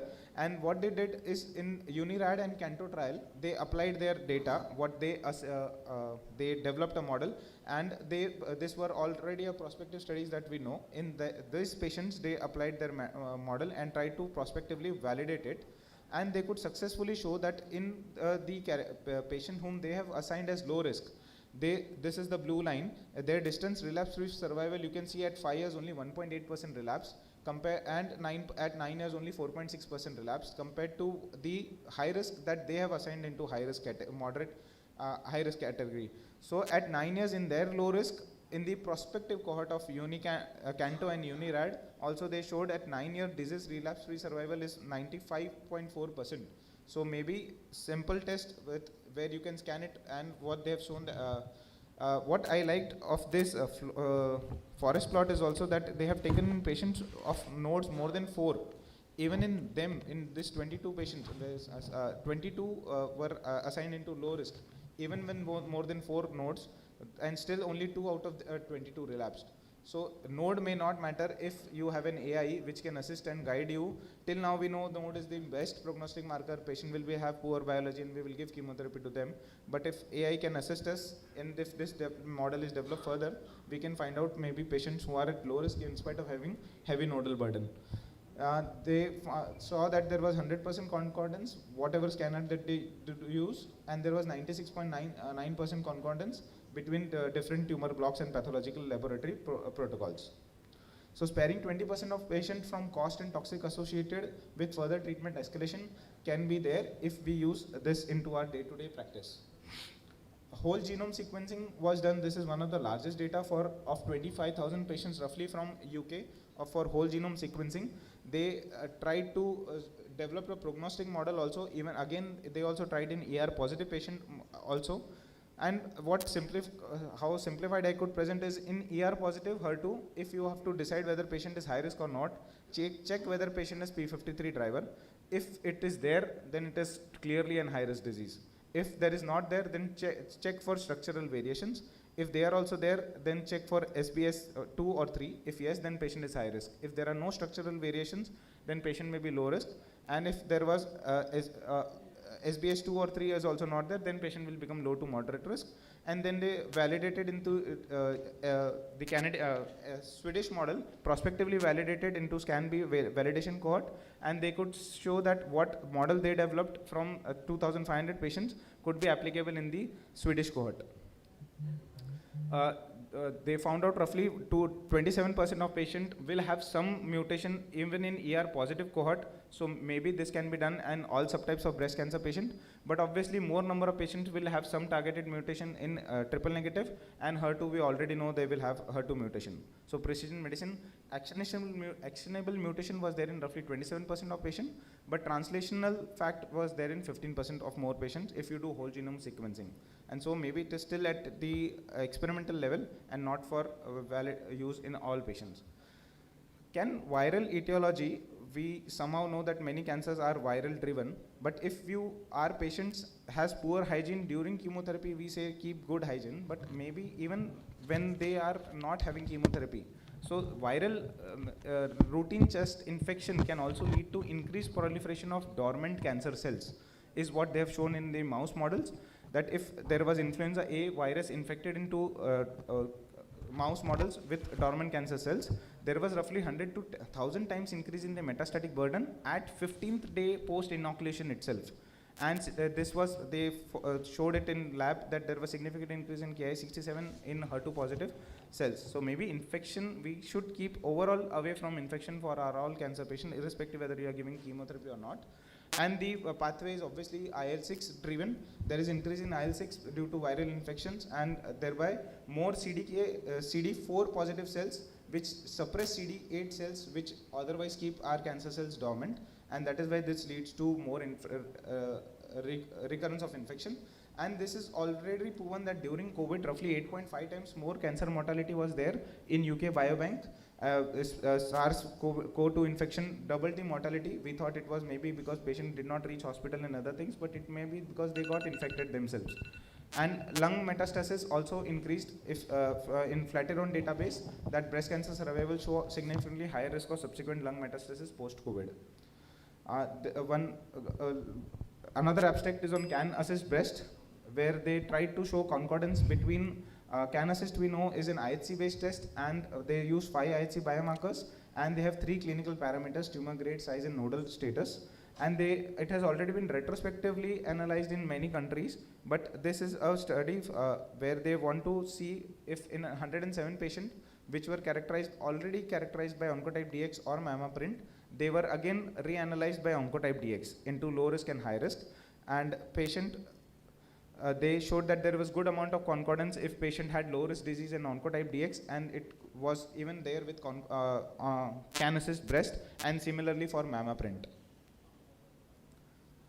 Thank you. So thank you, Dr. Prabhat. Some papers are very interesting. Thank you so much. Thank you, Dr. Manisha Singh, for chairing the session. And now for the rapid review of the other set of translational abstracts, I would like to invite as chairperson Dr. S.M. Karandikar, who is a senior consultant medical oncologist from Ruby Hall Clinic, Pune. And I request him to invite the speaker. Dr. Akshay Shivchand is now associated with Cura Life Cancer Center, Kolhapur. He's a consultant medical oncologist and hemato-oncologist. Hello. Good evening. Thank you so much for having me here, Dr. Sudeep and Dr. Shona. In ancient English literature, they say that all roads lead to Rome. So now at this point in time in this conference, all roads are going outside. People are going out for tea break. So without much ado, I would like to invite the speaker, Dr. Akshay Shivchand, for rapid review translational abstracts. He has to present so many, so please be aware of the time. Thank you. Thank you so much. So I have so many to present, and I can see the audience has gone for the tea, because translational abstract is the thing where we need to be awake, because they are complicated and they will lead to foundation of clinical research. So thanks to Dr. Nag Madam and Gupta sir for having me here. So initially there were 5 abstracts, then they added another 2 that was called as other notable abstracts. So we'll be okay, no madam, I have prepared it.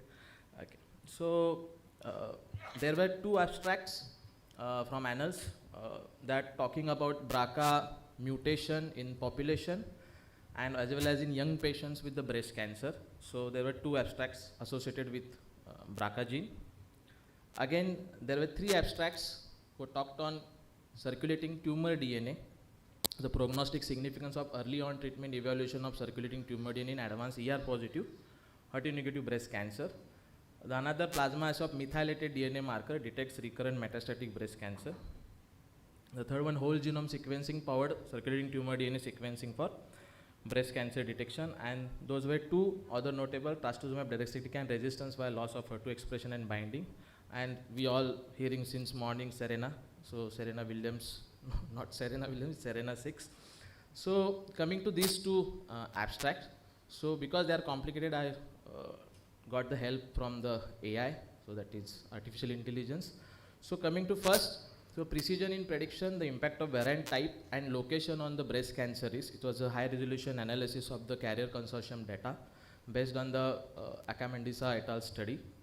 Now what they did, it was a case control study, statistical power, the carrier consortium, they got the cases from UK Biobank validation and Ambry Genetics clinical cohort. Objective is to determine if pathogenic variants in ATM, BRCA1, BRCA2, CHEK2 and PARP2 influence the risk based on type and location of the mutation. Now BRCA2 anatomy, which they have found that if you see the middle region, so that is ovarian cancer cluster region, the high risk zone is exons 1 to 10. They found that odds ratio of 2.7 versus exon 11. As against, there are again high risk zone from exons 13 to 17 with odds ratio of 1.6. Now they compared with OCCR, that is exon 11 baseline risk reference, which has lower relative risk of breast cancer. Now what they found is temporal divergence, variant location and predicts the onset. The exons 13 to 27 carriers, they have found that there is earlier diagnosis, they are diagnosed earlier, 5.5 years of difference. So location influences not just the probability of cancer but the timing also, as against exon 11 carriers. So clinical note that this significant age gap suggests a need for earlier surveillance initiation for carriers with variants in the 3' end of exons 13 to 27 of the BRCA2 gene. Coming to phenotypic link, the ER negative cluster regions which has highest rate of ER negative disease, the exons 1 to 10, they have lower risk of ER negative cancers with odds ratio of 0.5, and also in exon 13 to 27 they have lower ER negative risk, odds ratio of 0.6.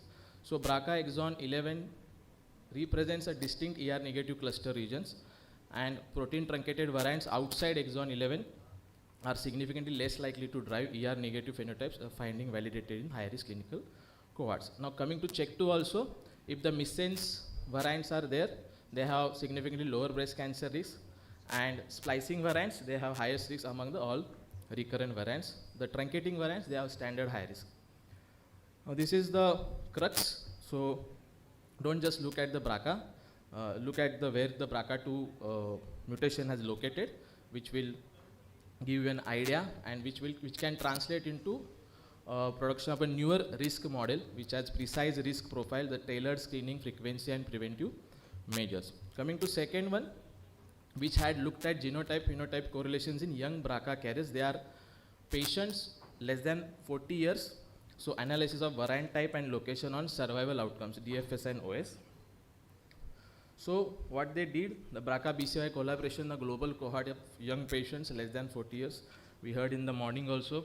So BRCA1 carriers, almost 63% of cohort they have BRCA1 carriers, 37% of cohort they have BRCA2 carriers, almost 2,000 patients and 1,214 patients. Now what they found that protein truncating variant, that is PTV, associated with significantly worse overall survival compared to non-truncating variant with hazard ratio of 2. As against missense variant, they are associated with better overall survival outcomes with hazard ratio of 0.48 and 0.17. The functional consequence has greater prognostic relevance than a simple variant type. Now these are the hotspot location, we can say exon 2, exon 10 and exon 19. The whatever lies apart from exon 2, exon 10 and exon 19, they are having better survival results than exon 2, exon 10 or exon 19 mutations.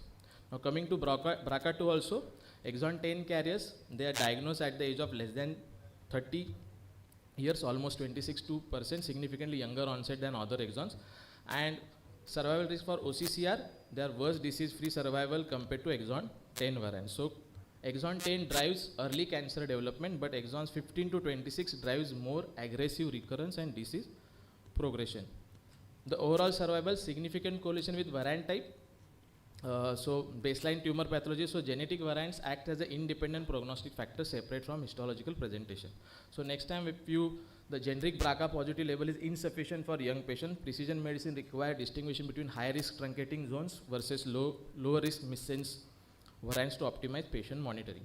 Coming to ctDNA, we know all the PADA1 trial which looked at, this is the data set from the PADA1 trial patients. Early ctDNA evaluation is a superior independent prognostic tool compared to the standard clinical baseline. What they did, baseline VAP, they have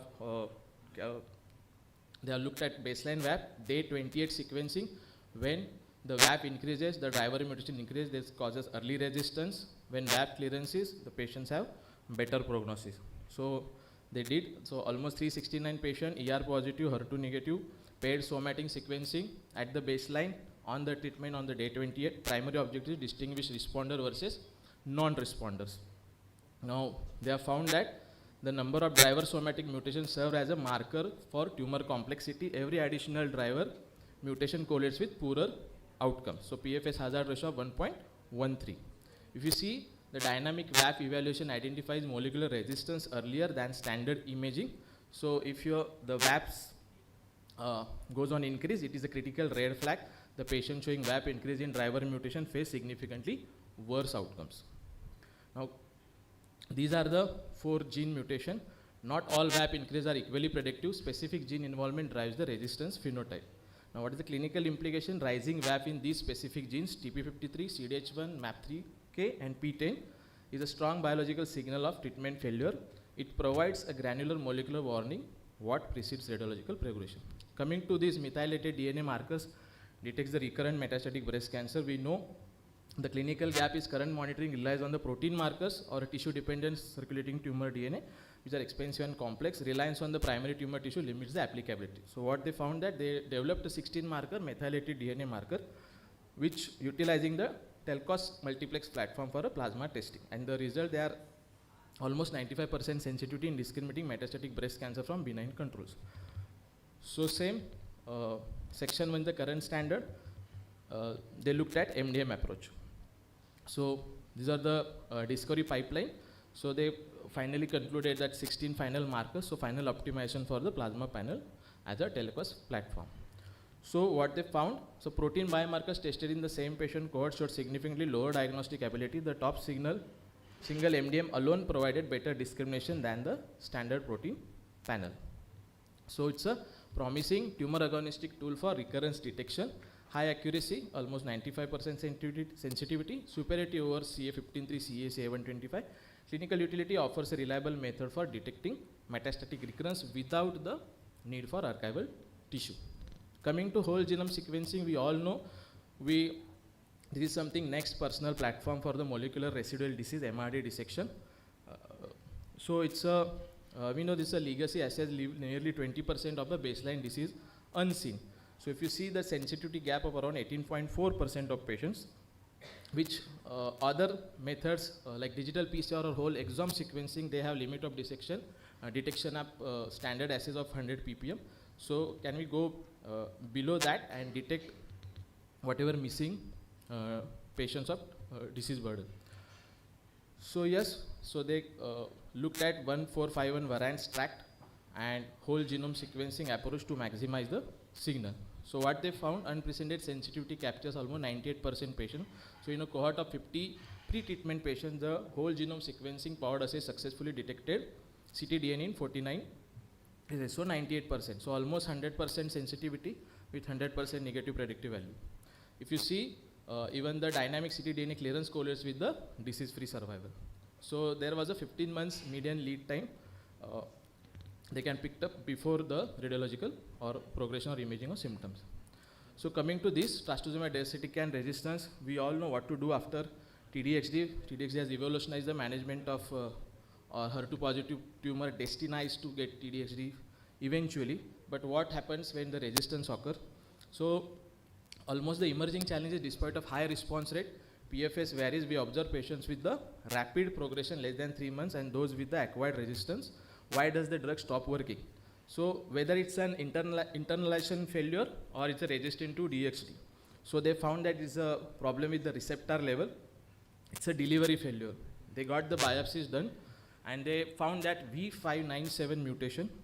So it is a physically impairs the drug binding. So they have got this mutation. Also there is acquired resistance, the P593R mutation. So what they shown that there is an increase in IC50 values if there is a reduced internalization leads to therapeutic failure. So what they found that a backdoor entry or a side door entry. So they combined TDXD along with the low dose of TROP2 directed antibody, that is Dato-DXd, and found that there are co-administration of low dose TDXD and Dato-DXD restores the cytotoxicity and achieves the tumor regression where monotherapy or even high dose of TDXD fails to do that. This is a SERENA-6, we all know. Just to complete, it's 10 seconds. So Camagistan, next generation SERD, they looked at the, we looked at the tip of iceberg, but SERENA looked at the molecular pattern, molecular relapse. So they picked up early ESR1 mutated clones and they switched to Camagistan arm versus AI arm, CDK4/6 AI arm. And they found that the PFS benefit also there, almost 100% decrease in the median change in allelic frequency versus on the other arm there is increase in almost 66.7% of allelic frequency. So this is what we know. So thank you so much. Thank you, Dr. Akshay. Dr. Karandikar, may I request you to please continue chairing the next session while I ask Dr. Alistair Ring to join Dr. Karandikar. And now we have the session for rapid review of supportive care abstracts. So may I call upon Dr. Bhavna Siroi, who is Medical Director and Senior Medical Oncologist from Balco Medical Center, Raipur. Over to you, ma'am.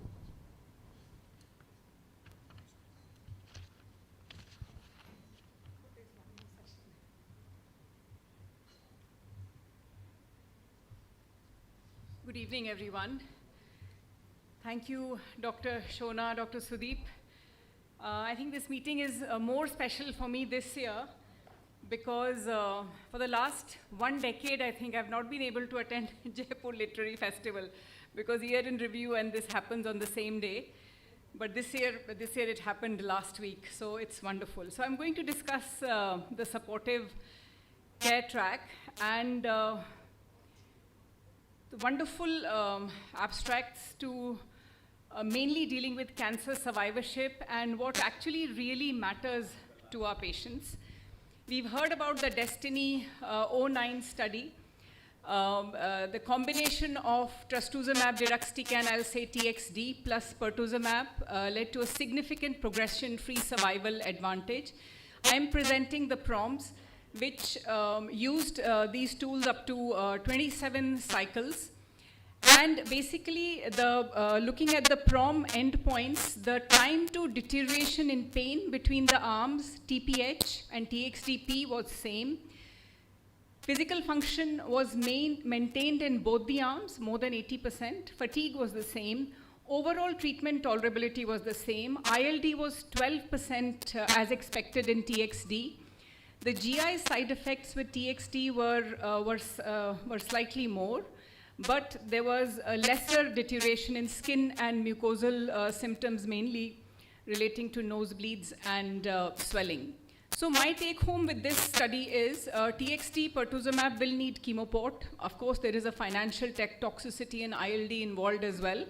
With TPH, with subcut Phesgo, I think likely better for time toxicity for our patients, and the tolerability is pretty similar between the two arms. And we have generic pertuzumab as well available. If we do use the generic version, of course, we'll need a chemoport. Coming on to the second study with the incidence of medication-related osteonecrosis of jaw. During a 20-year follow-up, this was a population-based multi-center retrospective study done in Tyrol, Austria. Between 2000 and 2020, we know denosumab was introduced in 2010. This included patients with metastatic breast cancer and bone metastasis who were receiving anti-resorptive therapy.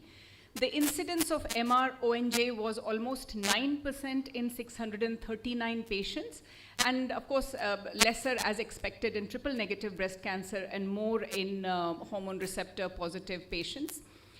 So if we look at only denosumab, only bisphosphonate, and bisphosphonate followed by denosumab, these were the three groups they defined.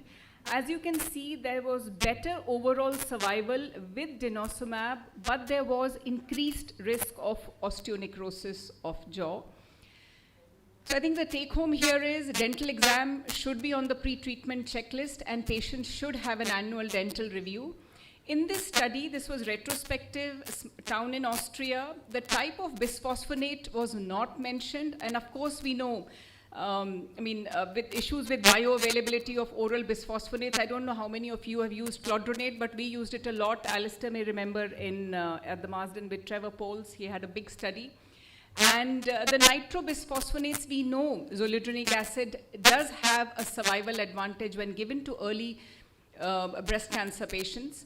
So I think there are a lot of, this needs to be validated whether every patient should receive denosumab or not. And of course, we also know that once bone healing starts, we can switch to 3 monthly regimens. In this study, every patient actually received it 4 weekly. The third study is very interesting. All our patients with advanced breast cancer complain of tiredness and fatigue, which significantly impacts quality of life. Most of the drugs we are using, whether it is CDK4/6 inhibitors or anti-HER2 treatment, all the drugs are given forever till they have toxicity or they have a progression. So I think this randomized control trial was extremely interesting, which looked at acceptance and commitment therapy for fatigue interference with functioning in ladies with advanced breast cancer. And in 236 patients with an average diagnosis of 3 years of advanced breast cancer, patients who had moderate to severe fatigue were included. They were randomized to behavioral intervention by a trained psychologist, to acceptance and commitment therapy. which included mindfulness, fully experiencing being in the present, including accepting their symptoms in a non-judgmental manner, and commitment or behavior change, which meant engaging in activities which were important for the patient based on their personal values for life, engaging with spirituality, etc. So both study arms had the second arm was education and support. Both arms had 6 weekly sessions of 50-minute each done through tele consulting. So patients who were on ACT arm had less fatigue, they had better mood and cognition at 2 weeks and 6 months. There was a small sustained increase in daily activities, which is very important for patients to engage with their family, caregivers, and children as well. Better functional quality of life. The sleep was the same in both arms. And you can see this, that the ACT arm did better. There was underrepresentation for patients with minority. You had to be English speaking, but again, in our context, we can have local regional languages as well. The only downside I found was I work in a small town in central India. The two things are gold dust, which we don't have, is a genetic counselor and a psychologist. It's very difficult to, so I think this was a bit resource intensive, I feel. The fourth study was looking at frailty trajectories following adjuvant chemotherapy and mortality in older women with breast cancer. So this looked at the SEER database, almost 20,000 patients who were on Medicare, ladies who were more than 65 years of age, median of 70 years, stage 1 to 3, treated between 2004 and 2017. Eligible women had to undergo surgery within 90 days of diagnosis and should have had adjuvant chemotherapy within 90 days post-surgery. So the landmark analysis, and landmark was 360 days post-adjuvant chemo.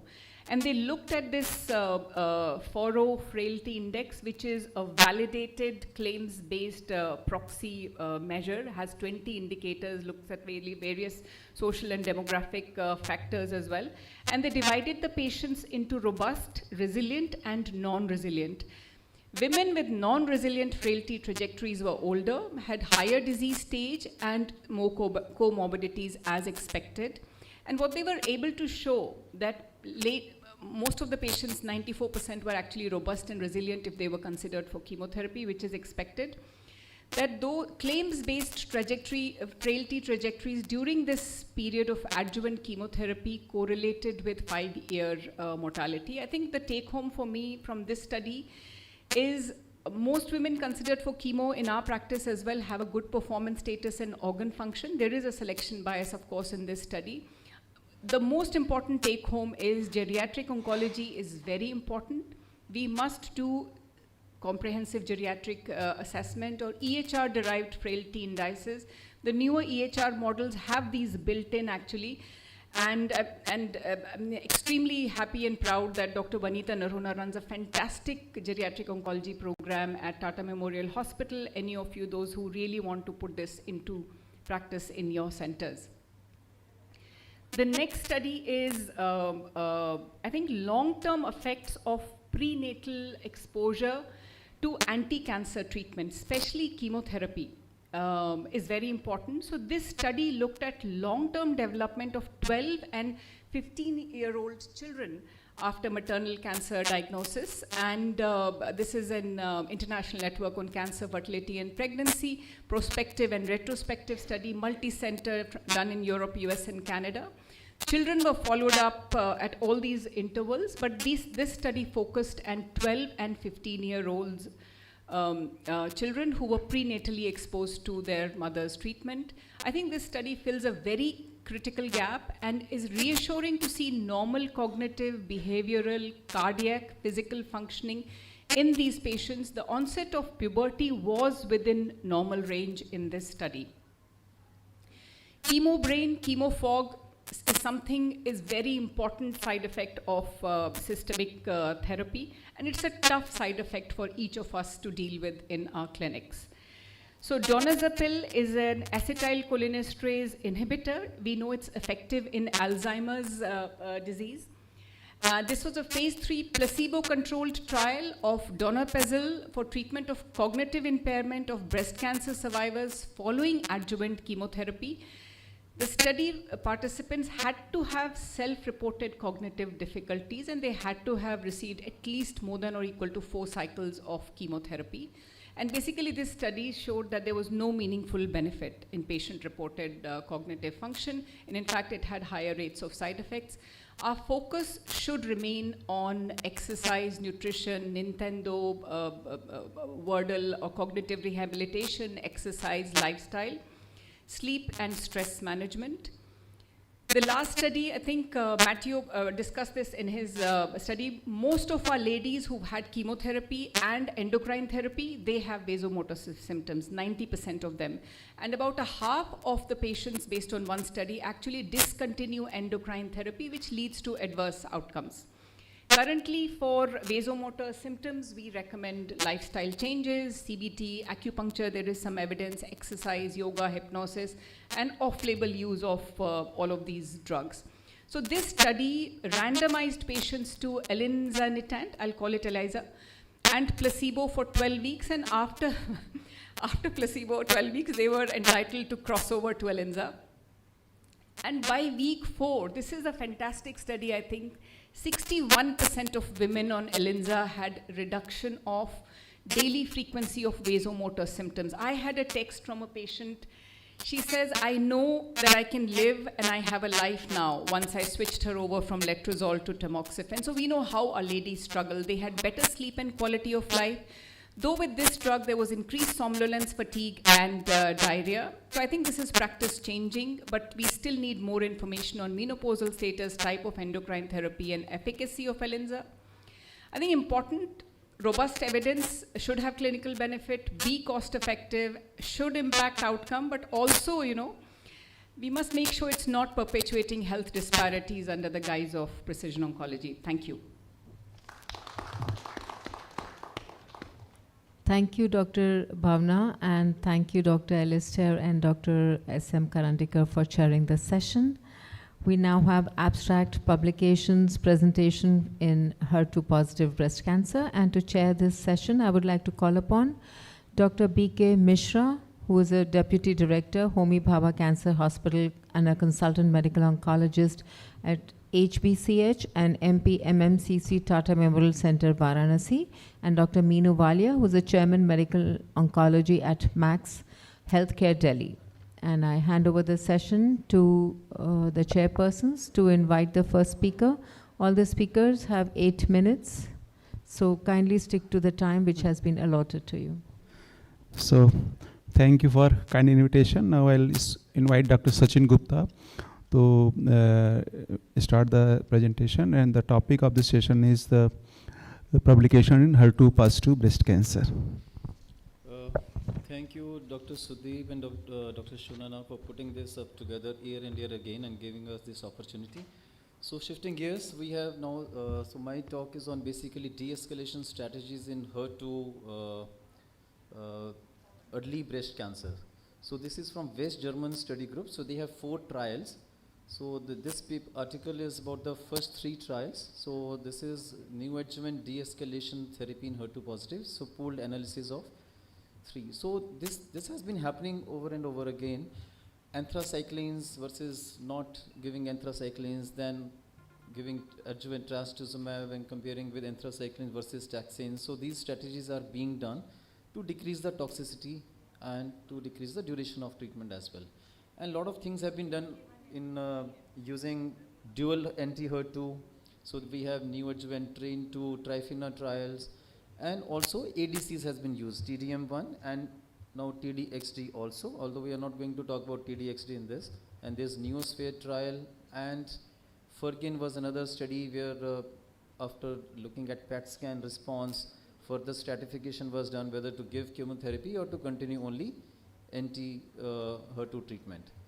So the West German study group, they, so these 3 trials, the schema is like this. So the top one is in HR negative, so they give dual HER2 versus dual HER2 plus paclitaxel, And if you can see the pathological CR, which is the main thing that they are looking at here, although the number is less, the addition of paclitaxel here is giving 91% pathological CR rate, and the 5-year IDFS is shown on the extreme right. And the lower two are in hormone receptor positive, and here TDM1 versus TDM1 with the hormonal therapy, or only trastuzumab with hormonal therapy. This has been tried, and here we can see that the ADC is giving more path CR, so to the tune of 41%. And the lower one is TP2, where dual anti-HER2 with endocrine therapy versus paclitaxel is being tried. And here again the paclitaxel is showing more benefit as far as the path CR is concerned. Now these are the patient characteristics. If we look closely, I hope it's visible, the T1 and T2 make majority of the patients here. And so T4 is hardly 1%, and majority, more than 2/3 patients are N0 here in the overall population. And about 76% patients are stage 1 patients.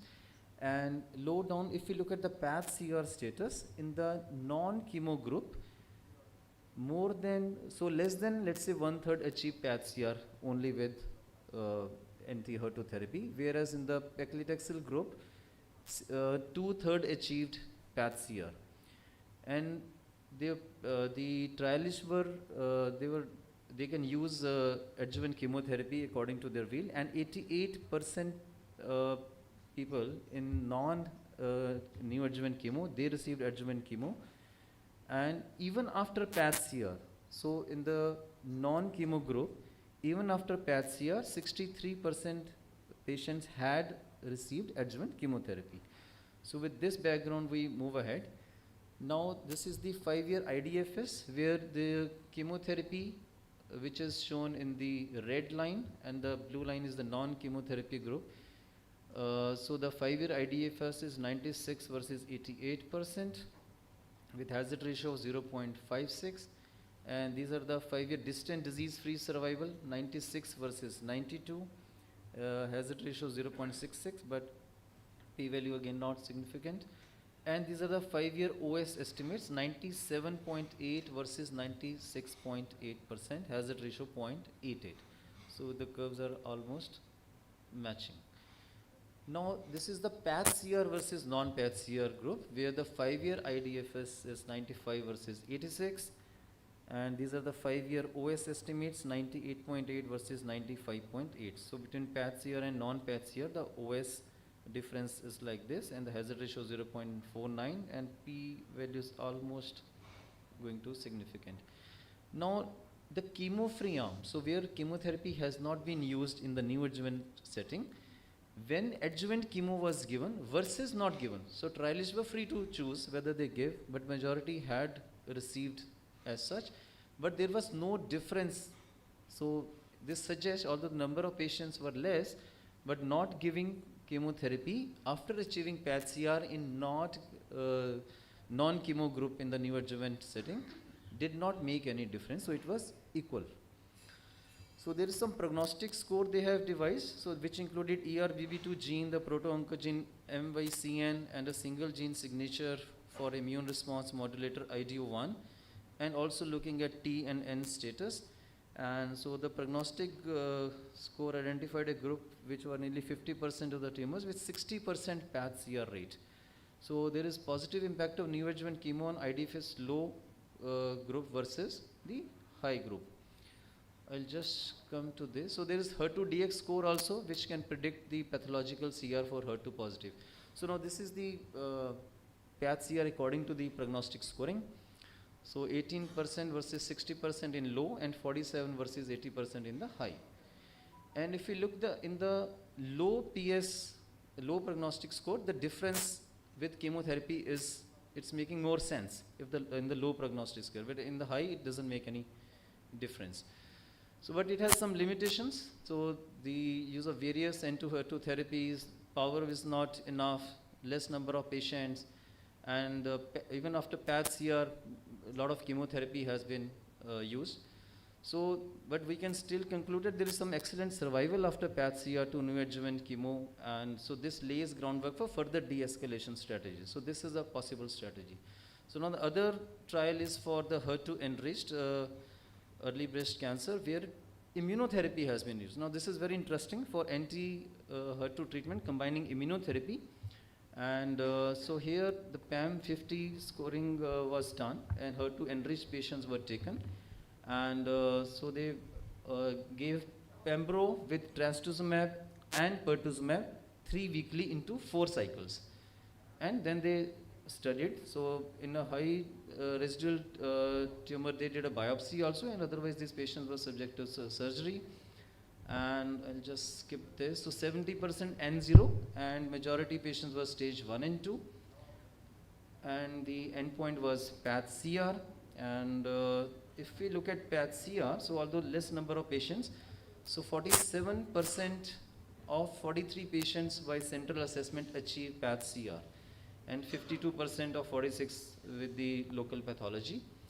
And according to PDL1 status, if we see, 73% were PDL1 positive, and out of these, PAT-CR was achieved in 14%, 58% of 24 patients with PDL1 positive, but whereas only 22% of PDL1 negative patients achieved PAT-CR. So PDL1 could be a marker here to tell this.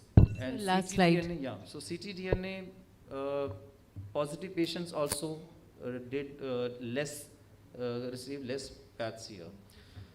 So just to summarize, this demonstrates that immunotherapy may have a role, but of course we need more information and more trial to deduce whether we introduce this into the treatment strategies as of now.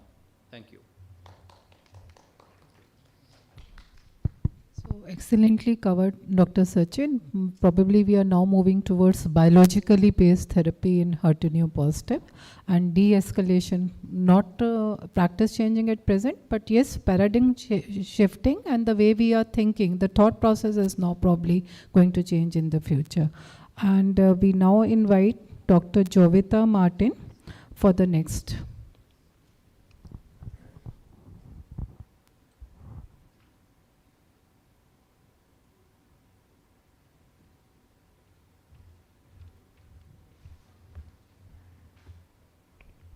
Good evening, everyone. I thank the organizers, Sudeep sir and Shona ma'am, for having me here. And it's a pleasure to catch up with so many of my seniors and learning alongside of them.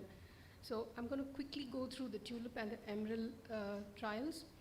We are all aware of the fact that HER2 positive, especially when it's aggressive, we always bank on taxanes, and trastuzumab, pertuzumab is now shot at as the first line.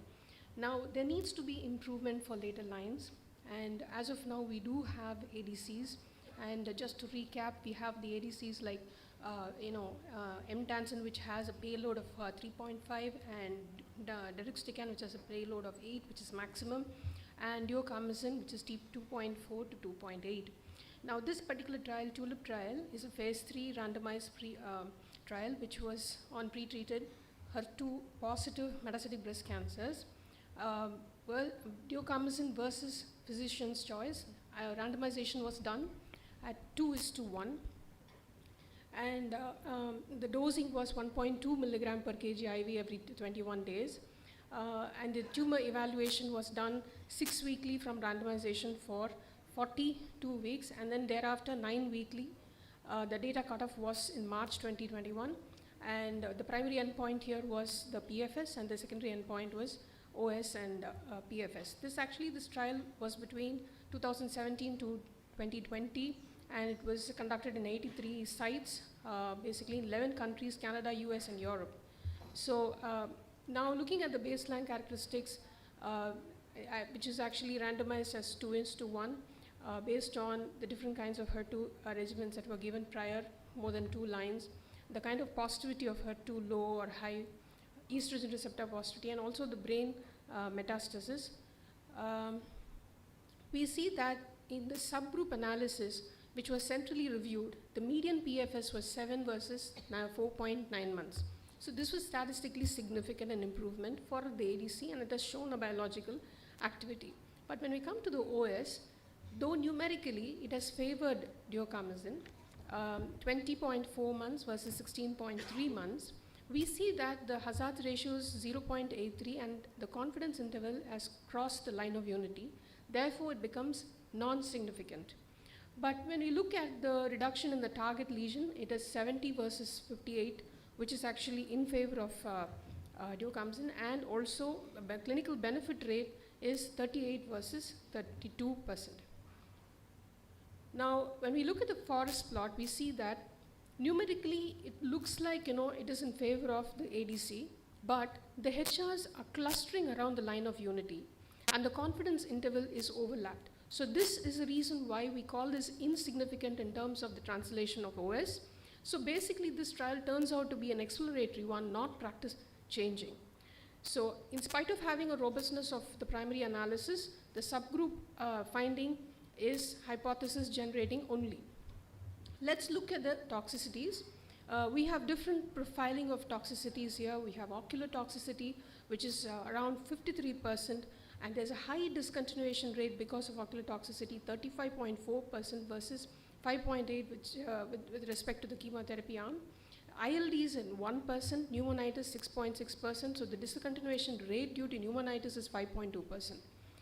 So having said that, in conclusion, TULIP trial is actually a viable option in a heavily pre-treated HER2 positive breast cancers, and it is active even in HER2 low expressing tumors because of the fact that it has this linker and cleavage part where an non-anti HER2 dependent bystander effect is possible.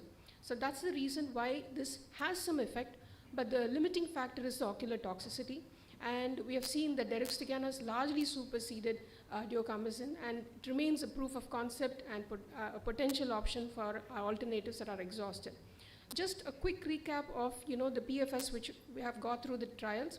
Deruxtecan has given us 17.8 months in more than second line, tucatinib 7.6 months, emtansine 6.2 months, and duocarmazine 7 months. So the only thing that we have to keep in mind for duocarmazine is when we use it, mitigation strategy for eye drops and prophylactic measures, visual acuity assessments will have to be done. Now let's come to EMERALD trial. Now when we look at this EMERALD trial, we actually, this was a non-inferiority trial, phase 3, which was in HER2 positive locally advanced breast cancers or metastatic breast cancers, where eribulin was compared with taxane with a combination of dual anti-HER2. Now, if we look at the previous trials that we didn't have a robust data with vinorelbine, but we did have a robust data with Cleopatra, with the dual anti-HER2 and taxane giving a very outright OS benefit of 15.7 months. And Peru study also gave a good PFS. But apart from taxane, we didn't have another drug to explore in terms of chemotherapy. So this study actually has done that job. So the randomization here was 1:1 between eribulin and taxane, which could be either docetaxel or paclitaxel. Docetaxel at 3 weekly and pacli at weekly. And the primary endpoint here is progression-free survival. The second endpoint is ORR, duration of response, overall survival, and quality of life. Now, the baseline characteristics are equally distributed across both the groups, irrespective of menopausal status, ECOG, HER2 positivity, the prior lines of treatment. Initially, actually, this trial didn't want to have an emtansine exposed group because that's an ADC. But then it so happened that those patients who had relapsed after an adjuvant TDM1 were 10, and that was included here. And also those who had only anti-HER2 or hormone therapy or triple positive with both hormone and anti-HER2 were all included. The follow-up was for 35.7 months, and they initially wanted to have just 50% of stage 4, but during recruitment they found that it was 59% of stage 4 and 41% of locally advanced breast cancer. Looking at the results, the median PFS was 14 versus 12.9 months, and the OS is 65.3 months in taxane and not yet reached in eribulin. So the forest plot, however, shows a consistent outcome across subgroups with no statistically significant difference, confirming that eribulin did not confer an overall survival advantage over paclitaxel in any predefined subgroup. So there was no difference also between the two regimens with respect to whether the PIK3CA was mutated or ERB2 amplification was present. In quality of life, eribulin was consistently higher and better quality of life in comparison to taxanes. With respect to the drug safety, we see that we always had issues with taxanes in terms of neuropathy and hypersensitivity and alopecia. Now these are all very less in eribulin arm, also the hematological toxicity. So in conclusion, efficacy parity, not superiority. Eribulin is an effective alternative. The better toxicity profiling, good quality of life. The positioning here it would take is in a taxane, which is a taxane ineligible candidate with probably diabetes, neuropathy, and prior taxane intolerance, we could actually offer eribulin as one of the sorts. It cannot replace taxane, but it's a very good alternative. In simple liners, TULIP, effective later line option, Emerald eribulin is a valid taxane alternative with treatment individualization. Thank you. So thank you, Dr. Jovita. So our next speaker is Dr. M.B. Chandrakant. He will again presenting two abstracts.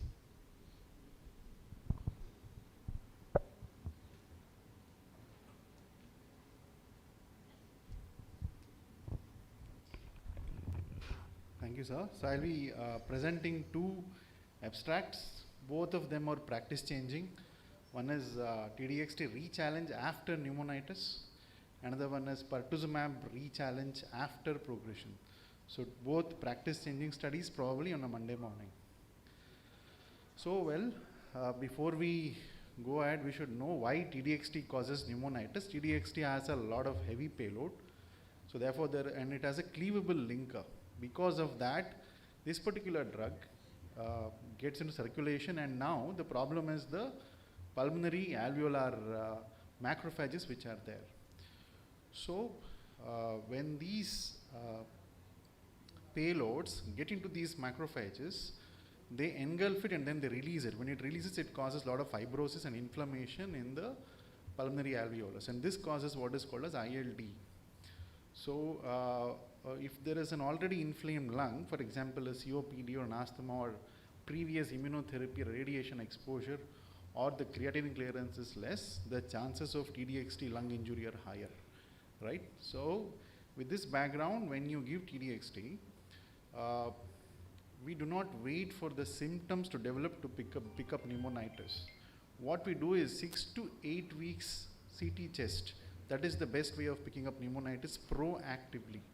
The moment symptoms develop, it becomes grade 2. The key is to pick it up at grade 1. Grade 1 is any radiological change without any symptoms, okay?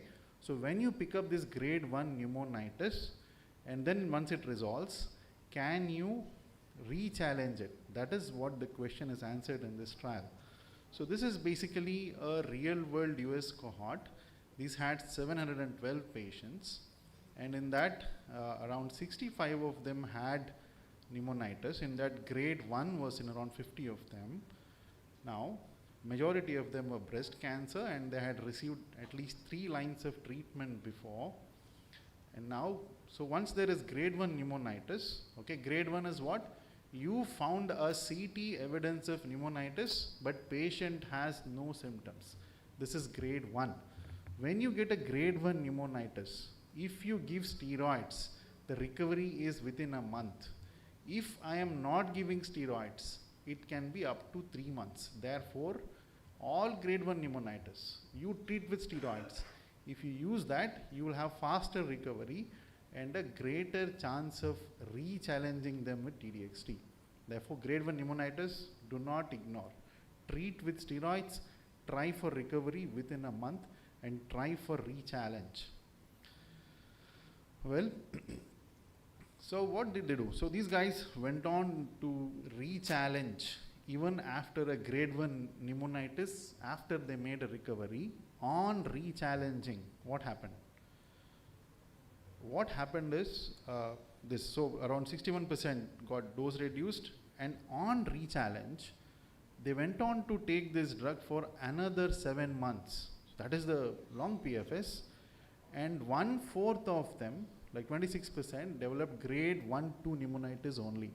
That means Once the grade 1 is resolved, after that if I re-challenge, on re-challenging, 1/4 of them will again develop, but all of them are grade 1 and 2 only. No serious adverse events, no deaths. So therefore the take home message is, I can safely re-challenge after a grade 1 pneumonitis.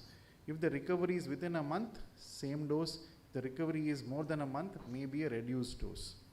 Okay, grade 2 also, small percentage of patients they did re-challenge, but that's not the rule. The rule is grade 2, do not re-challenge. Grade 1, you can re-challenge. So what is the take home Monday morning practice? Grade 1 ILD. That is what is grade 1? Radiological evidence without symptoms. Do not stop TDXT forever. Treat it with steroids. Try for fast resolution within 4 weeks. If the resolution is within 4 weeks, give at the same dose. If it is taking more than 6 weeks or more than 4 to 6 weeks, dose reduce.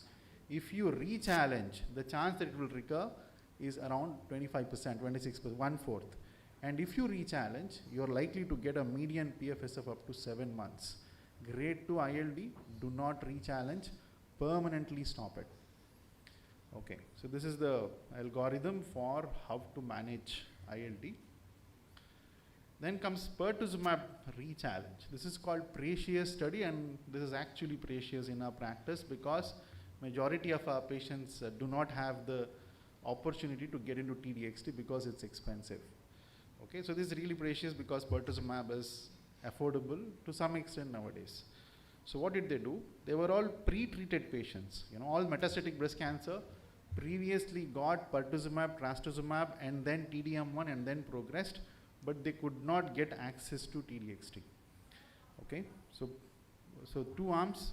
One is PERT, so all these patients were pre-exposed to PERT2, TRAS2, TDM1, and then now at progression, PERT2, TRAS2 chemo versus TRAS2 chemo.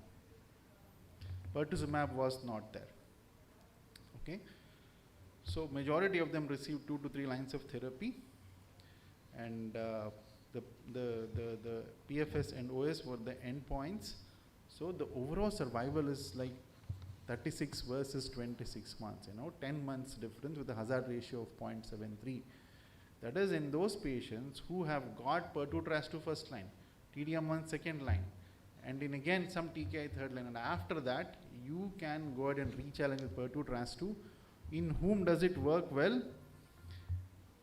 PFS investigator assess was different but not independent review, and the overall survival was different despite limited PFS, probably because of slower disease kinetics, post progression.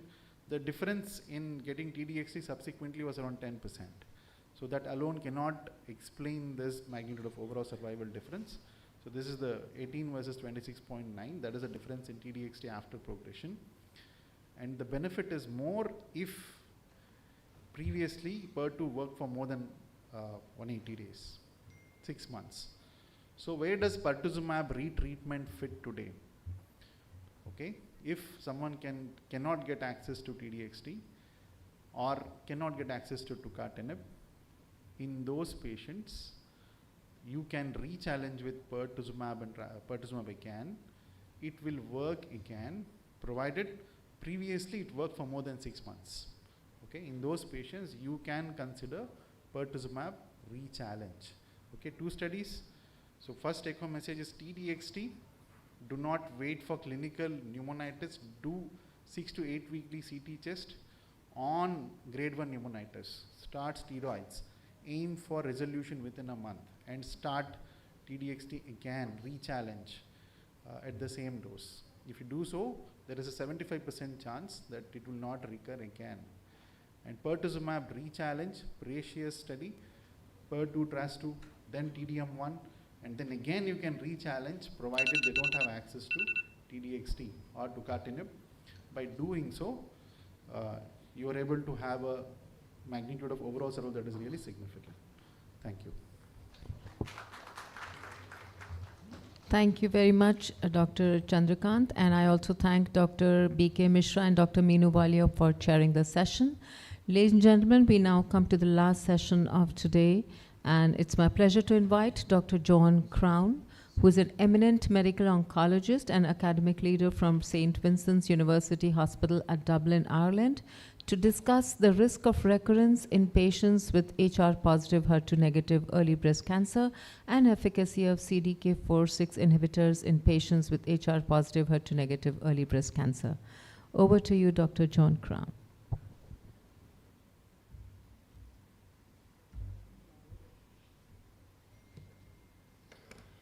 Thank you very much. I would like to thank the organizers of this meeting for inviting me to speak at this wonderful meeting.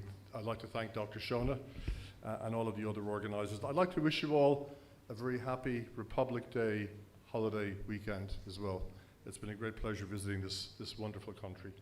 And I'm not presenting it today, but it was a great pleasure indeed to see such high quality Indian research being so prominently presented during the major meetings in 2025, and particularly the wonderful data for the lower dose immunotherapy in several diseases, I think will be really, really hugely influential in the years to come.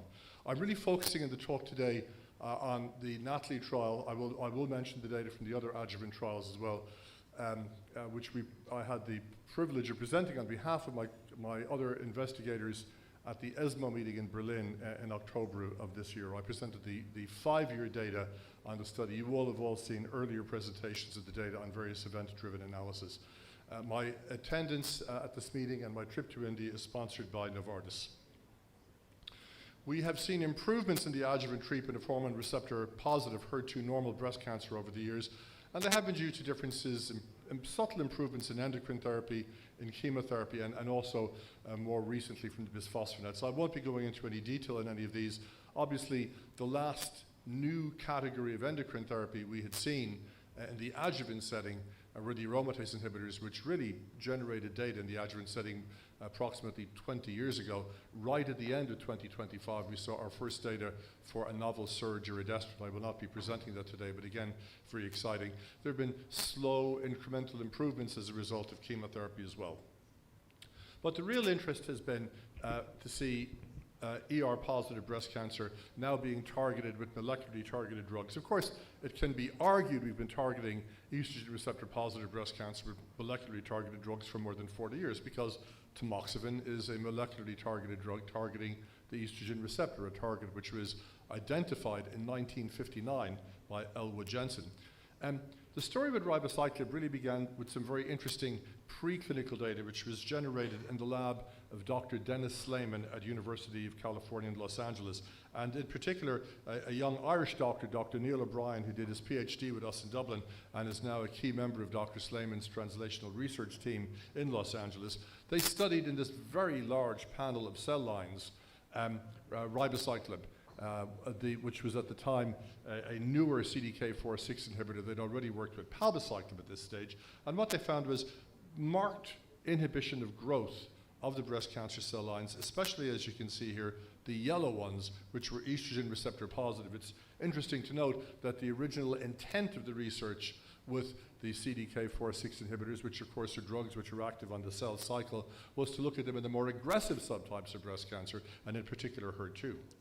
The first large-scale clinical trial, MONALEESA-2, randomly assigned patients with metastatic breast cancer, which was receptor positive, to get endocrine therapy with an aromatase inhibitor alone or with the addition of ribociclib. Go back one. And as you can see, there was a major difference in progression-free survival. This was very similar to what had been previously seen with palbociclib. The big difference was that in none of the studies involving palbociclib was there an overall survival advantage, whereas there was consistently in the studies with ribociclib and in the study with abemaciclib overall survival advantages in metastatic disease. And of course, this provided a very powerful rationale for looking at these drugs in the adjuvant setting, as indeed did the observation that ribociclib plus fulvestrant produced the highest rate of progression-free survival which had ever been seen for a first-line treatment in metastatic breast cancer.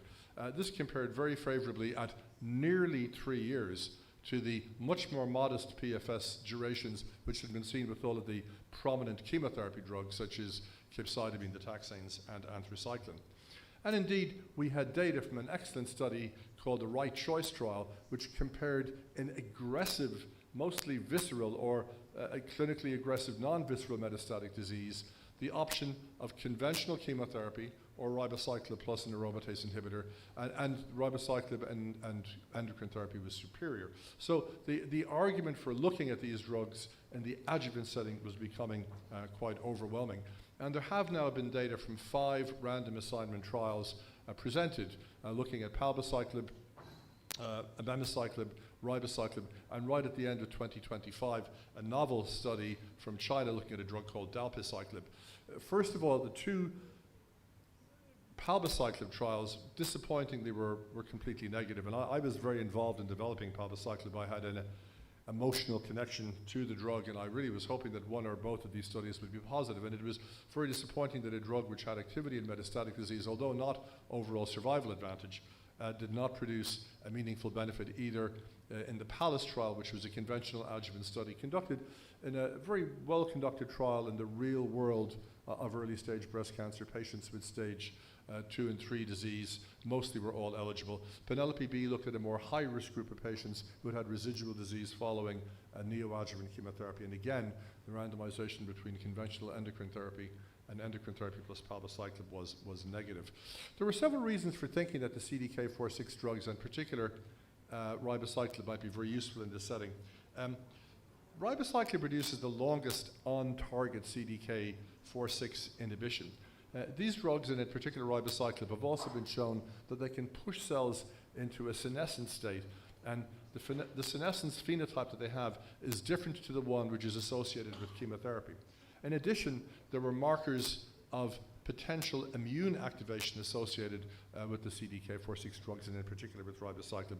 So the argument for getting it into an adjuvant trial was really overwhelming. NATALEE was a very, I believe, nicely designed trial. It was a bravely designed trial, as you shall see. It looked at patients, again, reflecting the real world of most of the patients that we see, where the discussion about what type of adjuvant therapy they will get arises.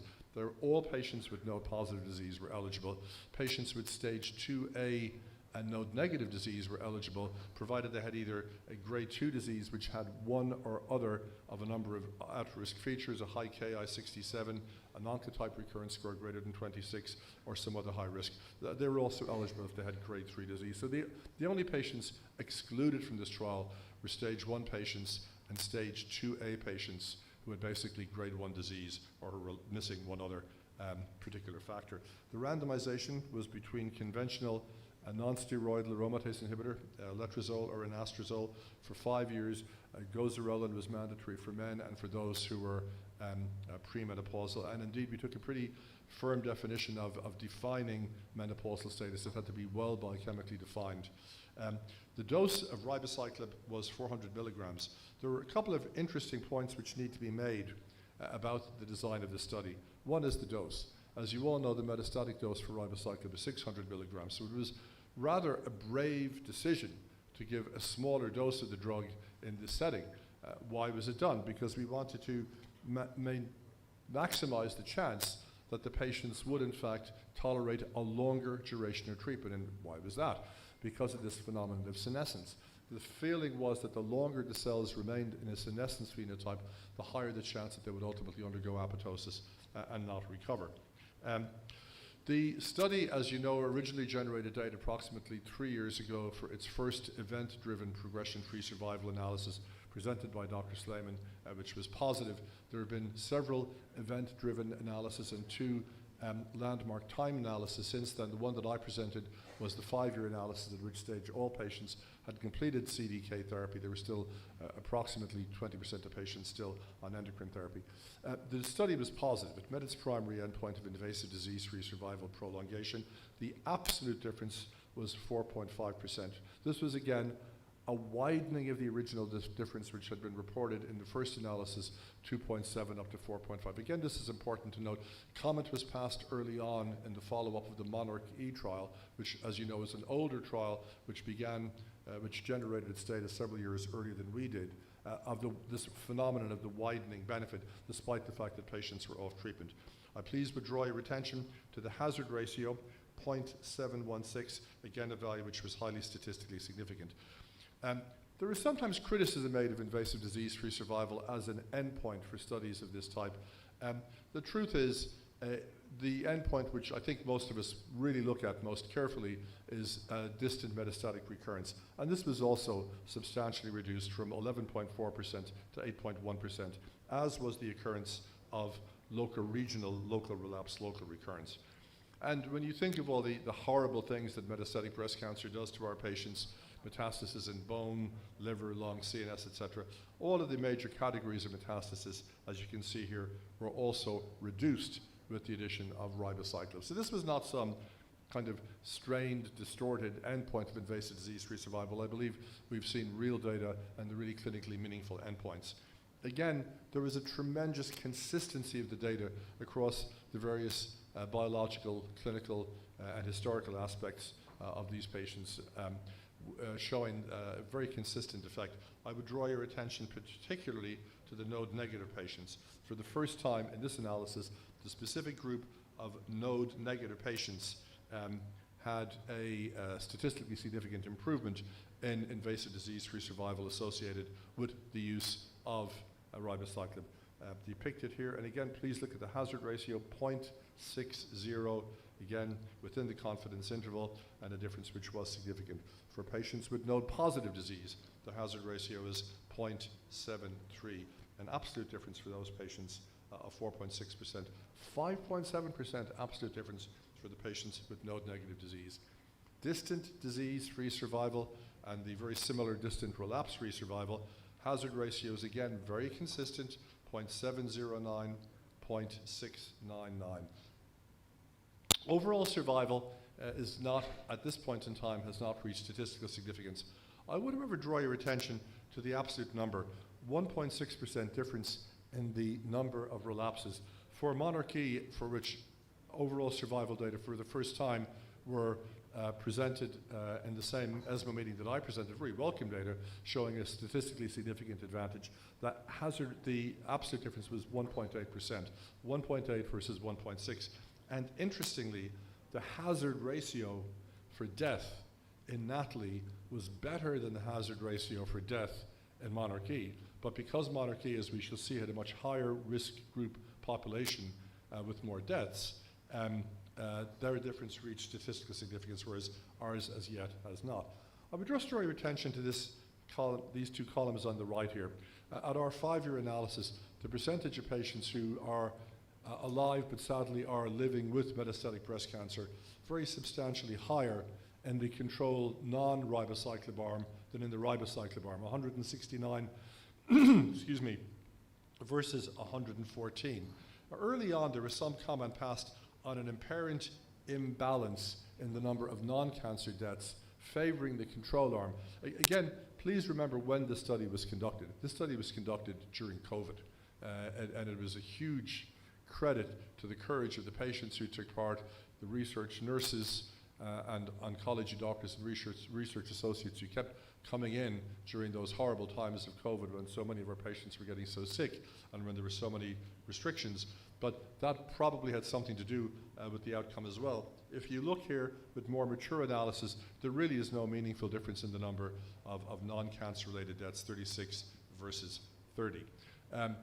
Compared to previous analysis, at my analysis in October 2025, there had been a total of 5 new deaths which were considered due to adverse events, but look at what the adverse events were: brain hemorrhage, heart attack, stomach cancer, and 3 patients in the ribociclib arm, 2 patients in the control arm. 1 had rectal cancer, and 1 also had a cardiovascular death with the rupture of an aneurysm. As you all know, neutropenia is the dominant toxicity for ribociclib and indeed for palbociclib. Unlike abemaciclib, where the dominant toxicity is diarrhea. At the 400 milligram dose, greater than grade 3 neutropenia was seen in 44.4% of patients. Please note the incidence of admission for febrile neutropenia was 0.3% on this trial, and there were no deaths associated with neutropenia. There were no cases of severe pneumonitis. Some patients had a degree of arthralgia, of course, in both arms due to the aromatase inhibitors, and there was a low incidence of venous thromboembolism, 1.1 versus 0.5 in the control arm. Again, it was a brave decision to give the smaller dose. We really were setting ourselves up for potential failure by not giving the dose which had been shown to be so active in metastatic disease, to reproduce overall survival in metastatic disease, to have been better than chemotherapy in metastatic disease, to have been associated with the longest progression-free survival ever seen in any treatment for metastatic disease. But it really was, I believe, the right choice. And if you look at the data for two of the more prominent toxicities, neutropenia and QT prolongation, for the NATALEE trial compared to the pooled data for the patients who had been enrolled across the various MONALEESA metastatic studies, as you can see, the incidence of, neutropenia was reduced, the incidence of severe neutropenia was reduced, QT prolongation reduced from 6.5% to 4.2%, but very importantly, the incidence of high grade, greater than or equal to grade 3 QT prolongation went down, collapsed from 1.2% down to 0.2%. In fact, we also presented data at ESMO Breast last year, in which we looked at pharmacokinetic studies from the NATALEE trial, and the pharmacokinetics are very different between 400 and 600 milligrams. The exposure was roughly 1/2 at 400 milligrams compared to 600 milligrams, and there was a tight correlation between the exposure levels and QTc prolongation. So I think it all makes sense why the smaller dose was so much safer. Our colleague Dr. Kevin Kalinsky presented data at ASCO in 2025 looking at a breakdown of the NATALEE results according to menopausal status, and really the punchline is that we've seen similar benefit both in pre- and postmenopausal patients. For pre-menopausal patients, 5.3% absolute difference. For postmenopausal patients, 4.6% absolute difference. If you look in premenopausal patients, just along the top here, at invasive disease-free survival, the primary endpoint, for the whole group, 5.3% premenopausal patients. For those less than 40, 6.3%. For those more than 40, 5%. Similarly, for the postmenopausal patients, again, just look across the top line. Got an itchy trigger finger here, I'm sorry about that. Postmenopausal patients, and the entire group of postmenopausal patients, the absolute difference, 4.6%, 2.7% for the younger postmenopausal patients, 6.4% for the older postmenopausal patients. Obviously, when we're presenting data like this, and Stephen Johnson from the Royal Marsden presented the updated monarchE data at the same time I presented the NATALEE data, the two studies were presented in tandem. There were really important differences between these two trials. The first one, I'm sorry about this. The first one relates to the eligibility criteria.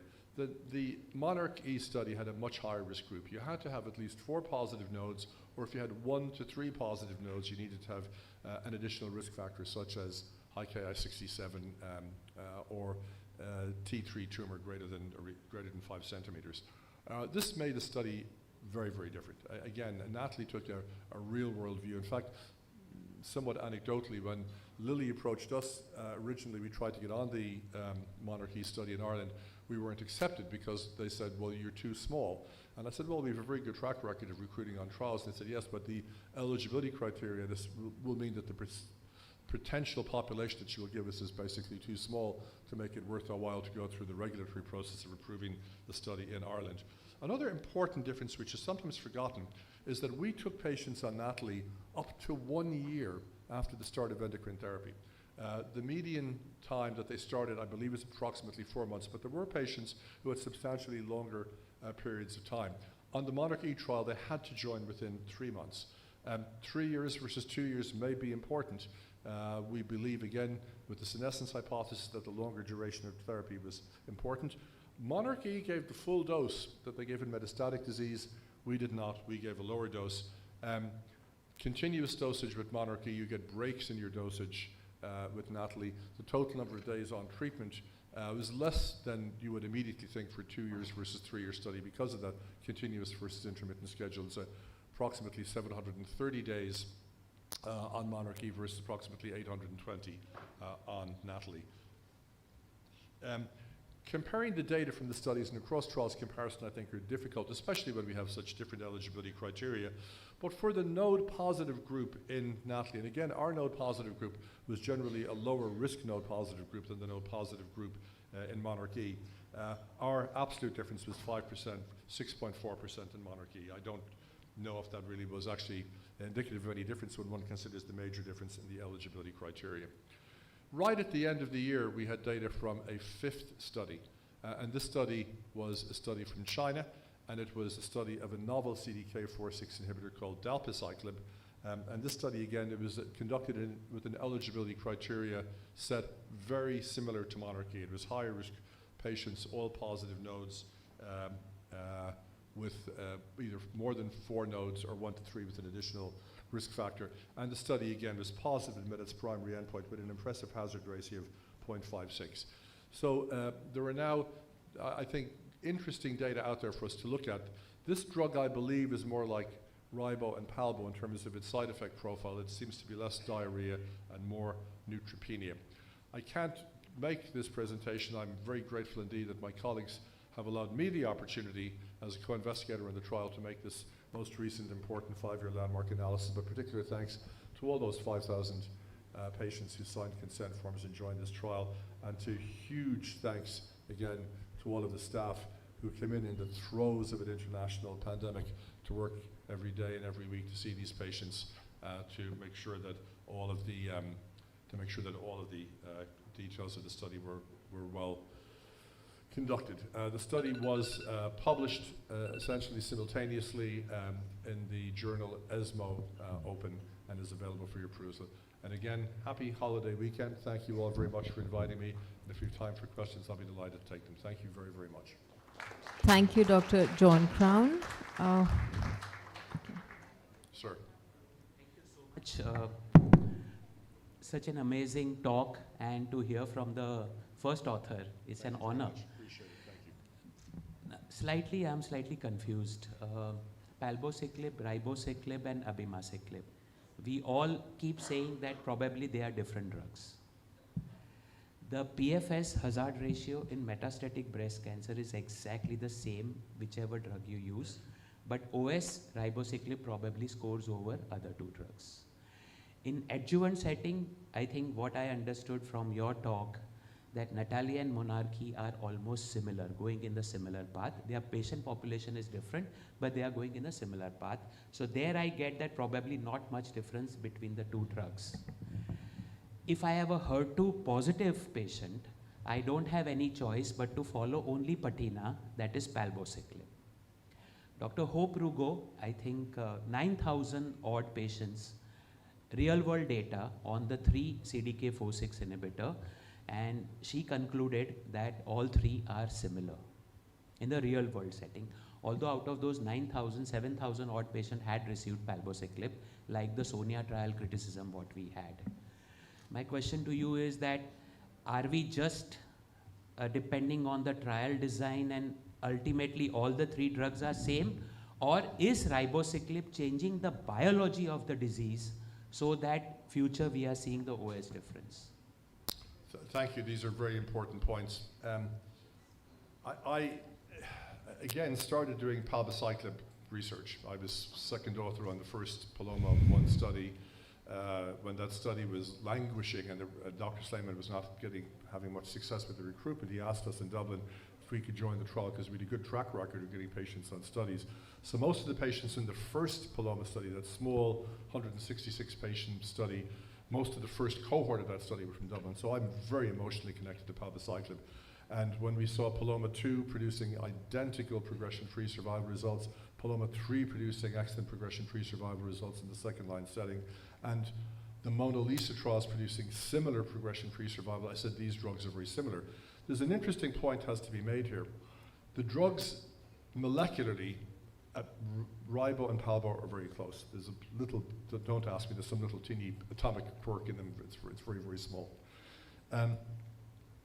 Wyeth, Warner Lambert, ultimately Pfizer, through 3 iterations of mergers, inherited the drug, and they never took protection on this novel slight variant on the drug they were developing, which didn't even have the name palbociclib at the time, and that drug was left out there dangling, and Novartis picked it up. So the sense was that these were Me Too drugs, and I should say in the old definition of what Me Too meant, that these were Me Too drugs. And when the survival data started coming out for the first Ribo study, I said, this must just be luck. It can't be a real phenomenon. Then when it came for the second RIBO study, I said, well, and now 3. So we have 3 RIBO studies, 3 PALBO studies. All 3 RIBO studies have overall survival advantage. None of the PALBO studies have overall survival advantage. So maybe if the design had been different, maybe if they'd given a bigger dose of PALBO, maybe they would have seen something differently, but that's not the data we have. So to me, I just do not believe it is appropriate to give, I hate to say this because I like the drug originally, but I do not believe it is appropriate to give palbociclib as your first treatment for metastatic breast cancer. I won't do it. I always go for ribociclib. Somebody who's got an electrocardiographic abnormality to start off with, maybe I will go for palbociclib then, but very rarely. About 10 to 15% of patients I will switch from ribo to palbo, usually because of liver function test abnormalities. That would be, I would say, and sometimes for QTc prolongation. So I believe when you look at the difference in toxicity, and there is a difference in toxicity. I mean, the liver toxicity is more prominent with ribo, the QT is more prominent with ribo. When you look at the difference in overall survival, 3 trials versus 3 trials, I think it is up to somebody else to prove the case that the drugs are the same. I don't believe they are. Abema is clearly a different drug, molecularly more distinct with a very different toxicity profile. Again, I don't want to say too much about Monarchy versus Natalie, very different trials. I congratulate the Monarchy investigators, a well-conducted study for that high-risk group. It's great that they have overall survival advantage. Give us time. If you look at the overall survival differences between Natalie and Monarchy, it's tiny. The hazard ratio in Natalie is better. And we missed statistical significance by a confidence interval of 0.003 in the last analysis. So it would not be ethical for me to say Natalie will be positive for overall survival, because I don't know. But all I can tell you the data, I'd be very interested in seeing what the next analysis shows. Does that answer your, thank you very much for your contribution. Thank you very much, Dr. John Crown. And it's now time for an interesting debate to discuss the efficacy and safety of CDK4/6 inhibitors in HR-positive, HER2-negative early breast cancer in patients with N1 versus N0. May I request you to please come down, sir?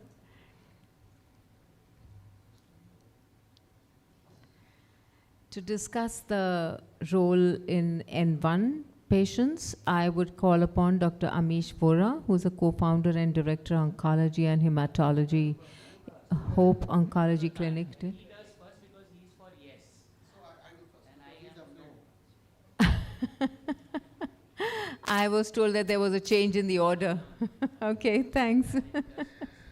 No, because it says that he has to come first, but I was informed that you will come first. Okay. So Amish, we need the debate? Your choice. Okay.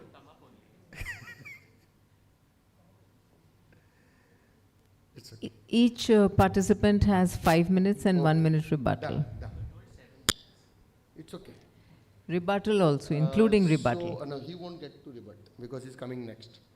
So my job is to tell that we need an adjuvant CDK4/6 for all N1 disease, and that's what it is all about. And I think Professor rightly pointed out, and if still there is some scope for discussion, I'll take it forward in next few slides and try to put forward the stage why every node positive patient should be receiving adjuvant CDK4/6 irrespective of other factors.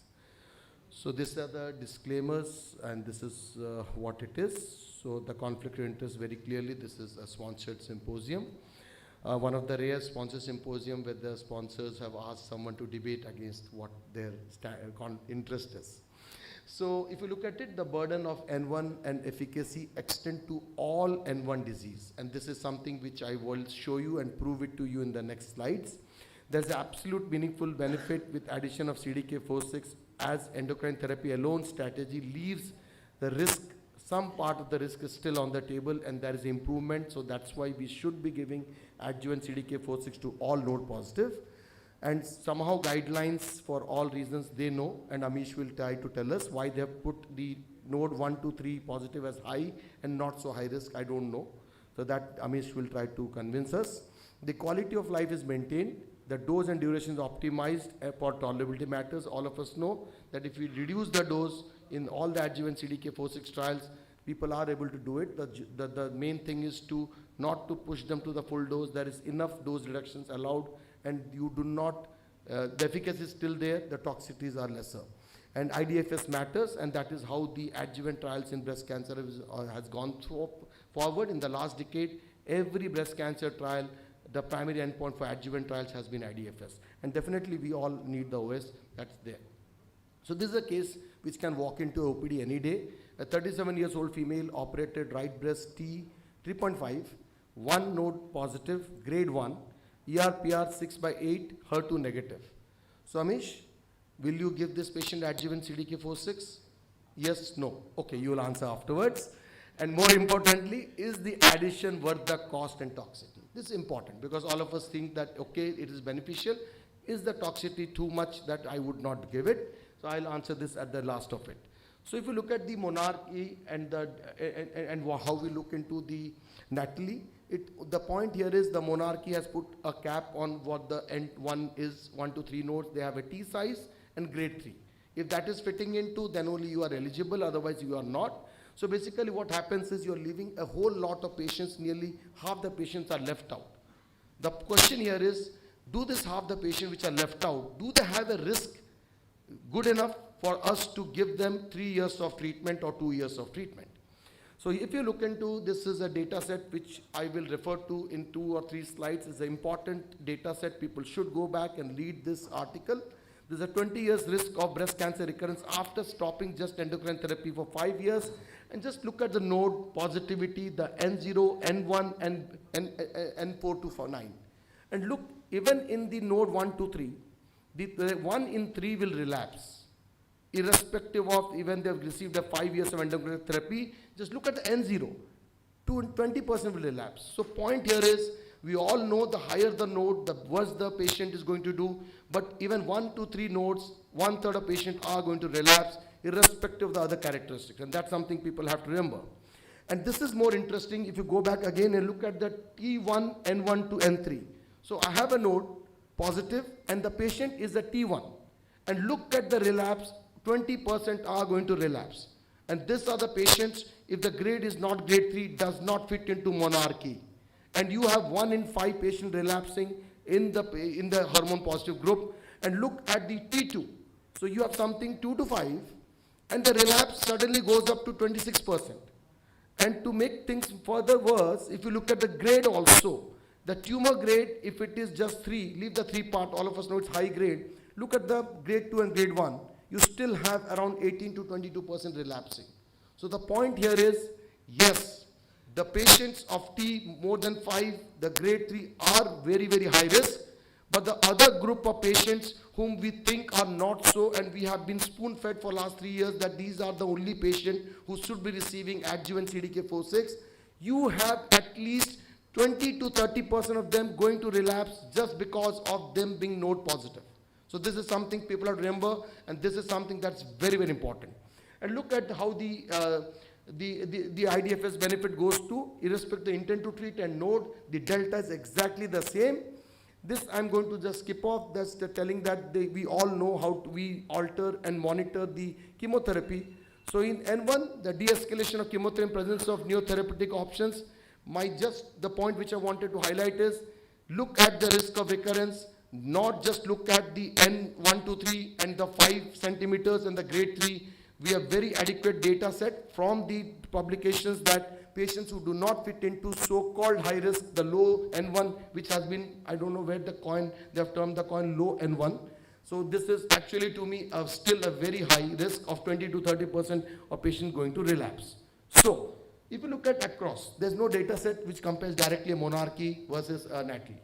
But if you look at the trials and how they've extrapolated, these are the extrapolation from lot of major data sets from the registries and the US and the Europe. N1 of Natalie and N1 of Monarch nearly do the same in terms of risk of recurrence. And if you look at the forest plot, just how we read forest plot, I just want to tell you the point of the p-value for heterogeneity for interaction, if it is not significant, you read it that all subgroups do benefit equally. And so my take home for all these two forest plots for across would be for Natalie, N0 or node positive, both of the subgroups as defined in the inclusion criteria will benefit from adjuvant CDK4/6. So there is no point arguing for N0 or against N0 or N1 or against N1. The same thing goes for Natalie, for Monarchy. The higher the risk, the higher the nodal disease, more is the chance, and definitely the benefit is there. So even look at the guidelines, right from FDA approvals to NCCN, it has now been a category 1. The NICE, which is one of the most stringent, which does not approve anything that does not have a cost-benefit analysis. You have seen many drugs not approved. Here it is still a drug which is there, fully licensed. And if you look at our own India, the approval is there. From now on, we can approve, we can write adjuvant CDK4/6. That's one more slide. And look at the NCCN, it's there. So basically to tell you, all the government regulatory authorities from India to Europe to across the Atlantic have approved it as a category 1, and also the recommendations are there.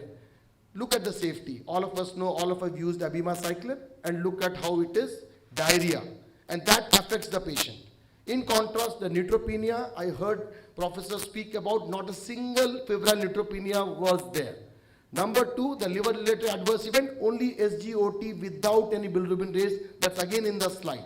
So point to take care, be careful, do not hesitate to decrease the dose, but these toxicities in a Natalie were more of a paper toxicities, not something that would be symptomatic for the patients. So the argument to end off with, this individual's approach prevent both overtreatment if you are not doing chemotherapy as per the score, and you should not be undertreating them just because they are N1 but not into the so-called high risk. And second point is the real world evidence shows the burden of N1 has similar risk of recurrence if it's low N1 or high N1, as I've already spoken about. And Natalie trial shows consistent IDFS benefit in node positive tumors with high tolerability and maintained quality of life. So to my case, the patient is eligible for adjuvant CDK4/6, yes. And is it worth it? Yes. I think the toxicity is also not that great that I would not give the patient a 37 years with 20 to 30% chance of relapsing in the next 20 years. So here I rest my case, and Amish, the stage is all yours.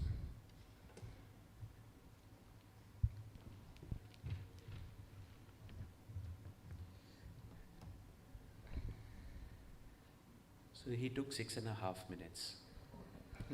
It was more, so no time for rebuttal. Right. So can I have my slides, please? Yes. No, these are not the slides. These are my previous. Can we have the correct slides, please? These are the previous slides. I had sent to both Novartis and Oncology. Novartis, where are you? I sent to them also, and I sent to you also. Have you received any of the slides? Evening 6 p.m. you would have received the. So sorry, sir, your time is up now. I'm okay with that. Do you have? Novartis didn't want you to present. That is why they have. I agree on they that have played point. very strategically.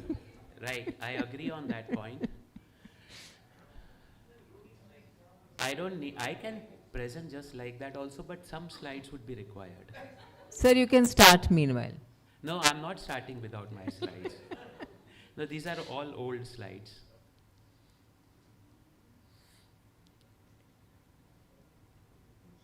Do we have or do we don't? Okay, sir, meanwhile, while they sort, can we have with the next speaker? For N0, I invite Dr. M.V. Chandrakant, who is a Senior Consultant and Academic Head, Medical Oncology at Narayan Super Speciality Hospital, Kolkata.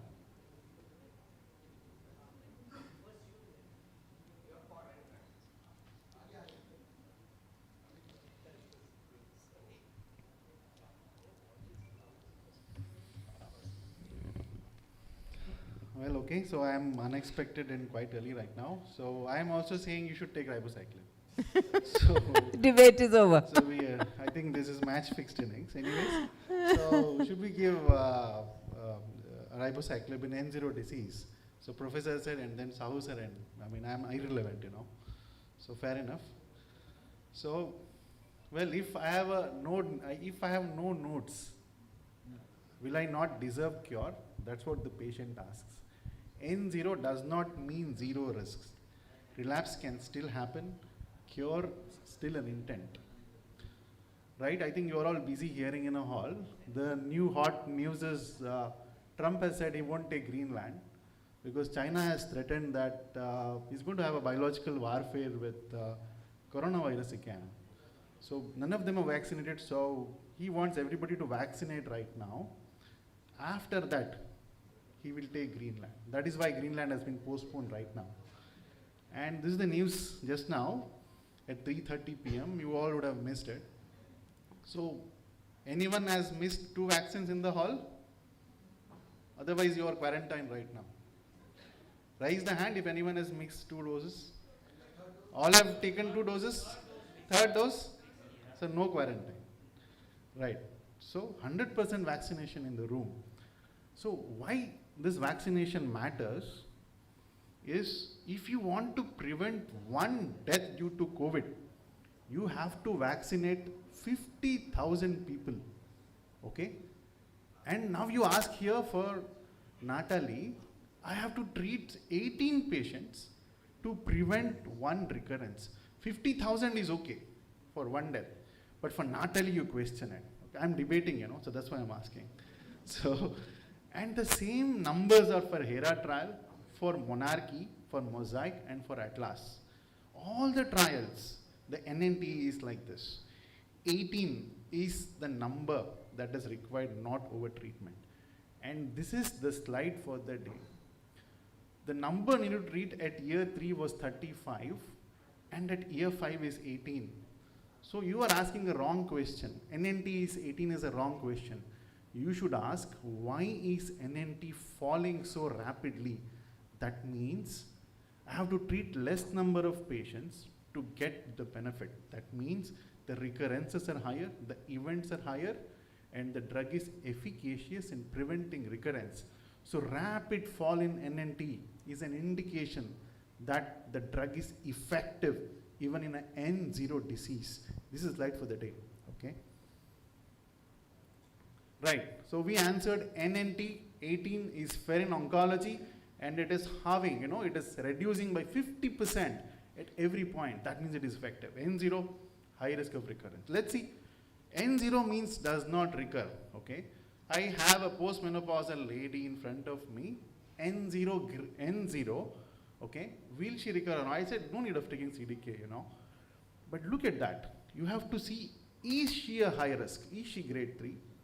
Is she having a Ki67 or a genomic high risk? If she has high risk, you have 3 data. Number 1 is the US Flatiron data suggesting that the overall survival, the mortality is like a node positive patient. The first curve. The upper one is N0 low risk. The middle one is N0 high risk and N1. They are dying equally. N0 high risk means N1, node positive disease. And the European registry, the France registry addressed the disease-free survival. That is also N0 high risk are relapsing like node positive. And then we have the Natalie randomized trial. There the control arm, Sahu sir was saying, like 15-20% patient relapse if they are high risk. So N0 isn't one disease, it is heterogeneous high risk relapse. Okay. So N0 equals node positive if there is high risk. Okay, Ki67 is an imperfect biomarker, I agree, but it is not useless. Okay, so if you want to say less than 20 versus more than 20, the concordance is 90%. Okay, Ki67 is a valuable marker. No test is perfect, but consistent high signals should not be ignored. Ki67, if it is 30-40%, will you ignore it? You do not. Similarly, a grade, let's say a grade 3 disease, if a patient is there is a good concordance. You can easily say grade 1 or grade 3. Grade 2 is heterogeneous. That is where the ambiguity lies. But grade 3, so when the biology shouts grade 3, you do not whisper it as low risk. It is high risk, okay? How many patients can you do Oncotype DX? I think If you ask each one, it will be 1 or 2 or 3 max. We cannot do oncoWDX for all of us, all of the patients. Grade is an important biomarker. It is not perfect, but it is reliable. It cannot be ignored. Right. So we understood NNT. We understood N0 equals N1 if there are high risk, and number 3, is ribociclib causing any benefit even in an N0 patient? Simple. You see the separation of curves. At 3 years you stop the drug, and the separation is continuing even beyond 3 years. There is something called as a carry over effect. What does it mean? It is not postponing recurrences. It is changing the biology of disease. It is making the disease more curable. It is making the cells going to senescence. It is not just a static effect, okay? If it wouldn't have done, you wouldn't have got this incremental separation of curves. So there is a benefit in N0. Incremental difference is happening on a longer follow-up. So you saw NNT went on reducing, and you saw the IDFS difference increasing over time, incremental, right? Then IDFS has 6 components. In that, distant relapses are the ones that translate to overall survival. Look at the distant relapses. They are incrementally, the hazard ratio is 0.5. How can you ignore a 50% chance of reduction in metastasis? You cannot, right? So distant relapse is a hard truth, okay? And that usually translates to overall survival, and you cannot ignore the distant relapse. So the IDFS gains in all these. You went on to give 10 years of tamoxifen with a 3% benefit, AI versus TAM with the same benefit, Softex same benefit. All of them are having the same benefit. You never question. That was a decade earlier. But now the difference is 5 to 6%, and you question why, right? Okay.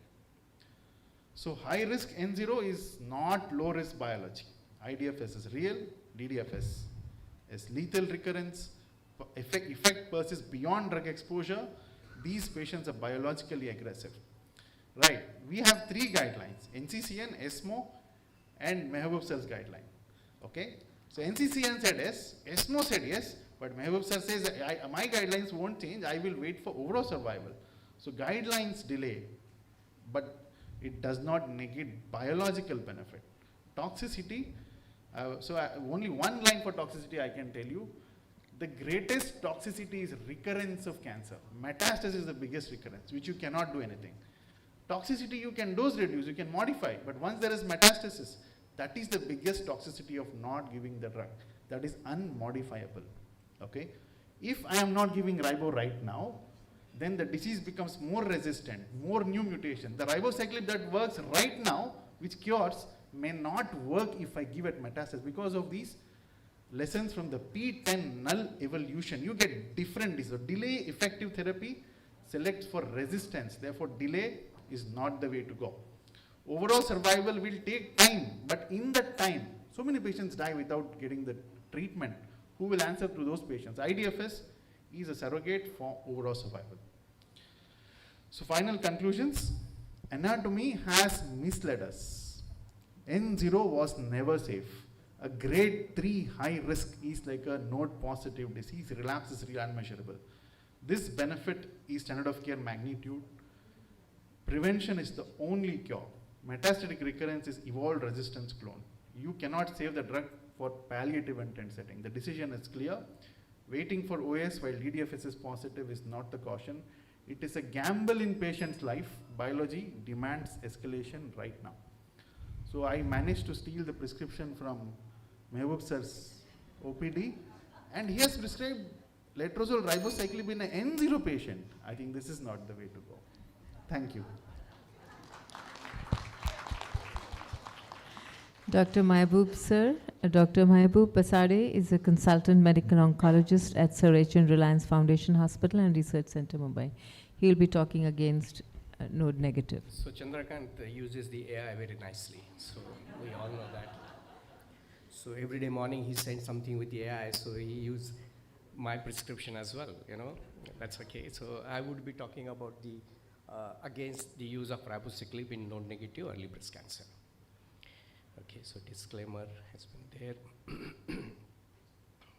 So my first question starts with the definition of and the inclusion criteria for the N0. Now inclusion criteria, as he was also probably involved into deciding that N0 disease with T2 and T3 with the grade 3 straight away will go in, or grade 2 with any one of them, Ki67, Oncotype DX, or any other genomic test. And my opponent has already said that Ki67 is a difficult marker. So if somebody is saying that Ki67 is 19, this patient will not go. And you are saying it is Ki67 is 20, then this patient will go and take the 3 years of ribociclib. That's the toxic therapy. So Ki67, how many of you believe that Ki67 is the marker to use for CDK4/6 inhibitor? Nobody would think that Ki67 is a marker except one. Yeah. So it's a marker for the use of CDK4/6 inhibitor. So node negativity is not an anatomical description and not a biological one. So basically what you are saying is an anatomical, last time you were saying that anatomy, but actually what you have to look is the biology. And that's where they missed. They are relying very highly on the anatomical criterias. Example to give is as T2, grade 2 and Ki67, 21. Now this patient, you can see over there, will undergo the NITRILI trial and will get enrolled. And look at the data. If suppose this patient has biology, they are going back. We moved forward for the precision medicine using biology. Now we are going back again. I know now you say that you use anatomy again. Don't use the biology. So Oncotype DX has not been used in as one of the criterias, but it is Ki67 is used that. Look at the data, 5 years survival rate, more than 99% in this group. Why you want to use ribociclib in this patient when they can survive more than 99%? And I can show you the proof of this data. So this is the screenshot. It is not the other way. Now look at the grade 3. He said that grade is important, but look at the grade 3 with the RS score, biology again, less than 18. 5 year survival, relative survival, more than 99%, cancer-free survival, 98 to 100%. So how many of you will you like to use when such thing with the Oncotype DX of less than 18? He said that how many of Oncotype DX can afford? The cost of 3 years of ribociclib is much more than using an Oncotype DX. So we should also think in that way. So there is a paradox here at the baseline only, is that they are saying that the N0 patients, and look at the 5 year survival rate also. So, and looking at even the IDFS, even the control arm of the NITRILI did very well. So control arm also is showing almost 85% of IDFS at the end of the 5 years. What is the reality? The vast majority of the patients are already cured with surgery, radiation, and standard endocrine therapy. He's saying, okay. Now, everybody wants to play a little bit statistical numbers.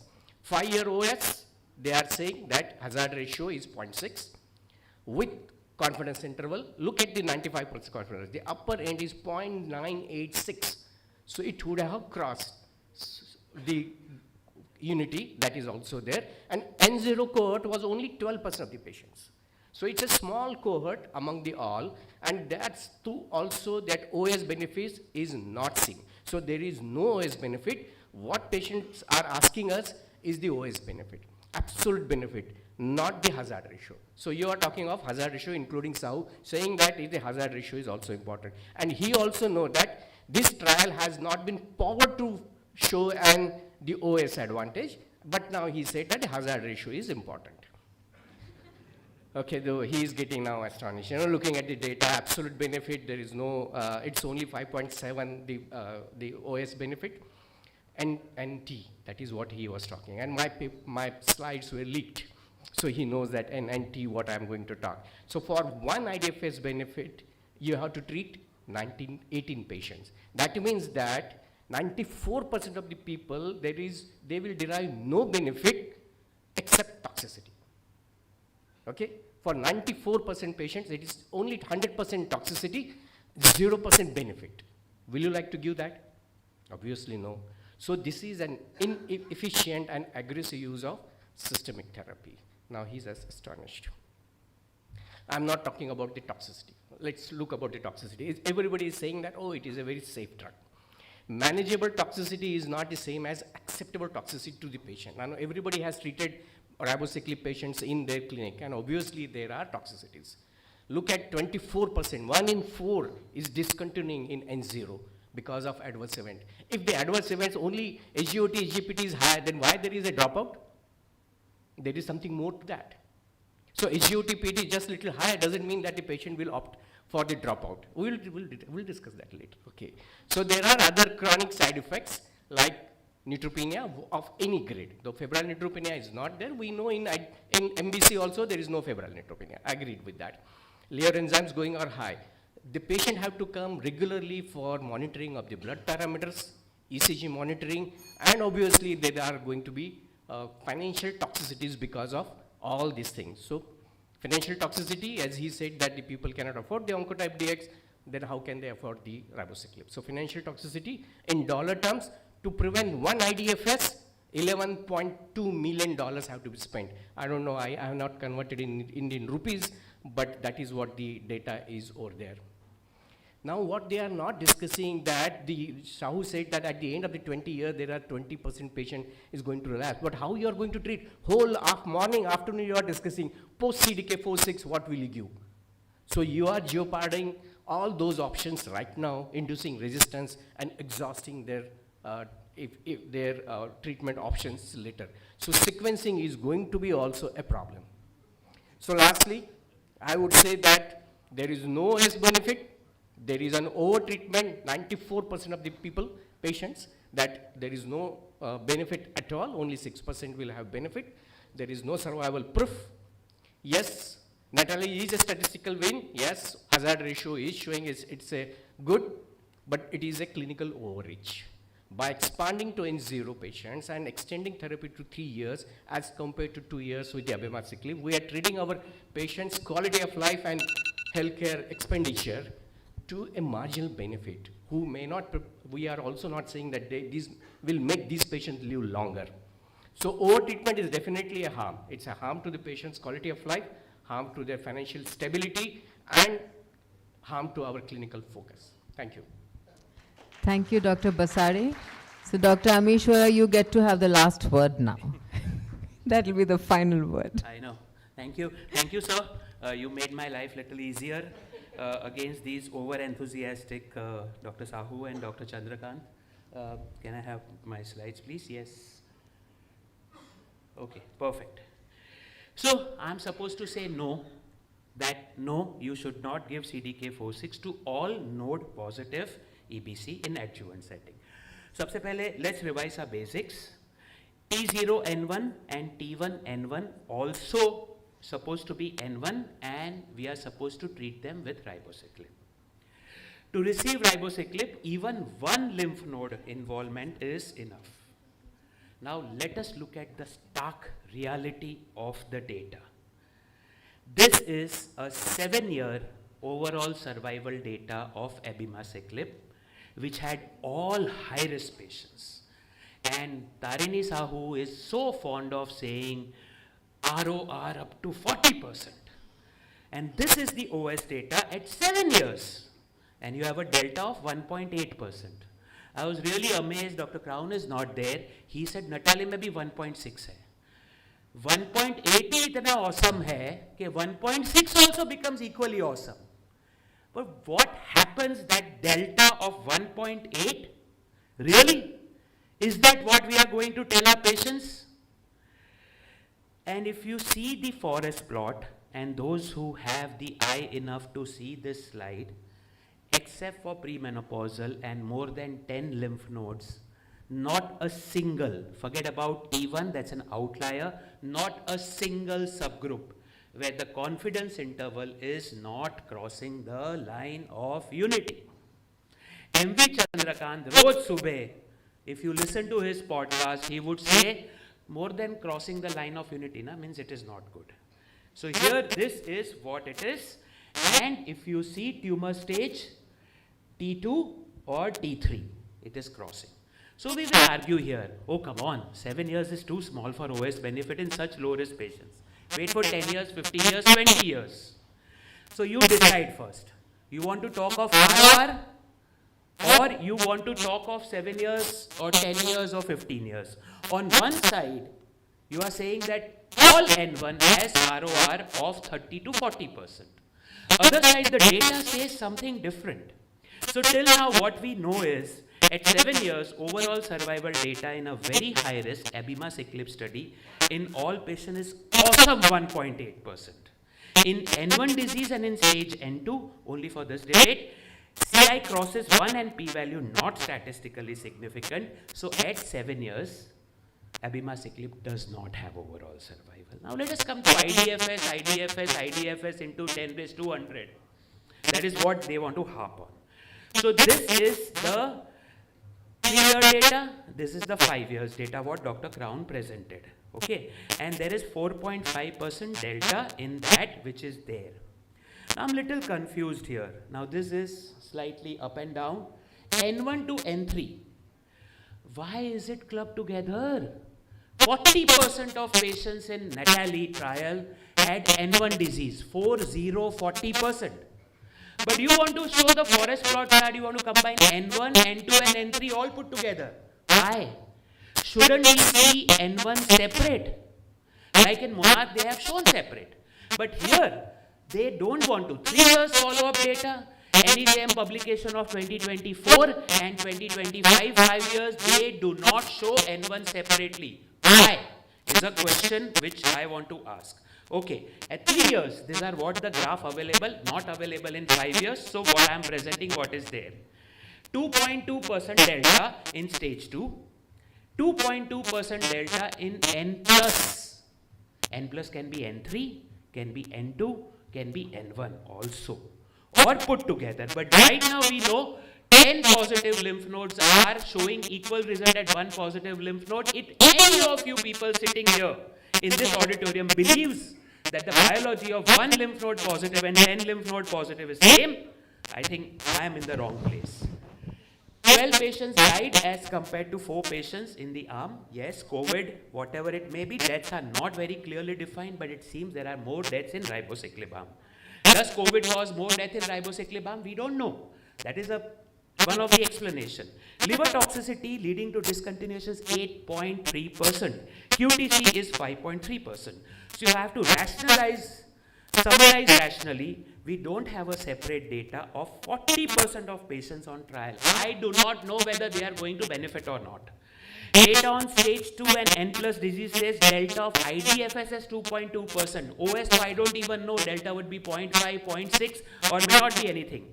OS is not mature in NATALEE arm, but at 7 years, in the highest risk also, you see OS is hardly 1.8% delta. Side effects in terms of percentage outweighs the percentage difference in IDFS, DDFS and OS. We still do not know the impact of CDK4/6 inhibitors if the patient has taken 7 to 10 years of AI.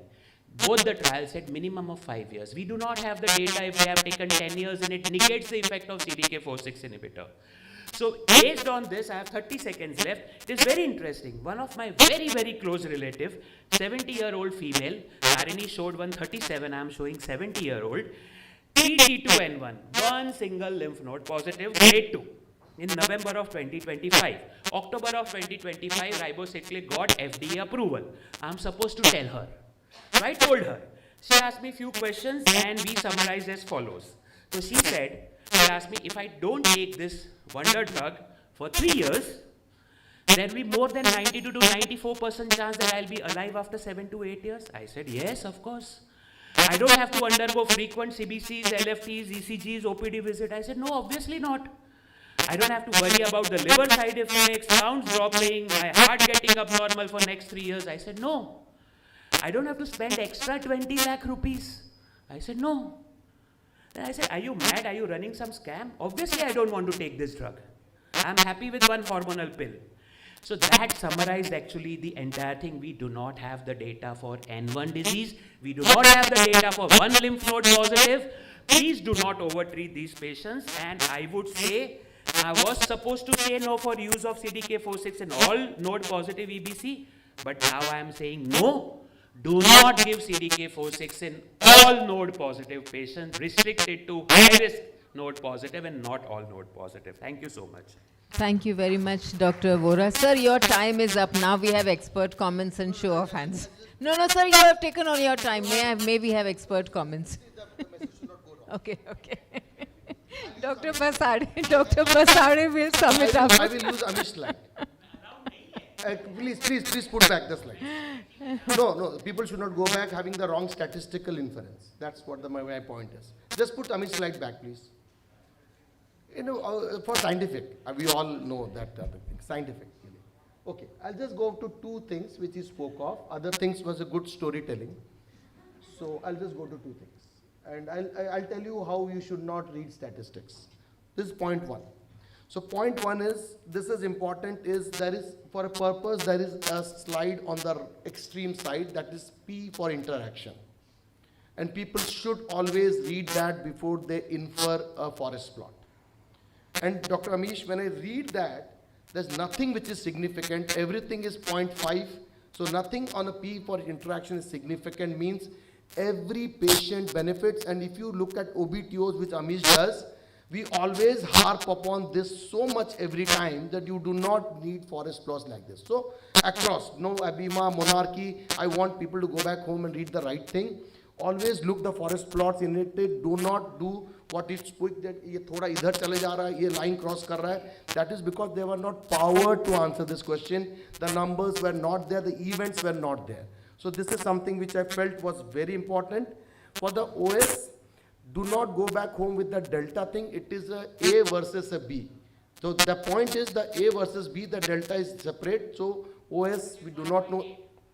The OS data we do not know. So point is, this is something I wanted to speak, and what you want to do is totally individual choice. What Amish showed was extreme 75 years old. That thought process would be very different from a 50, 55, 60 years. That is all practicality, but please do not go back home with this thing. That is the only thing which I wanted to say. Read statistics and please look into these things very, very properly. Why ribociclib did not do that? Because they were not powered, the distribution when they put it, if you look at statistics for Natalie, they were not powered to look into the N1, N2s and N3, which is a wrong probable design, but this is how it will be. So with that, I stop. Thank you. Thank you, Dr. Sahu. And now I request Dr. Basade to share his wisdom. As a non-contestant of today's debate, you are allowed to sit on the fence or jump on the other side. Please offer your expert comments, sir, or better still, take the mandate of the House. I forgot to show my last slide. But this was a nice discussion. This is a discussion, and we all know that there are approved guidelines, and all those guidelines have shown that ribociclib is useful for the patients. Yes, what you have to think is that where to use appropriately. Okay, so this was my last slide, which I think I close my before this thing. So will I use ribociclib in N0 patients? Yes, selectively. Those who are biologically high risk, like he said that 30%, 40% Ki67, or if somebody is having an oncotype DX score more than 28, obviously I will like to use that, but not in all. That is what the Amish was also saying. Younger patients, take the risk. 75-year-old, probably you may not have that. So ribociclib is a good drug ultimately, and we do use, everybody uses that in the adjuvant setting, and that's what I have to say. Thank you. Thank you very much, Dr. Basade, sir. Ladies and gentlemen, we come to the end of today's session. They have been exhaustive, no doubt, but I think equally enriching and informative. It's time to take a break, or rather, I would say those who are interested, there are parallel industry sessions which are going on in Ruby Hall, so you can proceed there. Please note that an entertainment evening with gala dinner awaits you at 8 in this very hall, so you can have a break or go upstairs and come back here. I take your leave for now with the promise of seeing you tomorrow morning at 9. Have a good evening and goodbye.